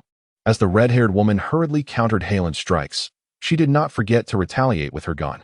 No, Hilon would surely retaliate. "As long as you are a pirate, a Marine, cannot allow your escape." Bang! Hilon's iron-fisted blow collided with the red-haired woman's powerful fists, resulting in a resounding sonic boom. Both faces bore expressions of unnatural pain. The thought of Cup, who had chased after Captain Roger across the globe, sent chills down her spine. She did not wish to meet the same fate as her former captain. The red-haired woman suddenly grinned, drawing her renowned dagger from her waist and pointing it at Hilon. "Very well then, let us settle this like men." She intended to confront Hilon here, hoping to instill fear and halt his pursuit. Hilon chuckled in response. "Do not speak so lightly. I see clearly that your vice-captain cannot be separated. You must fight to the bitter end." The red-haired man, fully aware that success was beyond his reach this time, abandoned any thoughts of retreat. Standing before the sea, with a famous blade in his left hand, His deep-set eyes seemed ablaze with fervor, much like his beloved Captain Roger, who remained unafraid when surrounded by the Golden Lion fleet. He inherited the spirit of the red-haired straw hat, oblivious to fear. Blade flow, wild horse, from the left hand of the red-haired man. The famed blade emitted a sharp green sword aura, galloping forth like a wild stallion at a breathtaking speed. Yet in Hilon's eyes, as the sword aura materialized from the red-haired man's blade, he predicted its trajectory with precision. Just stepping aside, Hilon effortlessly evaded the red-haired woman's initial assault, brushing the extreme energy past her. Observing the overwhelming aura was indeed quite impressive. The red-haired woman grinned, her renowned blade dancing gracefully in her hand. The spiral blade swirling with the whistling wind as it sliced through the mist over the sea. Thus, the red-haired woman soared into the air, her form darting forth like a sharp arrow, closely following the rhythm of the wind blade. Harnessing the air currents generated by the spiral blade, Hilon utilized his artistic technique to deftly evade the red-haired woman's strike once more. His reflexes, as perceived by the red-haired woman, were no distinction from his previous overwhelming demeanor. However, the next moment, seizing an opportunity, the red-haired woman launched a third assault upon Hilon. The famed blade aimed directly at Hilon's shoulder, as if intent on severing his right arm. Ding! Hilon raised his hand, grasping the red-haired woman's blade with 5 fingers. Unexpectedly, you are a left-handed fighter. Raising the famed blade to his left hand, the red-haired man seemed to elevate his prowess, earning Hilon's silent admiration. After all, a left-handed fighter is no match for your iron grip.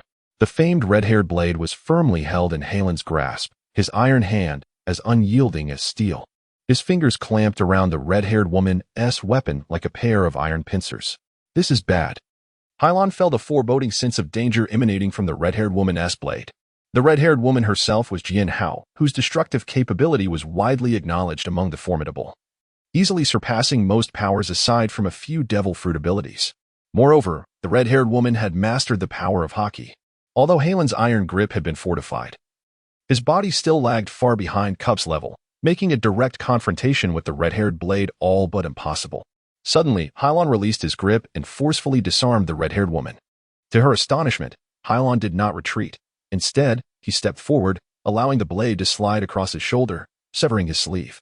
Hilon's fist was aimed directly at her face. The red-haired woman reacted swiftly, grasping Hilon's wrist with her right hand. Yet, an instinctive sense warned her that the danger was far from over. Indeed, as Hilon lifted his fingers, the air between them was compressed by an unusual force, sending a surge towards her eyes. The red-haired woman, agile and alert, narrowly evaded Hilon's reckless assault while simultaneously preparing her counterattack. To her surprise, the blade that had been poised on Hilon's shoulder suddenly lost its grip, as if his shoulder had deflated like a balloon, rendering her strike ineffective. Life returned. One must admit, the restoration of life is a remarkable invention of the Navy. With the resurgence of control over all aspects of life, skilled individuals can execute a myriad of grotesque contortions, particularly those like the 3 naval cadets, who possess an innate ability to become manifestations of evil. Even in the face of armed and formidable foes, they can instantaneously alter their physical forms and elemental positions to evade effective attacks. The red-haired woman, feeling guilty about the possibility of being ambushed by Hilon, swiftly distanced herself. Although she was not fond of consuming devil fruits, this did not signify that she underestimated their capabilities. On the contrary, the red-haired woman held a profound respect for the powers bestowed by these fruits, especially when uncertain of her opponent's abilities. It was imperative to remain vigilant against any bizarre attacks that might arise. She positioned her renowned blade on her left shoulder and inquired, "What is your ability?" Hilon was taken aback and inquired, "Would you be foolish enough to divulge your abilities to your enemies?" The red-haired individual chuckled, acknowledging the validity of the statement, yet remarked that there exists a group of individuals who relish discussing their combat capabilities, thus he intended to take a chance. At first, this seemed somewhat reasonable. But Hilon was quick to respond, "There is no sword style." He executed the lawn palm, aptly named the shifting shadow step. Although the 6 naval styles bore names, they did not confine their application. Akin to wielding a firearm, the fundamental action was to imbue one's fingers with the lethality of bullets. With diligent effort, one could cultivate various movements suited to their own style, even amalgamating the skills of iron blocks to endow their fists with extraordinary destructive power. 2 azure vacuum cutters sliced through the air towards the red-haired man, significantly heightening the difficulty of dodging for him. With no avenue of escape, the red-haired individual leapt into the sky, with Hilon closely in pursuit. The red-haired man neither consumed a devil fruit nor mastered the moon step. The sky was Hilon's domain. Indeed, within a mere 3 exchanges, the red-haired woman plummeted from the heavens into a deep chasm below. Had it not been for her armor, the red-haired individual would have lost 30% of her combat effectiveness. However, there was no time for the red-haired to rest or lament. As the descending mist of the ocean had prepared for the impending strike, a sword technique known as Kybird, the famed blade in the red-haired's hand was raised high, and a green sword aura surged forth, aimed directly at Hilon's visage. Hilon evaded the red-haired's sword energy amidst the clouds. Gripping the red-haired's sword with both hands, poised to counterattack, he observed the red-haired individual wear a cunning smile. To his astonishment, she relinquished her famed blade and feigned an attack towards Hilon. Then, like a bull, the red-haired individual lunged toward Hilon, tightly embracing him, and in an instant, they were hundreds of meters away, resulting in a crisp sound as Hilon was thrust into the sea. Splash! The salty seawater surged into Hilon's mouth, causing him to cough uncontrollably. Yet in that moment of distress, Hilon seized the opportunity to invade the red-haired's space, enduring the discomfort of tightly clenched lips. The red-haired individual swam toward Hilon, prepared to reap the fruits of victory. Alas, Hilon was not the devil fruit user he had anticipated. The red-haired Mingdi was taken aback. The drowning Hilon did not possess the strength of a soaked duck. Just as he approached, Hilon's right leg shot out toward the red-haired. The resistance of the water diminished the force of the strike, yet this was merely in comparison to an ordinary person, not to mention Hilon and the red-haired. Even Captain Wagner could now kick stones at depths of dozens of meters. The red-haired's arm served as a barrier, and Hilon's right leg collided with the red-haired's arms. Bang! The strike was successfully intercepted, preventing the launch of the Azure vacuum helicopter, yet the energy from Hilon's legs still stirred a towering column of water on the surface, akin to an explosion of cannonballs in the sea. The briny, cold seawater stung Hilon's eyes, causing them to burn. Yet, the red-haired individual, not far away, was equally discomforted. Squinting through narrowed eyes, realizing that Hilon was not a devil fruit wielder, the red-haired turned to retreat to the shore to reclaim their famed blade. However, Hilon would not allow him to escape so easily. Hilon grasped the red-haired individual by the ankle, pulling him back with a determined force. Employing the technique of lunar walking, I advanced swiftly across the water's surface. Since his fall into the sea, he surged forward like a bolt of lightning toward the shimmering depths, his straw hat swept away by the relentless waves. Had it not been for the absence of a rope tethered to his neck, he would have surely vanished beneath the surface, his fiery locks resembling a cascade of crimson seaweed dispersing in the ocean. Even an ordinary person plunging into the water would unleash a fierce instinct for survival. A lifeguard could very well be dragged down to the depths alongside the one they aimed to rescue, let alone someone whose strength pales in comparison to Hilon's. Just as Hilon secured his grip on the ankle, his body began to rise, while the red-haired individual clutched Hilon's ankle, striving to pull him back into the watery abyss. The son of Hilon, with his large feet, mercilessly stomped on the head of the red-haired man, yet the latter seemed to unleash the potential of 12 o'clock, resolutely refusing to release Hilon's grip. Although he was oblivious to how to rid himself of his red hair, he traversed the lunar surface alongside the pirate king, Roger, embarking on numerous adventures. Hilon, momentarily relieved of pressure, suddenly exerted force with his legs, causing the red-haired man to float at a speed rivaling that of Hilon.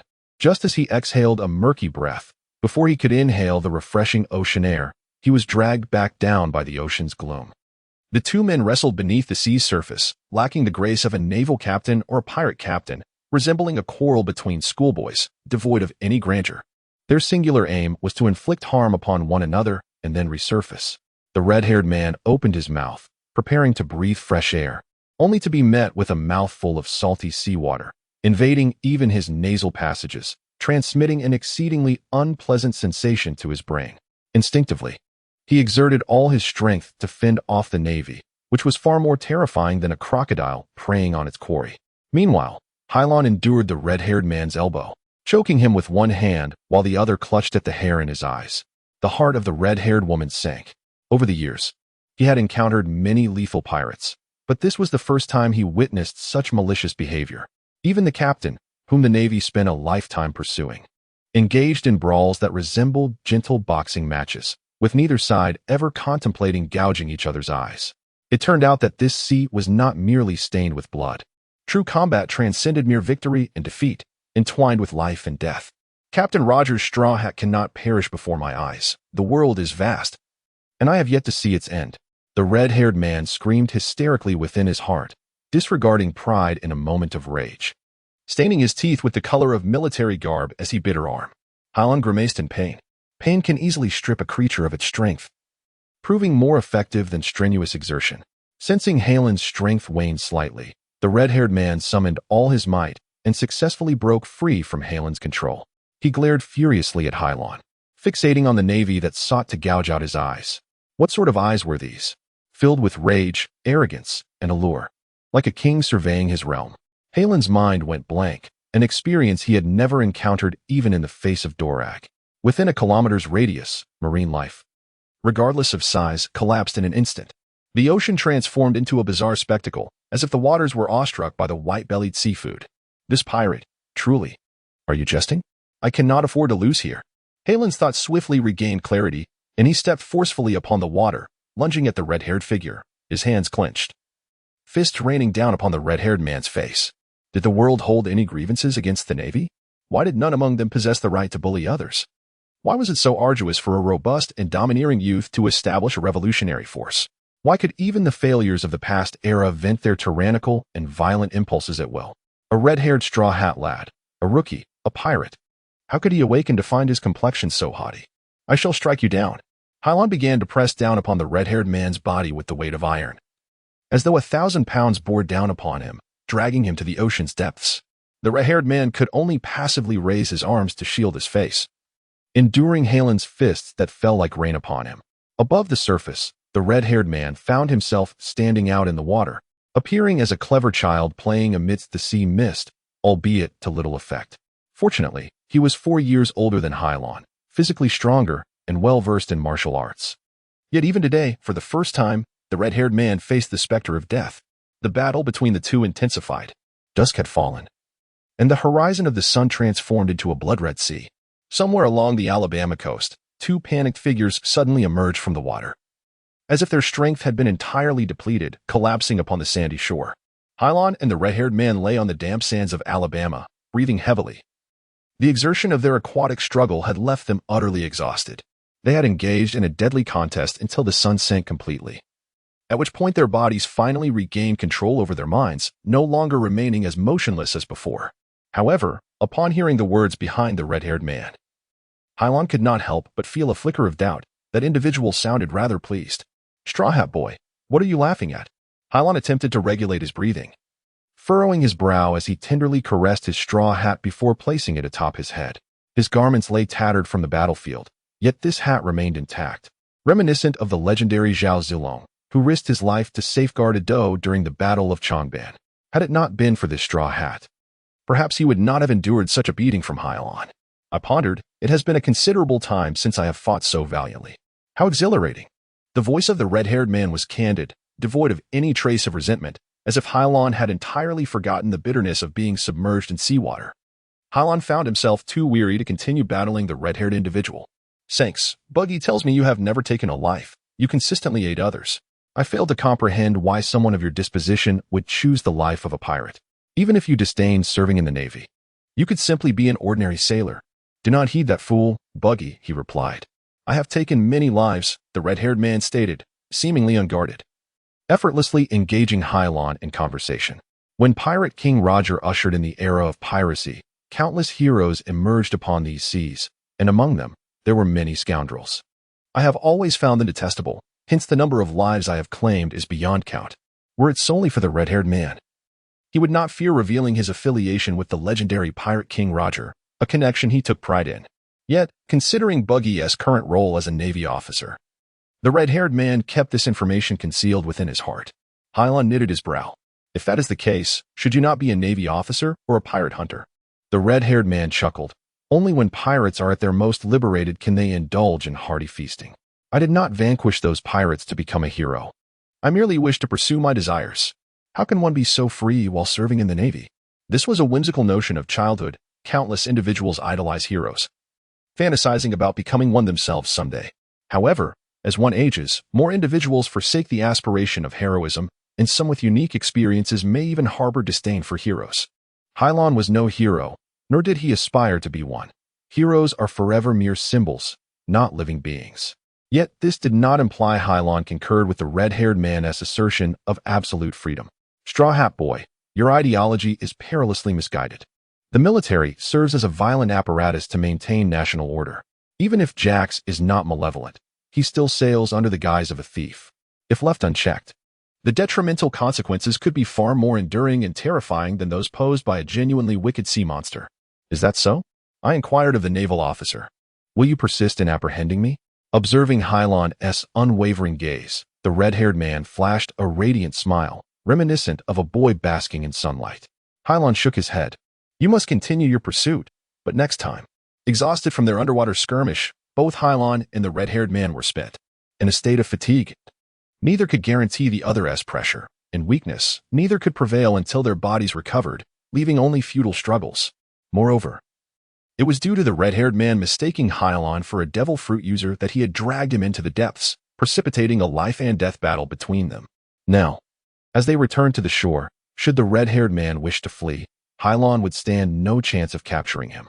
Next time, it may be best if we do not cross paths again.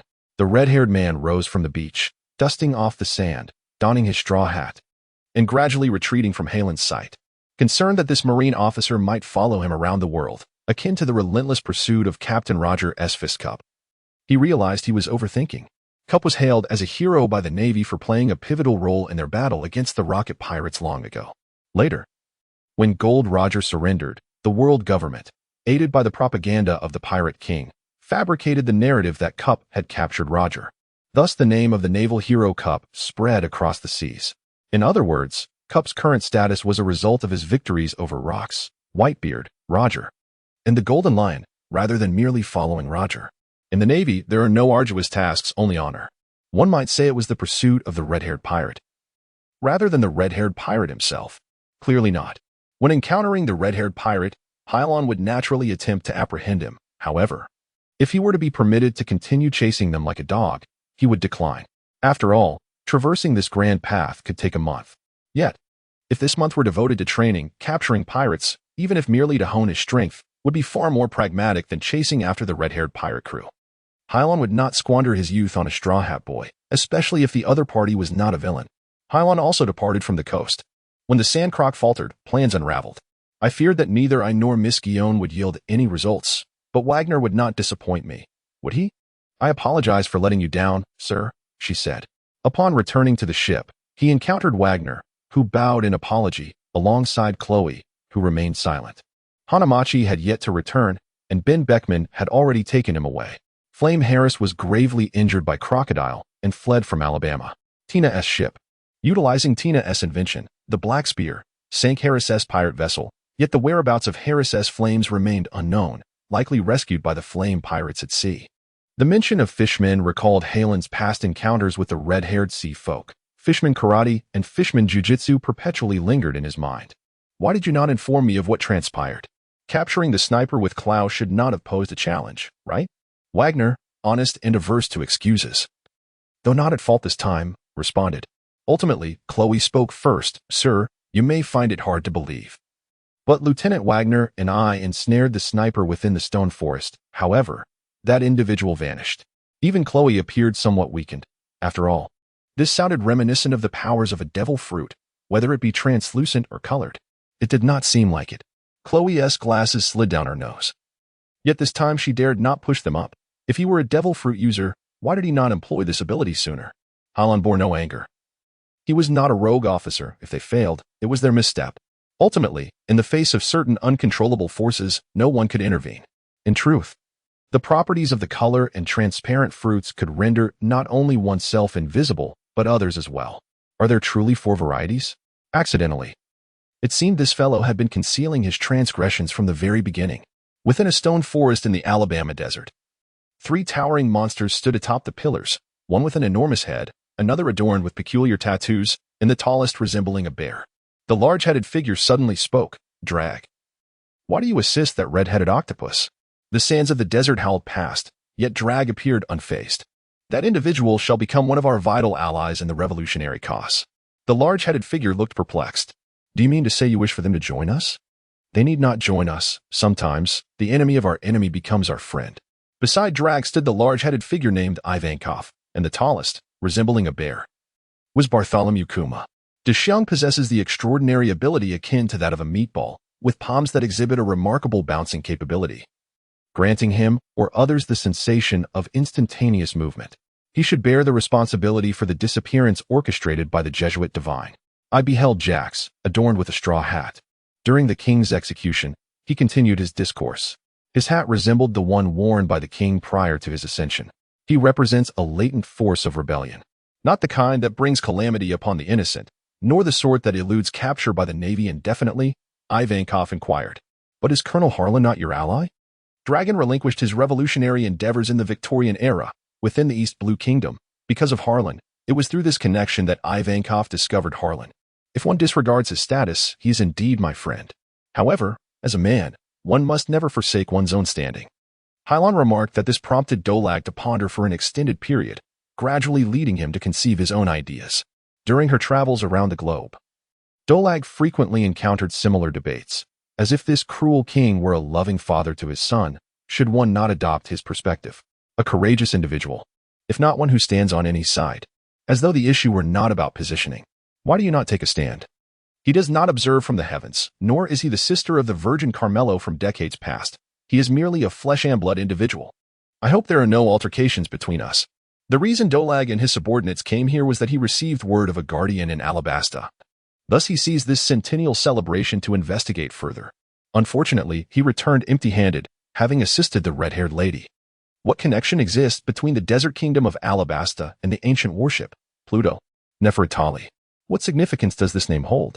With profound skepticism, Dolag departed the desert, becoming a valuable ally to the Navy, or perhaps a cunning infiltrator among the pirates, the meaning of the 7 warlords of the sea. Days later, the 7 warlords of the sea directed pirates to plunder civilians and then triumph over them as heroes, seizing their treasures. Is it a moral perversion or a distortion of humanity that allowed the blazing pirates and the red-haired brigands to evade the Navy's onslaught? This news anchor employed audacious headlines while distributing newspapers nationwide and in neighboring countries. Upon opening the window, the words turned to dust. As Crocodile swiftly approached the news agency that published this article. Get out. Crocodile intended to obliterate the news agency, but upon witnessing the Navy station nearby, he paused, choosing not to act impulsively. He is now one of the 7 warlords of the sea. He cannot confront the Navy so recklessly.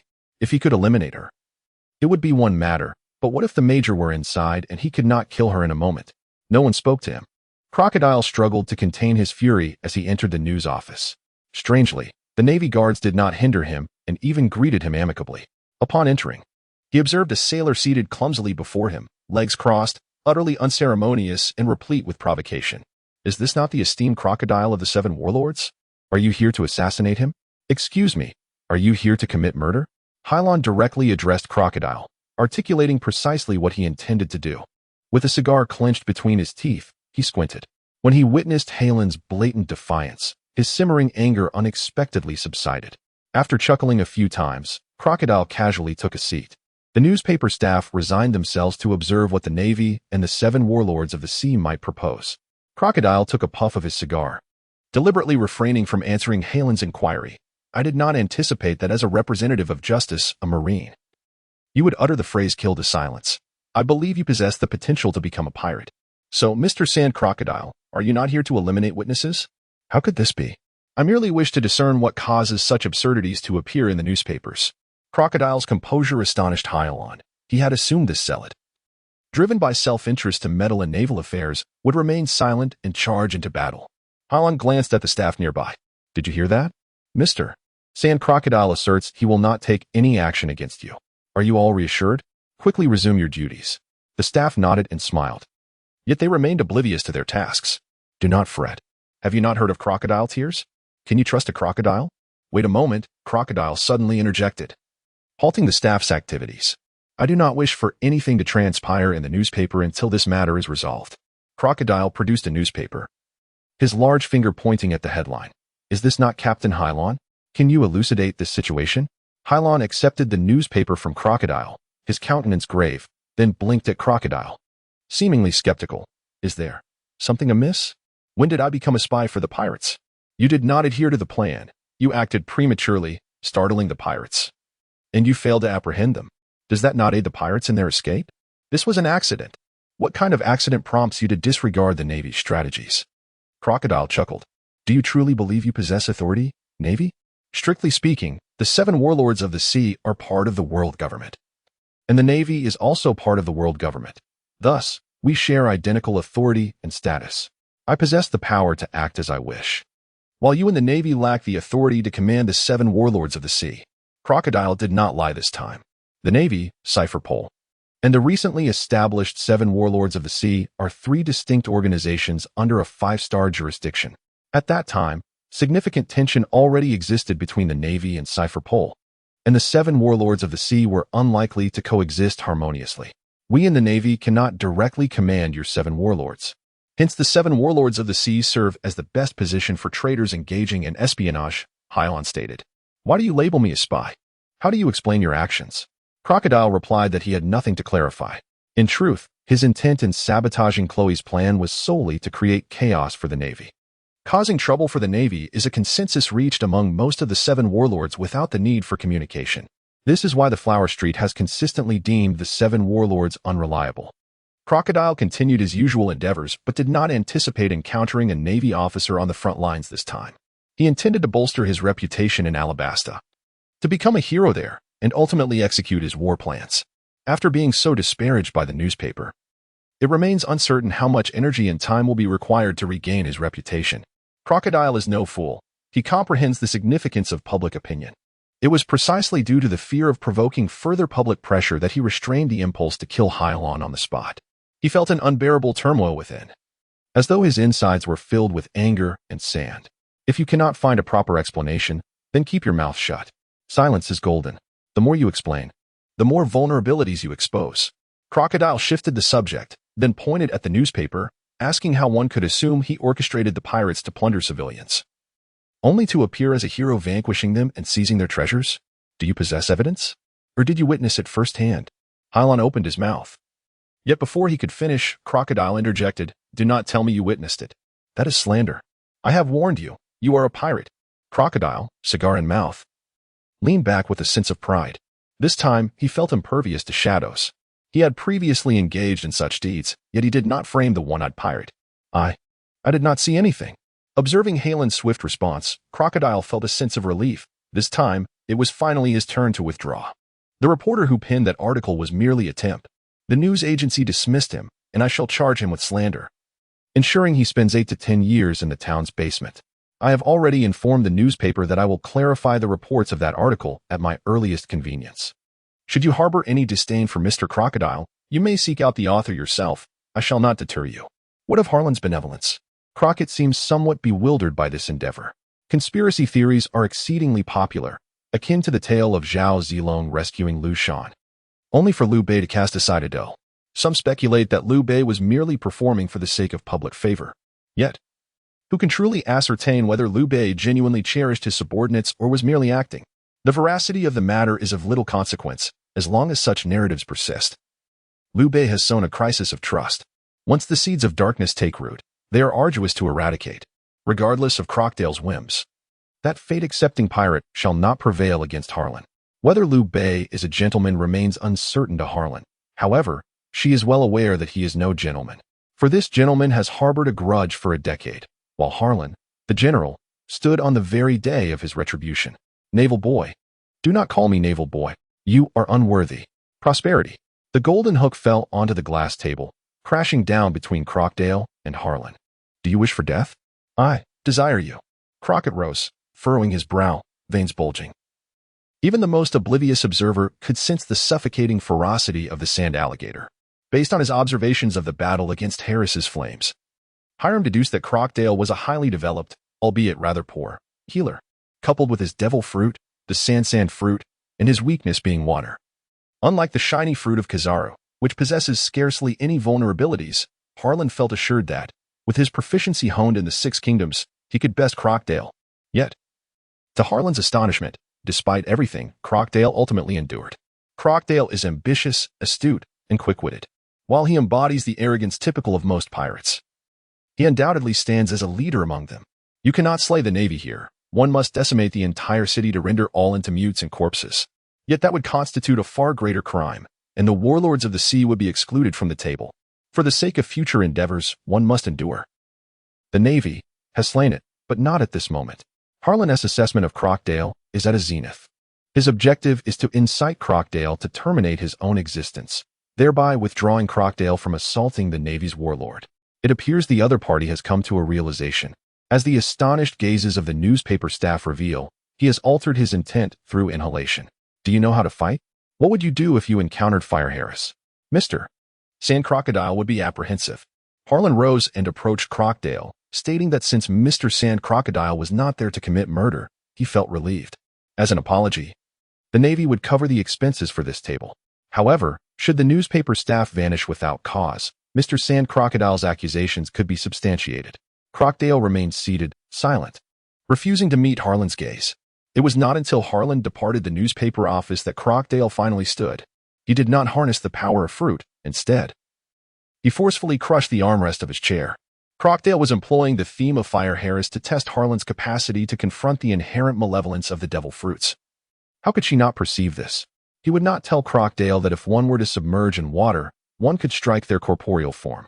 If Crocdale harbored any concerns, he dared not assault the Navy. After all, this was not a matter of fishery enforcement.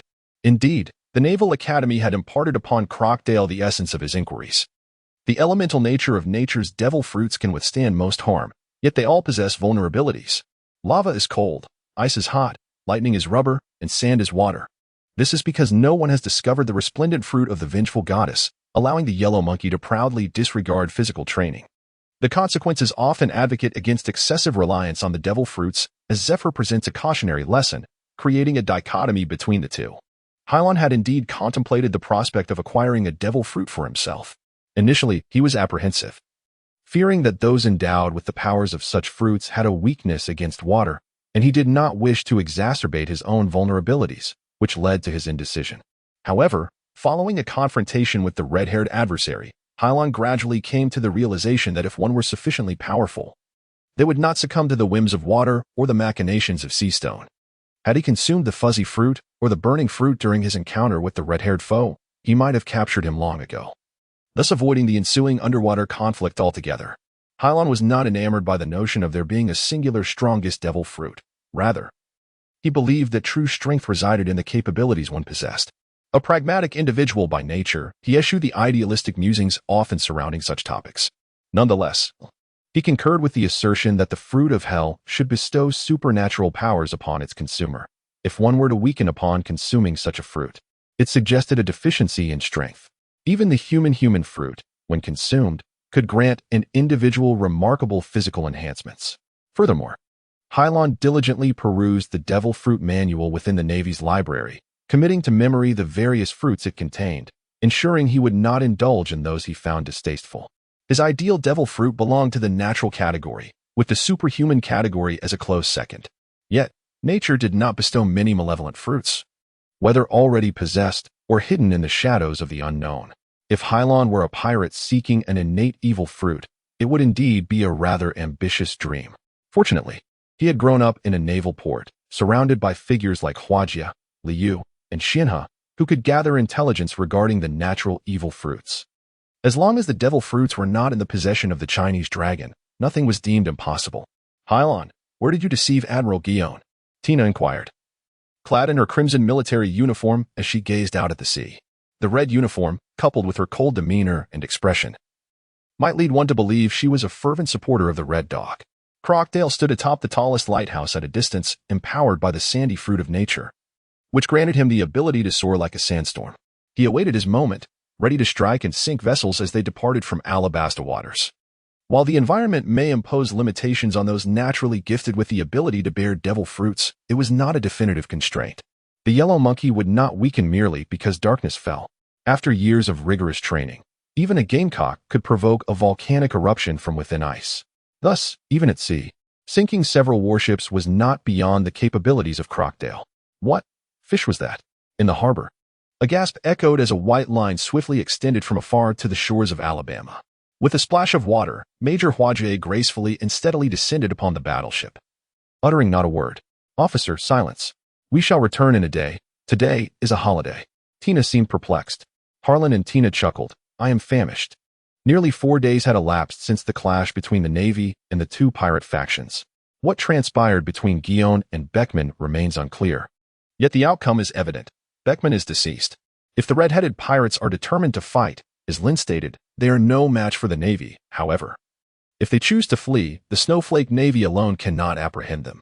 After spending a night at an inn in Alabama, Guion, unable to eat or sleep, returned to headquarters with Helena the following day. Crocdale hesitated for a long time over whether to attack the returning naval vessels. Considering the might of Harlan and Guion in the battle against the red-headed pirates, Crocdale ultimately convinced himself, this time, let it be. Revenge is a dish best served cold. His desire to strike at the overseers of Alapaston stemmed from his intense wish to eliminate Whitebeard. At night, amidst the Great Rout, the Shambodi Islands, the last island of the upper half of the Grand Route, the backyard of the Chinese dragon, was a land of chaos. Yet one of the most prosperous cities in the world. Unlike other islands constructed primarily from soil and rock, the city of Shinbua was built upon the roots of one of the world's largest mangrove forests, the Akiuran trees. As the roots consistently rise above the water, they form a framework resembling shampoo. The entire region consists of 79 mangroves, each housing its own town and facilities, creating 79 small islands collectively known as the Shambodi Islands. The foremost area, the Arl Mangrove District, is the largest hub for human trafficking and auctioning of human lives. The Chapalar Islands lie not far from the naval headquarters, and the Navy should not overlook the slave markets.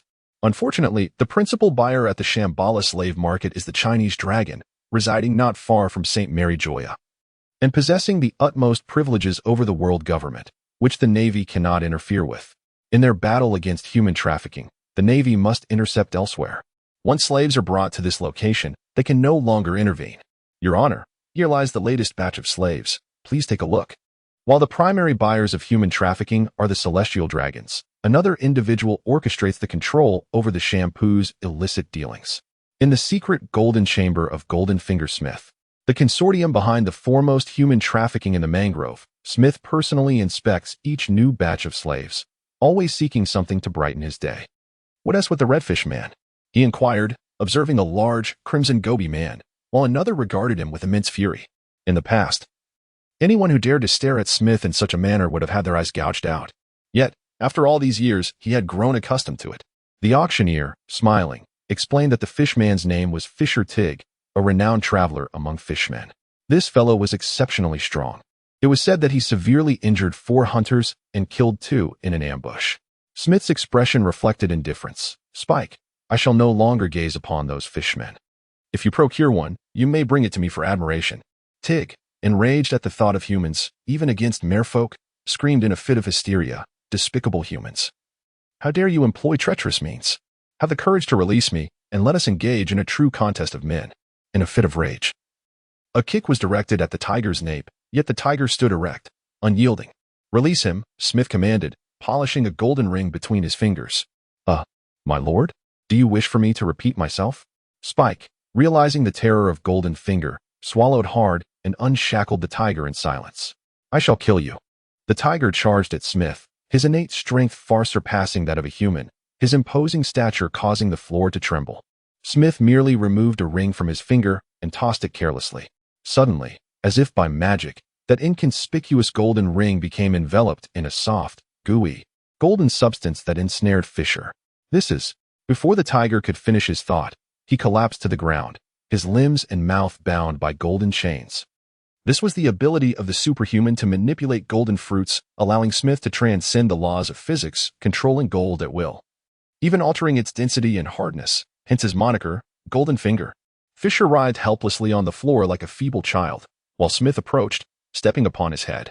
Since you lack strength, refrain from uttering foul words. I find this salted fish particularly interesting. You have great advertising potential to sell it to the Dragon Clan for a good price.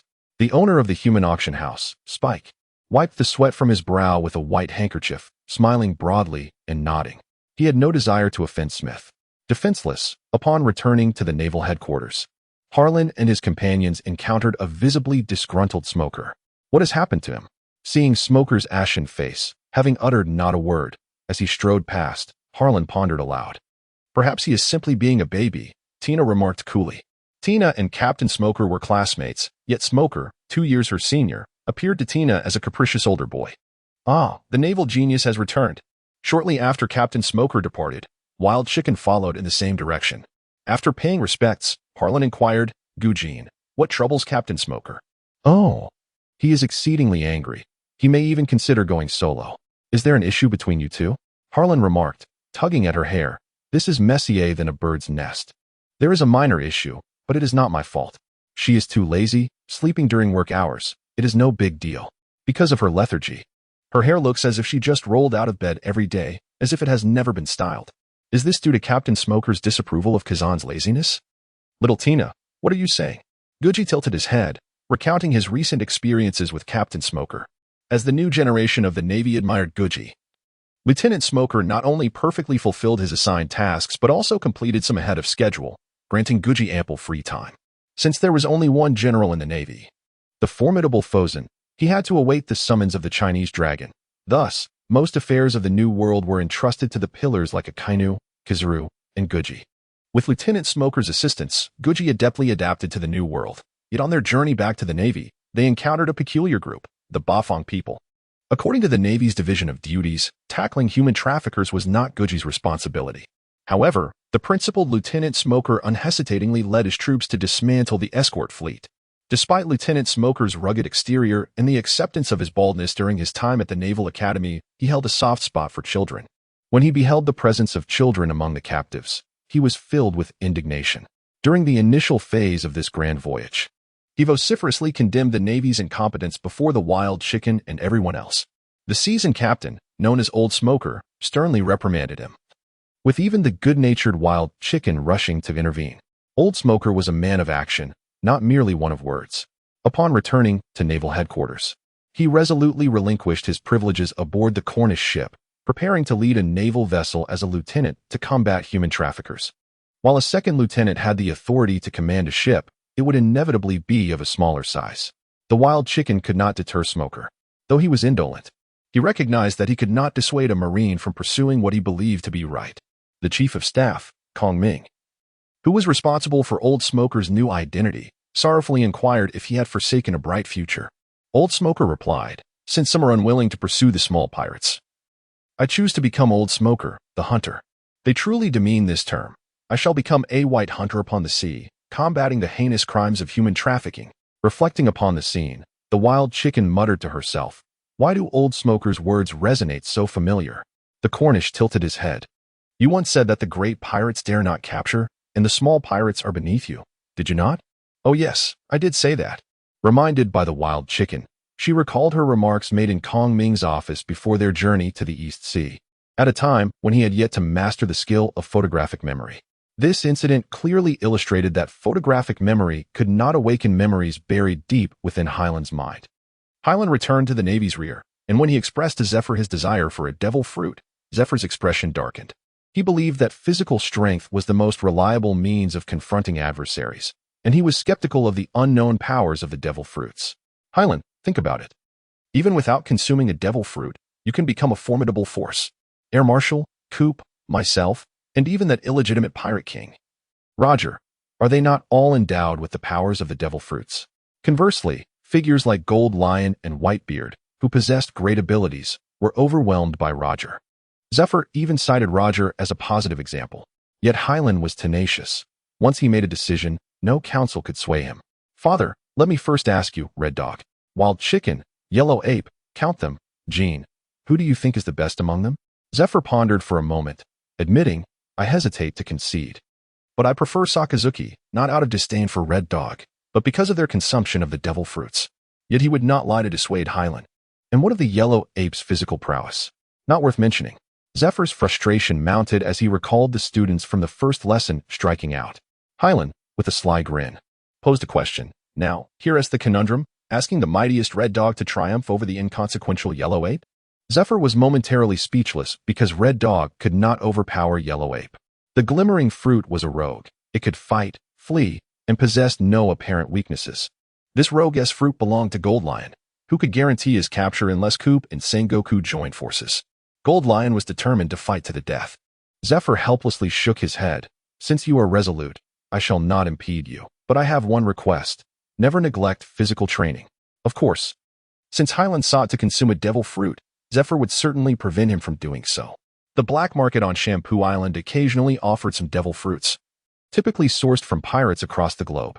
If you venture there, your chances of discovering a devil fruit are significantly enhanced. If you encounter Dracul Mihawk, fear not. Nothing will befall you. Zephyr initially expressed surprise, then comprehended Hilon's intent, nodding with a reassuring smile. You are the soldiers Hilon brought from the East Sea? Captain. What of the lieutenant and second lieutenant? At the port, while strolling by the sea, Captain Smoker encountered Wagner, who happened to pass by Buggy's waist. I am Lieutenant Buggy. Who are you? I am Captain Smoker, also hailing from the East Sea. Upon seeing the seasoned captain with several cigars in his mouth, Wagner queried, why such arrogance? Second lieutenant? Chloe interjected, steering her vehicle back toward Buggy, who was a classmate of Hilon's, leaving Buggy momentarily speechless. Hey, what do you think of the world government? Chloe asked cautiously. What do we think? I mean, for human traffickers and pirates, the world government's mandate is to arrest them, not execute them. How does that make sense? Old Smoker remarked, a cloud of smoke enveloping his face. Chloe adjusted her glasses. Perhaps he fears if he kills them, they will reappear at sea. No, Buggy interjected. In that case, why not chop off their legs and arms, leaving them with one hand to eat, then imprison them? Days later, following some paperwork, Hilon and Wagner set sail for the Sabaody archipelago. On board, Wagner posed the same question to Captain Smoker. Hilon explained, according to relevant documents, this is to demonstrate the humanitarian spirit of the world government. Thus most criminals, barring malicious pirates like Roger, can be spared the death penalty. But what is it truly about? No one knows, Wagner scoffed. Humanitarianism? Is it humanitarianism to transport citizens of a non-world government nation to share a wolf to construct a bridge? Wagner, you may say something to me, but in the future, say nothing to Clow, Chloe instructed, adjusting her glasses. I understand, Buggy chuckled. My previous suggestion seems somewhat cruel. Hilon replied, this is not a matter of humanity. We are imprisoned. Who knows whether the prisoners entering the city are mutilated or whole? The crux is, if you sever their hands and feet, do you not fear the pirates might resort to suicide? Buggy narrowed his eyes. It's simple. Since the Navy has methods to subdue a pirate with a bounty of 100 million, I have ways to keep a cripple alive. But she knew Buggy had a plan. For instance, interrogating prisoners, Buggy would be the enforcer, while Chloe played the role of the date. Almost no interrogation was impossible. If Cypher Pole were to take these two away, they could prove more valuable than during their time in the Navy. Buggy was the brilliant inventor of the Buggy Ball, a grape-sized cannonball capable of delivering the firepower of a standard cannonball. Hilon personally delivered a sample of the Buggy Ball to this genius doctor.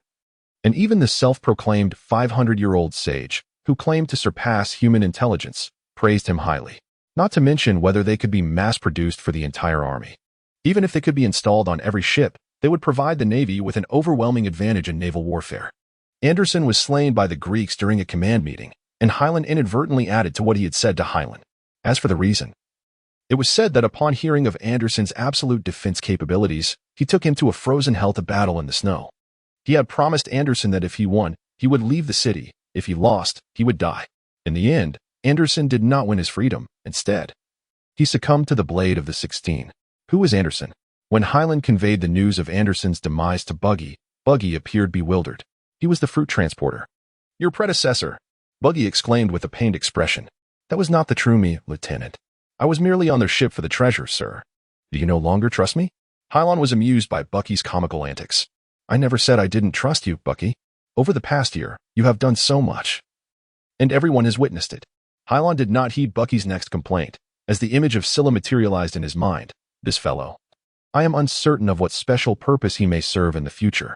Sir, we are not far from the Sabaody Islands. The watcher shouted from the lookout tower. The Sabaody Islands loomed ahead, and Bucky exclaimed, let us be serious. We must not bring disgrace to the Navy. Suddenly, he leapt onto the platform, energetically rallying the troops. Splash! A sudden current surged across the sea, and a rotund blue figure, appearing necklace, emerged from the water. The enemy is attacking. Thanks to Hilon's training, his soldiers could enter combat mode in mere seconds. No. Navy friends, I am not your enemy. My name is Jean Bay, and I am a fisherman. Before the competition commenced, the necklace blue figure raised his hands in declaration, holding a girl in a white dress with long hair. The girl appeared to be unconscious, her clothing tattered. Put down your weapons and save her first, thank you. But no need for thanks. With a splash, Ping Ping leapt from the water and landed firmly on the warship. As soon as Jinbei reached the deck, he cried out, "Doctor! She needs a doctor!" No one responded to him. Ping Ping stood frozen for a moment, his gaze fixed on Hilon amidst the crowd. "Officer, please help her quickly. She is on the verge of death." Hilon looked at Chloe, who promptly gathered a few individuals to carry the girl inside. "Wagner, you too, just in case this is some sort of trick. Perhaps this girl is an assassin." Thank you. Observing the fish's name, Ping thought, "It is not difficult to understand why this man is fond of mermaids. However, it is hard to believe that mermaids would share the same affection for women, as the aesthetic of fishmen differs vastly from that of humans." "Your name is Shiping? Then I shall introduce myself. I am Captain Hilon of the Navy headquarters. Pray, tell me what has transpired." Fish possess a strong affinity for the sea, and after a while, Jinbei appeared no longer as if he had just emerged from the depths. The human traffickers took away. He intended to say that the traffickers had abducted their brother tiger. But upon reflecting on the severity of racial discrimination against humans and the utter contempt for merfolk, he quickly altered his tone. "There is a team of professional human traffickers. They have taken many humans and other races. Even our brother tiger was taken, hence my knowledge of this team." "Tiger? Not just any tiger, but Tiger Fisher." The name sounded somewhat jumbled. Nevertheless, upon recalling the surname Cup, monkeys, and human traffickers, he thought, "This is Captain Smoker's affair. How could I possibly keep up?" Bucky calmly inquired, "Shall we proceed? What do you think?" Bucky hesitated for a moment. "This matter is of utmost responsibility." Hilon nodded. "Bucky, you are becoming increasingly like a competent Marine. Calm yourself first." Hilon gestured to the anxious fishman, who appeared somewhat agitated. "The sentences are too lengthy. Please shorten them. My Navy friends, I assure you, I harbor no intention of deceiving you. The prerequisites for an ambush are time and place. You may ascertain whether this is a suitable spot for an ambush. According to the chart, this area lacked coral reefs, thus appearing an unlikely location for an ambush." Hilon commanded, "Advance as per the flat instructions, remain prepared for battle, and await my further orders." "Understood." Bucky saluted appropriately and commenced directing the soldiers forward. "Sir, look at this." During navigation, Chloe, holding a document, beckoned Hilon. "Is the aquatic night rather mundane?" The document contained quite ordinary information regarding the Mermaid Island and its nightly figures. Prior to arriving at Shampoo Island, Hilon had prepared intelligence regarding the region, including the distribution of 79 mangroves in the Shampoo area, and even the Merfolk Island submerged 10,000 meters underwater. As a responsible and chivalrous figure, Shiping held a commendable reputation on Mermaid Island, and naturally, his intelligence had been documented by the Navy's intelligence personnel. Hilon nodded and returned the document to Chloe.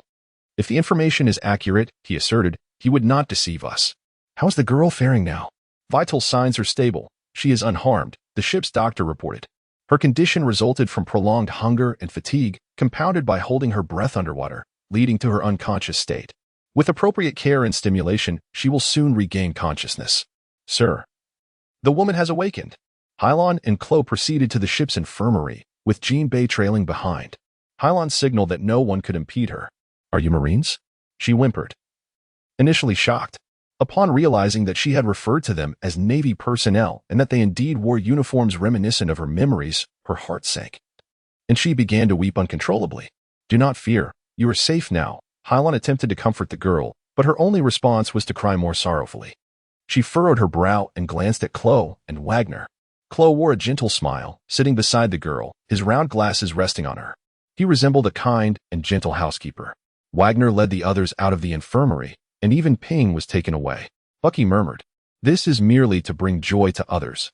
I excel at this. You should call upon me. Now, the situation is different." Hilon gazed intently as Bucky smiled and withdrew. "Do not be afraid. You are safe now." Chloe endeavored to soothe the girl's frayed emotions. After a few moments, the girl ceased her tears. It became evident that a handsome and gentle man could indeed lower a woman's guard, and conversely, that beautiful women possessed the same advantage over men. "I am Chloe. What is your name?" My name is Amy. Do not worry. This is a naval vessel, and no one can harm you here. This is Colonel Lin, my commanding officer. He will. No, we will all protect you." Thank you. Where is your home?" "Oh." As they inquired about her hometown, Amy's emotions, which had calmed slightly, surged again.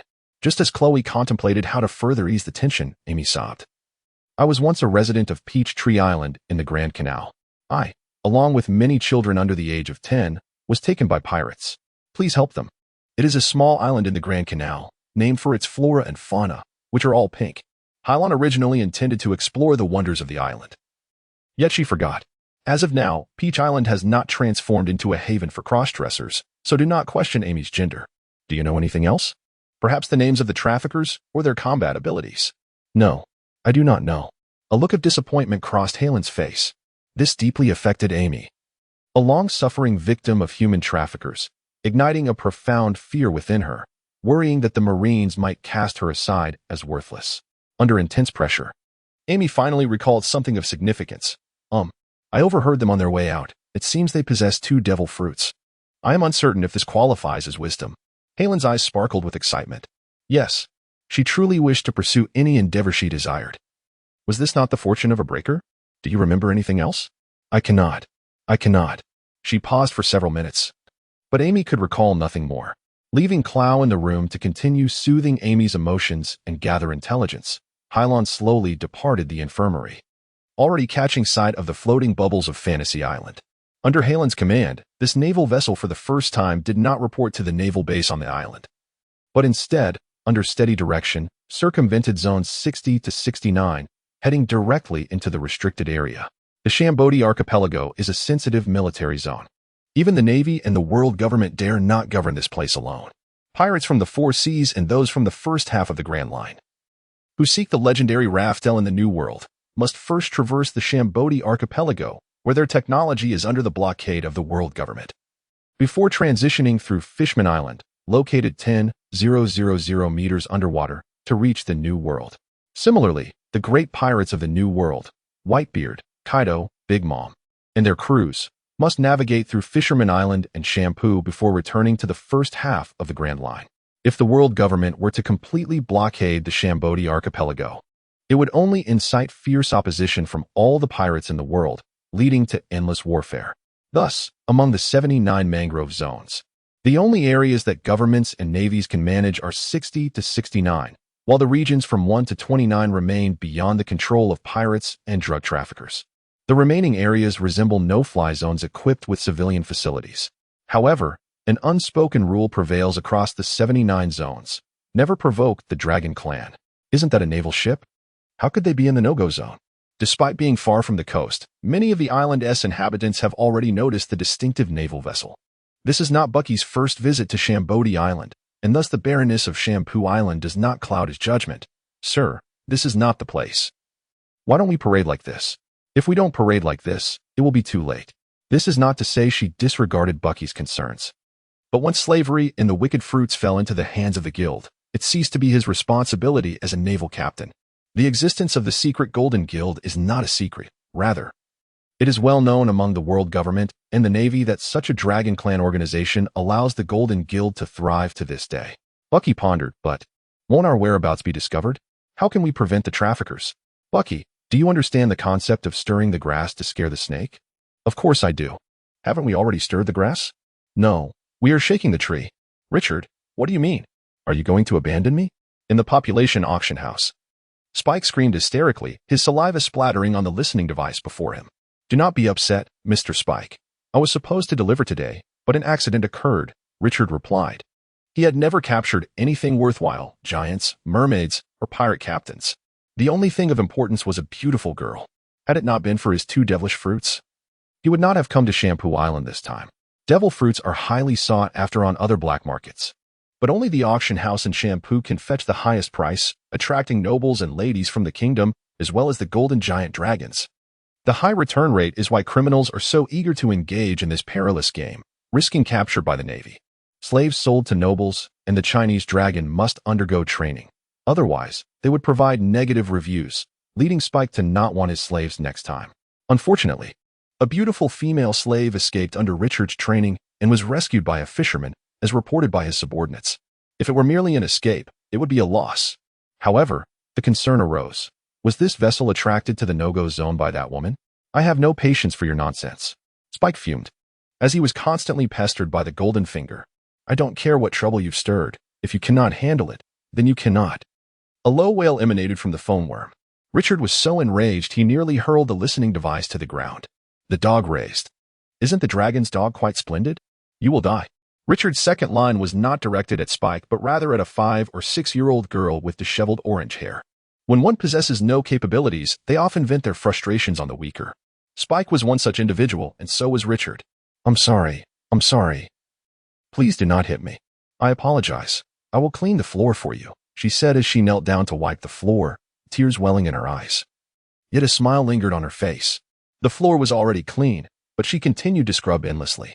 When Richard saw the little girl lying on the ground like a pitiful puppy, he felt somewhat better. Under Hilon's arrangement, everyone began to disperse. Wagner would remain aboard the spaceship as acting commander. Bucky and Mach performed as circus performers and ordinary folk.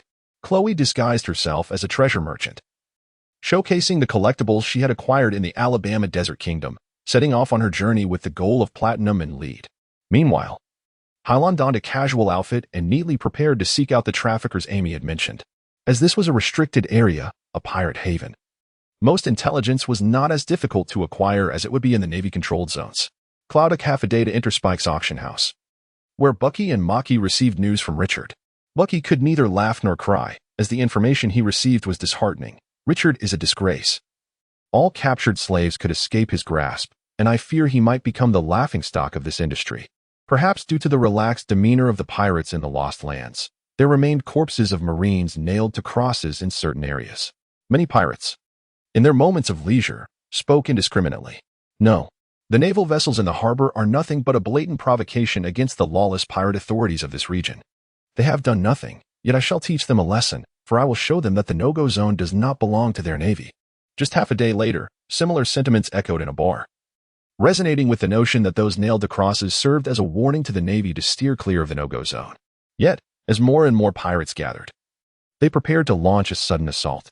They were astonished to discover that the vessel had departed, having fulfilled its mission. The naval ships that ventured into the Forbidden Zone merely stirred a modicum of chaos before retreating. Among the boastful pirates, several individuals from Hilon had already infiltrated this area. Look over there at that rotund blue fellow. That is a fishman, is it not? Is this your first visit to Shambodi? I wonder if we could capture them and fetch a handsome price. They are exceedingly unattractive, unless we manage to catch a renowned fisherman like Richard. They would hold little value. However, an ordinary fisherman could sell for 1,000,000 berries, while a regular individual might garner 500,000. The price for a fisherman is double that of a common person. Yet, one must not forget that fishermen possess tenfold the strength of humans, and fishermen typically accomplish only half the task. Generally speaking, due to the fishmen being a weaker race and not conforming to human aesthetic standards, there exists a profound discrimination against them.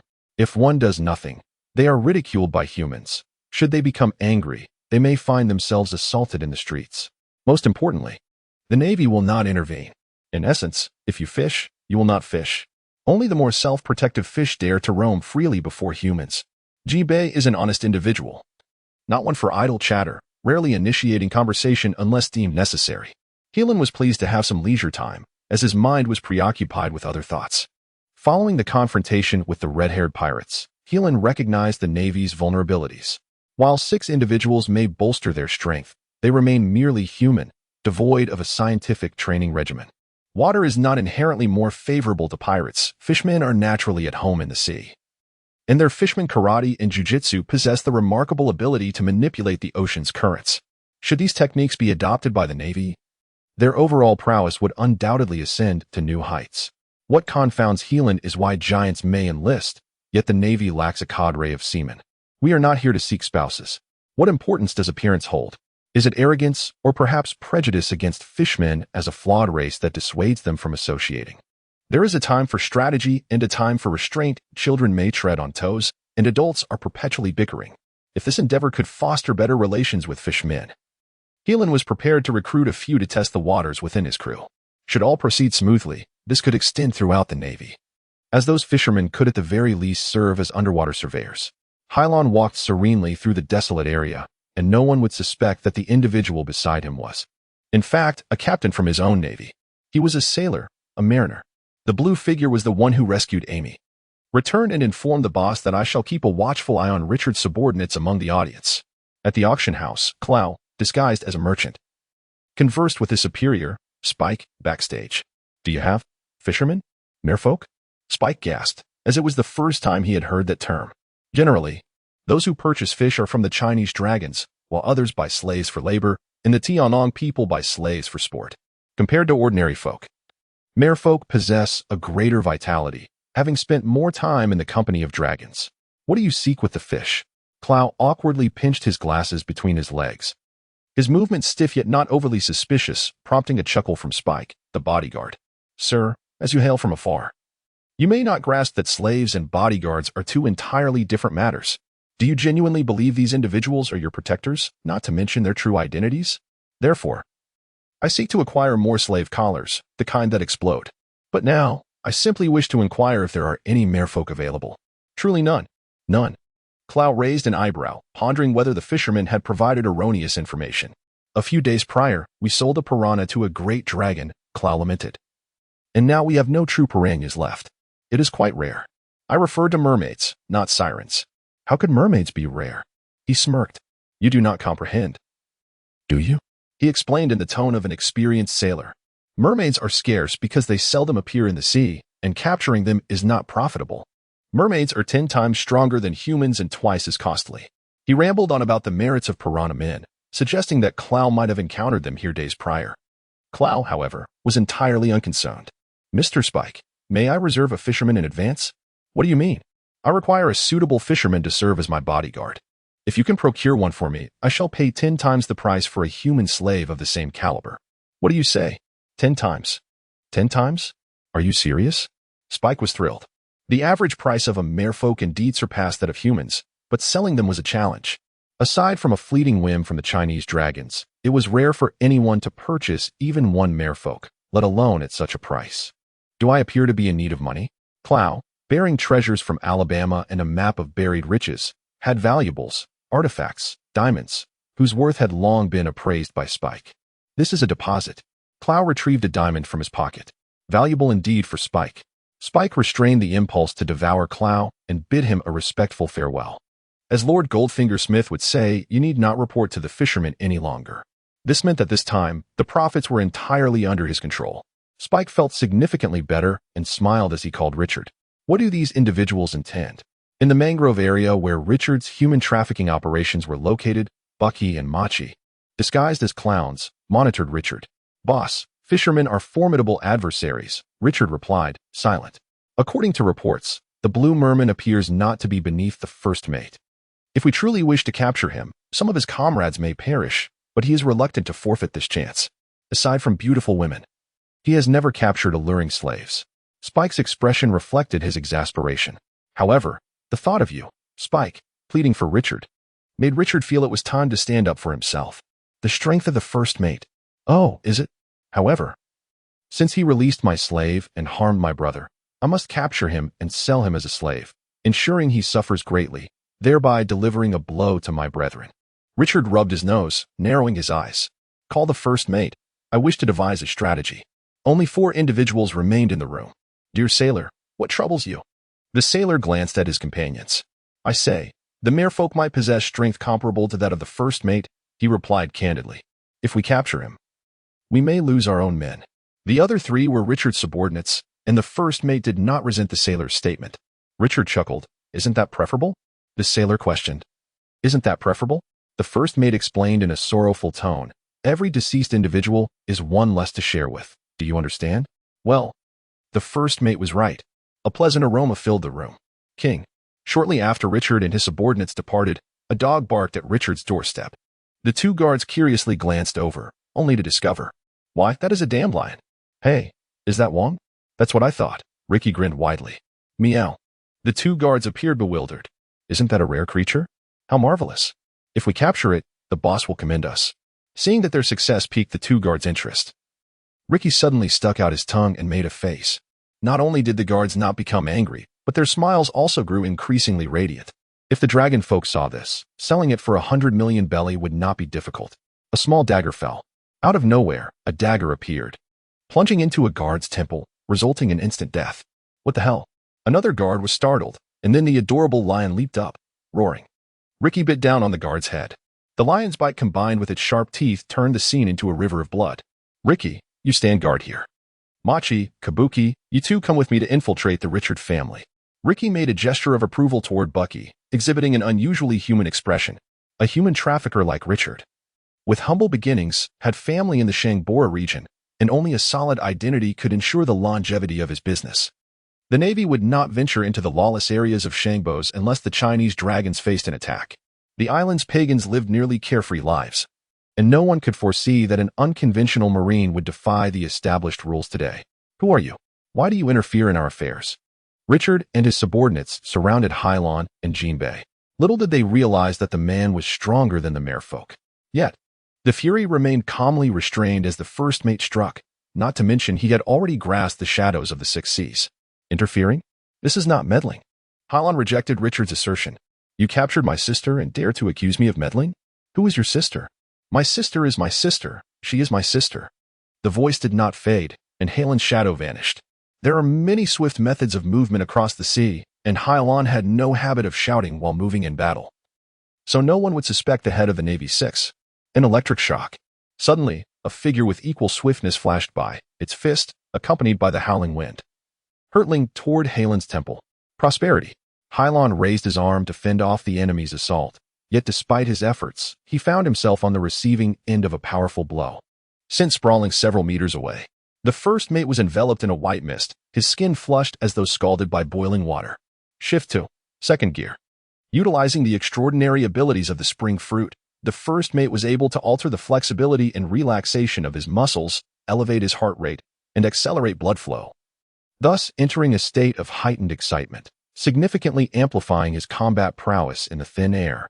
However, this came at a formidable cost, akin to the Navy's six styles. The rapid blood flow and accelerated heartbeat imposed a tremendous burden on his body, while the Navy possessed the life return technique to recalibrate their physical state. The first mate could only rely on the power of hockey to contain the surging energy within him. My friend, I am here to assist you. Upon witnessing the first mate's desperate condition, a comrade shouted with resolve and charged forward, employing the techniques of fishman karate.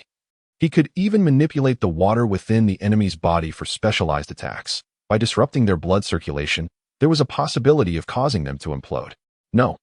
Hilon rejected Pingping's offer of assistance. If a person's fundamental abilities are lacking, burning their life force in this manner will yield little benefit.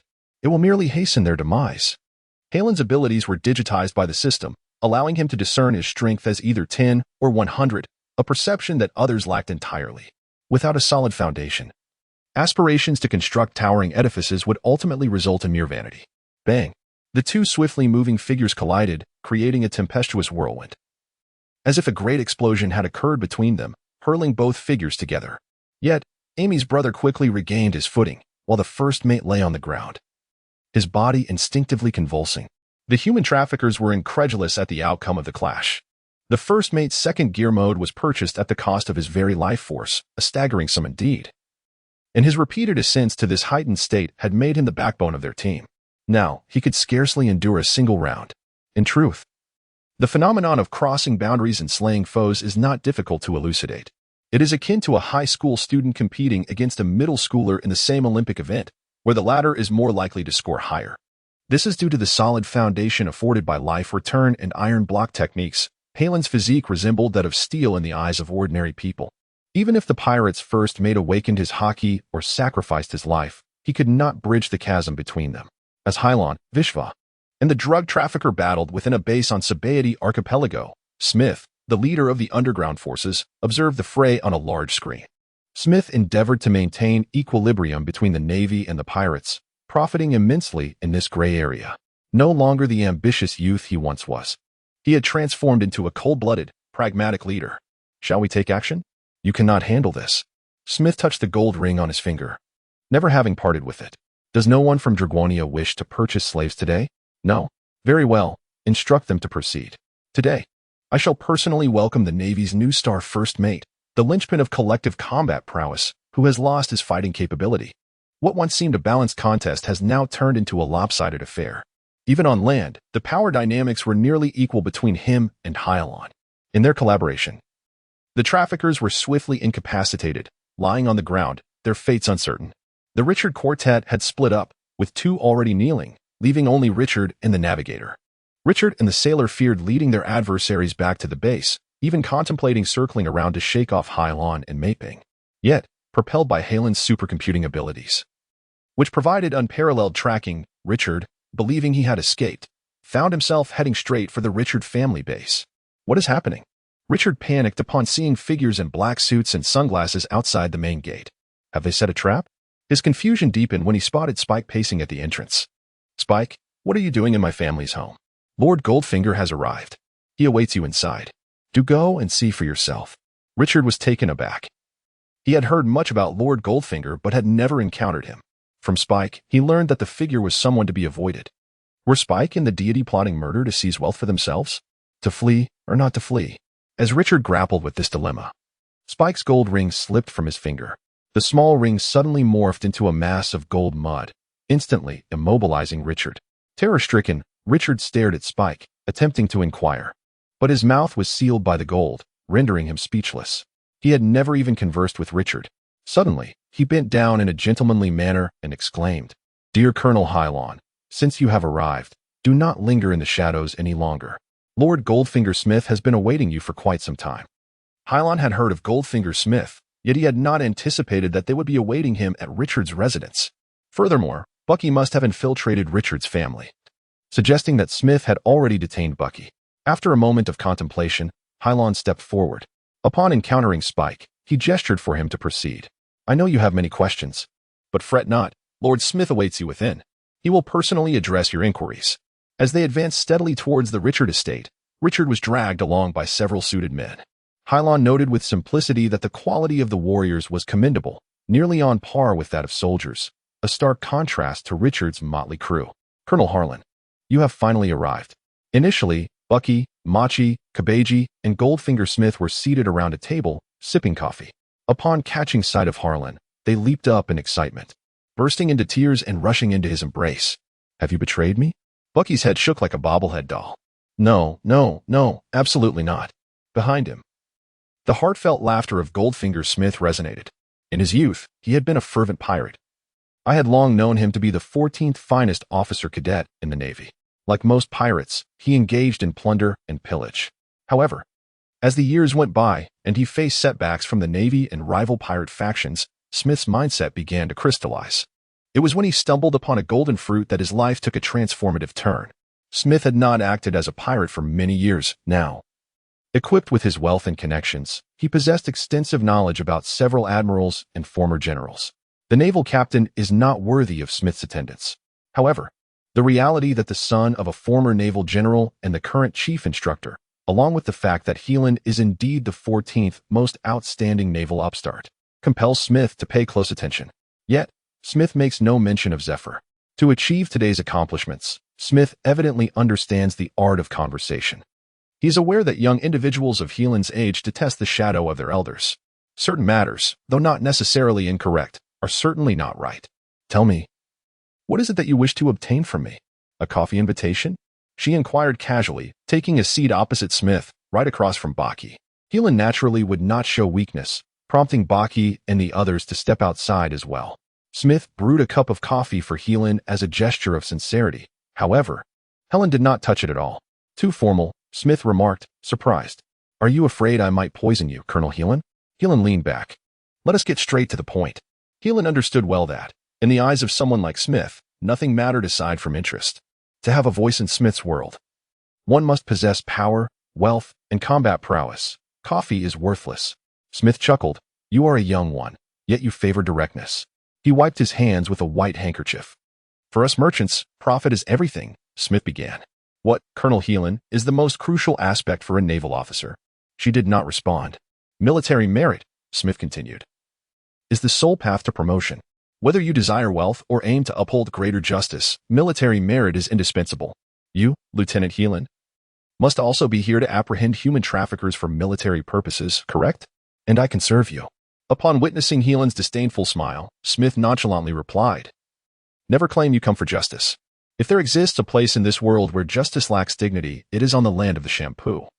In the backyard of the Chinese dragon people, a graveyard of justice. As Helen expressed to Roger regarding Colonel Hill, as long as the Chinese dragon race exists, justice cannot prevail. But this does not imply that the Navy cannot take action. What can you offer me? You see, I have already captured the mastermind behind this human trafficking operation. The unfortunate souls captured are now under my protection in the basement. If Colonel Hilon desires, I can provide you with all of this. What do you want? My request is quite simple. There is no need for Colonel Hilon to do anything. Simply refrain from intervening in this matter. After a moment of silence, just as Smith assumed she was weighing the pros and cons, Hilon suddenly burst into laughter. Golden fingers. Golden fingers. Have you had it too easy in business all these years? Do you think no one dares to question your arrangements? What do you mean? Hilon shot her a glance. If you do not intervene, I will capture the traffickers and rescue the poor. Yet now you claim credit for it and strike a deal with me. Do you truly believe the Navy does not care about your actions in this lawless place? What about my devil fruits? Initially, Smith felt a chill at the mention of devil fruits, but upon hearing it, he laughed again. So you seek the 2 devil fruits? Do you? Smith stood up and retrieved a box from the back table. Colonel Hilon, if you desire them, you should simply state so. I can provide them. Smith opened the box. Hilon glanced inside, her disappointment palpable. The animals represented were the cobra and the python, akin to the illustrations in the book about devil fruits. These 2 fruits belonged to a relatively prominent category within the animal department, yet Hilon did not hold them in high regard. It was no wonder Smith wished to bestow them upon her. Observing Hilon's unperturbed demeanor, Smith was somewhat taken aback, guessing that Hilon recognized the 2 sinister fruits. You claim there is no justice here, correct? Smith did not respond. She closed the box containing the devil fruits and handed it back to Smith. If they wish to befriend me, I cannot do so out of respect, can I? The devil fruits would serve as gifts to them. However, I am too soft-hearted to witness a child suffer, so why not do me a favor and refrain from capturing slaves and children in the future? Smith squinted. I do not know how many children are under 18. We do not permit enlistment in the Navy before the age of 18, so do not apprehend anyone under 18. That is impossible. What about those under 16? Even dragons cannot take them. Under 14. That is my bottom line. Smith weighed the value of boys and girls under 14, ultimately agreeing to Hilon's request. In one more matter, I will take away all the slaves captured by Richard. Of course, that is your military merit, Smith said. And with his skills in capturing Richard and his operational strength, Hilon concluded she was not a match for the old Black Hand. During the era of slavery, the fruits of the snake were worth exchanging with Smith, otherwise they would be taken away. If Smith were pushed too far, he would lose not only the devil fruits. Smith poured them a glass of wine to our friendship, but Hilon merely clinked her cup with the hand of a blacksmith, refusing to drink. This signified that neither would ever trust the other. Slaves, led by a few tattered-clothed Bucky individuals, formed a long line as they followed Hilon away from the now non-existent Richard family. Bucky extended his hand to Hilon and whispered, "Sir, is that 14-year-old child working? 14-year-olds typically do not become slaves, do they? Not many.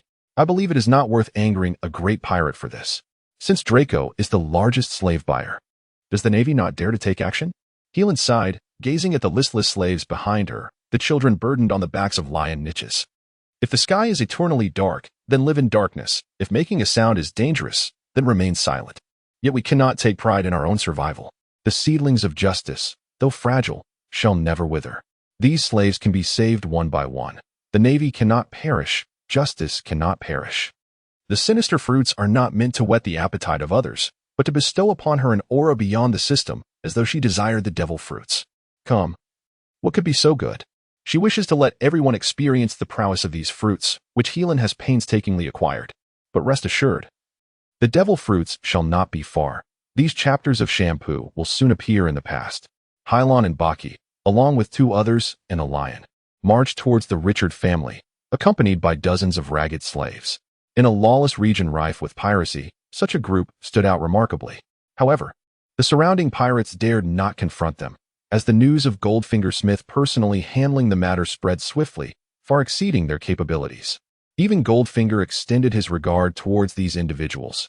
Who among the pirates or rising stars would dare to disregard him? Is there anyone who truly understands what transpired here? I have heard that the Richard family is blind to their own follies, having captured a girl named Amy, only to be met with retaliation from her brother and his subordinates. Consequently, this individual garnered the favor of Lord Goldfinger, who personally sought to dismantle the Richard family.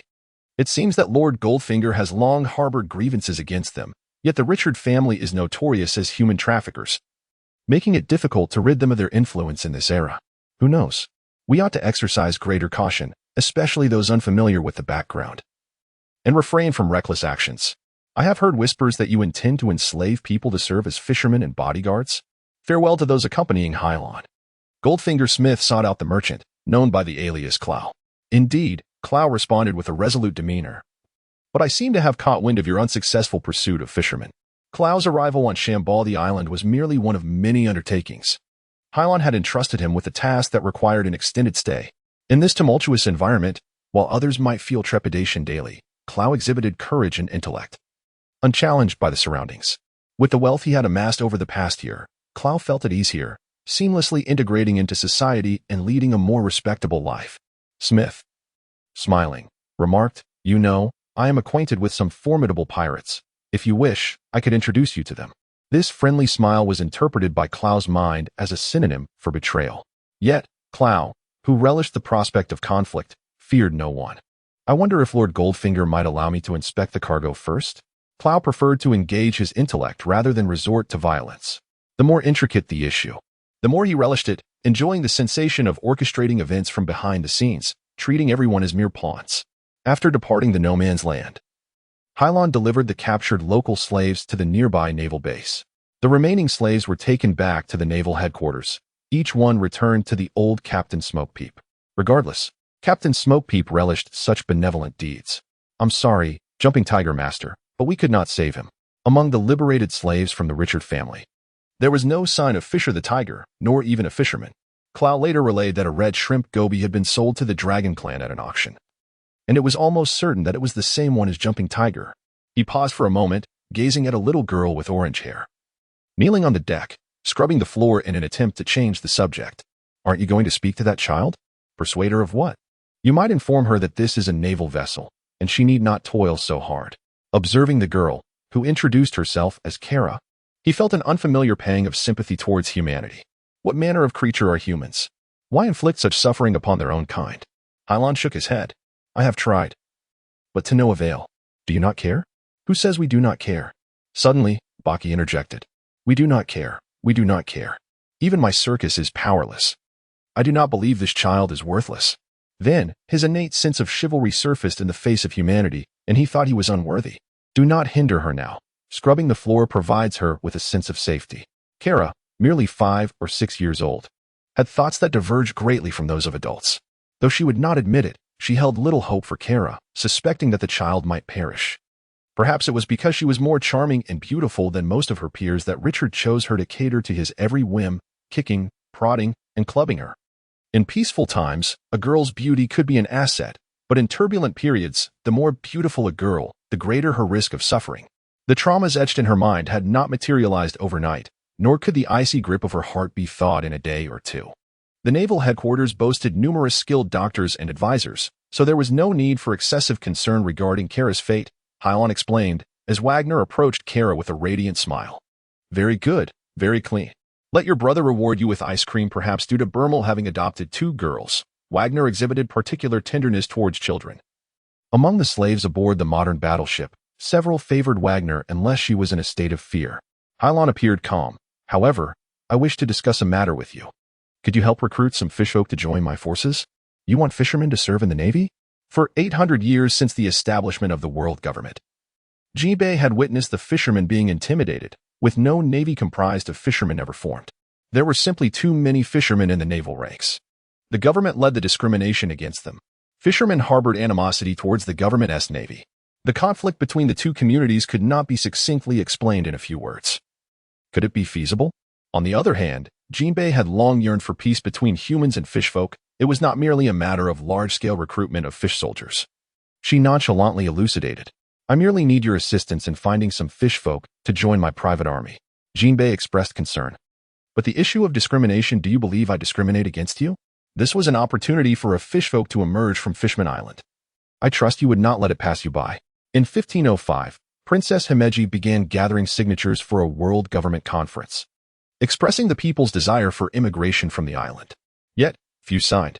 In the same year, Hilon received a distress call from Amy, stating that her king had turned into a cross-dresser overnight, plunging the entire nation into chaos.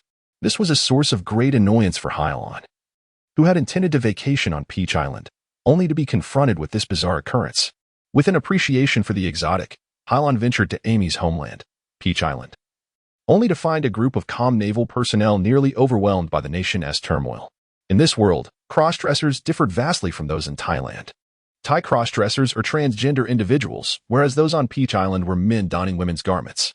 If a pale-faced boy like Clow were to wear women's clothing, it might be for amusement. Yet, Peach Island was rife with hairy-legged, hairy-chested, and grotesque men dressed as women, a sight that could only be described as exhilarating. Strangely, many citizens of this nation accepted their identities as ladyboys. As a naval officer with proper authority, she had no right to interfere in the internal conflicts of her people. Ultimately, she had to flee the island alongside Amy. The homeless Yami eventually chose to join the Navy and was accepted into the Naval Academy. So soon back. Upon returning home, Zifa gazed at a peculiar sea mist, bewildered. I thought I would spend a few days at Peach Island. Hilon recalled his experiences there. A wave of toothache washing over him. Do not go, do not return there, that place is toxic, it burned my eyes. Toxic? Zifa furrowed his brow. Was that place poisoned by pirates? Zifa remarked that the toxicity he referred to was not of that nature. Suddenly, a voice emerged from the kitchen, and a little girl with short orange hair, clad in a dress, appeared carrying a tray of juice. A year prior, it was Kira who had been rescued by Hilon. Some of the slaves captured by the Richard family were returned home by the old chain smoker captain. Some joined the Navy, while others succumbed to madness after their rescue and were confined to a naval psychiatric hospital. When it came to psychological issues, Hilon could only describe young Kurla with admiration. After a year of nurturing therapy, Kurla's temperament had blossomed into a joyful spirit.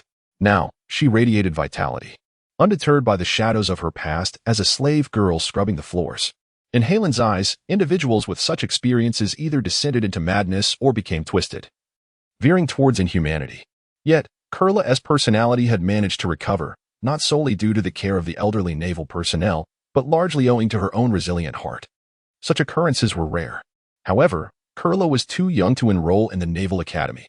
After some discussion among the old naval comrades, they decided to temporarily adopt the little girl. As the only admiral, Zhangguo was far too occupied. General Klein had been preoccupied with pursuing the Don Quixote family. Everyone agreed that Karp could not take her child to Harvard. Thus, the chief naval instructor retreated to Zifa's second line, becoming the optimal choice. Hilon picked up a glass of juice from the coffee table and inquired, Kurla, why are you so diligent today? Is there something wrong? Zifa glared at Hilon, stating, Kurla is far more sensible than you were at her age. Children like you are simply nonsensical. By the way, is this how you poison others? Shouldn't you refrain from teaching Clara to speak such absurdities? Have I ever acted foolishly? The elderly often prefer to protect children, and I have no objections. Hilon inadvertently glanced at Clara, noticing the little girl nervously fiddling with the hem of her skirt, as if concealing something within. Hilon volunteered to ask, is there truly something hidden? Clara, if you have something to say, please speak up. Here. No one can bully you, it's not like that. Clara suddenly shut her eyes tightly, apologizing, I'm sorry for deceiving you. But I actually have a mother. When I was a slave of the Richard family, she said she missed her mother, and Richard struck her. This triggered a classic conditioned reflex that made her tremble. The mere thought of her mother sent shivers down her spine. To avoid punishment, Kurla had been lying, claiming she had no parents. After a year of living together, Clara not only regained her cheerfulness, but gradually began to trust Zifa and Hilon. Oh, so that's how it is. A wave of dizziness washed over Zifa, as he suddenly felt an unsettling realization that Clara's mother was still alive. He recalled his son's words. A person's goodness or wickedness cannot be discerned by their thoughts, but by their actions. The memory of his yellow monkey repeatedly saying, I'm doing this for your own good, suddenly struck Zifa as pathetically weak. I'm sorry, Kira continued apologizing. But I truly miss my mother. Tears cascaded from the little girl's eyes like a flood. Now, at not yet 7 years old, what more could Hilon ask of her? It was not wrong to think of your mother. Did this violate the justice of the Navy? Where is your home? Fushi Island, in the New World, but rest assured, I will personally take you home tomorrow. Kurla's big eyes sparkled with hope. Really? Can I come back? Come back? I want my mother to join the Navy, so that no one dares to arrest us. Of course, the more people who dare to uphold justice, the better. Hilon, let go of me. Zifa suddenly stood up. Kurla, go back and prepare. I have something to discuss with Hilon. Sensitive Kurla hopped back to her room. What's wrong? I thought you were worried about me being in danger in the New World. There's news about the devil fruit, seeing Hilon's unchanged expression. Zifa knew the child had become almost numb. Ever since Hilon planned to search for the devil fruit, a year had passed without finding the ideal specimen. It was a mishmash of helplessness and sorrow.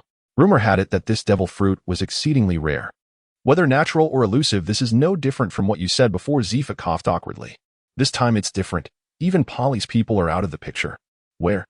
Although Hilon held little hope, if there was a chance, he had to give it a try. If you don't try, of course, it will be comfortable. But if you don't try, it seems you cannot find the devil fruit. The target was the Faroe Kingdom, where it was said that 500 of the king's men had been taken hostage by pirates. The Faroe Kingdom was a small island nation in the first half of the Grand Line. Its total population was not large, and the king's army was relatively small.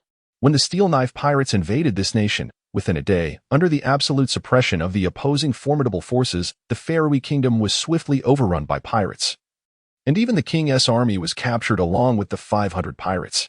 Desperate, King Louis had no choice but to seek assistance from the world government. Governments across the world are typically reluctant to engage in dialogue with nations of little apparent value, often accustomed to imposing penalties on these countries. However, nothing is guaranteed. 2 reasons prompted the world government to respond to the call for help from the Faroe Kingdom. Firstly, it was reported that pirates had taken 500 of the king's men and were extorting King Louis because within the Faroe Kingdom, there existed a devil fruit, presented to the world government in the name of heavenly gold. The heavenly gold was essentially a tax devised by the world government. It could represent currency, wealth, or valuable items, akin to the devil fruit. This time, the pirates demanded the devil fruit. Another reason the world governments decided to send reinforcements was the emergence of the cryptographer Robe, a supernova. At the tender age of 13, he had already mastered all 6 Navy moves, breaking the record for the youngest to command the hip move, thereby becoming the greatest genius in 800 years of hip pole history. This was a test for Robe, the world's only official agent. If he could successfully resolve this issue, he would become the youngest official member of CP9. This information was relayed to Hilon from Zifa. As for whether the world government had secretly dispatched other agents, Hilon remained unaware. Dear King Louis, the government suggests that in order to protect the heavenly gold, you should surrender the heavenly gold to us. As for a small squad of curved knife pirates, we are not afraid to eliminate them. Within King Louis's palace, officials from various governments were attempting to persuade King Louis to first relinquish the heavenly gold. In truth, the 5 elders of the world government are the 5 most powerful individuals within the celestial dragon hierarchy. Although most government officials and naval commanders are unaware that they belong to this elite class, should they discover some good devil fruits, they would prioritize them for their confidants.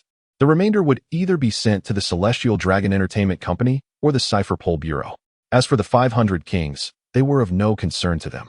The celestial dragons are already the nobility of the world, trampling upon other races as slaves, while the 5 elders represent the highest authority of the celestial dragons. The lives of 500 commoners are nothing more than mere numbers to them.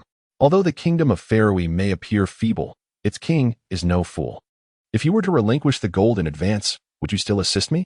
Please understand, we have 500 soldiers held hostage by the Navy. Their wives, children, and parents await their return. I cannot gamble with their lives. At this moment, I cannot surrender the heavenly gold to you. King Louis speaks with utmost seriousness. I perceive he is a king who genuinely cares for his people. Unfortunately, the government officials before him resemble wooden figures, their expressions fixed in professional smiles, unchanging from beginning to end. I comprehend your perspective. You believe we should first address the issue of the pirates, do you not? Thank you for your understanding. This weak nation lacks diplomatic means. The elderly king rose and bowed deeply to the officials. Aside from a few great powers, the so-called allies of the world government are nearly equivalent to vassal states under suzerainty. Even so, King Louis has underestimated the tools of the world government. After parting with the old king, the smile vanished from the official's face, leaving it as placid as still water. Roblevsky, this operation hinges upon you. There is but one objective, to eradicate all pirates. 13-year-old Rucci did not belong to the youthful sunshine. His expression mirrored that of the official. Weakness is the original sin. I do not wish to save a flock of feeble sheep. Do you not grasp the gravity of your mission? I have no interest in this process. Lurch suddenly grinned. Akin to a bloodthirsty leopard, appearing somewhat ruthless, thus, matters become much simpler. What did you say? You claim your name is Harlan? He arrived in the kingdom of Faradin not for official business, but for personal reasons. Harlan presumed that in this small nation, no one would recognize him. Yet, unexpectedly, after exchanging a few casual words on the street, someone identified him. Little Robert? I was unaware that his hometown was the kingdom of Lewis. Robert was one of the children rescued by Harlan, and he was in excellent spirits, later returned to his homeland by Captain Smoker. I must say, Captain Smoker's character is quite remarkable, neither greedy nor pretentious. Harlan's name will undoubtedly resonate. It is no wonder that his value recognition surged particularly swiftly last year. Indeed. Sir Hilon, has Lord Smorgo not arrived? Hilon smiled at everyone. He is currently occupied with apprehending human traffickers, but fear not. Even in the absence of Captain Yingu, we still believe in your presence. Please, Sir Hilon, save my husband. Please save my son. Please save my father. An increasing number of people began to beseech Hilon, with some even kneeling on the ground. The scene was, in truth, a tragic tableau. Hilon had never aspired to become a hero. Yet, as a soldier, his duty was to combat crime and safeguard the populace. After all, they were merely a band of pirates wielding steel blades. What is there to fear? Hilon raised the nearest elder, signaling the other citizens to stand. Return home and thoroughly clean your rooms. Prepare well for your families, for within 3 days, they shall reunite with you. Sir, do you believe King Louis will accept our terms? I doubt that a devil's fruit could equate to the lives of 500. Have you lost your senses? Is that a normal person? That is the army of King Ferredin. If only we were dealing with a great nation like Alabama. But how many subjects does the kingdom of Ferredin possess? I sense he has no desire to be king. The boss speaks wisely. If a person lacks talent, it is best they do not possess anything valuable. Otherwise, it becomes original sin. Though I cannot fathom the boss's words, flattering him is indeed prudent. He is wise. On the other side, near the warehouse occupied by pirates, several armed marauders patrolled. I have heard that King Louis has sought assistance from the world government. It seems their officials have arrived, and we are in no danger, are we? Rest assured, we hold 500 hostages, and even the world government dares not overlook them. To ordinary people, they are devils. But the true devils, who knows if they belong to the world government? 500 lives, most pirates could be subdued. Yet in the eyes of the elders, even that number seems insignificant, for a call from a demon slayer could obliterate an entire island. I cannot fathom how many would be affected among those 500. The pirate intended to analyze further, but suddenly, his gaze shifted, and he sank to the ground. His neck had been snapped from behind, the vertical ground becoming the last sight he beheld. Kill! Kill! Uffed! Another, wide-eyed with terror, had not finished his words when a finger pierced his heart, blood gushing forth, splattering the face of the assailant, who showed no remorse. Robovich extended his tongue, licking the blood from his lips, a gesture that sent the other 2 pirates fleeing. Yet, before Luigi could shave, they twisted like snails, their right feet grounded, while their left had yet to lift, already dispatched to hell by Luigi's swift action. This child is the finest prodigy of codes in 8 centuries. He wields 6 forms with remarkable skill. It appears Spundun was not boasting. In the shadows, Hilon quietly observed Robovich's actions. He had been trained as a C9 agent. And Luigi possessed excellent detective skills, swiftly locating the factory where the pirates were stationed and the warehouse holding the king's army. Hilon simply trailed behind Luigi, effortlessly arriving at their destination. Even shadowing the enemy did not require him to confront his own rookie. Upon locating the keys from the guards and unlocking the warehouse door, a harsh metallic screech echoed, illuminating the dark space with the outside light.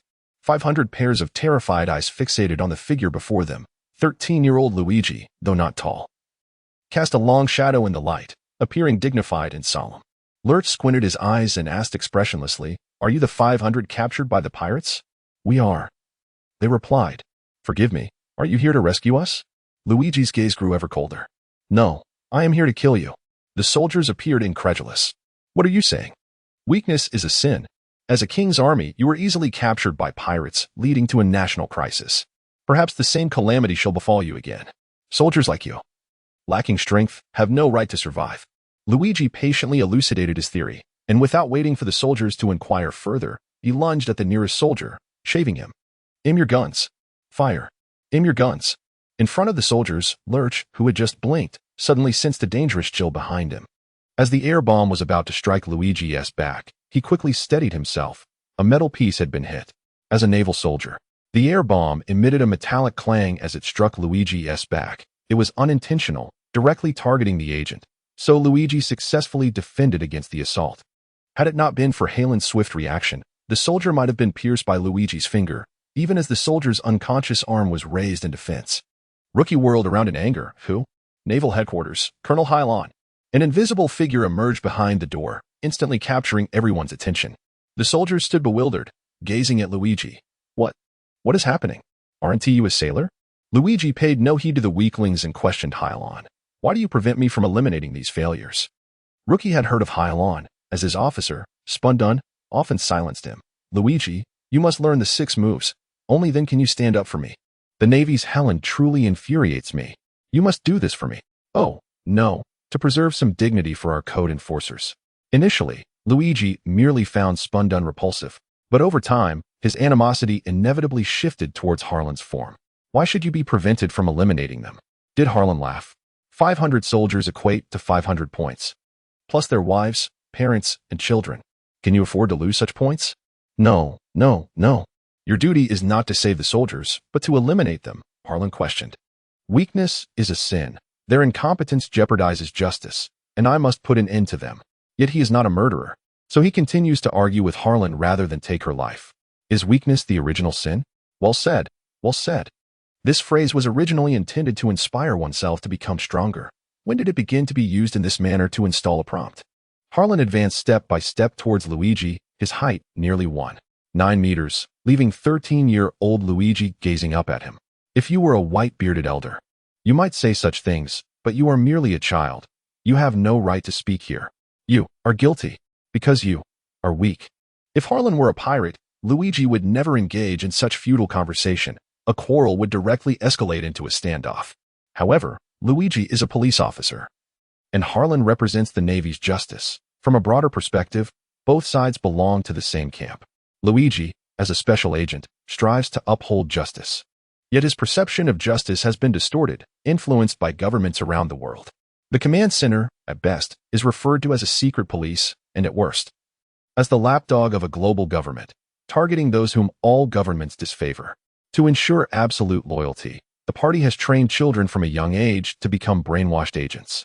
The world government tells these children that if it requests something, it is undoubtedly a just act, and they must comply. For 800 years, even the brainwashing declarations have been tainted by the corruption of global governments, with each leader of CP0-9 possessing their own narrative. These children can no longer distinguish right from wrong. They are even unaware of what justice truly is. As one of the darkest agents of Cypherpol, CP9, having undergone rigorous training filled with harsh words and witnessed countless brutal killings by predecessors, it is not difficult to comprehend Luigi's current predicament.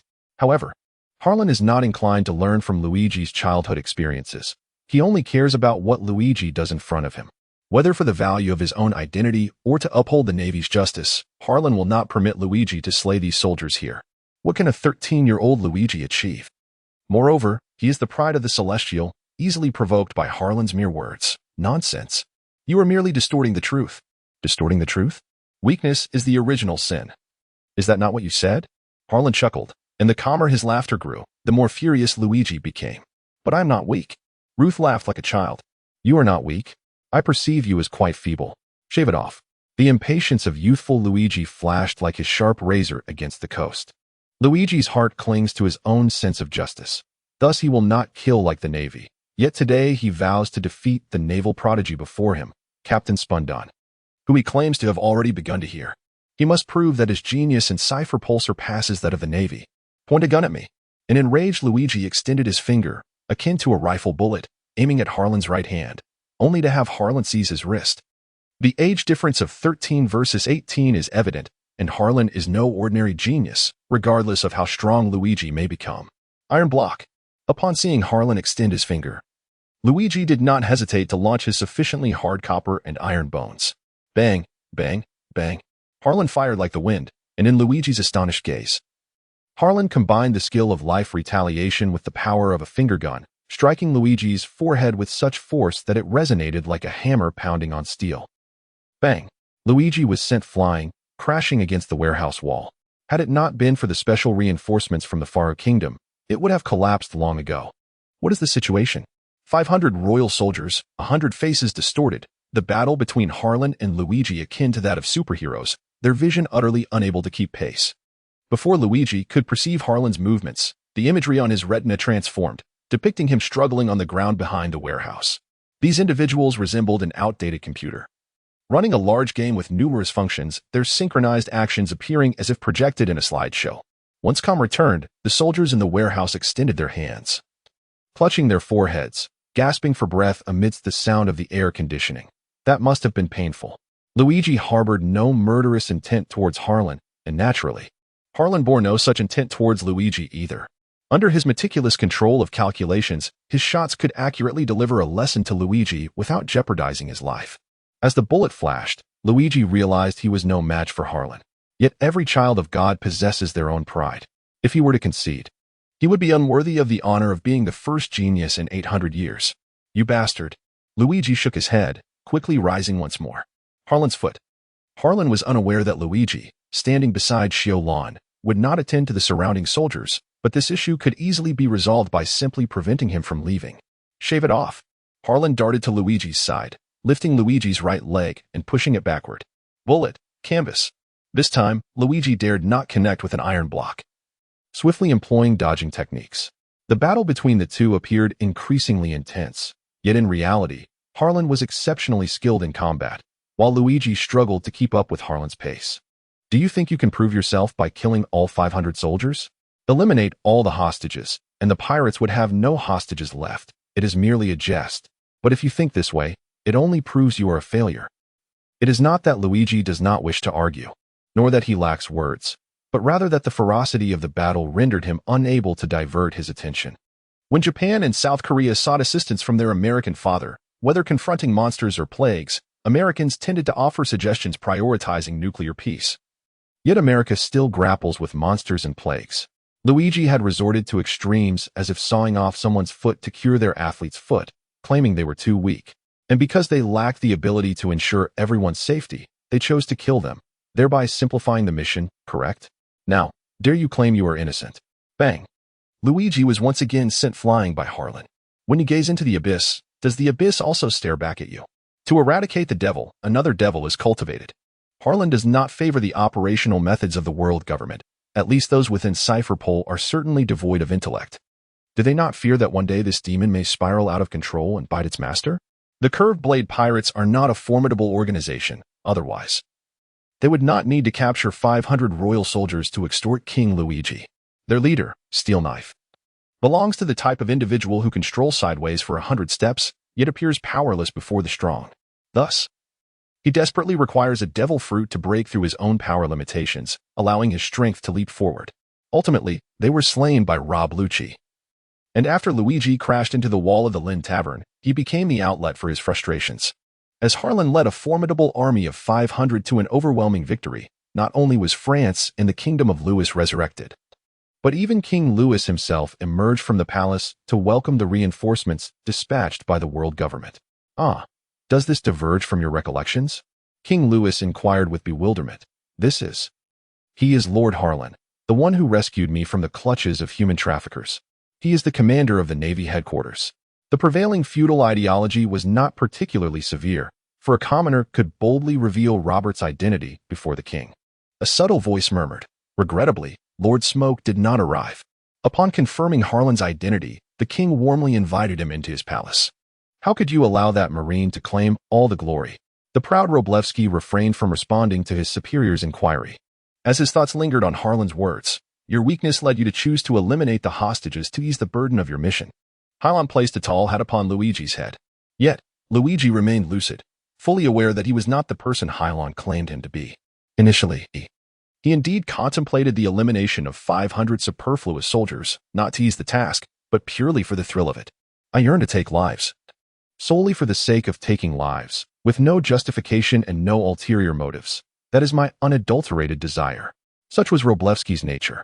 He never perceived himself as having erred. Moreover, due to his propensity for deeper contemplation, amidst incessant indoctrination, he cultivated his distinctive ideologies. However, this was merely Luigi's notion. He understood that in Hilon's eyes, he was but a piece of detritus, a mere tool to simplify the task at hand, a truth that defied clear explanation. It is akin to someone proclaiming, I do not care whether my wife is beautiful, for I am blind and know not her beauty. Should his wife indeed possess great beauty, others would dismiss his claim as mere pretense. Conversely, if he uttered such words when his wife were unattractive, people would regard him as a fool. For an astute individual like Roblovich, this scenario is all too simplistic. Navy genius. I, Robovich, shall not be looked down upon by you. Is it not perilous to depart with the hostages? You consider yourself a naval prodigy? Then I, Robovich, can certainly achieve it. Hey, what are you pondering? The officer posed a question. That Marine is stronger than I am. I cannot contend with him. A truly resilient individual never denies the strength of others or their own failures, for they set their sights on their adversaries, redoubling their efforts, and ultimately surpassing them. What of that Hilon? I must inquire of him. This is a task assigned by the government to Cipher Paul. As a Marine, why should he interfere? My sister resides in this country, and he claims her uncle has been captured by pirates. Do you believe I can remain uninvolved? The nonsensical ramblings flowed from Harlan's lips. Your sister? Why was I unaware that Zaf had a daughter? Due to Spundun, Helen gained notoriety in Cipher Pole, and most individuals within CP possess a certain familiarity with him. It was during the chaos of rescuing slaves that I encountered my fellow believer. Do you have any objections? Your sister? Truly remarkable. And who is your sister? Of course, I cannot divulge that. Why not? I possess knowledge regarding the quality of your agent's urine. Should I return? My sister's fate will be dire. That is a falsehood. Haraha. I have heard that government agents and naval officers have arrived. How is it? Are you enjoying yourself? As a government official, one must maintain a semblance of dignity. One cannot afford to lose face before the King of Allies. Good morning. After several confrontations, King Louis has ushered them to their seats. I have come to discuss the gold in the heavens with you. You have safeguarded my soldiers, and naturally, I shall honor my promise, Your Majesty. This time, I will attend to the heavenly gold. You know how unreliable those agents can be. Colonel Harlan, you have overstepped. How have I overstepped? Protecting the heavenly gold is one of our Navy's duties. Look who you have brought along, a 13-year-old child. Are you jesting about heavenly gold? A large hat is placed on the other's head, and they embrace, speechless. In truth, with the might of Ruchi, even 7 or 8 adult agents could not prevail against him.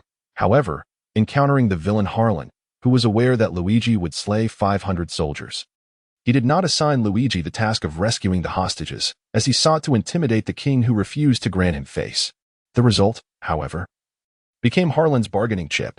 Upon hearing his soldiers claim that Roblevsky attempted to slay them, despite his apparent inaction, King Louis must have felt profound disappointment in his government. Thus, although Harlan engaged in a war of words with fire, King Louis ultimately entrusted the task of safeguarding the heavenly gold to Harlan. Returning to his residence, to ensure that none under the age of 4 were present, Harlan opened the chest of heavenly gold, perhaps because the treasury was perilously close to emptiness at this moment. The kingdom of Farutin had only yielded a devil fruit, rather than treasures of gold and silver from the natural department. This year's wait has finally borne fruit. Harlan brought forth a devil fruit that more closely resembled the natural department's offerings, stuffing the candle fruit into the box, while he himself became the mouthpiece for the target fruit, without even washing it. Harlan immediately covered his mouth. They say the devil fruit tastes terrible. Yet when one truly consumes it, one only understands its flavor. It can no longer simply be described as unpalatable. For the intense stimulation of the devil fruit seems to not only excite the taste buds, but also torment Harlan's very soul, as if a demon were absorbing Harlan's essence. The process is not painful, but rather extremely nauseating.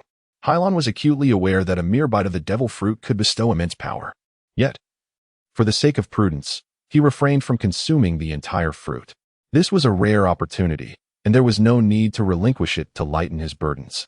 The risk was not worth taking that wretched naval officer. I must devise a way to trouble him. On the journey back to Marihoya, government officials from various nations seethed with indignation at Hilon for usurping all the credit for their plans. Did he not intend to escort gold back from the heavens? I shall dispatch individuals to seize the gold from the heavens. Even if I cannot, I will ensure he is vexed. Sir, I recommend you cease this folly before you bring disgrace upon yourself. The wound on Hilon's forehead, caused by Hayashi's ricocheted bullet, still lingered, marking perhaps the greatest setback he faced in 13 years. You think me a fool? Even if you are no match for him, why should I send someone else to capture him? The world government officials chuckled darkly, recognizing that once the word of the devil fruit spread, it would ignite an insatiable desire amongst people, leading them into despair. This time, as the fog of the sea enveloped the kingdom of Louis and France, Hilon did not deploy his ship. Instead, he returned to his base aboard a merchant vessel, yet he required another change of ships.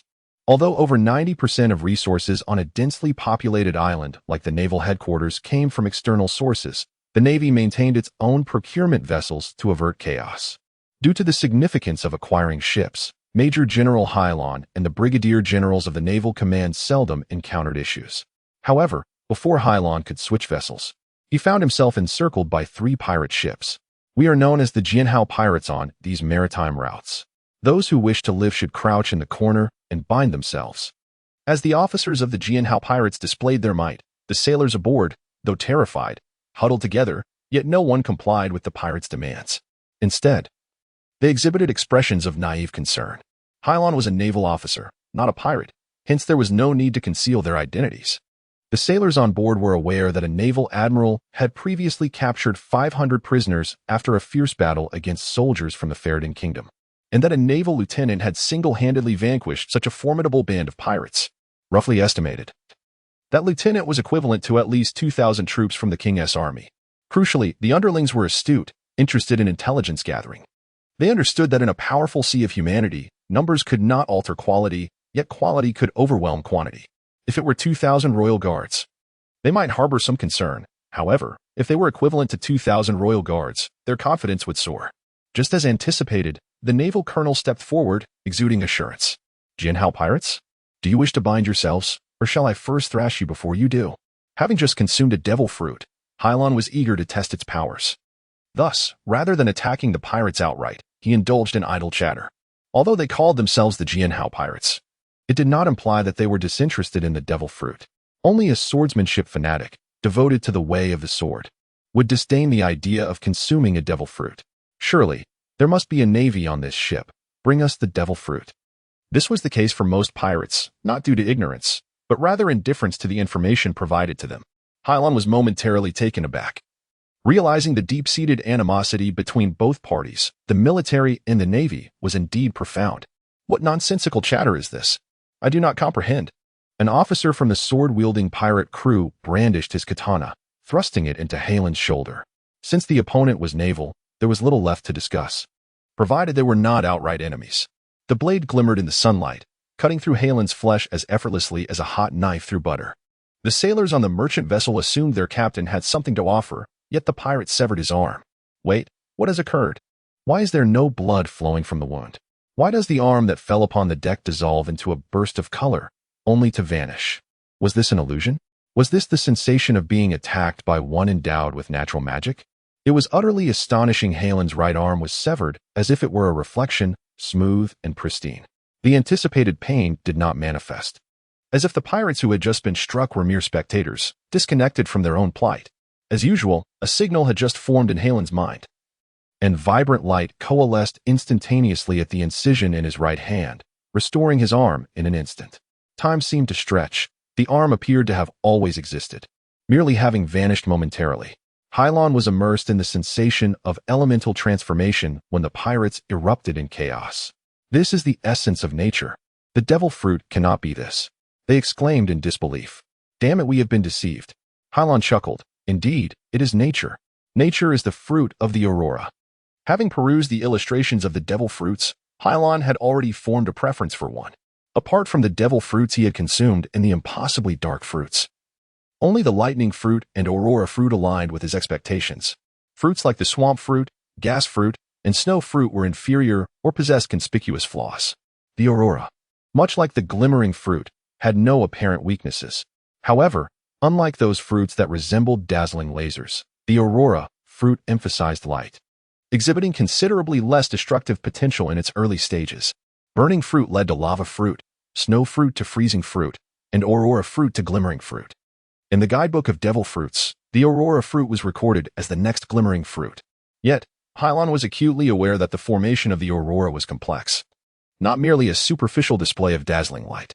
The greatest determinant of the superiority or inferiority of fruits lay in their ability to overcome lesser fruits of the same attribute. For instance, the power of magma fruit could incinerate the capabilities of inferior fruits, while freezing fruit could extinguish snow fruit. It was evident that the glimmering fruit tree lacked definitive powers to target the aurora fruit tree. An ordinary individual, upon consuming magma fruit, would not need to develop abilities capable of releasing thousands of degrees of heat, as it would already become part of their passive abilities. However, the aurora did not possess such an extraordinary passive ability. In the absence of development, it could only allow Hilon to emit vibrant, colorful light, even lacking the destructive prowess of the glimmering fruit's laser. It appeared he was merely a stage lighting technician nevertheless, as long as it was a unique ability. It was purposeful. Even if it was merely light, with an open mind, it could prove invaluable in battle. The Sun Fist, although Hilon had not encountered the Pirate King. As a child, he had seen the first 7 Dragon Balls on television, a decade prior to the Pirate King consuming the Aurora. He naturally recalled the magic from the Dragon Balls, and as a devil fruit ability, Hilon certainly needed not engage in any shameful actions. Just as the Golden Fleece unleashed the Sun Fist in Dragon Balls, a brilliant white light erupted from the deck like a flashbang, instantly enveloping a small expanse of sea, including the 3 pirate ships. The pirates remaining aboard the ship felt a semblance of relief, as those who leapt onto the deck to assist were intensely focused on Hilon's innate ability to harness the powers of the devil fruit. However, a sudden, blinding flash of white light erupted from the opposite side, momentarily robbing the pirates of their vision. The eyes, being the most delicate organs of the human body, were overwhelmed by this intense stimulus, triggering sharp reactions in their brains, causing them to instantly lose their combat effectiveness. They collapsed onto the deck, crying out for their parents. Only a few pirate officers managed to maintain their composure, yet it proved futile. They were rendered blind in the face of the malevolent powers of nature and could not find their way back to the ship. As the shimmering sailors finally opened their pained eyes, 3 pirate ships had begun to sink, and the pirates had long vanished from the deck, as if lost in a dream. "Greatness, my lord! Truly remarkable!" one exclaimed. "Do not indulge in flattery. We must set sail, for there may be other pirates nearby." "Hurry," Hilon confessed quietly. Having just consumed the aurora fruit, he returned to his quarters, aware that his mastery over the devil fruit was still imperfect. Otherwise, the sailors would not have been ensnared in this turmoil. Had Kizaru attained a higher level of control, Hilon would have unleashed a fan-shaped beam of white light. Within the system panel, data on the devil fruit began to emerge. Aurora 3, akin to the Navy's 6 styles. The data did not signify the strength or depth of ability, but rather the proficiency of control. Mastery over the devil fruit was not overly complex, allowing for rapid progression in data accumulation. Hilon anticipated that within a month, his proficiency with the aurora fruit could reach its zenith. In other words, mastering the aurora fruit offered an additional enhancement to one's perception, a near-free advantage. Thus, he would avoid such rudimentary mistakes and, like the 3 generals, would wield control over his elemental form with ease. Upon Hilon's return to the Navy headquarters, the news of his consumption of a nature-based devil fruit capable of igniting malevolent powers brought the greatest joy not to Zifa or Sengoku, but to Kizaru Palusalino. Zifa often felt that Kizaru's mischievous grin conveyed a message. "You mock my devil fruit's lack of utility, yet behold, your son has also consumed one and nearly joined me." Carp chuckled, mentioning that there existed another type of nature fruit within the Navy. It was not particularly fierce, akin to that of the Smoke Captain. Yet it bore fundamental advantages despite its lack of strength.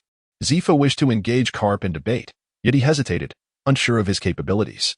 As an ordinary Marine, Zifa lacked extensive knowledge compared to the likes of Bergapunk. He remained oblivious to the intricacies of the Aurora's workings. Like most, he perceived the principal advantage of such devil fruits to be their absence of glaring weaknesses. The fruit's modest power could indeed be advantageous, as it would not overshadow physical training. Zara offered Hilon a few words of comfort, though they were more for her own reassurance. Hilon remained unperturbed. The potency of one's fruit was not contingent upon others. With a sufficiently expansive mind and a wealth of knowledge, one could unlock the full potential of most devil fruits. At that moment, Zifa mused, "I read that the aurora is a torch, a spirit ascending to the heavens." "Aurora is a magnetic field," she replied. "Which one is correct?" Zifa escorted her back to her homeland, attempting to invite Kara's family to move to the Navy headquarters. There was nothing amiss in being a parent, and invitations from the chief instructor of the Navy headquarters were seldom declined. Upon Zifa's return, Kara followed him, cherishing her life at the Navy headquarters after having endured the hardships of slavery. Kara desired to train directly for combat, yet her age and current physique were ill-suited for such endeavors. Upon learning that Hilon frequently visited the Navy library, Kola, who admired Hilon, also delved into the library's depths. It is noteworthy that Kara was well received by Sengoku, Zifa, and Kron not solely for her charm but also due to her exceptional talents. Although she lacked the malevolence of Hilon, she possessed a remarkable aptitude for learning. The Navy, unlike Kazuyo, did not discriminate against women and was eager to nurture any individual with potential. The era of the Air Marshal, the age of General Sengoku. The epic of the monster general, represented by Hilon and potential seeds like Kara, signaled a promising transformation within the Navy. Zifa remained oblivious to the mechanics of the Aurora yet held skepticism regarding the existence of spirits. Hilon directly inquired of Keela, "What do you believe constitutes a correct assertion?" "I think it's quite good," Hilon responded, taken aback. "Why?" Keela held a substantial tome, allowing Hilon to transform into a specter while simultaneously controlling the magnetic field. Zephyr shook his head and chuckled. Children remain blissfully naive, perceiving everything as simple and beautiful. A white figure descended from the clouds above the Navy, akin to a meteor plummeting towards Earth. Just as Hilon was about to land in the square, his form abruptly morphed into a kaleidoscope of colors, halting less than a meter from the ground. Indeed, it worked. Keela, not far off, after a series of examinations, finally assessed his chamber. The fundamental characteristics of the body exhibit an exceptionally high tolerance. Pain serves as a signal element for the body's self-protection, an active and passive capability. When external forces impact the body, triggering pain signals in the brain, the affected area instinctively reacts, unless a conscious will intervenes to suppress the sensation. In essence, even if Hilon were to inadvertently fall, his body would instantaneously become elemental, remaining unscathed, much like the luminous fruit of the yellow ape. The Aurora fruit belongs to the light system of devil fruits, inherently possessing the ability to fly. However, unlike the yellow ape, who can create a light path known as the eight-faced mirror, utilizing the principles of light reflection to forge a convoluted teleportation route to any desired location. Hilon is confined to linear movement, devoid of the fiber-optic pathways of the eight-faced mirror. In compensation, Hilon requires no preparation, enabling him to teleport at will. Coupled with the superior computational capabilities of the Shanghai Local Area Network, he can even bend through drainage systems, altering direction effortlessly, achieving greater efficiency than the yellow ape. Nonetheless, due to the disparity in their powers, Hilon's speed remains significantly inferior to that of the yellow ape, who is still 18,000 miles away from true light speed. Identification, Hilon, perception, LV7, calculation, LV8, skill proficiencies, shave, 100, moonwalk, 100, iron block, 100, paper drawing, erasure, foot, 100, finger gun, 100, aurora fruit, 100, life recovery, 46. Armament hockey, 4, identity value, 736310000. Special skill, through meticulous observation and information acquisition, such as reading, you will attain permanent memory and reminders, knowing when to remain serious. As a naval captain, you lead your officers and soldiers against pirates and rescue slaves. You have garnered accolades from several officers of the naval headquarters, establishing considerable prestige in the eyes of a significant number of civilians, thereby entering the public's view as a naval officer. Upon returning to the naval headquarters a month later, the data on Hilon's system panel had been updated to 100 precise aurora fruits. As one of the advanced abilities of the Navy's 6 forms, the return of life indeed demands substantial effort.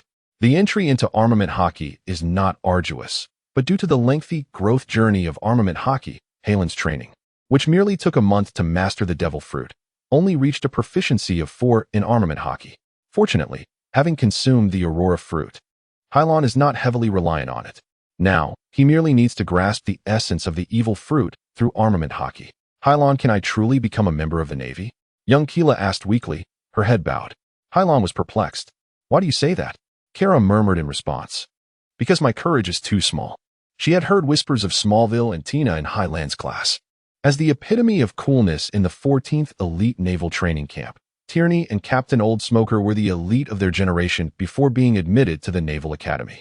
Yet, in Kara's eyes, these two outstanding students paled in comparison to Hilon. They seemed far less courageous than she, and perhaps their futures would mirror Highland's strength. In this world, apart from blood relations like Hilon and Zfe, or Monkey and Lu Fei, people generally do not concern themselves with each other's credentials. Thus, She refrained from addressing Captain Old Smoker or Tina's siblings formally, even referring to Heron simply by his name, devoid of any suffix. Hilon, ever adaptable, had no objections to such trivialities. She doubted Kara genuinely fretted over these matters, and with a smile, she reassured her, there's no need to be shy. You've endured so much at such a young age. Fear is entirely natural. As you grow and gain strength, your courage will blossom in kind. But, did you know? I used to lack courage too. Upon hearing Highland's admission of past awkwardness, Kara's eyes sparkled with curiosity. Really? She inquired eagerly. Indeed, a hint of reminiscence graced Highland's visage. You may find it hard to believe, but as a child, I was so acrophobic that merely standing on the third floor would send my legs trembling, rendering me powerless. Clara's cheeks flushed with indignation. Hilon, you must be joking. I refuse to believe someone afraid of heights would train this way. I assure you, it is the truth. Hilon explained. In psychology, there exists a phenomenon termed acrophobia, akin to how most animals fear fire. This fear is a psychological defense mechanism deeply embedded in the human genome, designed to prevent fatalities from falls and inability to fly like birds. The strong may intimidate the weak with force, akin to how a dog flees from a tiger's roar or a human recoils at the sight of blood. However, the human brain is far more intricate than that of animals, and many manage to surmount these psychological barriers. Therefore, when Hilon learned to walk on the moon, her fear of heights dissipated. Why do people fear heights? It's simply a fear of falling to their demise. Thus, fear is but an illusion. When one becomes sufficiently strong to disregard imagined scenarios, nothing remains to instill dread. After Highland's elucidation, Clara nodded thoughtfully. Suddenly, a clear voice interrupted from behind Hilon. Do you men prefer younger girls? Turning around, she found the icy goddess of the 14th training camp, Tina. With a cold and serious expression, Tina startled Clara, who instinctively hid behind Hilon. What's the matter? Hilon asked, unperturbed by her former classmate. Captain Old Smoker has somehow found a little girl named Dusty, Tina noted. Glancing at Clara, half of her face peeking out from behind Hilon, with a hint of a smile suggesting something unspoken. You're of the same age as this little girl, born in the same month? Dusty? Yes, Dusty, a silly girl with glasses, silly. This was indeed amusing. Hilon realized that Captain Old Smoker had a fondness for children, and she hadn't expected him to adopt one, let alone rescue a slave along the way. Clara, come with me to meet Old Smoker, she urged. Clara, however, was unenthusiastic. Why? I want tea. Captain Old Smoker, with a few cigars wedged between his teeth, exuded an aura that distanced him from children.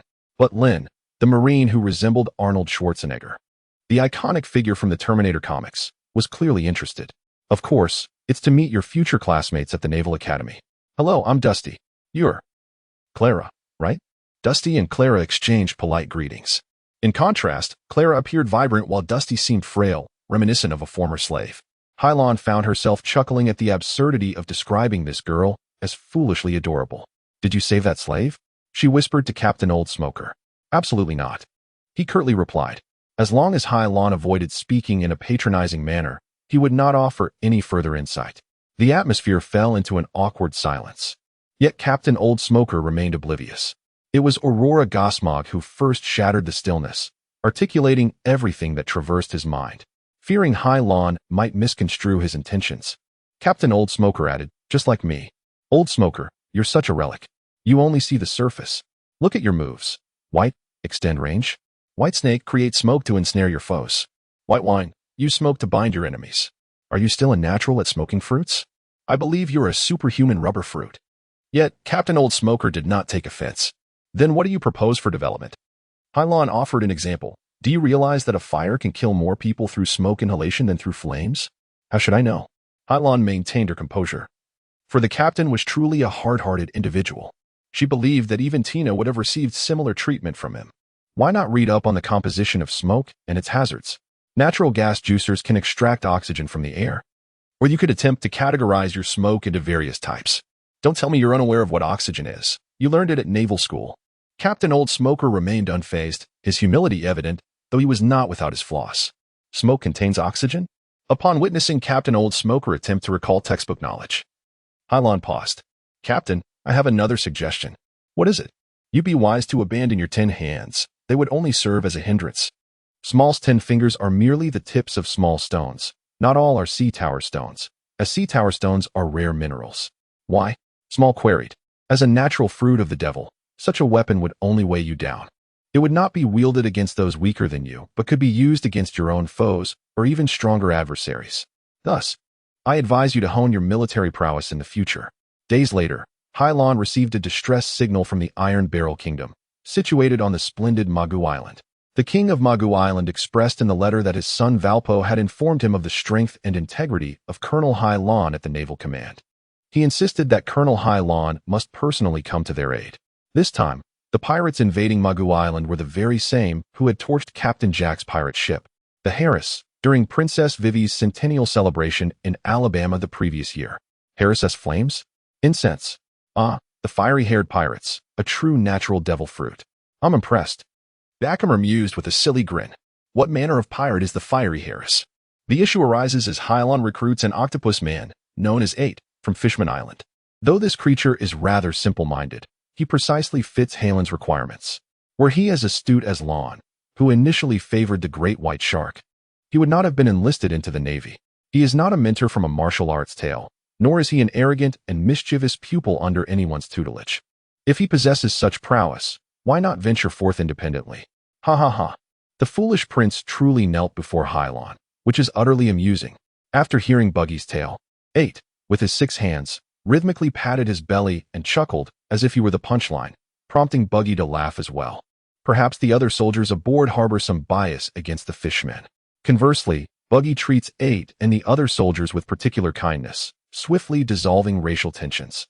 Nevertheless, Hilon refrains from assigning the fishman soldier any critical tasks, fearing their lack of intelligence might lead to mischief, especially as they are still in the recruitment phase.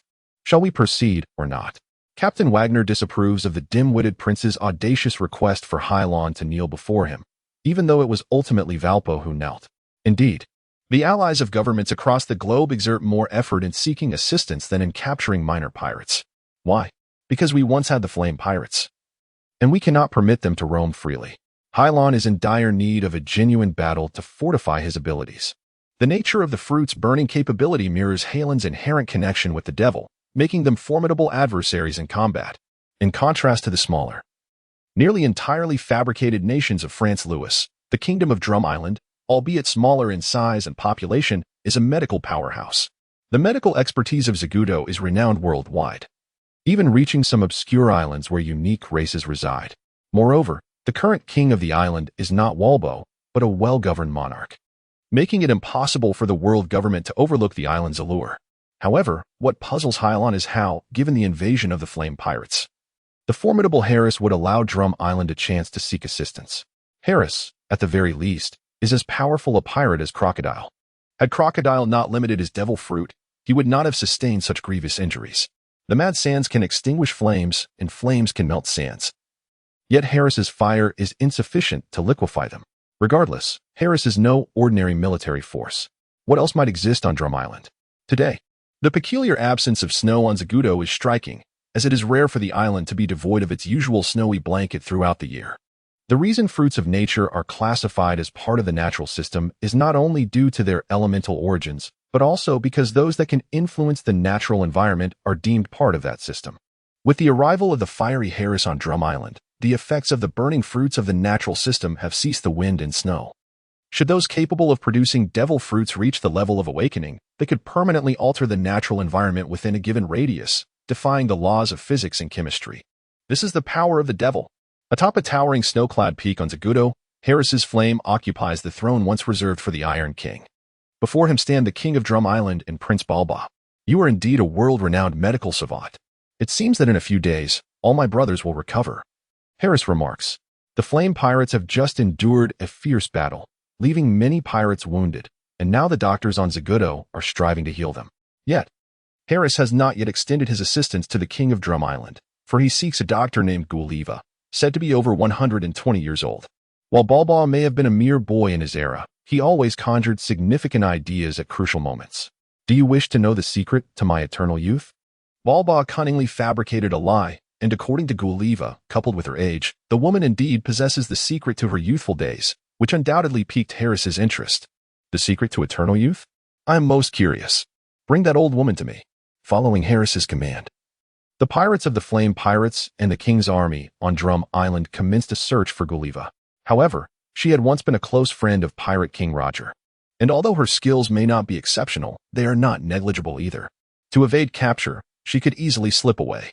It was precisely because Balba's plan bought time on the island that the king had the opportunity to write this letter and arrange for Dalton to deliver it to the Navy. Yet, no one anticipated that Dalton was an old acquaintance of Gulliver. To avoid being discovered by the flame-like pirates, Dalton entrusted the letter to Gulliver, who successfully delivered it back to him amidst the search. Days later, the pirates and the King's Army not only failed to locate Dr. Gulliver but also discovered a Navy vessel docked at the port of Zagudo. Speed is power. Have you ever been kicked at the speed of light?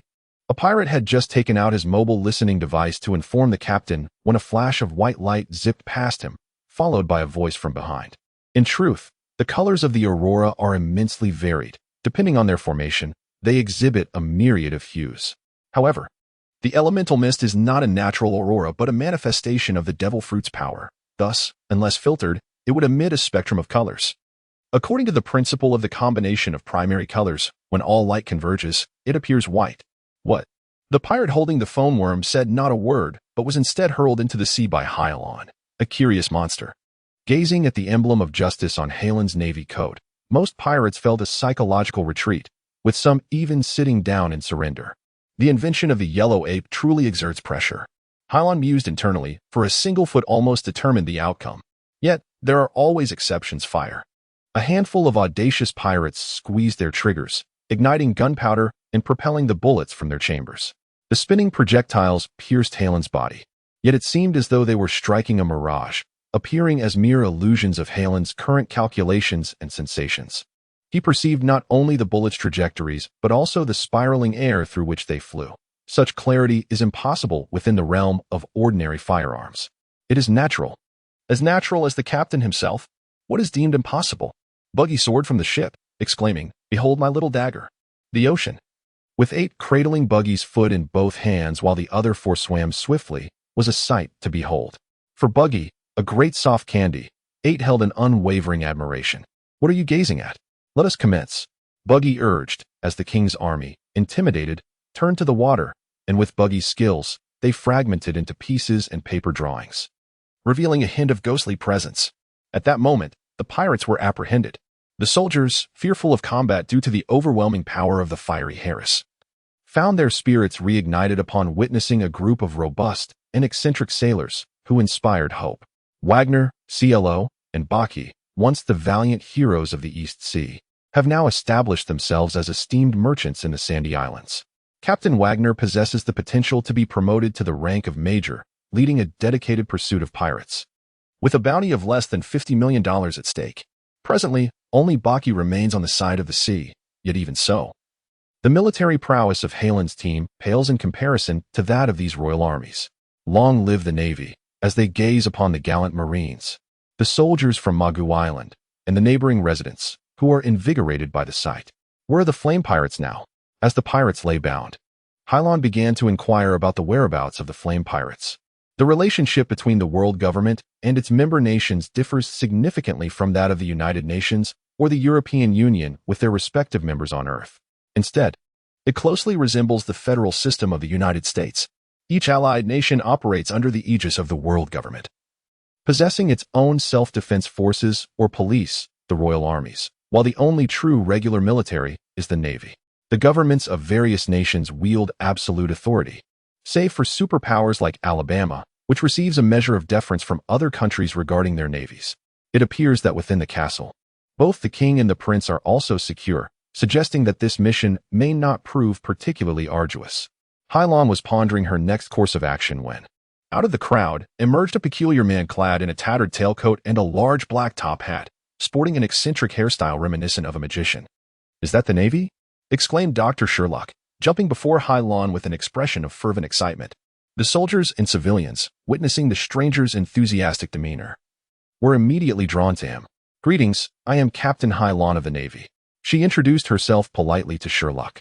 However, her expression darkened as he abruptly declared, "Hilon, you are unwell. You are sick." In a flash, Bucky lunged forward, seizing Sherlock by the collar and lifting him. "Be careful. No, officer, I shall arrest you. Bucky retorted. Officer, you too are ill. Are you addicted? Hilon interjected, concerned that Bucky's conduct might tarnish the Navy's reputation. Yet, as she caught sight of the disdain in the onlooker's eyes directed at the stranger, a flicker of intrigue danced across her face. Pray tell, what exactly is wrong with me? She inquired. What is wrong with you, my lord? Sherlock responded, retrieving a vial of green potion from his suitcase. This, my creation, is the Frog Vitality Elixir. Just one sip will rejuvenate you, making you feel a decade younger and stronger, allowing you to strike down pirates with newfound ease. Though Sherlock admired pirates, it was the likes of Roger that he revered, not the rogues akin to Harris. At last, a citizen could no longer endure, my lord. Do not heed his nonsense. The concoction he invented will only worsen his affliction. The more he consumes, the more my little son suffers from colds and runny noses. For he too drank this potion and ended up with green skin. My child leaped away, transformed into a frog. As discontent grew among the populace, accusations towards Sherlock mounted. Sensing the impending trouble, Sherlock prepared to flee. However, how could he outrun the King's forces, let alone the trained navy? Before he could take more than a few steps, the soldiers apprehended him. A fraud selling fake medicine? Highland's expression shifted, her ire palpable. The one thing I detest most in this life is the sale of counterfeit medicine. Seize him at once. Sherlock protested, I am not selling fake medicine. No fake medicine? Indeed. I offer my aid for free. Yes. Octopus Shaba suddenly chimed in. Right, my rear end. Bucky patted Shaba and inquired, is money truly significant? The counterfeit medicine is what matters most. Amidst the laughter and jeers of the crowd, Sherlock was led away. In a distant, inconspicuous corner, Dr. Gulva placed her hand upon her forehead, lamenting, Sherlock is a fool. Alas, let him spend a few days in prison to reflect. Once the pirates are vanquished, I shall advocate for him before the Navy. With those parting words, Gulva vanished into the shadows. Although the first wave of pirates was swiftly subdued by the Navy, they were tasked with searching for Dr. Gulva. They were numerous. And there were always matters that Hayashi overlooked, prompting Hilon to take an alternate route, leaving Bucky and the soldiers to safeguard the villagers. She transformed into a banner and soared directly towards the castle atop the mountain. What do you mean? One of our squads was apprehended by the suddenly appearing Navy? Flame Harris coldly regarded the old king and Walpole. The Navy has arrived. Shouldn't you two provide some explanations? What? The Navy? Walpole gasped, it must be those ruffians.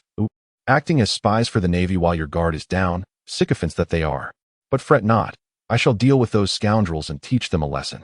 Do not allow these rascals to disturb the prince. Harris descended from the throne, declaring, if the prince remains with the king and me.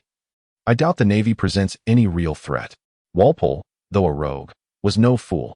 He fully understood he would remain here with his father as a hostage. Hey. Whatever you say, Walpole replied, bowing respectfully, his demeanor far from princely and showing no signs of yielding. Suddenly, the castle's windows illuminated, then darkened, as if thunder had struck outside. With heightened combat awareness and a fundamental sense of authority, Harris turned to look back. Yet, what greeted him was a blinding white light, the aurora borealis. Dazzling, as an enhanced version of the sun fist. Hilon could manipulate the direction and intensity of light at will. The intense white beam, akin to a powerful searchlight, temporarily blinded Harris, leaving him disoriented. Fire element. The great fireball art. In the midst of Highland skepticism, Harris roared, instinctively thrusting his right hand forward towards her direction. A fireball over 2 meters in diameter hurtling towards Hilon. Influenced by the ninja culture in peaceful lands, many harbored unique fantasies about ninjas, whether in the North Sea, East Sea, or maritime paths. Harris's maneuvers were not true ninjutsu, but he believed it sounded more impressive. Despite possessing the powers of a natural-type devil fruit, Hilon opted to evade. Recovering from a wounded corpse required more time than extricating oneself from peril. Harris's fireball sped past, reaching the throne of the king, who was situated nearby. It exploded, scorching the entire area black. The flash blinded Harris, who had been fixated on the screen. However, for his level of power, vision was not the sole means of acquiring external information. Hearing and perceptive abilities allowed him to launch timely attacks against adversaries. Hilon dashed to Harris's side, wrapping her armed collar around her domineering right leg, delivering a fierce kick towards his head. Though she had only just begun to explore the realm of armed color, its paramount feature was its ability to seize the essence of those destined to bear ill fruit. even if it could not unleash Highland's full destructive capacity. Any effective damage against the enemy sufficed. Yet, Harris did not rely solely on his innate abilities to counter Highland's formidable assault. Unlike most hasty pirates, Harris had perused the navigational logs of many great sea captains. He understood long before the great maritime routes and the terror of the New World's legendary pirates. And he was already aware of the tricolor doctrine's existence. His mastery of armed color was not a mere coincidence. It was honed through diligent study of other pirates' logs. Harris's strategy was to gain an advantage for himself and his cadre before entering the New World. They might compete with those autocratic forces through the fundamental powers of the natural system, but if their cadre lacked understanding of autocracy, they would not survive the battles in the New World. Harris possessed an unrefined style and years of combat instinct, and he sensed the danger beneath Highland's feet. In that moment of blindness, he chose not to resist stubbornly, but instead continually shifted his elemental body, attempting to distance himself from the sea. Yet, what filled Harris with despair was that no matter how far he retreated, the opponent could instantly close the gap. What on earth was happening? Only after Harris escaped the castle did he recall Walpole and the old king, who appeared to be terrified. However, their reaction time could not keep pace with the battle unfolding between Hilon and Harris. The old king, accustomed to his son's temperament, shouted at the soldiers, "My throne, you rascals! Why are you not extinguishing the flames?" His current concern centers on whether the naval captain, Hiram, can vanquish the firefighter, Harris. In a fleeting moment of blindness, Harris fled in a panic. Despite his persistent attempts to evade confrontation, speed ultimately favored Hiram, leaving his body marred with remnants of their encounters. You two are a manifestation of a natural devil fruit. Judging by Hiram's physical characteristics, Harris quickly deduced, is it the fruit of light? Regrettably, he had not perused the devil fruit compendium, leaving us to speculate. Hayashi disregarded Harris as he teleported to launch an assault. Flames ignited. With a deafening roar, Harris transformed into a blazing inferno, enveloped in a swirling orange fire that erupted like a volcano, engulfing the land surrounding the castle in a sea of flames, instantly melting hundreds of meters of snow into water. She surged through the inferno, swiftly approaching Harris. However, his positioning was slightly askew, allowing Harris to seize the moment. With a forward thrust of his palm, his fingers spread wide, forming a triangular shape with his index finger, burn. In that instant, the flames engulfed Hiram, transforming him into a constellation of flickering starlight, vanishing without a trace. Yet, Harris was aware that he could not incinerate his adversary. Indeed, white specks of light began to emanate outward, swiftly reappearing above Harris. With unwavering confidence, he proclaimed, "The heat of the flames and the convection of the cold air will distort the light, thereby nullifying the powers of your nefarious fruit." Hilon was somewhat astonished. "I thought you were unaware of much?" Harris retorted with a sneer, "We are pirates, and you are the Navy. Our fortunes diverge daily. Just by camping in the wilderness, one can witness the phenomenon of flames twisting in the sky." Hilon perceived these cultural impostors, unaware of the intricacies of light refraction. Yet they overlooked a fundamental truth, that scientific principles could be discerned from the minutiae of life. Truly, science pervades existence.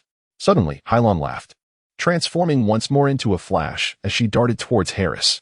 An explosion. Harris urged forth his nefarious fruit powers. And this time the convection of hot and cold air even generated a gentle breeze, as his flames flickered precariously. The following day, she stood before Harris. What did he say? Bang. Harris was enveloped by Hilon, her armed hockey delivering a kick to his face, sending him sprawling. Hilon pursued immediately, delivering a solid strike.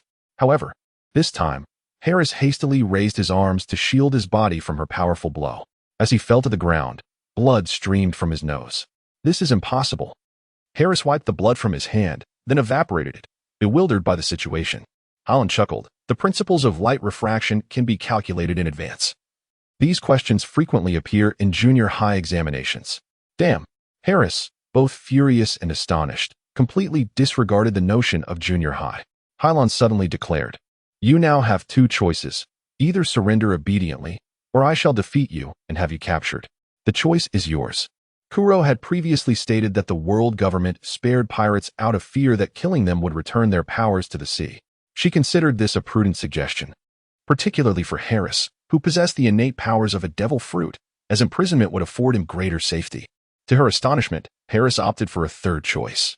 Without hesitation, He leaped from the solitary peak of Zigu Island. The fisherman's 6 sword style, 6 waltzing blades. The octopus-like figure, wielding 6 steel knives, possessed combat prowess equivalent to an entire naval battalion. The steel knives in his hands represented not mere numerical addition, but a qualitative explosion. As the second-best swordsman on the island, Bakugo was formidable enough to impress the Navy.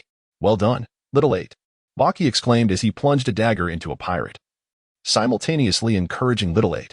Little Eight shyly smiled, responding, "Hey, Lieutenant Bucky, I'm much better." Due to his simplicity, Little Eight was oblivious to the concept of praise. Thus his admiration for Bucky was heartfelt. "Navy, the neighboring village has been attacked by pirates. Navy, the king is seeking help in the castle." The remnants of the flame pirates on Magnet Drum Island began a full-scale counterattack, keeping the Navy somewhat occupied. "Kabaji, you and Dalton go support the king. The rest of you fight the pirates alongside me." "Yes." Kurika Kabaji rode his unicycle along the cable that extended from the Zigu Island palace, squeaking as he sped faster than the cable car, carrying Army Captain Dalton. The people and soldiers of Shigu were awestruck by this versatile and powerful, albeit somewhat unorthodox, naval force. Flame Harris leaped down from the mountain, certainly not intending to end his life. As a product of his devilish nature, he did not perish. He was acutely aware that he was fire, while another was light, hence escape was impossible. Thus, Harris merely wished to return to the village swiftly, abduct a few hostages, and threaten Hilon to ensure his safe departure. The reason he did not kidnap the prince and king was that the sea mist obstructed his path, preventing his breakout. Unfortunately, he underestimated Hilon's speed. Though her velocity fell short of the speed of light, fleeing was no easy feat for Harris. "So, truly, your only option is the second path? Aurora, dazzling." Harris instinctively closed his eyes. Yet, what awaited him was not a blinding light, but rather physical agony. Aim. His fingers, harder than steel and armed with power, pierced Harris's shoulder, rendering much of his arm incapacitated. Upon contact with the ground, Hilon immediately halted her movement. Her light elemental form bore almost no weight, rendering inertia negligible. However, bang! Harris crashed heavily into the snow, producing a deafening noise. As a natural ability of the burning fruit, Harris failed to unleash his powers in time due to Hilon's assault and fell into the snow, thus unable to activate his abilities as the snow dampened his devil fruit powers. Although Harris's physique did not succumb to death, he nonetheless lost the fundamental battle against Hilon. "Die. Harris." Ha ha ha ha ha, lying on the ground. Harris began to cough up blood, yet possessed the resilience of a steel spine. Faced with a malicious pirate, Hilon showed no mercy, shackling Harris with ordinary handcuffs since she could not access sea-stone cuffs. Hilon warned, "If you dare to play tricks with elemental powers, do not blame me." About an hour later, Hilon finally returned to the original village with Harris. As Harris's pirates had been injured, the elite Navy Marines, led by their sergeant, swiftly defeated Harris's crew with fewer than 10 lightly wounded men. However, some had no time to support the king's forces, and the civilians paid the ultimate price. I apologize for those who could not assist for this. The entire Navy shall observe a moment of silence. As the sailors prepared to place stone handcuffs on Harris, he suddenly revived, fully prepared for battle. Seizing a weapon from a nearby soldier and swiftly lunging towards a little girl, grasping her by the neck. Little Eight gasped, "He-s faking death." Hilon disagreed. "No, he-s about to explode." Hilon's calculating and perceptive abilities could not be deceived by such a lowly ruse. This indicated that Harris was desperate, not to be confined by the Navy's prison. Hilon regarded Harris, a supernova valued at over 100 million, inherently capable of producing evil fruits, who would resort to such measures merely to save face. Harris struggled to articulate, "You wouldn't dare cough. Do not let her die." "Let me go." Hilon is not devoid of patience. "You know I have a rule, one that I adhere to before I capture a prisoner. I have no time to indulge you." Harris's words were left unfinished, his voice abruptly ceasing as Hilon clasped his neck with her right hand, sending him tumbling to the ground.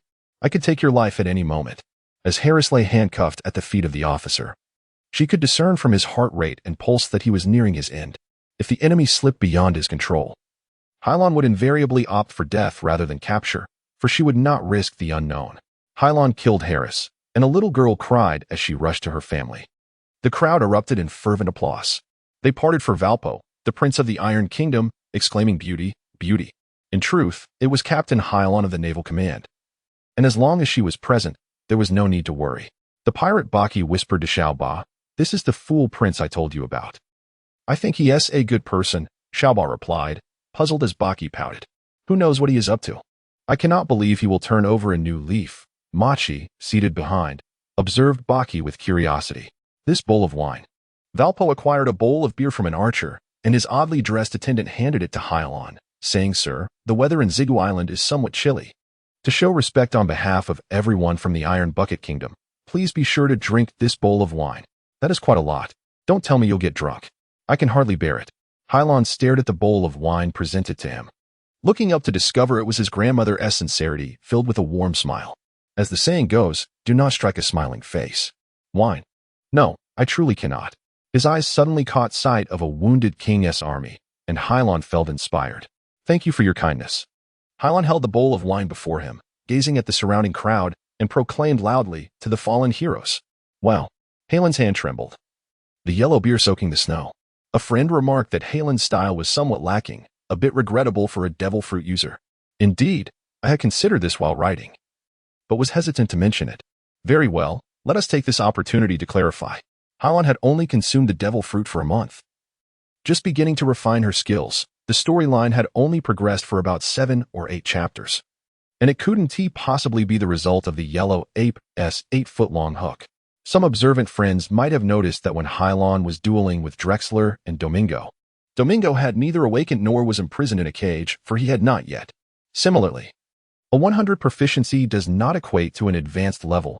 This is how it is explained, and Hilon's devil fruit ability was still in a developmental phase. There is another detail. I wonder if my friends have noticed that they all burn fruit. Yet Flame Harris's style is entirely different from Missy S, meaning different individuals possess different styles. If Hilon were consuming magma fruit, the red dog's technique, she would surely be immature. When initially gathering the devil fruit, one of the criteria was not to be overly rebellious in the early stages. So, fret not, the development of the devil fruit abilities. Have you all seen where Valpo has gone? Moments ago, within the castle of the desolate ice island, the old king, occupied with castle affairs, discovered that his son had suddenly gone missing. No. The king, the prince, Dalton, commander of the king's army on Drum Island, rushed in, startling the old king. What has happened? Has a pirate secretly kidnapped Valpo? No. Orton hesitated. Should the prince disclose to the king his experiences in Alabama? Regardless, the prince was preparing to warn the king. Prince Valpo is missing, and according to the soldiers, he seems intent on seeking revenge against Colonel Hilon. The old king was taken aback. Back to Colonel Hilon? Do they have a conflict? Dalton shifted the topic. There are no issues between you. You must prevent him within this country. No one but the king can halt Prince Valpo's actions. When the old king arrived at the village via cable car, accompanied by Orton, they chanced upon Hilon in the midst of her toast. Such a large bowl of wine, would not be offered to the commoners of Drum Island. But Valpo enjoys various privileges on Zigu Island, much like the Dragon Clan. The common folk dared not voice their opinions. Just as they were curious about how the local naval colonel would act, they heard Hilon suddenly exclaim, "Thank you for your kindness." Hilon raised the bowl before her, surveyed the crowd, and cheerfully declared, "To our fallen heroes." Wow! Hilon's hand trembled. The golden beer dampened the ground beneath, a tribute to the lives lost. Hilon's hand quivered again, spilling half of the wine in the bowl. He glanced around, noticing an excess of drink, and shamelessly shouted, "To the conscience of the world." A copious amount of wine splashed onto the snow, leaving only a small fortune in the bowl. You, in the astonished gaze of Valpo. Hilon boldly lifted the basin to her lips and drank heartily. Her audacity was evident, for even a mere trickle of wine flowed from her mouth. Fine wine, Hilon unabashedly praised. Just as Valpo was about to speak, the old king rushed forth, pushing Valpo aside, raising his hands to take the bowl of wine from Hilon. The people of Mag Island applauded enthusiastically, although Valpo was their prince. It was clear they were cheering for the naval officer. The old king glared at Valpo, who remained in the dirt, as Hilon wiped her mouth with the handkerchief the king had handed her. "Your Majesty, we have eradicated the pirates. We accept your grace. If there is nothing else, we shall take our leave now. Please wait." Fearing that Hilon would disapprove of his disappointing son, the old king warmly retained Hilon. Now that the officers have arrived at Zigu Island, the pirates have been executed on the spot. There is no rush to return. We have many beautiful sights on Zigu Island, as well as some rare animals, like snow rabbits, raven, and trekking bears. Moreover, I have yet to entertain you. You and all the naval heroes, why not stay a few more days on Zigu Island? Bang. Boom. Prosperity. The nature of the burnt fruit ability has perished, and Zigu Island has once again returned to its year-round snowy weather. The abilities of Harris's devil fruit have yet to develop to the point of awakening, and thus cannot permanently alter the weather of Drum Island. The people of Zigu Island are unaware of the underlying reasons, but Hilon knows well. There remains a long journey ahead in developing her Aurora fruit.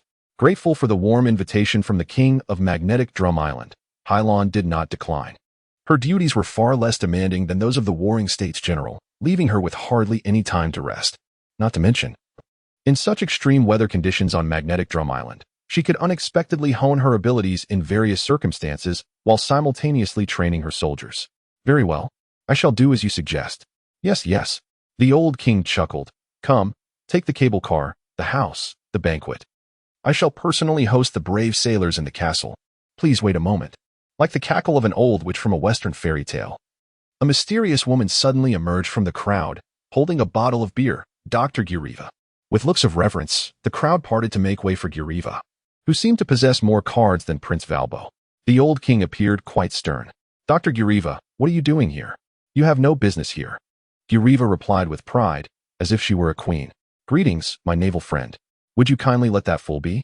Oh, the peculiar individual, who did not even grant the king a glance, piqued Hilon's interest. With her creamy long curls, a sharp hawk-like nose, and sunglasses, she resembled the old witch from Western tales. Upon hearing her laughter, Hilon's imagination was fully satisfied, save for a hat, a black cloak, and a broomstick. First a magician, now an old witch. What an amusing country. This Navy officer, this quack doctor, was indeed a good-hearted individual. Let him be. Although Guriva was unafraid of the sea mist, she displayed a different demeanor in front of outsiders like Hilon, being quite polite. A good person? Hilon remarked, gazing at the inhabitants of Zagudo. So, in reality, they are concocting tales to deceive me? Naval officer, do not trust Dr. Guriva. We speak the truth. That charlatan indeed turned my husband into a frog, although later Dr. Guriva transformed him back. But he took half our money. Suddenly, understanding dawned on Bucky's face. I see. Guriva looked perplexed, gazing at the large red nose not far off. What do you understand? Bucky, the temporarily renowned detective, proclaimed. The fact is, you two are in cahoots. One sells counterfeit medicine and has no money, while the other seeks a doctor to extort. You are both shameless. Who will apprehend this extortionist?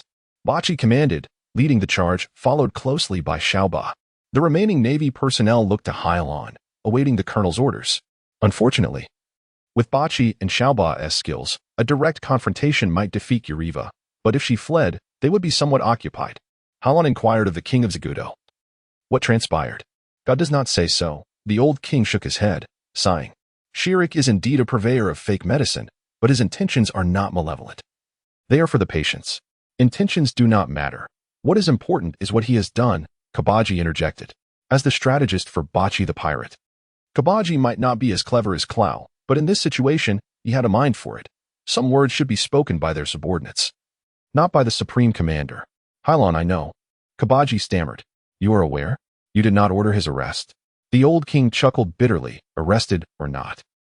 Kabaji was at a loss for words. And what of this Dr. Guriva? Hilon shifted the topic. Guriva claims to be a witch, but she is Zagudo's finest doctor. She can heal ailments that ordinary physicians cannot, Kabaji pouted.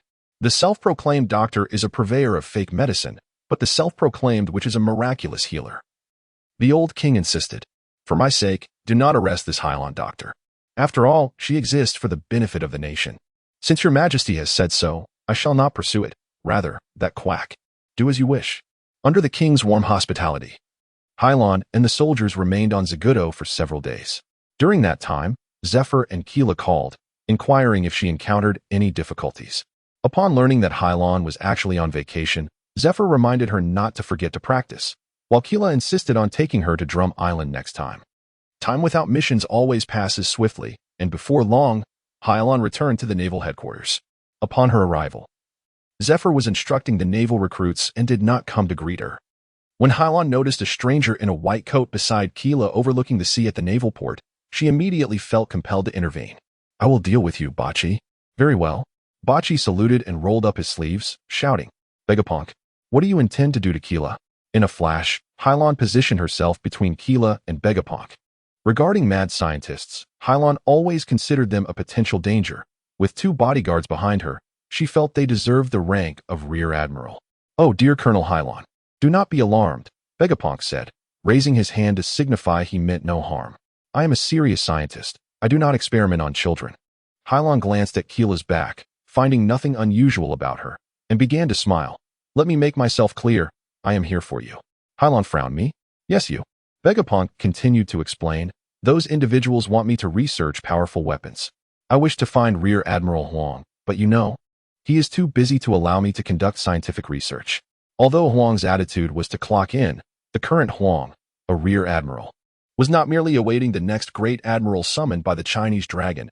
He had many responsibilities. Hilon quickly grasped. Your scientific research involves the optical system of the devil fruit? Vegapunk nodded. Engaging in conversation with intelligent individuals is a delight, indeed. Forget it. I have yet to familiarize myself with that habit. Hilon was preparing to leave with Keela when Vegapunk did not deter her, standing in place and loudly proclaiming, Captain Hilon. If you think about it more, there are many benefits. Hilon pondered for a moment. I recently apprehended a counterfeiter. So I believe I should hand it over to you for further study. Remember to wear it on my head. Counterfeit medicine? Yes. His potion can turn people into frogs. How intriguing. The Bodhi suddenly felt a surge of interest. This was no longer a matter of weaponry, but could potentially advance his genealogical theory. What benefit does this hold for me? Bucky shook his head. Not the same. If you allow me to proceed, the benefits will be immediate. As for the counterfeiter's interests, that depends on the breakthroughs he can assist me in achieving. On the territory of the Capone family. Haraha. What on earth is this? A bat? An onion? Why does it have 2 small horns? A group of mobsters stared at a peculiar onion-headed creature before them, laughing heartily. However, one drunken man widened his eyes and slowly backed away, filled with fear. The strange creature emitted an odd laugh. In the great era of pirates, operated by several mafia families, truly a decline. Laugh, laugh, you will not be laughing for long. Finally, the drunk shouted, everyone run. This is homemade maglia. What? What? The mobsters' expressions shifted from mockery to deep-seated terror. Behind Maglia, a group of bizarre-looking pirates emerged. They were so formidable that they were almost always subdued by the mainstream mafia. Within mere minutes, over 12 members of the mafia met their demise at the hands of Moria's minions. However, the surviving comrades were delivered to Moria, who was witnessed casting shadows as he snipped away at his prey with scissors. The true terror for the mafia did not stem from the death of their associates. Those whose shadows were severed by Moria fell into unconsciousness on the spot, yet the bodies into which Moria infused their shadows arose like zombies. The Superman possessed the powers of the devil fruit, specifically the shadow fruit, allowing Moria to sever the shadows of the living and implant them into the corpses, transforming them into utterly obedient zombie puppets. Laugh, all of you, Moria proclaimed, raising his grotesque hands towards the heavens, unleashing a chilling cackle. His comrades joined in laughter. And astonishingly, even the zombies resurrected by Moria joined in the mirth. Your souls shall be commanded by me, Moria ordered, as the zombies charged towards the mafia. Although the bodies remained the same as those of the mafia, the zombies felt no pain, leading to a nearly devastating situation for the mafia. Moria chuckled softly before departing with his entourage. A pirate inquired of the captain, "Are you not taking the shadow zombies with you?" Moria disdainfully curled his lips. "Shadows and flesh are far too fragile. In due time, when you enjoy a prosperous life, I shall take you on a grand voyage to a new world, to fight for our own territory." Those whose shadows were severed by Moria would perish if exposed to sunlight. And the loss of their shadows meant certain death for both them and their master, rendering Moria seemingly unconcerned. He was indifferent to missing a fish or two. In the year 1506 of the maritime calendar, the mermaids experienced a year much like the last. Princess Yejigong of Fisher Island tirelessly delivered speeches to gather signatures from the populace, yet the results were far from satisfactory. Nonetheless, for the mermaid royalty and the denizens of Fisher Island, it was a thrilling moment as the beautiful mermaid princess, White Star, successfully entered the world. Good things often come in pairs. However, she was abducted by human traffickers and sold into slavery by the Dragon Man. The Fisher Island populace, harboring hostility towards humans, regarded the tiger as a hero and dealt them a severe blow. Whether they were the elite of the Sea King army or had become the pirate dragon, they idolized the tiger. On a naval vessel, Octopus Xiaoba suddenly spotted Hilon. "Sir, I would like to request a few days off to return to Fisher Island." The fishmen, endowed with the unique ability to communicate with fish, were privy to the secretive return of the tiger to Fisher Island. Information that Xiaoba had gleaned from the fish. Hilon regarded Xiaoba with curiosity. "Why? What is the matter?" Brother Tiger has returned." Xiaoba's words were abruptly muffled by his companions. The fishermen displayed expressions of astonishment. How dare this child speak? This was precisely why Hilon had never allowed Xiaoba access to critical intelligence. Hilon found amusement in the comical expressions of the fishmen. "The tiger, Fisher Tiger, right?" he inquired. "You mean to say he has returned to Fisher Island?" Xiaoba looked perplexed. "Hey, you know?" Hilon explained, "This is not classified information." "How could I not be aware?" In reality, Hilon only knew that the tiger had escaped, but was unaware of his destination. Xiaoba expressed his concern. "So, will you capture him?" Hilon offered a reassuring glance. "My soldiers can always apprehend pirates. If he does not become a pirate, how could I catch him? We are liberated." Xiaoba smiled broadly, and while the other fishmen might still harbor some worries, Xiaoba truly felt relieved. "But I must speak with him. If he becomes a pirate out of resentment, things may not be so easily resolved." He understood that as the island's hero, regardless of whether the tiger chose piracy or another path, the fishmen would rally behind him. If Hilon were to misidentify the tiger, he would inadvertently erect a formidable bridge of friendship among the people of Fisher Island, a bond that could not simply be severed. "Do not worry. I will first seek permission from Sengoku, and then return to Fisher Island with you." After arranging everything on the ship, Hilon approached the naval headquarters. Meanwhile, General Sengoku was engaged in a clandestine phone call in his office. "This is Little Honeyfruit calling Big Sin Shell. Do you have any updates?" The once serious Sengoku, now faced with a guilty conscience, warned. "Rocinante is undercover within the Don Quixote family, and even Kupu is unaware. Only I, Admiral Akainu, and the crane responsible for pursuing the Don Quixote family know.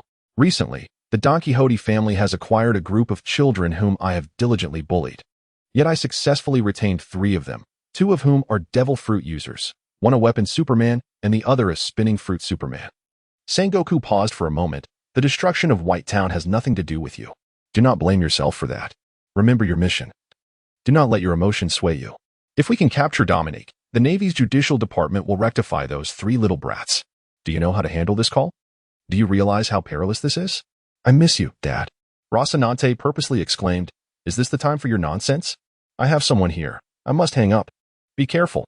As someone approached his office with an air of authority, Sengoku hastily ended the call.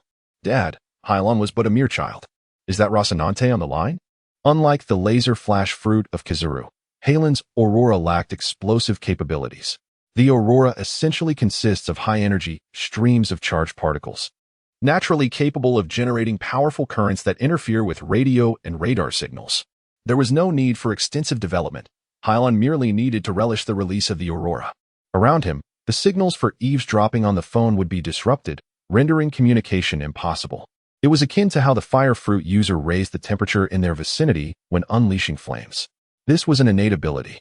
As Hilon progressed, inspired by Rego, he sought to control the Aurora's electric currents through computer technology so that his abilities would transcend mere signal interference, enhancing their perceptual capabilities through the utilization of electric signals. With visual and auditory skills, Hilon could easily detect voices intentionally lowered by others. After all, he consumed the Aurora, not the Regu, making it challenging to extend his range, currently limited to just a few hundred meters. Nevertheless, for him, overhearing the conversation between Sengoku and Rocinante sufficed. Yet, Hilon refrained from deliberately exposing Sengoku's ruse, as he desired to keep his abilities concealed. "Report in." Sengoku recognized Hilon's voice, but during work hours, they were merely a general and a colonel in the command center, and necessary protocols had to be observed. "Do you wish to go to Fisher Island?" "Yes. This time I will oversee the investigation of Fisher Island." Sengoku narrowed his eyes. "Hilon, tell me the truth. What do you know?" No. Hilon shook his head. "Isn't it Kola? Who said she was going to Fisher Island for leisure?" Sengoku feigned innocence. "You little rascal, do not shift the blame onto Kola." "Well, you guessed correctly. In truth, I wish to visit Fisher Island." Suddenly, Sengoku found himself torn between laughter and tears. "Is this what I refer to as a dilemma? You have now attained the rank of Brigadier General at the Naval Command. With your capabilities, you may well become the youngest major general in naval history in a year and a half. Hilon, do not jeopardize your future. And refrain from involving yourself in matters, particularly those concerning the Chinese dragon. Worry not, for I have no time to engage in battles with the dragon clan. As you know, I have several merfolk aboard my vessel. Did the last Fisher Tiger not escape from Mary Jane's side?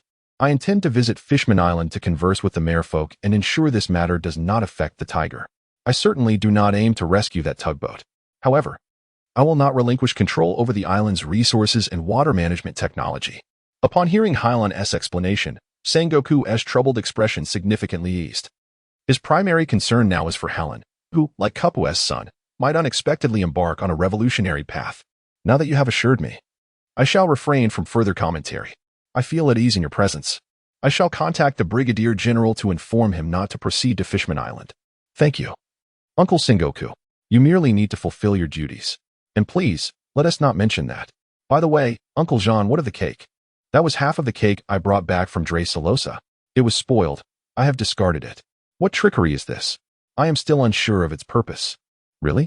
Hilon chuckled awkwardly as the cake fell from the pirate's hand. Sengoku, stroking his temple, pondered, there are so many pirates in this world. I cannot discern which one would relish such a cake. We shall discuss this later, for I have much work ahead of me. Unfortunately, Hilon remains oblivious to the true significance of the cake. The only certainty is that Domingo is involved. Otherwise, he would not be playing word puzzles with Sengoku. Hilon, I have heard you wish to visit Fishman Island. I would like to go. Before departing the command, having received news from Kurla, she arrived at the door. You little girl, what do you know of Fishman Island? The merfolk there are particularly hostile towards humans. It is perilous. This is a classic case of speaking of the devil, though it should not be blamed on Kurla. I have self-taught navigation. I can assist you. I can sail alone and serve as your temporary ship's doctor. I was once a slave? What relation does being a slave have to going to Fishman Island? It seems Hilon's confusion was evident. The inhabitants of Fishman Island despise us because, after all, we prey on our own kind, Kurla explained. You are of the Navy. They must believe you are protecting the Chinese dragon clan. However, I am different. I am a slave, and they may treat me with greater kindness. Hilon shook her head. You little girl, you possess a generous heart, as if it were someone else's plight. The past is past. The future is what truly matters. So, do you consent to my journey to Fishman Island? I did not intend to engage in combat. Splendid. Chloe promptly sealed her lips as Hilon answered the phone. It was the noon of the Harvest Festival. The Qingming Riverside picture. The signal is correct, implying no mishaps have occurred on Curly's end. Hurry. What is this? Well, Chloe cleared her throat. Yes, a man who calls himself the club came to see me. The clubs? The card suit, Chloe succinctly added. Clubs, who was all sticky and clingy, stated that his boss, the Joker, wishes to collaborate with me to rid ourselves of Goldfinger Smith and adorn my shampoo island with the Joker's visage. I lack the authority to decide such matters, so I wish to inquire what I should do next. The Joker, do you know who he is? Does the sticky fellow have a photograph? Understood. Splendid. You will return it to me later. For now, you may agree to the Joker's terms. Remember, never engage in combat with the other party. The Joker may be a colossal squid that even I cannot easily defeat. Hilon, upon witnessing Toripole captured by a crane in Rosa's, discerned the Joker's identity. He merely required a photograph for confirmation. Understood, sir, I shall. Chloe hesitated. If he replaces Goldfinger Smith, he must take over human trafficking? Proceed with it. Do not fret. I shall not hold you accountable. Indeed, it is the Don Quixote family. Domingo appears to have a substantial appetite. After receiving the photograph from Chloe, Hilon confirmed the identities of Sticky and Toripole. While the Don Quixote family's ostensible battlefield lay in the North Sea, the Dark Joker's claws extended toward the distant Chambord Islands. In the North Sea, Admiral Klein, serving alongside Sengoku and Carp, is currently tasked with pursuing the Don Quixote family. With her strength and wisdom, along with the cooperation of undercover officer Rosinante, this operation to capture the pirate gang was thwarted, which underscores Domingo's capabilities.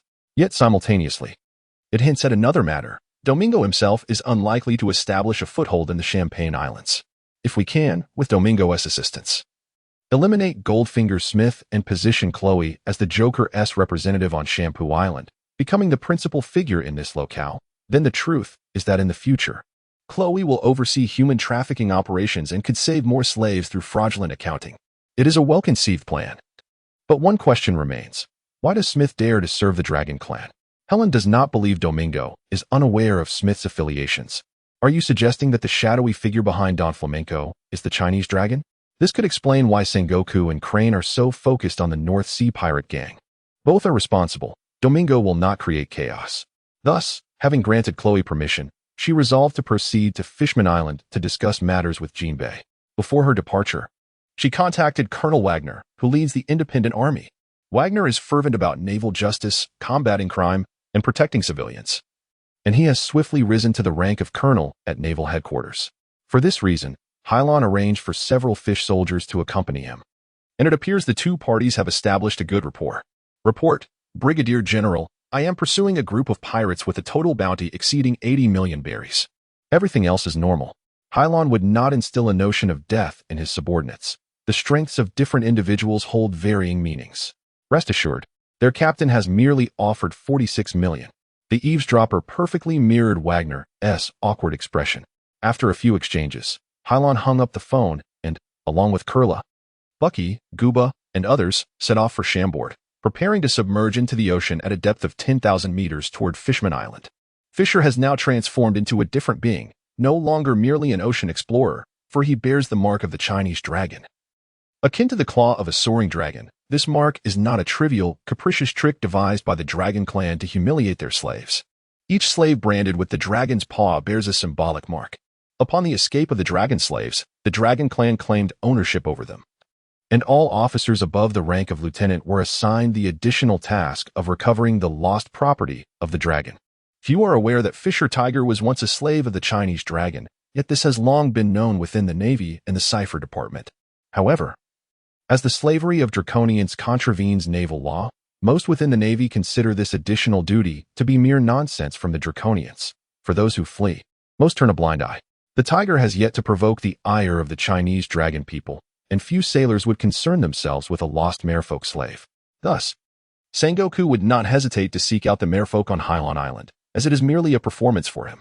Were it not for the ire of the recently liberated Draguonian people, the Navy would not have engaged in such numerous activities upon the waves. Ah, is this the fabled Fishman Island? Truly exquisite. Even more spectacular. Days later, Hilon and his entourage successfully arrived at Fishman Island. Not to mention that Kurla is merely 7 years of age, even Hilon found himself captivated by the enchanting underwater vistas.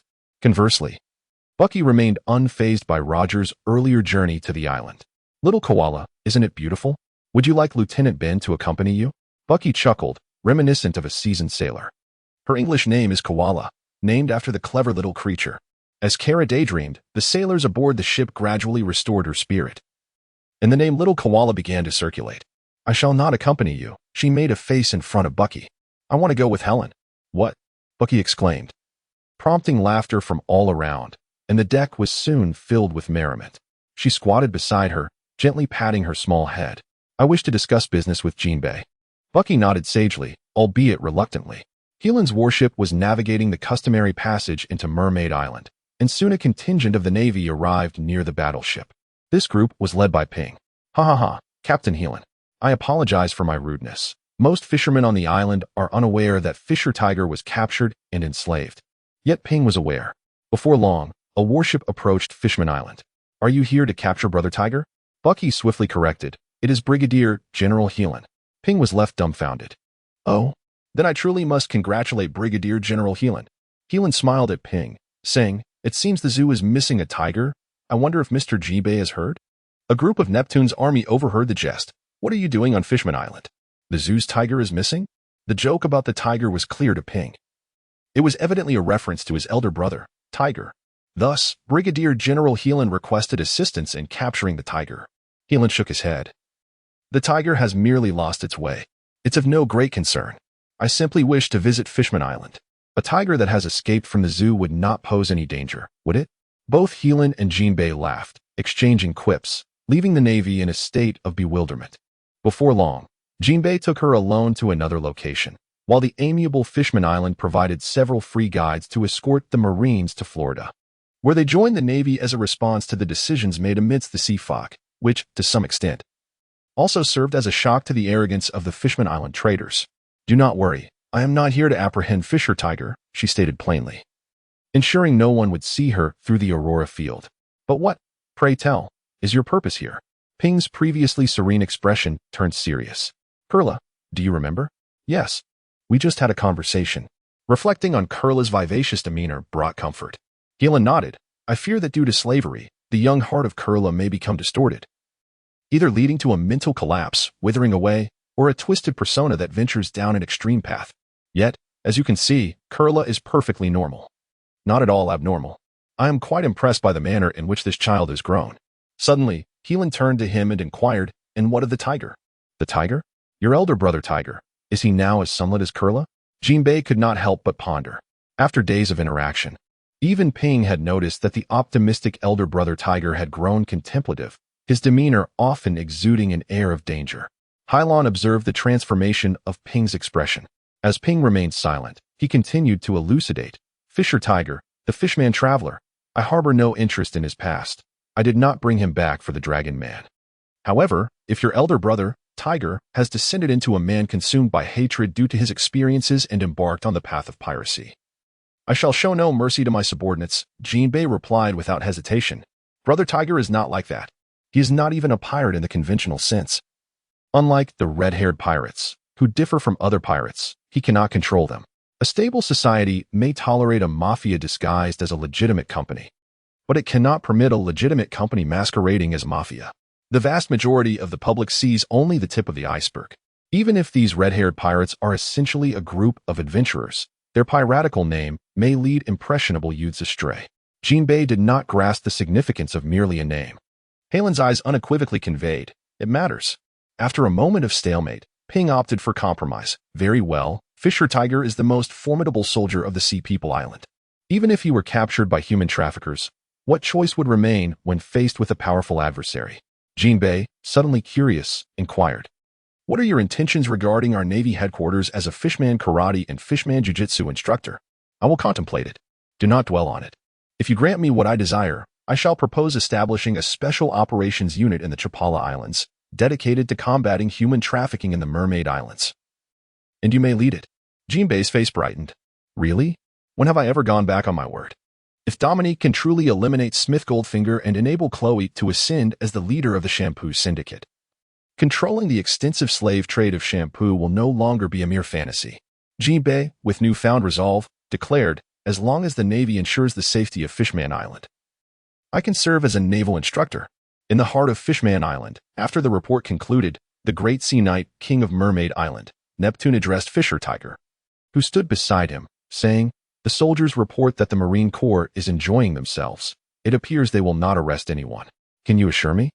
The heavy expression on Tiger's face did not ease. Master, this year has taught me the cruelty and cunning of humans. Your kindness may lead to deception by their superficial actions. Rest assured, with Jinbei here, there is no danger. Jinbei is a remarkably trustworthy individual. Tiger nodded, remaining silent. For a long time, I have resolved that once I am healed, I shall go to rescue the slaves of Maricoa. The sea god was taken aback. But those are dragon men, the aristocrats among humans. Tiger, you cannot pursue that path. It is far too perilous, though thousands may perish. Tiger stood resolute. No one understands this wretched cruelty better than I. Who will save them? He bowed deeply to the sea god. My lord, I have a request. Speak. Neptune sat up straight. Please keep my experiences confidential. Do not let the people of Fishman Island know that they idolize human slaves. Is that all? The sea god had expected Tiger to dispatch troops to assist him. This is no trivial matter, Tiger replied earnestly. Observing Tiger's grave demeanor, the king felt touched. I understand. On the Grand Line, on an island known as Whiskey Peak, a brigade led by Major Wagner was besieged by pirate factions from all directions, totaling over 80 million berries. In the pursuit led by Wagner, they were defeated by Varna's forces on Whiskey Peak. However, to Wagner's astonishment, they faced a significant assault from a group of pirates known as the Moonlight Pirates. Major Wagner, we are encountering fierce resistance from the pirates. The ship has been destroyed. Requesting support. Initial estimates suggest the pirate captain possesses the strength of a brigadier general from the local army. If the Navy hears this distress signal, we plead for assistance. We are on your mountain. Received. Received, Major Wagner. Hold on. Major Ghost Spider is en route to your location. Repeat. Major Ghost Spider is en route to your location. What kind of ridiculous mission is this? How dare you? Ghost Spider retorted to the complaining officer. We just came from the mountains to support a young major. The latter stood rigidly, paralyzed by fear. Is that the crux of the matter, Major? The focus is on the pirates. As long as there are pirates, justice shall prevail. Follow my orders, full speed ahead to Whiskey Peak. The Navy on this grand line differs greatly from those idle souls. The captain of the Moonlight Pirates, Maglia, stood at a distance from Major Wagner's unit, a brazen smile adorning his face as he recounted their first encounter with the Navy upon entering this grand line. Maglia was ambitious, intending to confront Whitebeard, Kaido, and Big Mom in the New World. He convened elite pirates, and even the elite soldiers of the Navy headquarters could easily falter in battle against them. Furthermore, Maglia possessed the unique ability to create zombie tribes by manipulating the bodies and shadows of his enemies, granting him ample confidence to disregard the Navy. Wagner continued to battle against the onslaught of the Moonlight Pirates solely because Maglia was training his pirates with a tactical mindset. Once Maglia seized the initiative, a mere Navy major would stand no chance against the Moonlight Pirates. The mixed forces of pirates and zombies were repelled once more by the Navy, who relied on a hastily constructed defensive position, their once vibrant soldiers stripped of honor. In the face of war, no one can achieve victory alone. A mud-covered man questioned. Major Wagner, are we going to die here? Wagner glared at the soldier. You dog, do not speak nonsense to me. I will have you executed for disturbing the peace. There is no one else here. The soldier murmured softly, an aide to Wagner. He was a passionate young man who soon became Wagner's assistant. If only Captain Hilon were here, he could defeat that bizarre pirate with an onion. Well, let it go. Major Hilon is currently on the other side of the Red Earth continent, thousands of meters deep in the sea. Instead of hope and expectation, let's hold on a little longer. Major Ghost Spider is on his way, and he's formidable. Wagner, in an uplifting statement to the other soldiers, proclaimed loudly, everyone, cheer up for me to support us, but usually, this major is seldom present. Just a bunch of rookies from all over the world, nothing to worry about. With the inverted mountains not far from Whiskey Peak and the Navy's standard warships moving rapidly, within hours, Major Ghost Spider's vessel arrived in the waters near Captain Whiskey, with Navy vessels supporting the pirates. If no measures were taken, capturing them would be impossible. Maglia did not challenge the beast pirates. Believing in the living rather than the future, his subordinates referred to him as master. What is the hurry? Maglia raised his eyes. We are searching for Whitebeard. A trivial matter of Navy support. Nothing to be concerned about. If I must take action myself, I might as well look for a Navy general, right? We only need the Death Legion to deal with them. Under Maglia's command, all the zombies he had created were thrown into the fray alongside the Moonlight Pirates, assaulting the temporary positions guarded by Wagner's subordinates. They are coming. The scouts hastened back to their position, bearing intelligence. Leave the bullets for the good men. The rest of you draw your blades. Wagner was the first to unsheath his steel knife from behind. The snipers cautiously observed the living pirates. Everyone, follow me. Let's shred them to pieces. Uncertain of how to vanquish the zombies, Wagner adopted the simplest strategy. They had lost their mobility. Did you see that? Colonel Spider's ship has arrived. It is time for our Navy to retaliate. What is our motto? Justice will ultimately prevail. Follow me. Facing a horde of zombies and pirates that vastly outnumbered them, the dozens of Marines appeared diminutive. Yet, thanks to the arrival of Colonel Spider and the leadership of Wagner, the Navy gained the upper hand, their dismembered corpses littering the battlefield. What is that? A scout aboard a naval vessel gazed at the distant battlefield, where the Navy clashed with the monsters, unable to suppress his voice. General Phantom Spider seized the binoculars and, after a moment, concluded, "They're zombies." Zombies? The soldiers on the battleship swallowed hard, instinctively fearing these creatures of legend until they were reassured by a firefighter. Do not be afraid. If the colonel has led his soldiers this far, it means the zombies are not invincible. Everyone, take your positions and prepare for landing support. Fire. Did you hear that? Open fire on the command ship. Wait, fire. Fire. But we have our own men on the island. If, for even a moment, those zombies slipped through the net, how would they confront the future? How would they face the Navy's justice? I say, fire. But then, bang. With a loud gunshot in the stunned eyes of the Marines. A sergeant was shot by General Phantom Spider for disrupting the morale of the troops on the battlefield. Those who defied orders would face the death penalty. Now, obey my command. Open fire. No soldier dared to question the orders of Phantom Spider any longer. All were busily engaged on the island. Among the few snipers, one noticed something amiss at sea. How did the battleship arrive? Boom, boom, boom, boom, boom. A fierce barrage of firepower erupted from the headquarters of the Navy's general-class battleship. Black projectiles soared through the air, indiscriminately raining down on the battlefield. The explosions drew the attention of both sides, yet the relentless zombies continued their assault on the Navy. Was this the way to repay responsibility? Was that battleship manned by pirates? Suddenly, the morale of the Navy plummeted due to this incident. Retreat, retreat. Even Wagner was taken aback. Was he that the same ship as General Phantom Spiders? Had Phantom Spider been slain by pirates? In the distance, the moonlight startled Moria, who then wore a bemused expression. Hold on. I will see what is happening. Nearly 3 years after transferring from the Naval Department, Wagner had mastered the techniques of the Navy's sixth style, traversing from the shore to the ship in under a minute. Everyone stop. Upon boarding Spider's ship, Wagner bellowed. And when he beheld the officer clad in the Navy's justice coat, indeed the Phantom Spider he remembered, he thought the verdict was too long and requested a shorter one. I beg to differ. Are you questioning my decision? No, sir, I am not questioning you. I am merely providing information you may not yet know. Seeing that Wagner was not the solution, Phantom Spider refrained from further embarrassing him, but the conversation took a turn. That pirate, I shall eliminate him myself.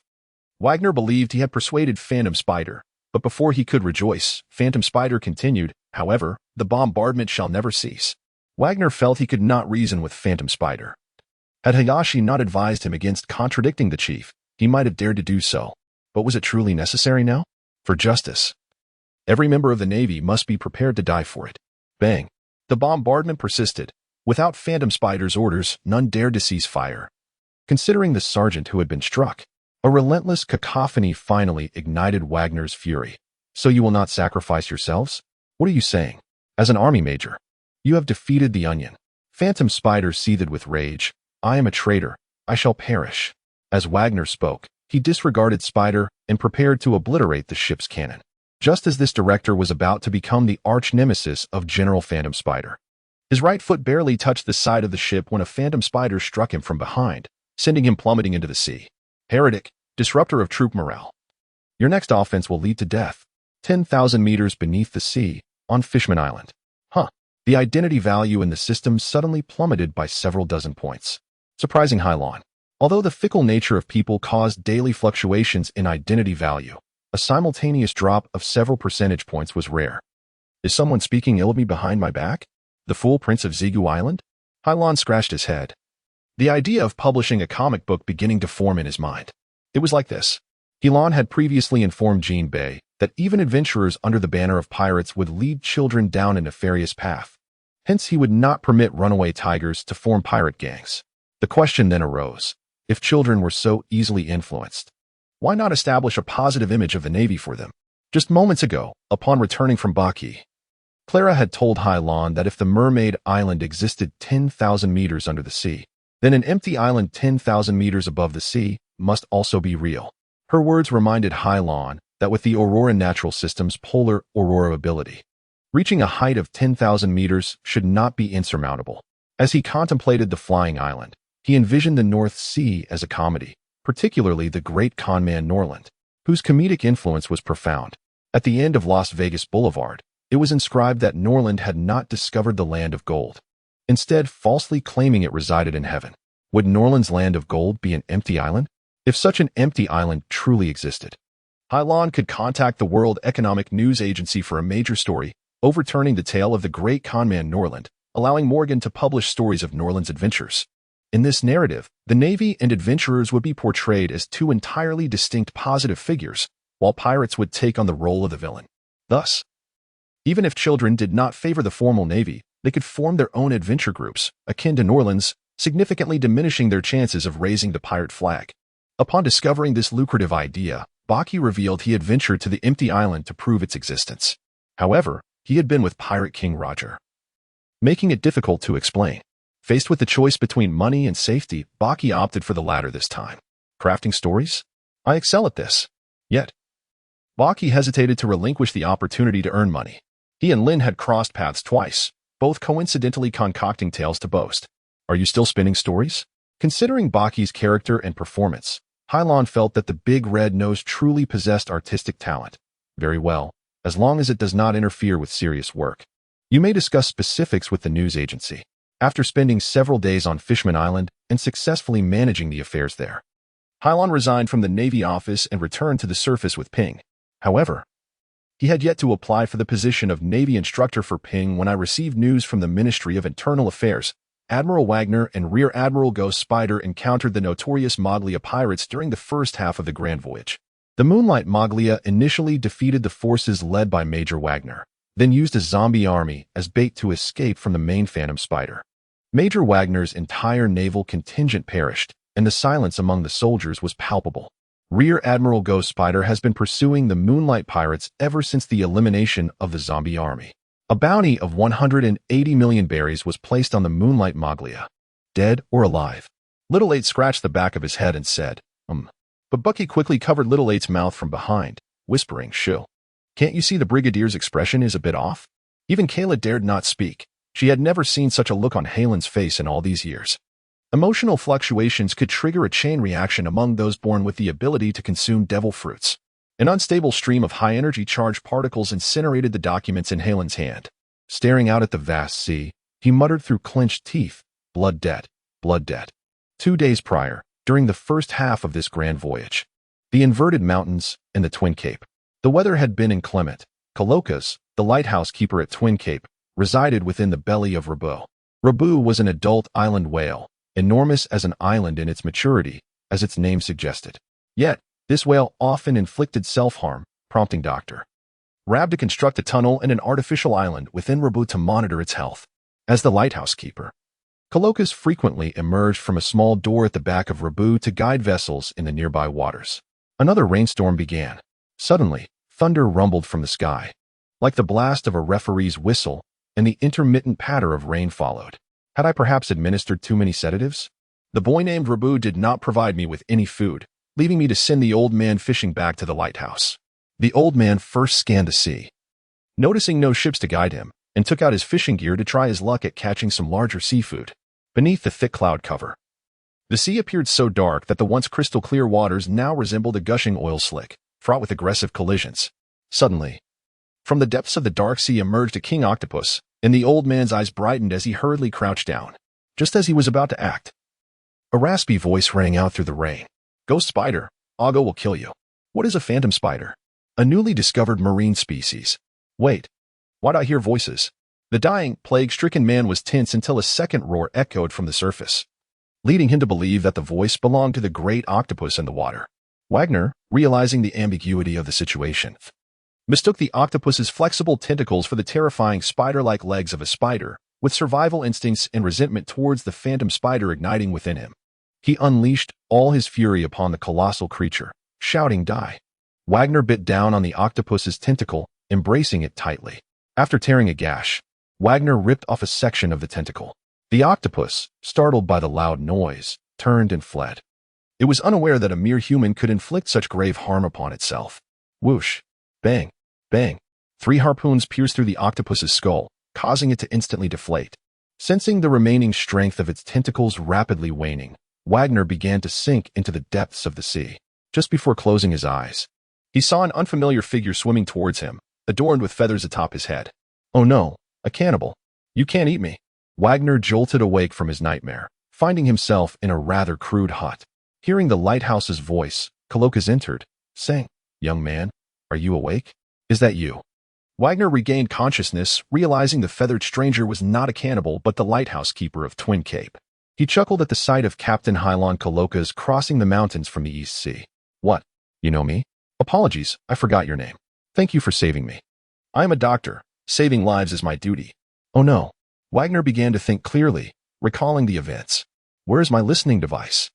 When I pulled you from the sea, you had nothing but rags on you. Do you have a listening device? Why? Please. I have an urgent matter to report to the Navy headquarters. The lives of dozens of Marines are at stake." Colokas, although he had once been a crew member of Roger's ship, was neither a pirate nor an adventurer. When Roger first invited him aboard, he declined the second time, agreeing with Roger's actions for personal reasons, and at the last moment boarded Roger's pirate ship. As for Colokas, he cared not for pirates, the Navy, or even ordinary sailors. He only revered those who pleased him. Sigh. Colokas lamented. The mere thought of Wagner's helplessness over the last 2 days gave him a rough understanding of the situation, knowing that it was yet another naval force plagued by pirates. There were too few like the lumber pirates in Roger's crew, and most pirates in the world were scum. Here, Colocas said, handing Wagner the old listening device he had with him. Wagner barely had time to say thank you before hastily dialing Hilon's number. The Navy headquarters, in stark contrast to the usual jovial atmosphere, had recently been shrouded in gloom. The Moonlight pirate crew had escaped from Rear Admiral Ghost Spider, and their whereabouts remained unknown. Hilon and his soldiers were itching for action, but at that moment, there was nowhere to unleash their pin-up fury. Isn't Rear Admiral Ghost Spider a bit useless? How could he lose the pirates? Don't be so quick to judge, cunning fox. Pirates excel in evasion. If there were so many admirals in the headquarters, why are so many allowed to enter the New World each year? Major Wagner was a veteran who had come with me to the headquarters of Rogue Town in the East Sea. I had no idea if they would all be slaughtered this time. Bucky and Lieutenant Crow hailed from the East Sea. I wondered what they might think. Hilon had closed his perception field, unwilling to listen to his men. He only wished to trace Moglia's whereabouts and commemorate his fallen soldiers with their blood. Just as Hilon prepared to call Crow to inquire about any news of the Moonlight pirates in the Dark World, the listening device aboard the ship buzzed a blue light. The news of the Moonlight pirates? Everyone held their breath as he prepared to engage the pirates when an elderly voice emerged from the phone worm. Hello, I am Colocas, the lighthouse keeper of Twin Cape. Is Hilon there? Upon regaining consciousness, Wagner reconsidered. To eliminate the possibility that it was not Hilon, he instructed Colocas to greet him. It's me. What is it? Although Hilon was furious, the anger did not obliterate his reason. Even if it was a strange voice, he would not hang up out of annoyance. At the very least, they needed to ascertain the reason for their call.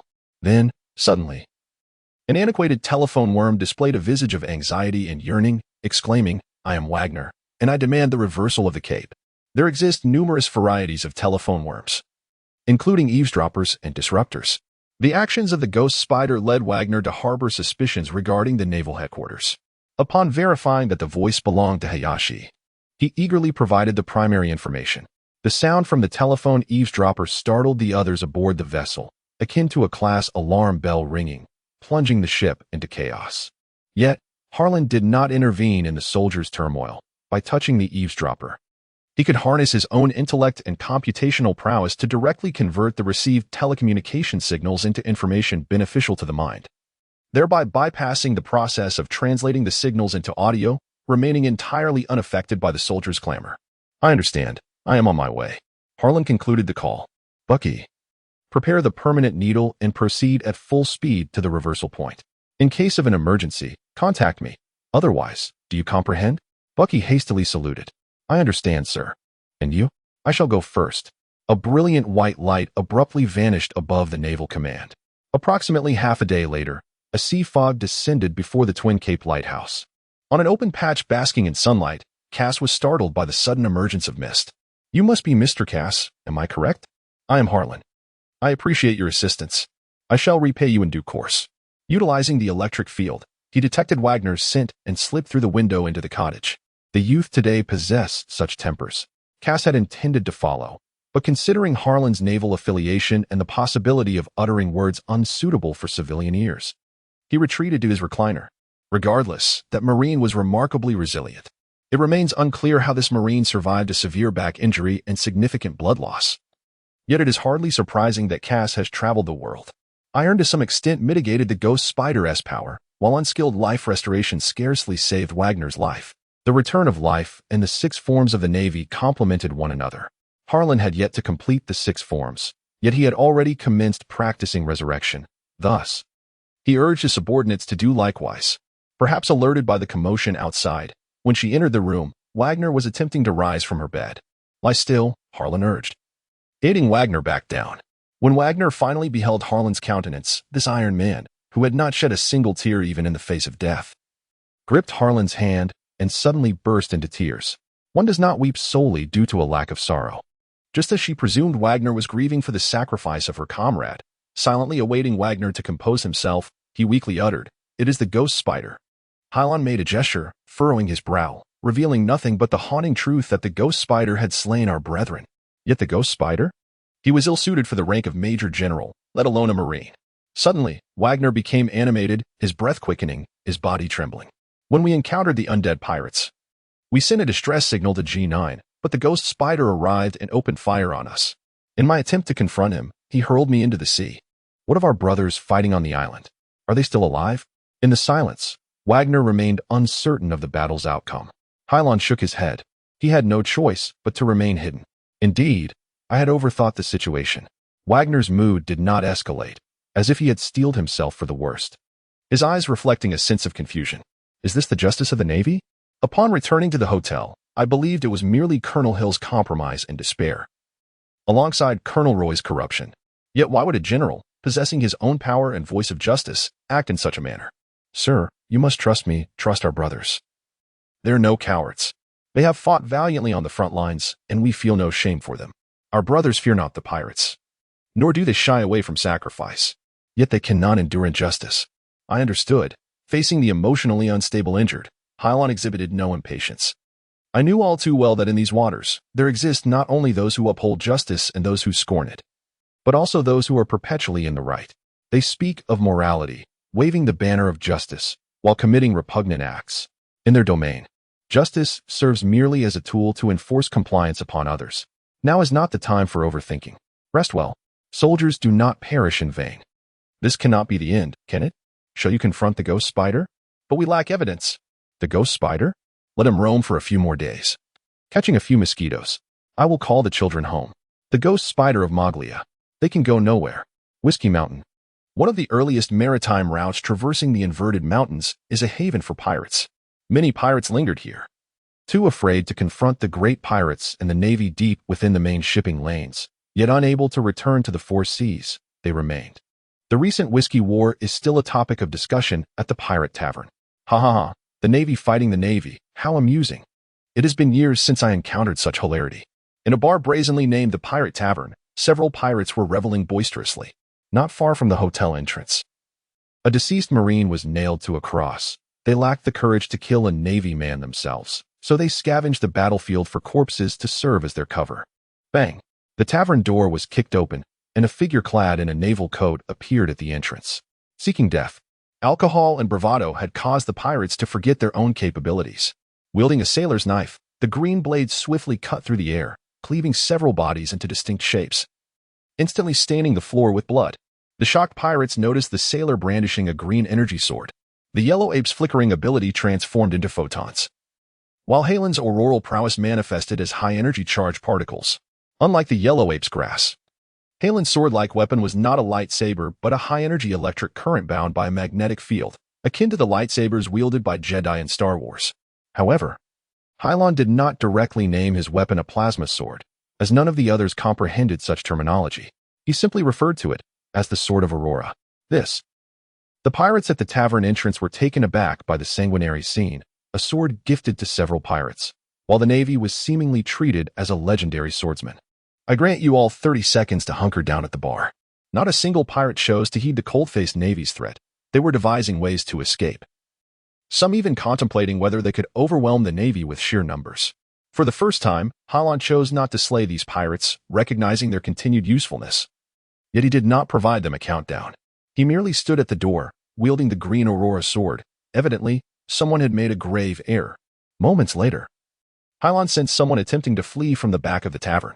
He hurled the green lightsaber in that direction, and the wooden wall crumbled before the onslaught of high-energy charged particles, followed by the screams of the pirates behind the tavern. The green glowing Aurora left a luminous trail in its wake, reminiscent of a meteor streaking across the night sky. Hilon's right hand raised in a gesture of nullity, and the blue Aurora sword reappeared in his grasp. The change in weapon color was unintentional.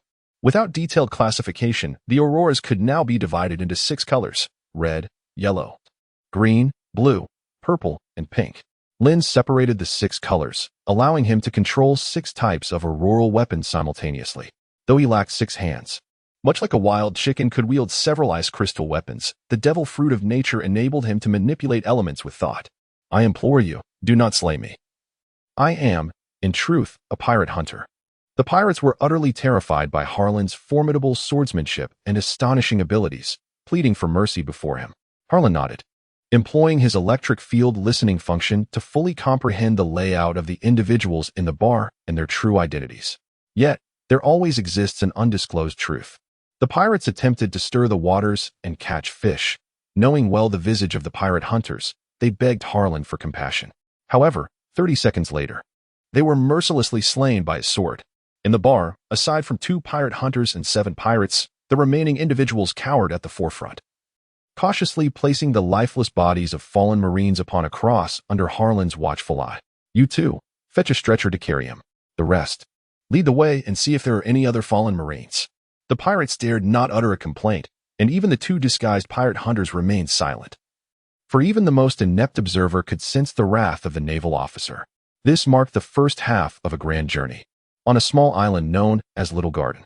The initial segment of the Great Maritime Route comprises 7 paths, with Whiskey Peak situated at the midpoint of the 4th route. From Reverse Mountain, one traverses the 4th route, commencing at Whiskey Peak. When the magnetic gas fills the recording needle, the next island is Little Garden.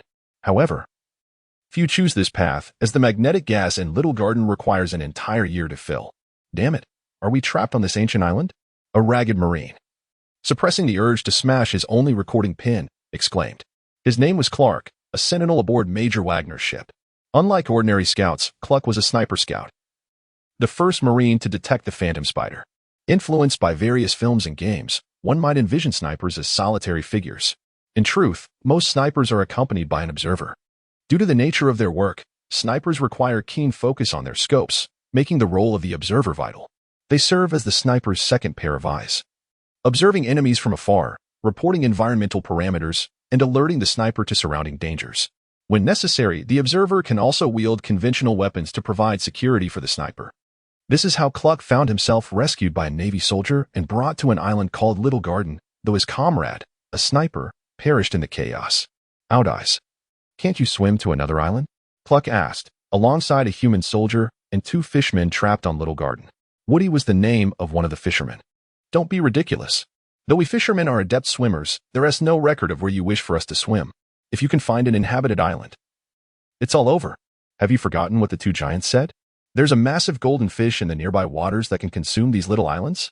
I refuse to become fodder for that monster. Stop, you lot. The video call listening device is malfunctioning." "Oh no." Cluck and Out Eyes rushed over, only to find his comrades mocking him. "This fool won't lose his mind, will he?" Yet, the photographs were salvaged. "You dog." A few of them finally breathed a sigh of relief.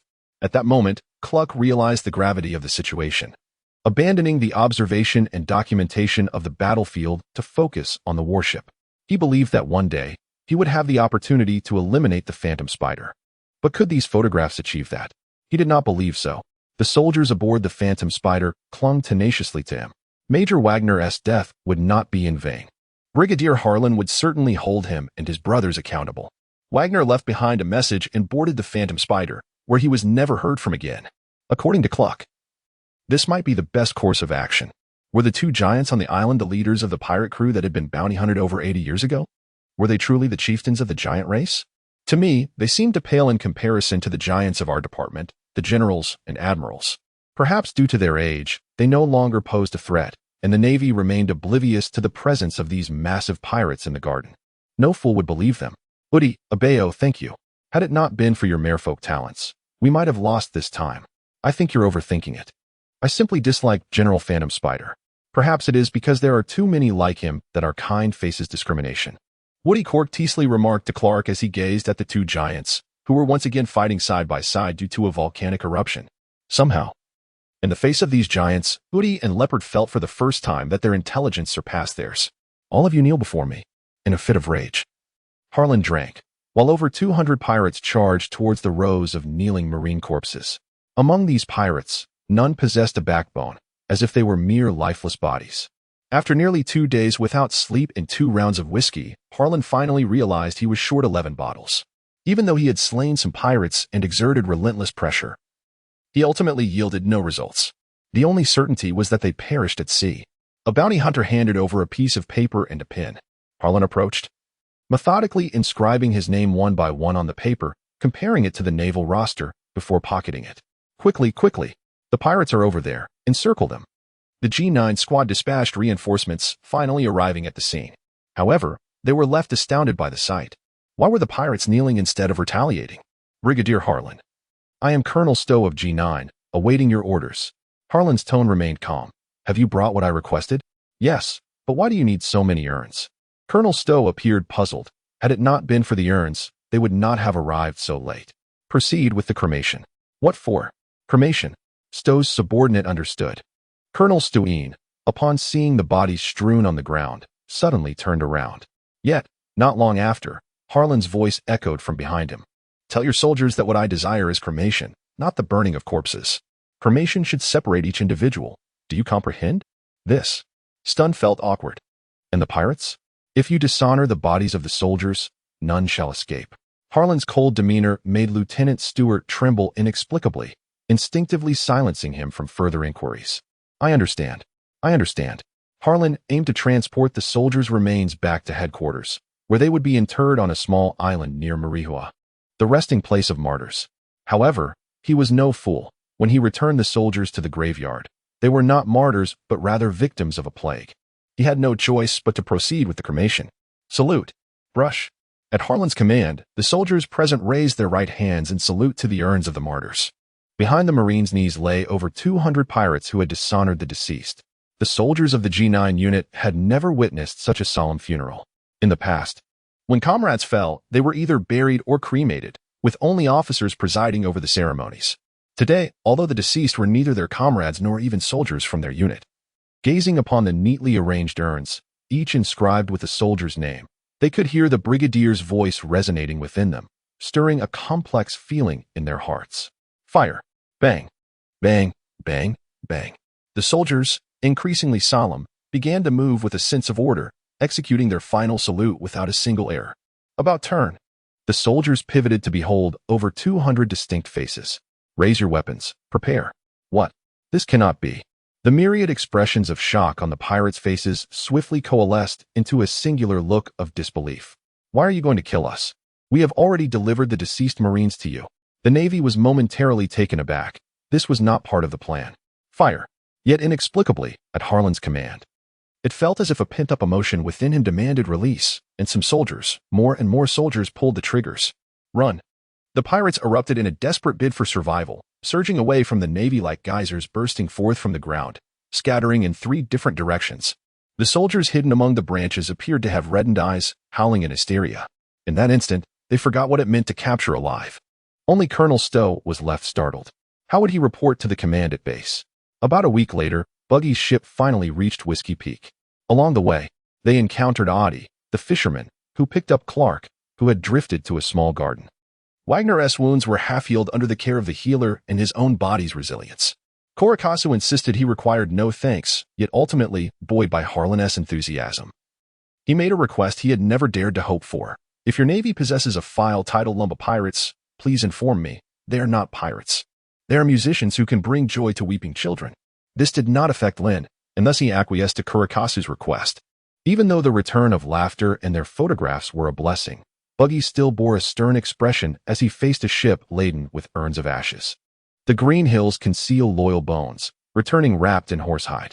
The surviving Wagner understood that their sole duty now was to bring their comrades' ashes back to the martyrs' cemetery. Brothers, prepare to go home. In the waters of a new world, a naval vessel was encircled by 5 pirate ships, battling fiercely. The Navy outnumbered them significantly, yet those bustling on the deck felt no trepidation. For reclining on a folding chair lay a naval officer whose hair was in a state more chaotic than a bird's nest. Vice Admiral Yaji-Kuzan. Vice Admiral Kuzan. Will you regard it thus? Yajik lazily replied, It's not that perilous. I have nothing to do. You will be there. I can train the new recruits and let them take the lead in battle. Yajik continued to lounge in a nonchalant posture, as if he were not at the heart of a siege against 5 pirate ships, but rather on a tranquil beach vacation. Soon, a messenger sprinted to Yajik, reporting that Vice Admiral Kuzan had just received orders from the general of their department, Sengoku, commanding him to complete his current task and return to headquarters post-haste. Yujik's large hands pressed against his temples, gently kneading. Truly a headache. What is it? It seemed this department's major had apprehended the phantom spider. Yujik's demeanor shifted to seriousness. Wait, what is going on? Major Kaharal was known for his humor within the Navy. He had never held a grudge against anyone. Why would he arrest another major? The general of Sengoku did not provide detailed explanations over the phone, merely stating that he would have him complete the task at hand and return to the command post as soon as possible. He stood at the bow of the ship, a chill beginning to emanate from him. Soon, A large bird materialized from his hand, soaring towards the nearest pirate ship. Ujik. Not only Ujik, but also prominent generals from this department like Red Dog and Yellow Monkey received similar notifications. All this arose because Sengoku had received a petition from Brigadier General Harlan. In a match of pure martial skill, Harlan and the Ghost Spider were still a notch apart, yet with the added power of the Devil Fruit. Only Harlan could vanquish the Ghost Spider. However, Harlan's intention was not merely to eliminate the Ghost Spider, but to legally convict him. For only in this way could he truly avenge the fallen soldiers and cleanse their injustices. According to the internal regulations of the Navy, Brigadier General Harlan was not authorized to apprehend the Ghost Spider without the approval of a superior officer. Thus, Harlan sought out Major General Kamo, hoping he would help him take this first step. Naval traitors, pirate infiltrators. How many times had Sengoku encountered such during his tenure as a general? Yet, this was the first incident within the Navy's ranks, necessitating a report to the Air Force commander. To ensure a public, fair, and just trial, most lieutenants, save for a few with urgent tasks, were summoned back to the Navy headquarters. This marked the inaugural case in the Navy's history. There could be no errors.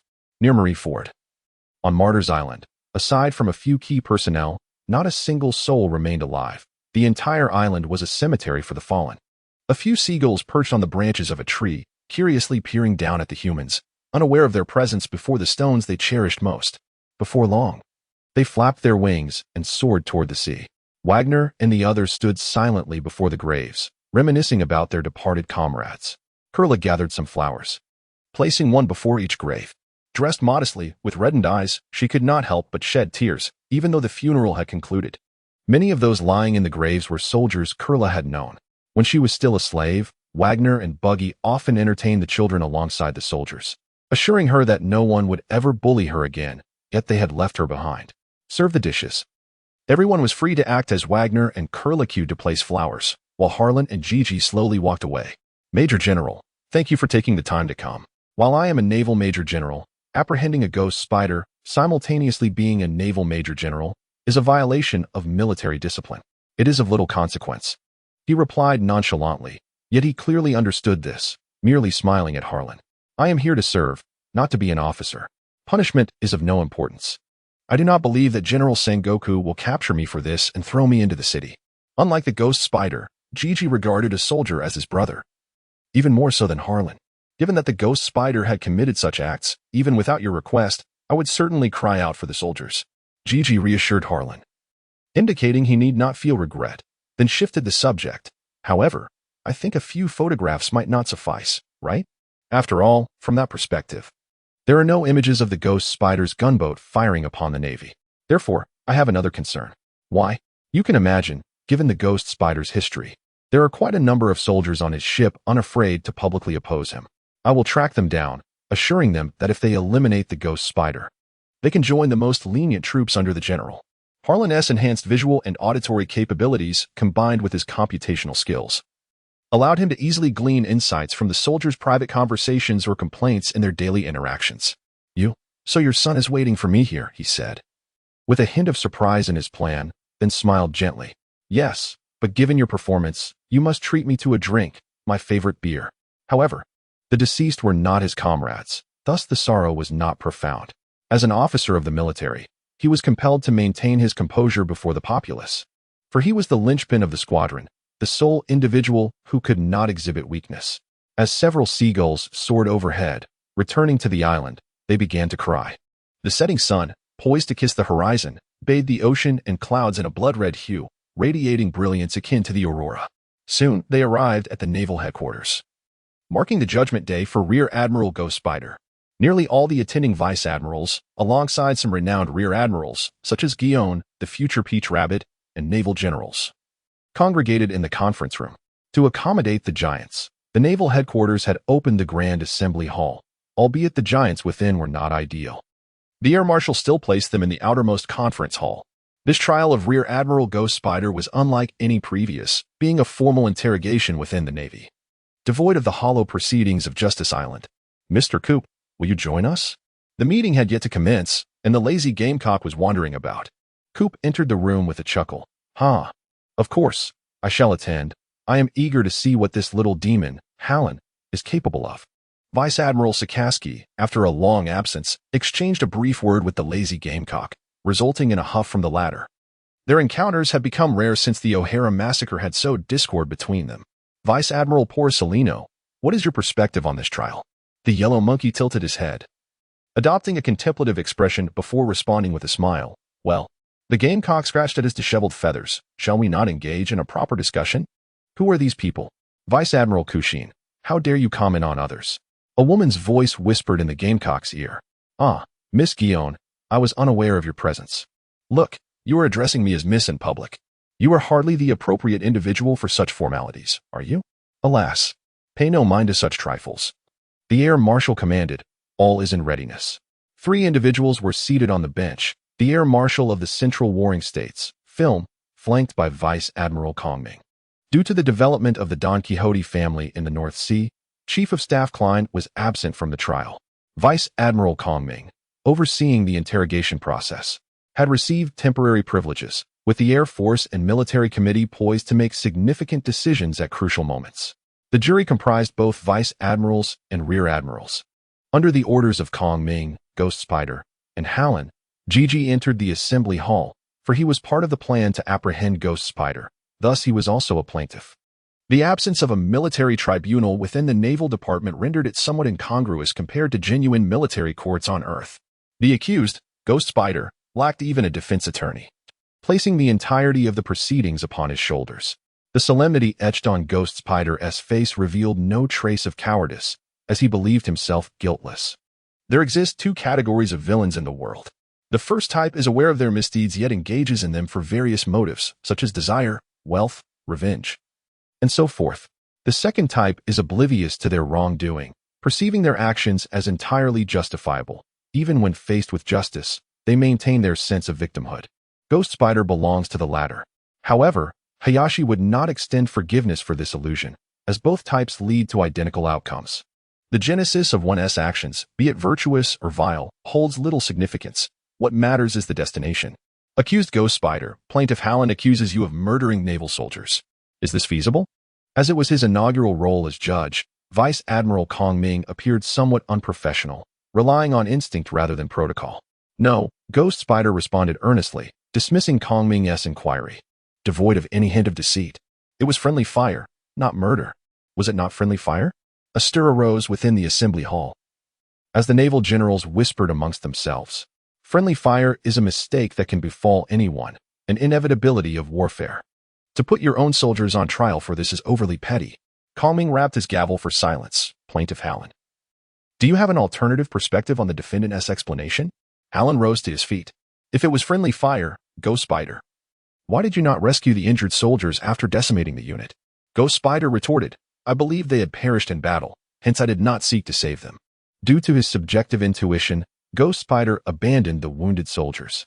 Please document that, Hilon reminded the clerk, who complied. That was not my intention, Ghost Spider interjected. Kongming rapped his gavel. Defendant Ghost Spider, you possess the right to remain silent, yet I urge you to contemplate your words carefully, as everything you utter will serve as evidence. Ghost Spider remained mute, prompting Kongming to allow the plaintiff to continue. Call the first witness, Wagner. After obtaining permission, Wagner spoke. We were engaged in combat against the pirate zombie army. I called for G9's assistance, and it was Ghost Spider who came to our aid. We expected him to leap onto the beach to support us, yet he opened fire on us instead. Ghost Spider vehemently countered. Everyone knows that zombies can convert the living into their own kin. At that moment, I was solely focused on eliminating the zombies. Should a moment's hesitation allow the perpetrator to escape, how shall the Navy confront the future? Wagner, equally anxious, interjected. Did I not inform you at the time?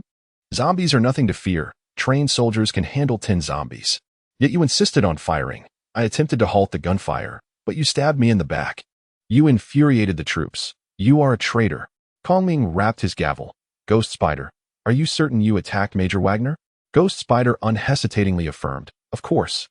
Yet all present understood that those who disrupt the morale of troops in wartime face the gravest of penalties. Disobedience to orders invites the same fate. Evasion of battle is equally condemned. Perhaps to bolster his argument, Ghost Spider added, for this reason, General Sikorsky executed several soldiers. Do you wish to condemn him as well?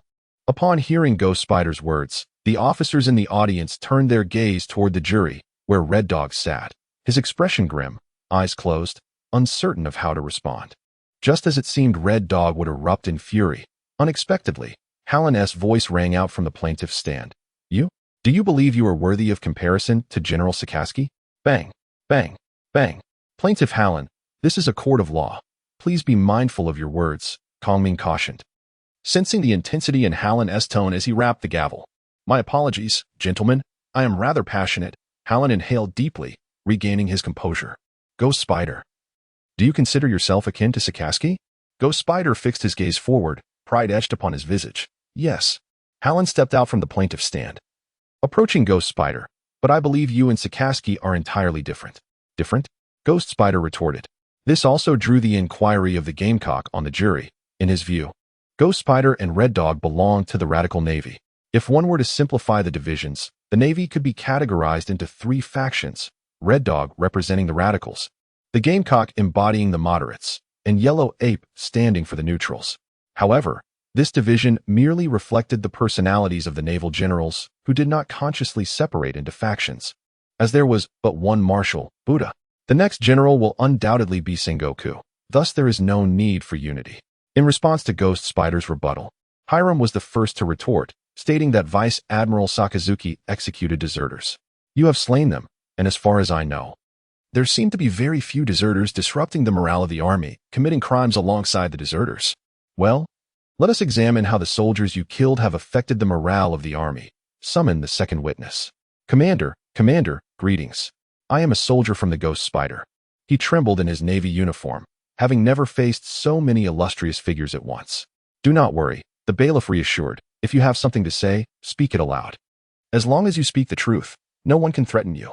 On that day, Major Ghost Spider received a signal from the G9 division. The soldier trembled as he recounted the tale, ultimately becoming engrossed in it, nearly flawlessly recalling the circumstances of the death of Corporal Ghost Spider. Before suddenly bursting into tears, Air Marshal, General Sengoku, please do something for my brother. He truly is not a deserter. Summon the third witness. Wait a moment. Sengoku turned to Hiram. Is this peculiar soldier not your ship's Bucky? It is him, is it not? Indeed, Hiram explained, due to certain special circumstances. The principal cannot appear in court. I have requested Attorney Kongming to allow Bucky to testify in place of the witness. The 3 individuals on the judge's bench exchanged a few words, and then Sengoku declared, proceed. Bucky composed himself and solemnly stated, I am merely relaying the exact words of Sergeant Kate. These are not my own. First and foremost, do you know why I joined the Navy? The courtroom fell silent, curious about what this red-nosed individual was about to divulge. Suddenly, Cup burst into laughter. Why? Before I joined the Navy, I was merely a fisherman. My parents were alive, and life was quite ordinary. Then one day, a band of pirates descended upon the town. The pirates vowed to cease their harassment once we surrendered all our possessions. However, calamity struck at that very moment. Just before the pirates departed, they suddenly opened fire, taking my father's life. My father had done nothing wrong. He merely stepped outside his home as he did every day. I inquired of the pirates, why? Yet, they merely laughed and replied, we simply wish to practice our marksmanship. This incident compelled me to enlist in the Navy, swearing to eradicate piracy. When the court sought to know what Buck intended to convey on behalf of Kate regarding this tale, he remarked, yet the most unforeseen event transpired. A similar occurrence befell the USS Phantom Spider, where, without any warning, the ghostly commander shot down a firefighter. How did his actions differ from those of the pirates? Enraged, the Phantom Spider retreated hastily from the courtroom, asserting that they were all slanderous. Hilon stood up, declaring, for a notorious pirate such as yourself, who dares not pursue the larger foes and looks down upon the smaller ones, whom do you think you can defame? Who are you referring to? You question what differentiates you from Admiral Sikaski. Allow me to elucidate. Each time Admiral Sikaski encounters pirates, he confronts them publicly. Yet, when he confronted the zombie pirates, where were you? On a ship armed with a pistol, compelling your crew to fire upon their comrades. Admiral Sikaski executed the fleeing cowards who had lost their armor, while you directed your fire at valiant soldiers engaged in a bloody battle against the zombie pirates, whether they are grand pirates or small. Admiral Sikaski chooses to eliminate them all. What do? You turn a blind eye to the hundreds of pirates on Whiskey Peak, allowing them to desecrate the corpses of martyrs, and you do not even bother to ascertain whether the sailors on the island are alive or dead. Enough. Red Dog suddenly bellowed, rendering the courtroom silent. Will you interrogate him or me? Turning to Ross, Red Dog added, Hey, Sikaski. Ignore him, let him be. Zephyr exchanged a brief glance with the air marshal, halting the chicken from voicing his thoughts. The Phantom Spider was deluded, believing he and Admiral Sikaski belonged to the same ilk. Little did he know that Sikaski had forsaken him. In truth, Red Dog was not as unreasonable as the chicken assumed. He had numerous dovish school officials in his employ, such as T-Pin, a remarkably gentle officer who tended to his subordinates with near-pathological care.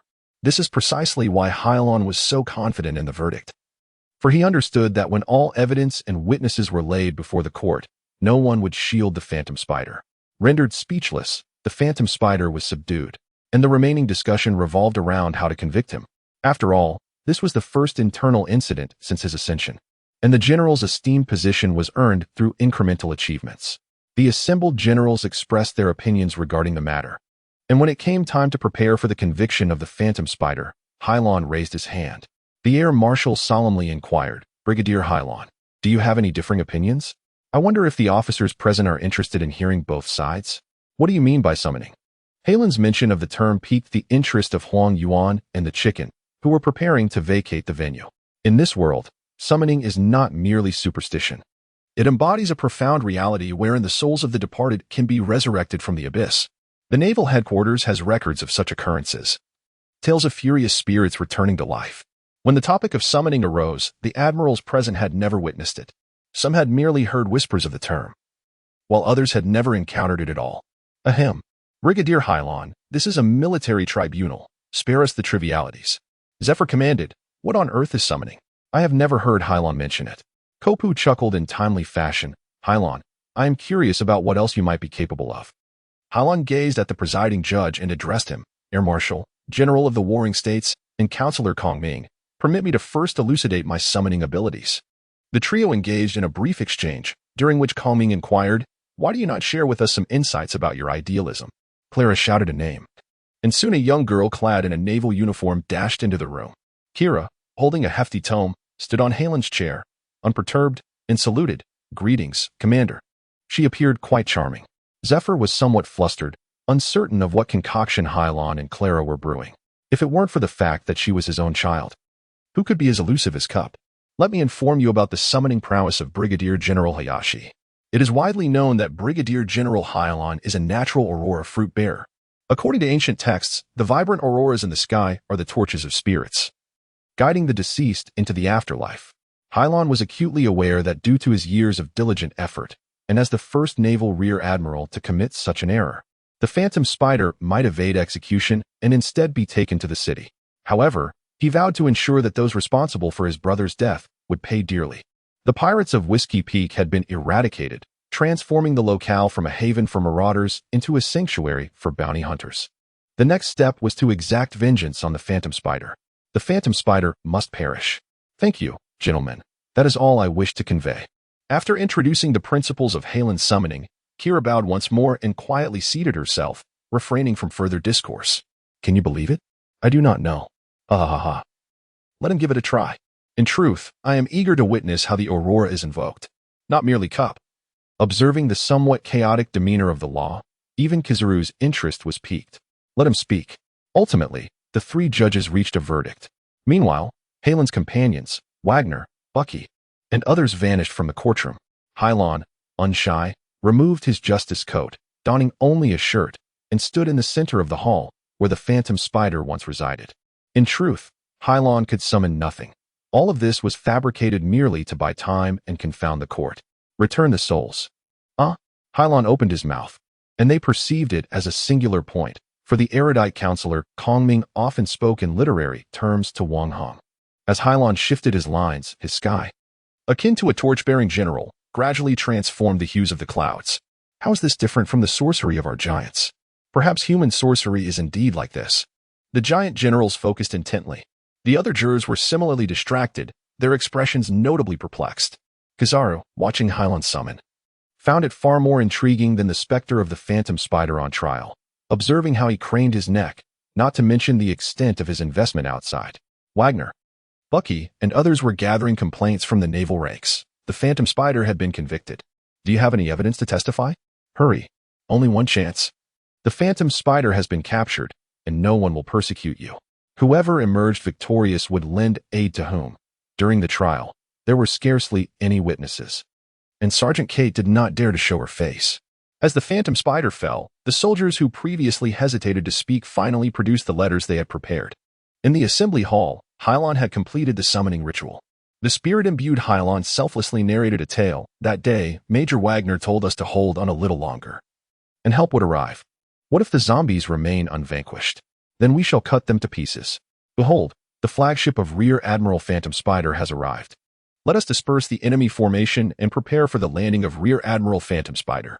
Hilon did not accuse the Phantom Spider through these party lines. This was the battle cry of the soldiers engaged in combat that day. The sage general of the warring states squinted, discerning Hilon's intent to advocate leniency for the Phantom Spider, yet to champion those valiant naval soldiers. The astute Kong Ming understood Hilon's message as well. Though the Air Marshal lacked the title of wisdom, he was far from a fool unworthy of the rank of Marshal. That suffices. The summoning ceremony must cease. Report. Major Caldwell? What do you have to say? We have just received a plethora of indictments detailing all the crimes committed by Rear Admiral Phantom Spider over the years. Shall we bring them forth now? Bring them forth. Without negotiation, the Air Marshal directly commanded the others to present the voluminous letters. The number of individuals the Phantom Spider personally killed is few, yet his artillery reports and the repercussions of his actions affected the Navy's rank significantly. With numerous letters from the families of martyrs. Kong Ming, what do you think?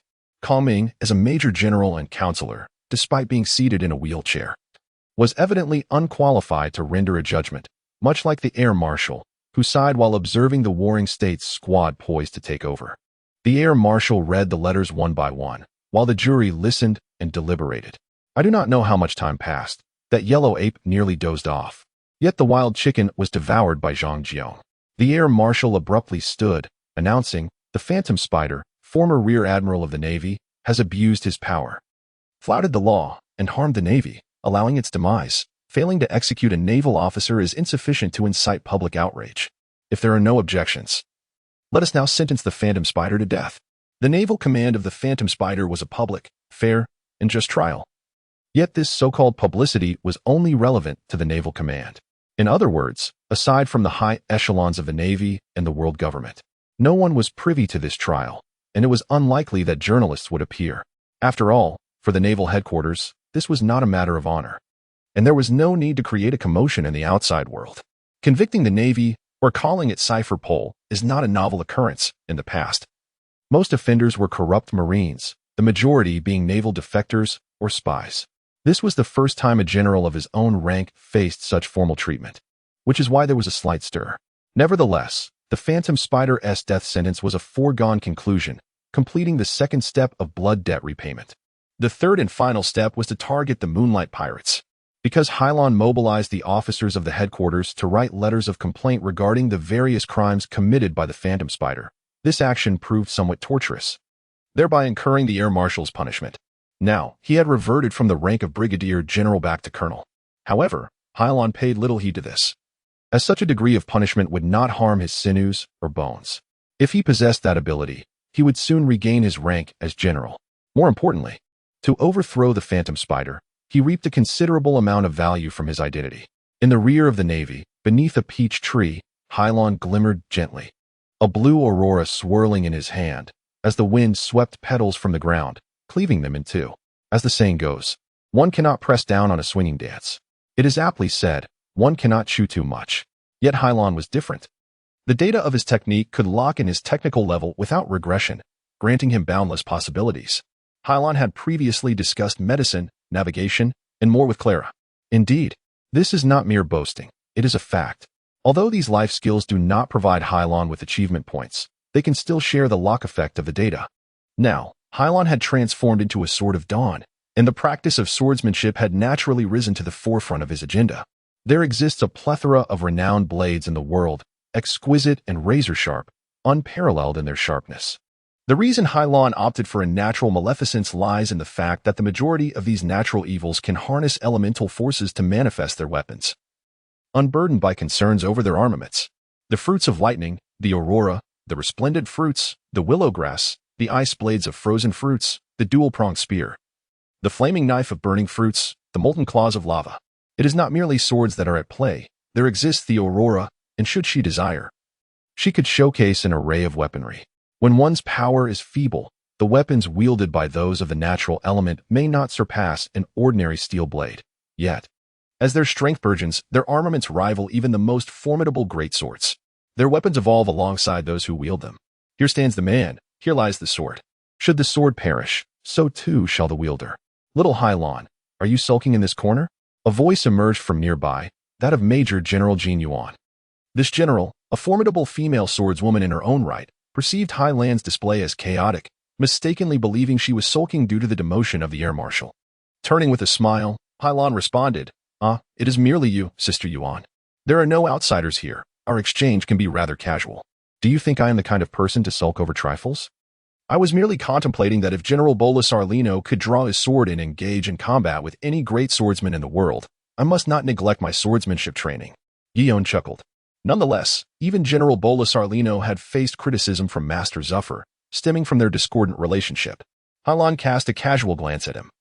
Catching sight of the famed blade, I require no instruction on swordsmanship. Thus, you seek me out to impart some techniques? Guillaume inquired. I am not here for you. I am searching for Kara. Where might she be? If she is not at headquarters, could she be at the Martyrs' Cemetery? I shall not disturb her. I will seek her out next time. I remain here, do I not? Guillaume gestured for Hilon to resume her previous position. Hilon, remember this. If you merely emulate the swordplay of others, you shall forever be but a swordsman, confined to a singular style. However, if you amalgamate the finest techniques from myriad schools and meld them with your own understanding of the sword, you shall forge your own unique swordsmanship. Only then can you ascend to the status of a true swordsman. Roronoa Zoro's greatest strength does not lie solely in his three-sword technique, but rather in his comprehensive mastery of all sword arts, cultivated through practice, meditation, and even combat, whether it be Koshiro or Eagle Eye. Roronoa Zoro was imparted with sword techniques, not merely swordplay, commonly referred to as free shooting. The mind dictates the essence of the sword. A wayward spirit births the flowery blade, while a fierce temperament gives rise to the lethal sword. As the renowned blade, Kinpolo, was drawn from its sheath by Jian, the smile upon her face gradually faded. She was no longer the gentle beauty of the Navy. Her demeanor grew increasingly cold, as if she had transformed into a sharp sword herself. With a whistle of the wind, the golden blade sliced through the air, sweeping up a bounty of peaches in its wake. Guillaume did not seem to swiftly draw her weapon. Yet it was as if by magic that Kinpolo came to life in her hands. She slashed, struck, and pierced with each movement, each cut executed with precision. Hilon had never witnessed anyone wielding a deadly instrument with such rhythmic grace, akin to a dance. The peach blossoms fluttered through the garden like exquisite butterflies, intertwining into a cohesive whole, reminiscent of a game of pursuit with the crimson dragon. Jinpei Luo abruptly sheathed his sword, his face lighting up with a smile. The buoyant peaches and green leaves fell to the ground, encircled by a Kirin garden, forming a hollow circle. The pinnacle of swordsmanship lies in wielding the intent as the sword itself. With one blade, one can counter a multitude of attacks. Han understood that Jian was alluding to the legendary swordsman who could slice through all incoming projectiles with a single sword. Yet, this was merely the zenith achievable at present. The true path of swordsmanship is infinite, and I am far from it. To paraphrase Jin Yuan on the ground, all the peach blossoms were severed in twain, yet the intertwining of blossoms and leaves remained unscathed. Identity, Hilon, skill level, swordsmanship, 9, as Jian departed. Hilon stood beneath the peach tree, quietly contemplating Jian's concepts and the sudden value of skill in swordplay. If these 6 forms signify the utmost effectiveness achievable in one's physical state, and the devil fruit's ability pertains to the adept employment of such power, then what does swordsmanship represent? Hilon could not help but harbor some doubts. There exists no flawless swordsmanship. As stated in Flower Street, the art of the sword is boundless. Based on these 6 forms, the devil fruit, and the experience of life as return, filling a numerical barrier is not particularly arduous. Does this imply the necessity to cut iron? Jianhao and Jianshi exhibit 2 distinct differences. The first being whether one can release tangible sword energy, as sword winds do not count. The second is to ascertain if one can attain the state of slicing through iron as though it were clay. As for the great swordsman, it is not a mere level. When a person's swordsmanship reaches a certain degree, others will honorably refer to him as a great swordsman. For Hilon, slicing iron blocks is not a formidable task, as the sword composed of auroral elements is essentially a collection of high-energy, charged particles bound by a magnetic field. Cutting through iron is akin to slicing vegetables. However, such a deceitful act cannot fool the eyes of the system. To earn points in swordsmanship, one must ultimately train their skill. A heavy and protracted road lies ahead. After a startled exclamation, Hilon ceased to ponder, his form gradually dissipating into a beam of light, soaring towards the martyrs' cemetery. The next step would be to confront the moonlight pirates at sea. Before departing, he always bid farewell to Kila and Zifa, for the ocean gazes upon the dawn of the world, possessing knowledge of its ultimate end. The girl Kara was singing, and there was still a distance to cover. Hilon heard her sing the naval song, Guide of the Sea. Hilon smiled and shook his head. Just as she was about to plunge into the sea, she took a deep breath. Hilon's expression was one of calm, as he descended rapidly to the ground. Admiral Sakaski, are you here as well? The Red Dog at the Martyrs' Cemetery surprised Hilon. It turned out that not far from the Red Dog, Kara, who was singing the naval song, hurried over and hid behind Hilon. Hilon saluted the Red Dog, who was clad in a navy coat, the most common naval cap, a red suit. With his hands tucked into his pockets, slightly bent forward, facing the graves, the Red Dog did not turn around. Still fixated on the grave before him, I am quite fond of this song. Seeing Kara here, I thought I'd let her sing a few lines. You have no objections, do you, Lieutenant Hilon? Hilon gently patted the little head of Kara, who clung to his thigh. If Kara does not mind, then I certainly do not. The Guide of the Sea is not a song filled with fervor. Rather, it possesses a profound tone and weighty lyrics, celebrating the fallen sailors. Much like Katyusha, the most beloved song of the Eastern Front during World War II, it is inconsistent with the military's grand spirit and resembles a lyrical ballad instead. It is precisely for this reason that many officers and soldiers do not favor this song, especially the roosters among them, who emphasize their disdain for it as if it were a private conversation rather than a formal discourse. One cannot judge a person by their appearance. It is often challenging to discern one's inner self. If not witnessed firsthand, she would have never believed it. The pigeon's wild rooster may despise it, yet the eagle's Red Dog appreciates it. The Red Dog raised his hand and tossed a bottle of beer to Hilon. The bottle bore the label Herace, renowned for its sherry. It is the finest wine and also Zifa's favorite, which I share as well. Old Zifa is a handsome man, but the incident from 16 years ago nearly ruined him. Hilon gazed at the beer in his hand and remarked, Beer is my least favorite drink, regardless of the brand. The Red Dog did not appear perturbed. His expression remained unchanged, yet he eventually turned to face Hilon. You are quite different from Teacher Zifa. But that is for the best. A non-lethal general possesses too gentle a heart. Otherwise, that thing would not have come to be. It is rather peculiar. We still must eradicate all pirates.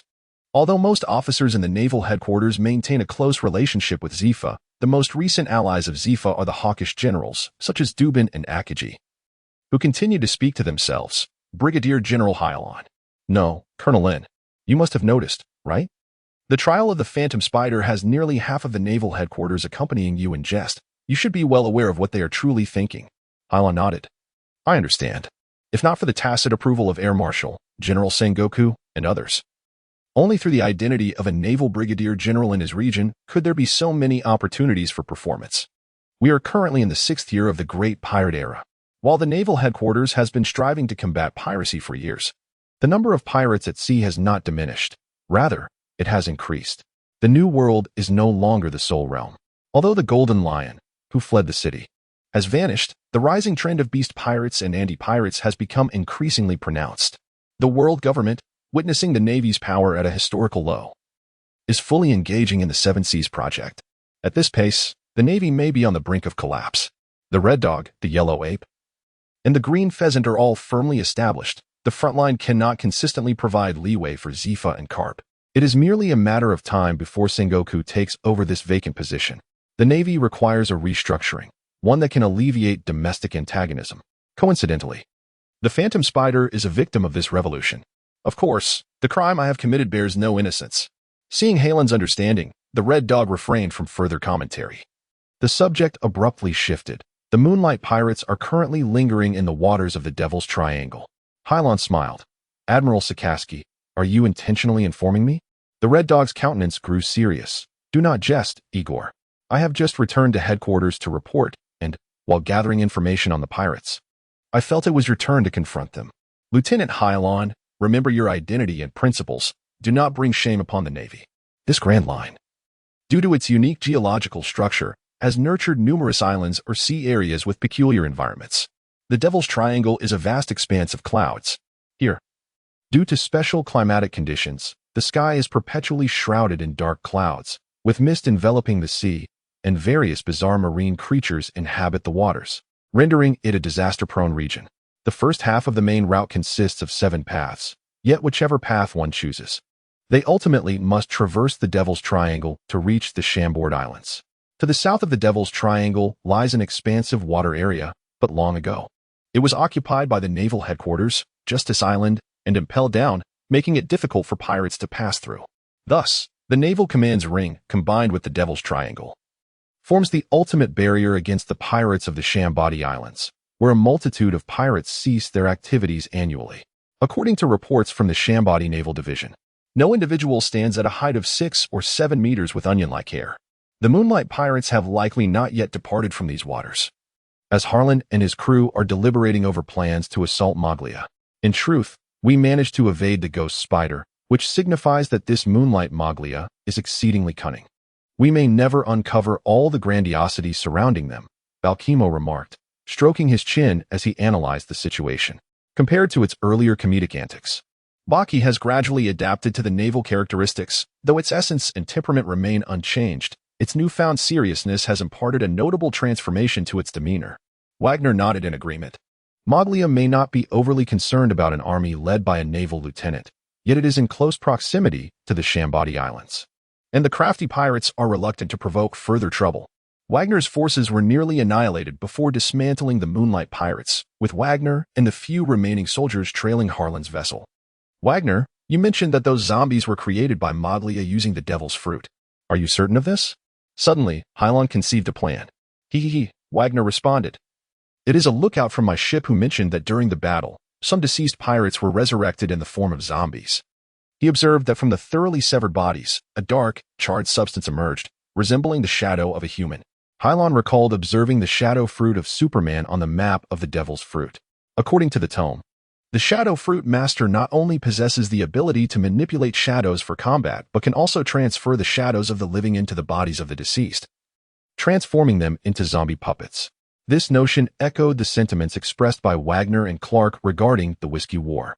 Initially, upon hearing of the zombie army, Hilon, emboldened by a fearlessness of death and pain, mistakenly perceived the peculiar shape of the Moonlit Moglia as that of a mad scientist.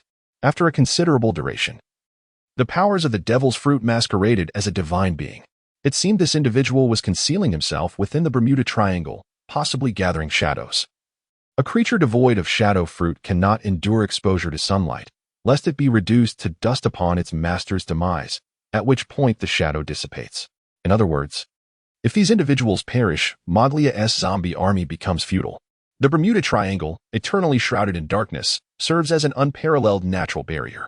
This cunning Moglia must be preparing for a new world, compelling us to offer him certain gifts. Hilon's plan soon took shape, remarkably straightforward. As if no trace of Moglia lingered in the waters of the Devil's Triangle, it would be best for Moglia to seek himself. Captain, we have spotted a suspected pirate ship at starboard 20. Pursue her. Agreed. In the Devil's Triangle. That is a fine location, though I remain uncertain if the new world is suited for me. Somewhere amidst the fog, a massive, oddly shaped pirate ship drifted slowly. Were it not for my triumph over Whitebeard and my conquest of the New World, I would be reluctant to abandon the sea, the youthful Moonlit Moglia mused. Yet he remained unfazed by reality. His eyes sparkled with determination, his physique robust and unblemished, brimming with hope and confidence for the future. The crew aboard were pirates he had captured piece by piece. Despite their murderous and arsonist tendencies, they revered Moglia, idolized him, and remained loyal to him. And Moglia genuinely held affection for them. Since the commencement of the set sail, crafting the ship plan, Moglia had not recruited any new pirates, either due to the scarcity of pirates he favored or his mistrust of newcomers, leaving the ship comprised entirely of his old crew. Moglia was a contemplative pirate, cognizant that he and his vessel were ill-equipped to navigate the chaos of the New World. Thus, upon reaching the Bermuda Triangle, He resolved to create a cadre of zombies as expendable fodder. Only the bodies and shadows of others would be granted to the loyal zombie puppets, and Maglia remained indifferent. "Captain, look, another pirate ship is sinking. Prepare yourselves, lads, for battle against the jumping gang. Kill half, spare half. Be cautious while striking. Do not sever all limbs, lest they become unusable." The moonlit pirates encountered a beleaguered group of pirates, and within minutes, only half remained aboard their beleaguered ship, adrift at sea. The deceased half provided the bodies, while the living half offered their shadows. "Captain," one pirate spoke, "over the past 2 days, a naval vessel has been pursuing us like a madman, and they have defeated us to this point. It appears we have temporarily evaded them. What shall we do?" "Do not fret. Allow me to scout first," Maglia replied, as his very own shadow transformed into countless black bats, scattering in all directions. Each bat served as Maglia's eyes. The dark mist of the Devil's Triangle provided complete concealment for these shadowy bats. "It seems we encountered that Marine at Whiskey Peak. I assumed he was terrified and fled," Maglia remarked while gathering intelligence on the surrounding waters, a new plan materializing in his mind. Beneath Maglia's shadow, there were 4 pirate ships, one of which remained under the pursuit of Wagner's warship. Hard to port 60 degrees, full speed ahead. After deliberation, Maglia resolved to advance towards the warship's position. Firstly, because there was a warship alongside a pirate ship, which promised greater resources. Secondly, Maglia had already set his sights on that naval officer. "I still recall the courage of that naval lad during battle. He possesses admirable qualities, yet I find myself slightly perplexed. Should I retain his body, or leave his shadow behind?" Maglia pondered aloud at the ship's bow. "Captain," one young pirate suggested immaturely, "I advise you to leave his shadow behind. Upon reaching the New World, there will be many new, powerful bodies. The New World surely harbors stronger shadows as well, but the New World lacks the mists of the Devil's Triangle, and the shadows there have a notably brief shelf life." "That makes sense," Maglia chuckled. "Let it be." In truth, Maglia was entirely lost in delusion. This fellow remained at large, contemplating how to dispose of him. Is this not akin to a primary school student pondering whether to attend Tsinghua or Peking University before graduating? Hayashi stood in stark contrast to Maglia. Before consuming the devil's fruit, he had never contemplated which was superior, which weaker, or which would serve him better, be it the thunder fruit or the aurora fruit. Primarily, Hilon had once heard a humorous tale about a couple who suddenly quarreled, culminating in a brawl that landed them in the hospital. All because they could not agree on how to divide a lottery prize of 5 million. To avoid squandering energy on hypothetical scenarios, countless individuals waste their time and effort. Presently, Hilon and Shaban navigated a leaf boat, disguised as 2 down-and-out pirates adrift at sea. Although Hilon had consumed the aurora fruit and developed electric field enhancement technology, his range extended only a few hundred meters, rendering him incapable of directly detecting Maglia's position. While theoretically, Hayashi could soar like Superman, conducting a human grid search. The dense fog of the Devil's Triangle thwarted such possibilities. Thus, he and Wagner separated, disguising themselves as victims, while Wagner masqueraded as an impulsive marine, relentlessly pursuing pirates. Plunging into the waters of the Devil's Triangle in search of Maglia. In the blink of an eye, time passed swiftly. Hilon and Bayuan swiftly consumed their provisions. Suddenly, the sea erupted, and Little Ba grabbed several fish, climbing aboard the small boat. Born a chef, he meticulously cleaned the fish and utilized Hilon's handcrafted induction cooker for preparation. At that moment, Mosey finally realized that the northern lights were not as idyllic as Raigua. Cooking was no simple task, as electricity was merely a byproduct of the northern lights, far more challenging to control than Raigua's primal powers. Had it not been for Hilon's exceptional computational abilities, the others would have likely burned the dishes while cooking, especially when Ba was preparing the meal and the induction cooker malfunctioned. An antiquated ship drifted slowly from afar, seemingly unpiloted, its course unchanged. Hilon recalled from her reading that ghost ships were not true phantoms, but rather a mysterious phenomenon, ships devoid of human presence. However, as the ghost ship approached, Hilon quickly detected the scent of living beings aboard. To conceal their powers, Hilon and Ba paddled their boat closer to the spectral vessel. Ascending the empty deck by rope, they stumbled upon a skull adorned with an explosive creature resembling the skeletal king of Satan, dressed like a steampunk gentleman. Upon noticing Hilon and Ba, he greeted them with a gentlemanly demeanor. "Hello, it's a pleasure to meet you. I am Brooke." Startled by the moving skull, Ba gaped before covering his mouth, managing only a muffled mm. Fearing that he might inadvertently reveal something, Hilon instructed him to feign silence.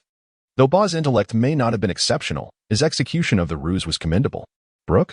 Isn't that the individual Black Cast from the Twin Horns is searching for? To avoid arousing Meguria's suspicions, the warship pursued at full speed, soon embroiled in a skirmish with pirates. Meguria's fleet was formidable, just one rank below that of a rear admiral. As the battle raged, Meguria observed the fierce clash, declaring, "I believe the dead are dead. So let us strike the shadows and disperse the bats." Shadow box. He aimed at a large red nose, launching his attack. Amidst the chaos, Major Wagner urged, "Emergency escape. Hold on, Wagner. I shall seek help." Upon seeing Meguria, a surge of hatred flooded Wagner's heart. He yearned to eliminate the pirates who indirectly caused the death of his comrades. Yet, recalling Hilon's orders, he gazed into her crimson eyes, struggling to temper his fury, and managed to utter a single word through gritted teeth. "All right." Meanwhile, Hilon and Ba listened intently as Brooke recounted his adventurous tales. Brooke believed his musical talent possessed a unique gift, seemingly able to influence the souls of magic, particularly swaying emotions, which might shape him into the image of a naval ambassador. However, his persona required refinement. Just then, Hilon's phone worm buzzed in her pocket. Magic. Magic duck. That's Bucky. She dropped her pretense, instantly transforming into a ribbon soaring toward the direction of the life card. Brooke, mid-story, gaped skyward. Has he ascended? Have I met God? All crew members form a defensive formation away from the pirate ship. Mermaids proceed as planned. On the battleship's deck, Wagner kicked enemy cannonballs back into the sea, issuing commands with remarkable precision. Though he was eager to vanquish the Moonlight Pirates, he managed to restrain his anger and impulses for the greater good. Avenge the fallen was one of the primary objectives, but paramount was ensuring the safety of the soldiers aboard the battleship. You cannot risk the living for the dead. Captain, the Navy ship and the pirate vessel have separated. Which one should we pursue? Meguria's pirate ship, amidst the battlefield, listened intently to his subordinate's report. Wagner, too, was not deceived by the pirate crew. Upon witnessing the Navy retreating from their own vessel, they swiftly chose an alternate escape route. The enemy's enemy is not necessarily a friend, for the number of pirates vastly outnumbered the Navy, as they too were adversarial. Pursue that ship, Meguria decisively commanded. Compared to the Navy aboard that ship, the fleeing pirates were mere fodder. Meguria understood that the zombie soldiers he would create with these Navy men would be even more formidable. On the naval vessel, Wagner remained focused on bombarding the Moonlight Pirates. Although proficient in steel, razors, and lunar maneuvers, he was not robust enough to withstand the concentrated cannon fire of large seafaring vessels. This was one reason the Sea Mist chose the Devil Fruit. Some of them inherently possess the ability to inflict varying degrees of damage. If Cup and Whitebeard engaged in one-on-one combat, a fierce confrontation would ensue within a given time frame. However, if Whitebeard unleashed his intimidation upon the Marines, Cup would be rendered powerless, compelled to safeguard them as best he could. Conversely, Cup lacked the effective and nearly unstoppable capability to assault large groups of pirates. The silver lining was that aside from cannon fire, Meguria did not inflict much crowd damage. With his razor and fencing skills, Wagner could dismantle the projectiles before they struck the ship. Deception. Surfing kill. Dewey Kabaji leaped from the deck, piloting a vehicle named Waiba toward Meguria's pirate ship. Waiba was a watercraft, but its energy source was not fuel. Rather, it relied on a substance called spray shell, which could only be produced on Sky Island. This tool had been seized during the Navy's recent confiscation of pirate loot, thus confirming the existence of Sky Island in Hilon's mind. He had made a decision. After eliminating the Moonlight Pirates, they would journey to Sky Island. Due to the intricacies of operation, only the acrobat Kabaji had mastered the control of the Waiba in recent days. Bang! Just as Meguria and his crew were captivated by the sudden appearance of this stranger from the Navy, their ship began to rock violently. What is happening? Meguria's expression shifted, feeling as if the pirate vessel had suddenly run aground. Captain, we have a major problem. There's a breach in the hull. What are you saying? Since the whiskey incident, 2 sailors had rescued the gurgling crew, significantly altering some Navy soldiers' perceptions of sea dwellers. The value of the fishmen extended far beyond that. They played a pivotal role in the ocean. Quick, send someone to repair the hull, and dispatch some capable sailors to the sea to see what people are doing for me. Hurry. The so-called pirates, without their ships, were merely a group of refugees. Particularly Meguria, a fruit mage who had lost his swimming abilities. For a moment, Magiria's expression shifted from playful entertainment to furious outrage at the destruction of his vessel. Shadow gun. Magiria's shadow detached from beneath him, converging into a long black shadow gun, shooting like an arrow toward the nearby battleship. The power of the shadow cannon was so immense that even a small naval vessel could be pierced by Magiria's attack. Fire. A frantic roar echoed across the battleship's deck. Prosperity. A crimson cannonball erupted from the cannon, thundering as it soared toward Magiria's shadow horn. No cannonball had ever successfully intercepted Magiria's shadow cannon, thus the trajectory remained unchanged. But, at the moment of contact between the Bucky ball and the shadow cannon, a dazzling blaze erupted in midair. A tremendous rumble echoed like the sound of thunder, as flames blinded the onlookers and a whirlwind of smoke and chaos enveloped the scene. The shadow gun of Maglia was instantly shattered by the bullets from the pirates. The Moonlight Pirates were taken aback. They had never witnessed a captain's defeat before. Rage filled Maglia's bloodshot eyes as he seethed at being outsmarted by a band of nameless soldiers. The fragmented shadows reformed into a second shadow cannon. But there was no time to reload. Lieutenant Bucky clasped his hands together, his face etched with exaggerated anxiety, even closing his eyes in fear. A long, blue sword appeared before the ship, streaking like a meteor and leaving a pale blue trail in the air. This azure blade pierced through the fog, and a large hand grasped its hilt. 5 auroras of red, yellow, green, purple, and magenta confronted each other, forming a shifting shield that successfully deflected Maglia's shadow cannon. Well done, mates. Allow me to take over. It was Captain Harlan. Tears streamed down Lieutenant Bucky's face, whether from excitement or fear, a moment he would never forget. Lieutenant Bucky led the fleet in pursuit of another pirate ship. Major Wagner, the downed pirate is yours to handle. Under Harlan's command. The Navy aboard the warship swiftly organized themselves. Although Harlan and Yellow Ape were wielders of light, their true speed was limited, as their bodies could not fully endure it. Much like Luffy's rubber fruit, which provided him with a boost in strength, Harlan optimized his abilities according to his devil fruit's characteristics. When wielding the Aurora sword, every time it flew in a direction, it left behind a fleeting path of light. If Harlan moved along this path, his speed would increase dramatically, resembling a flash. This was why an Aurora sword appeared at the front of the warship, followed closely by Harlan's shadow. Within a certain range, Harlan could instantaneously shift positions in 6 different directions using 6 Aurora swords. This was merely the beginning of his auroral development as his control expanded. He could further divide the spectrum of colors into 12, or even 24. This was not mere fantasy.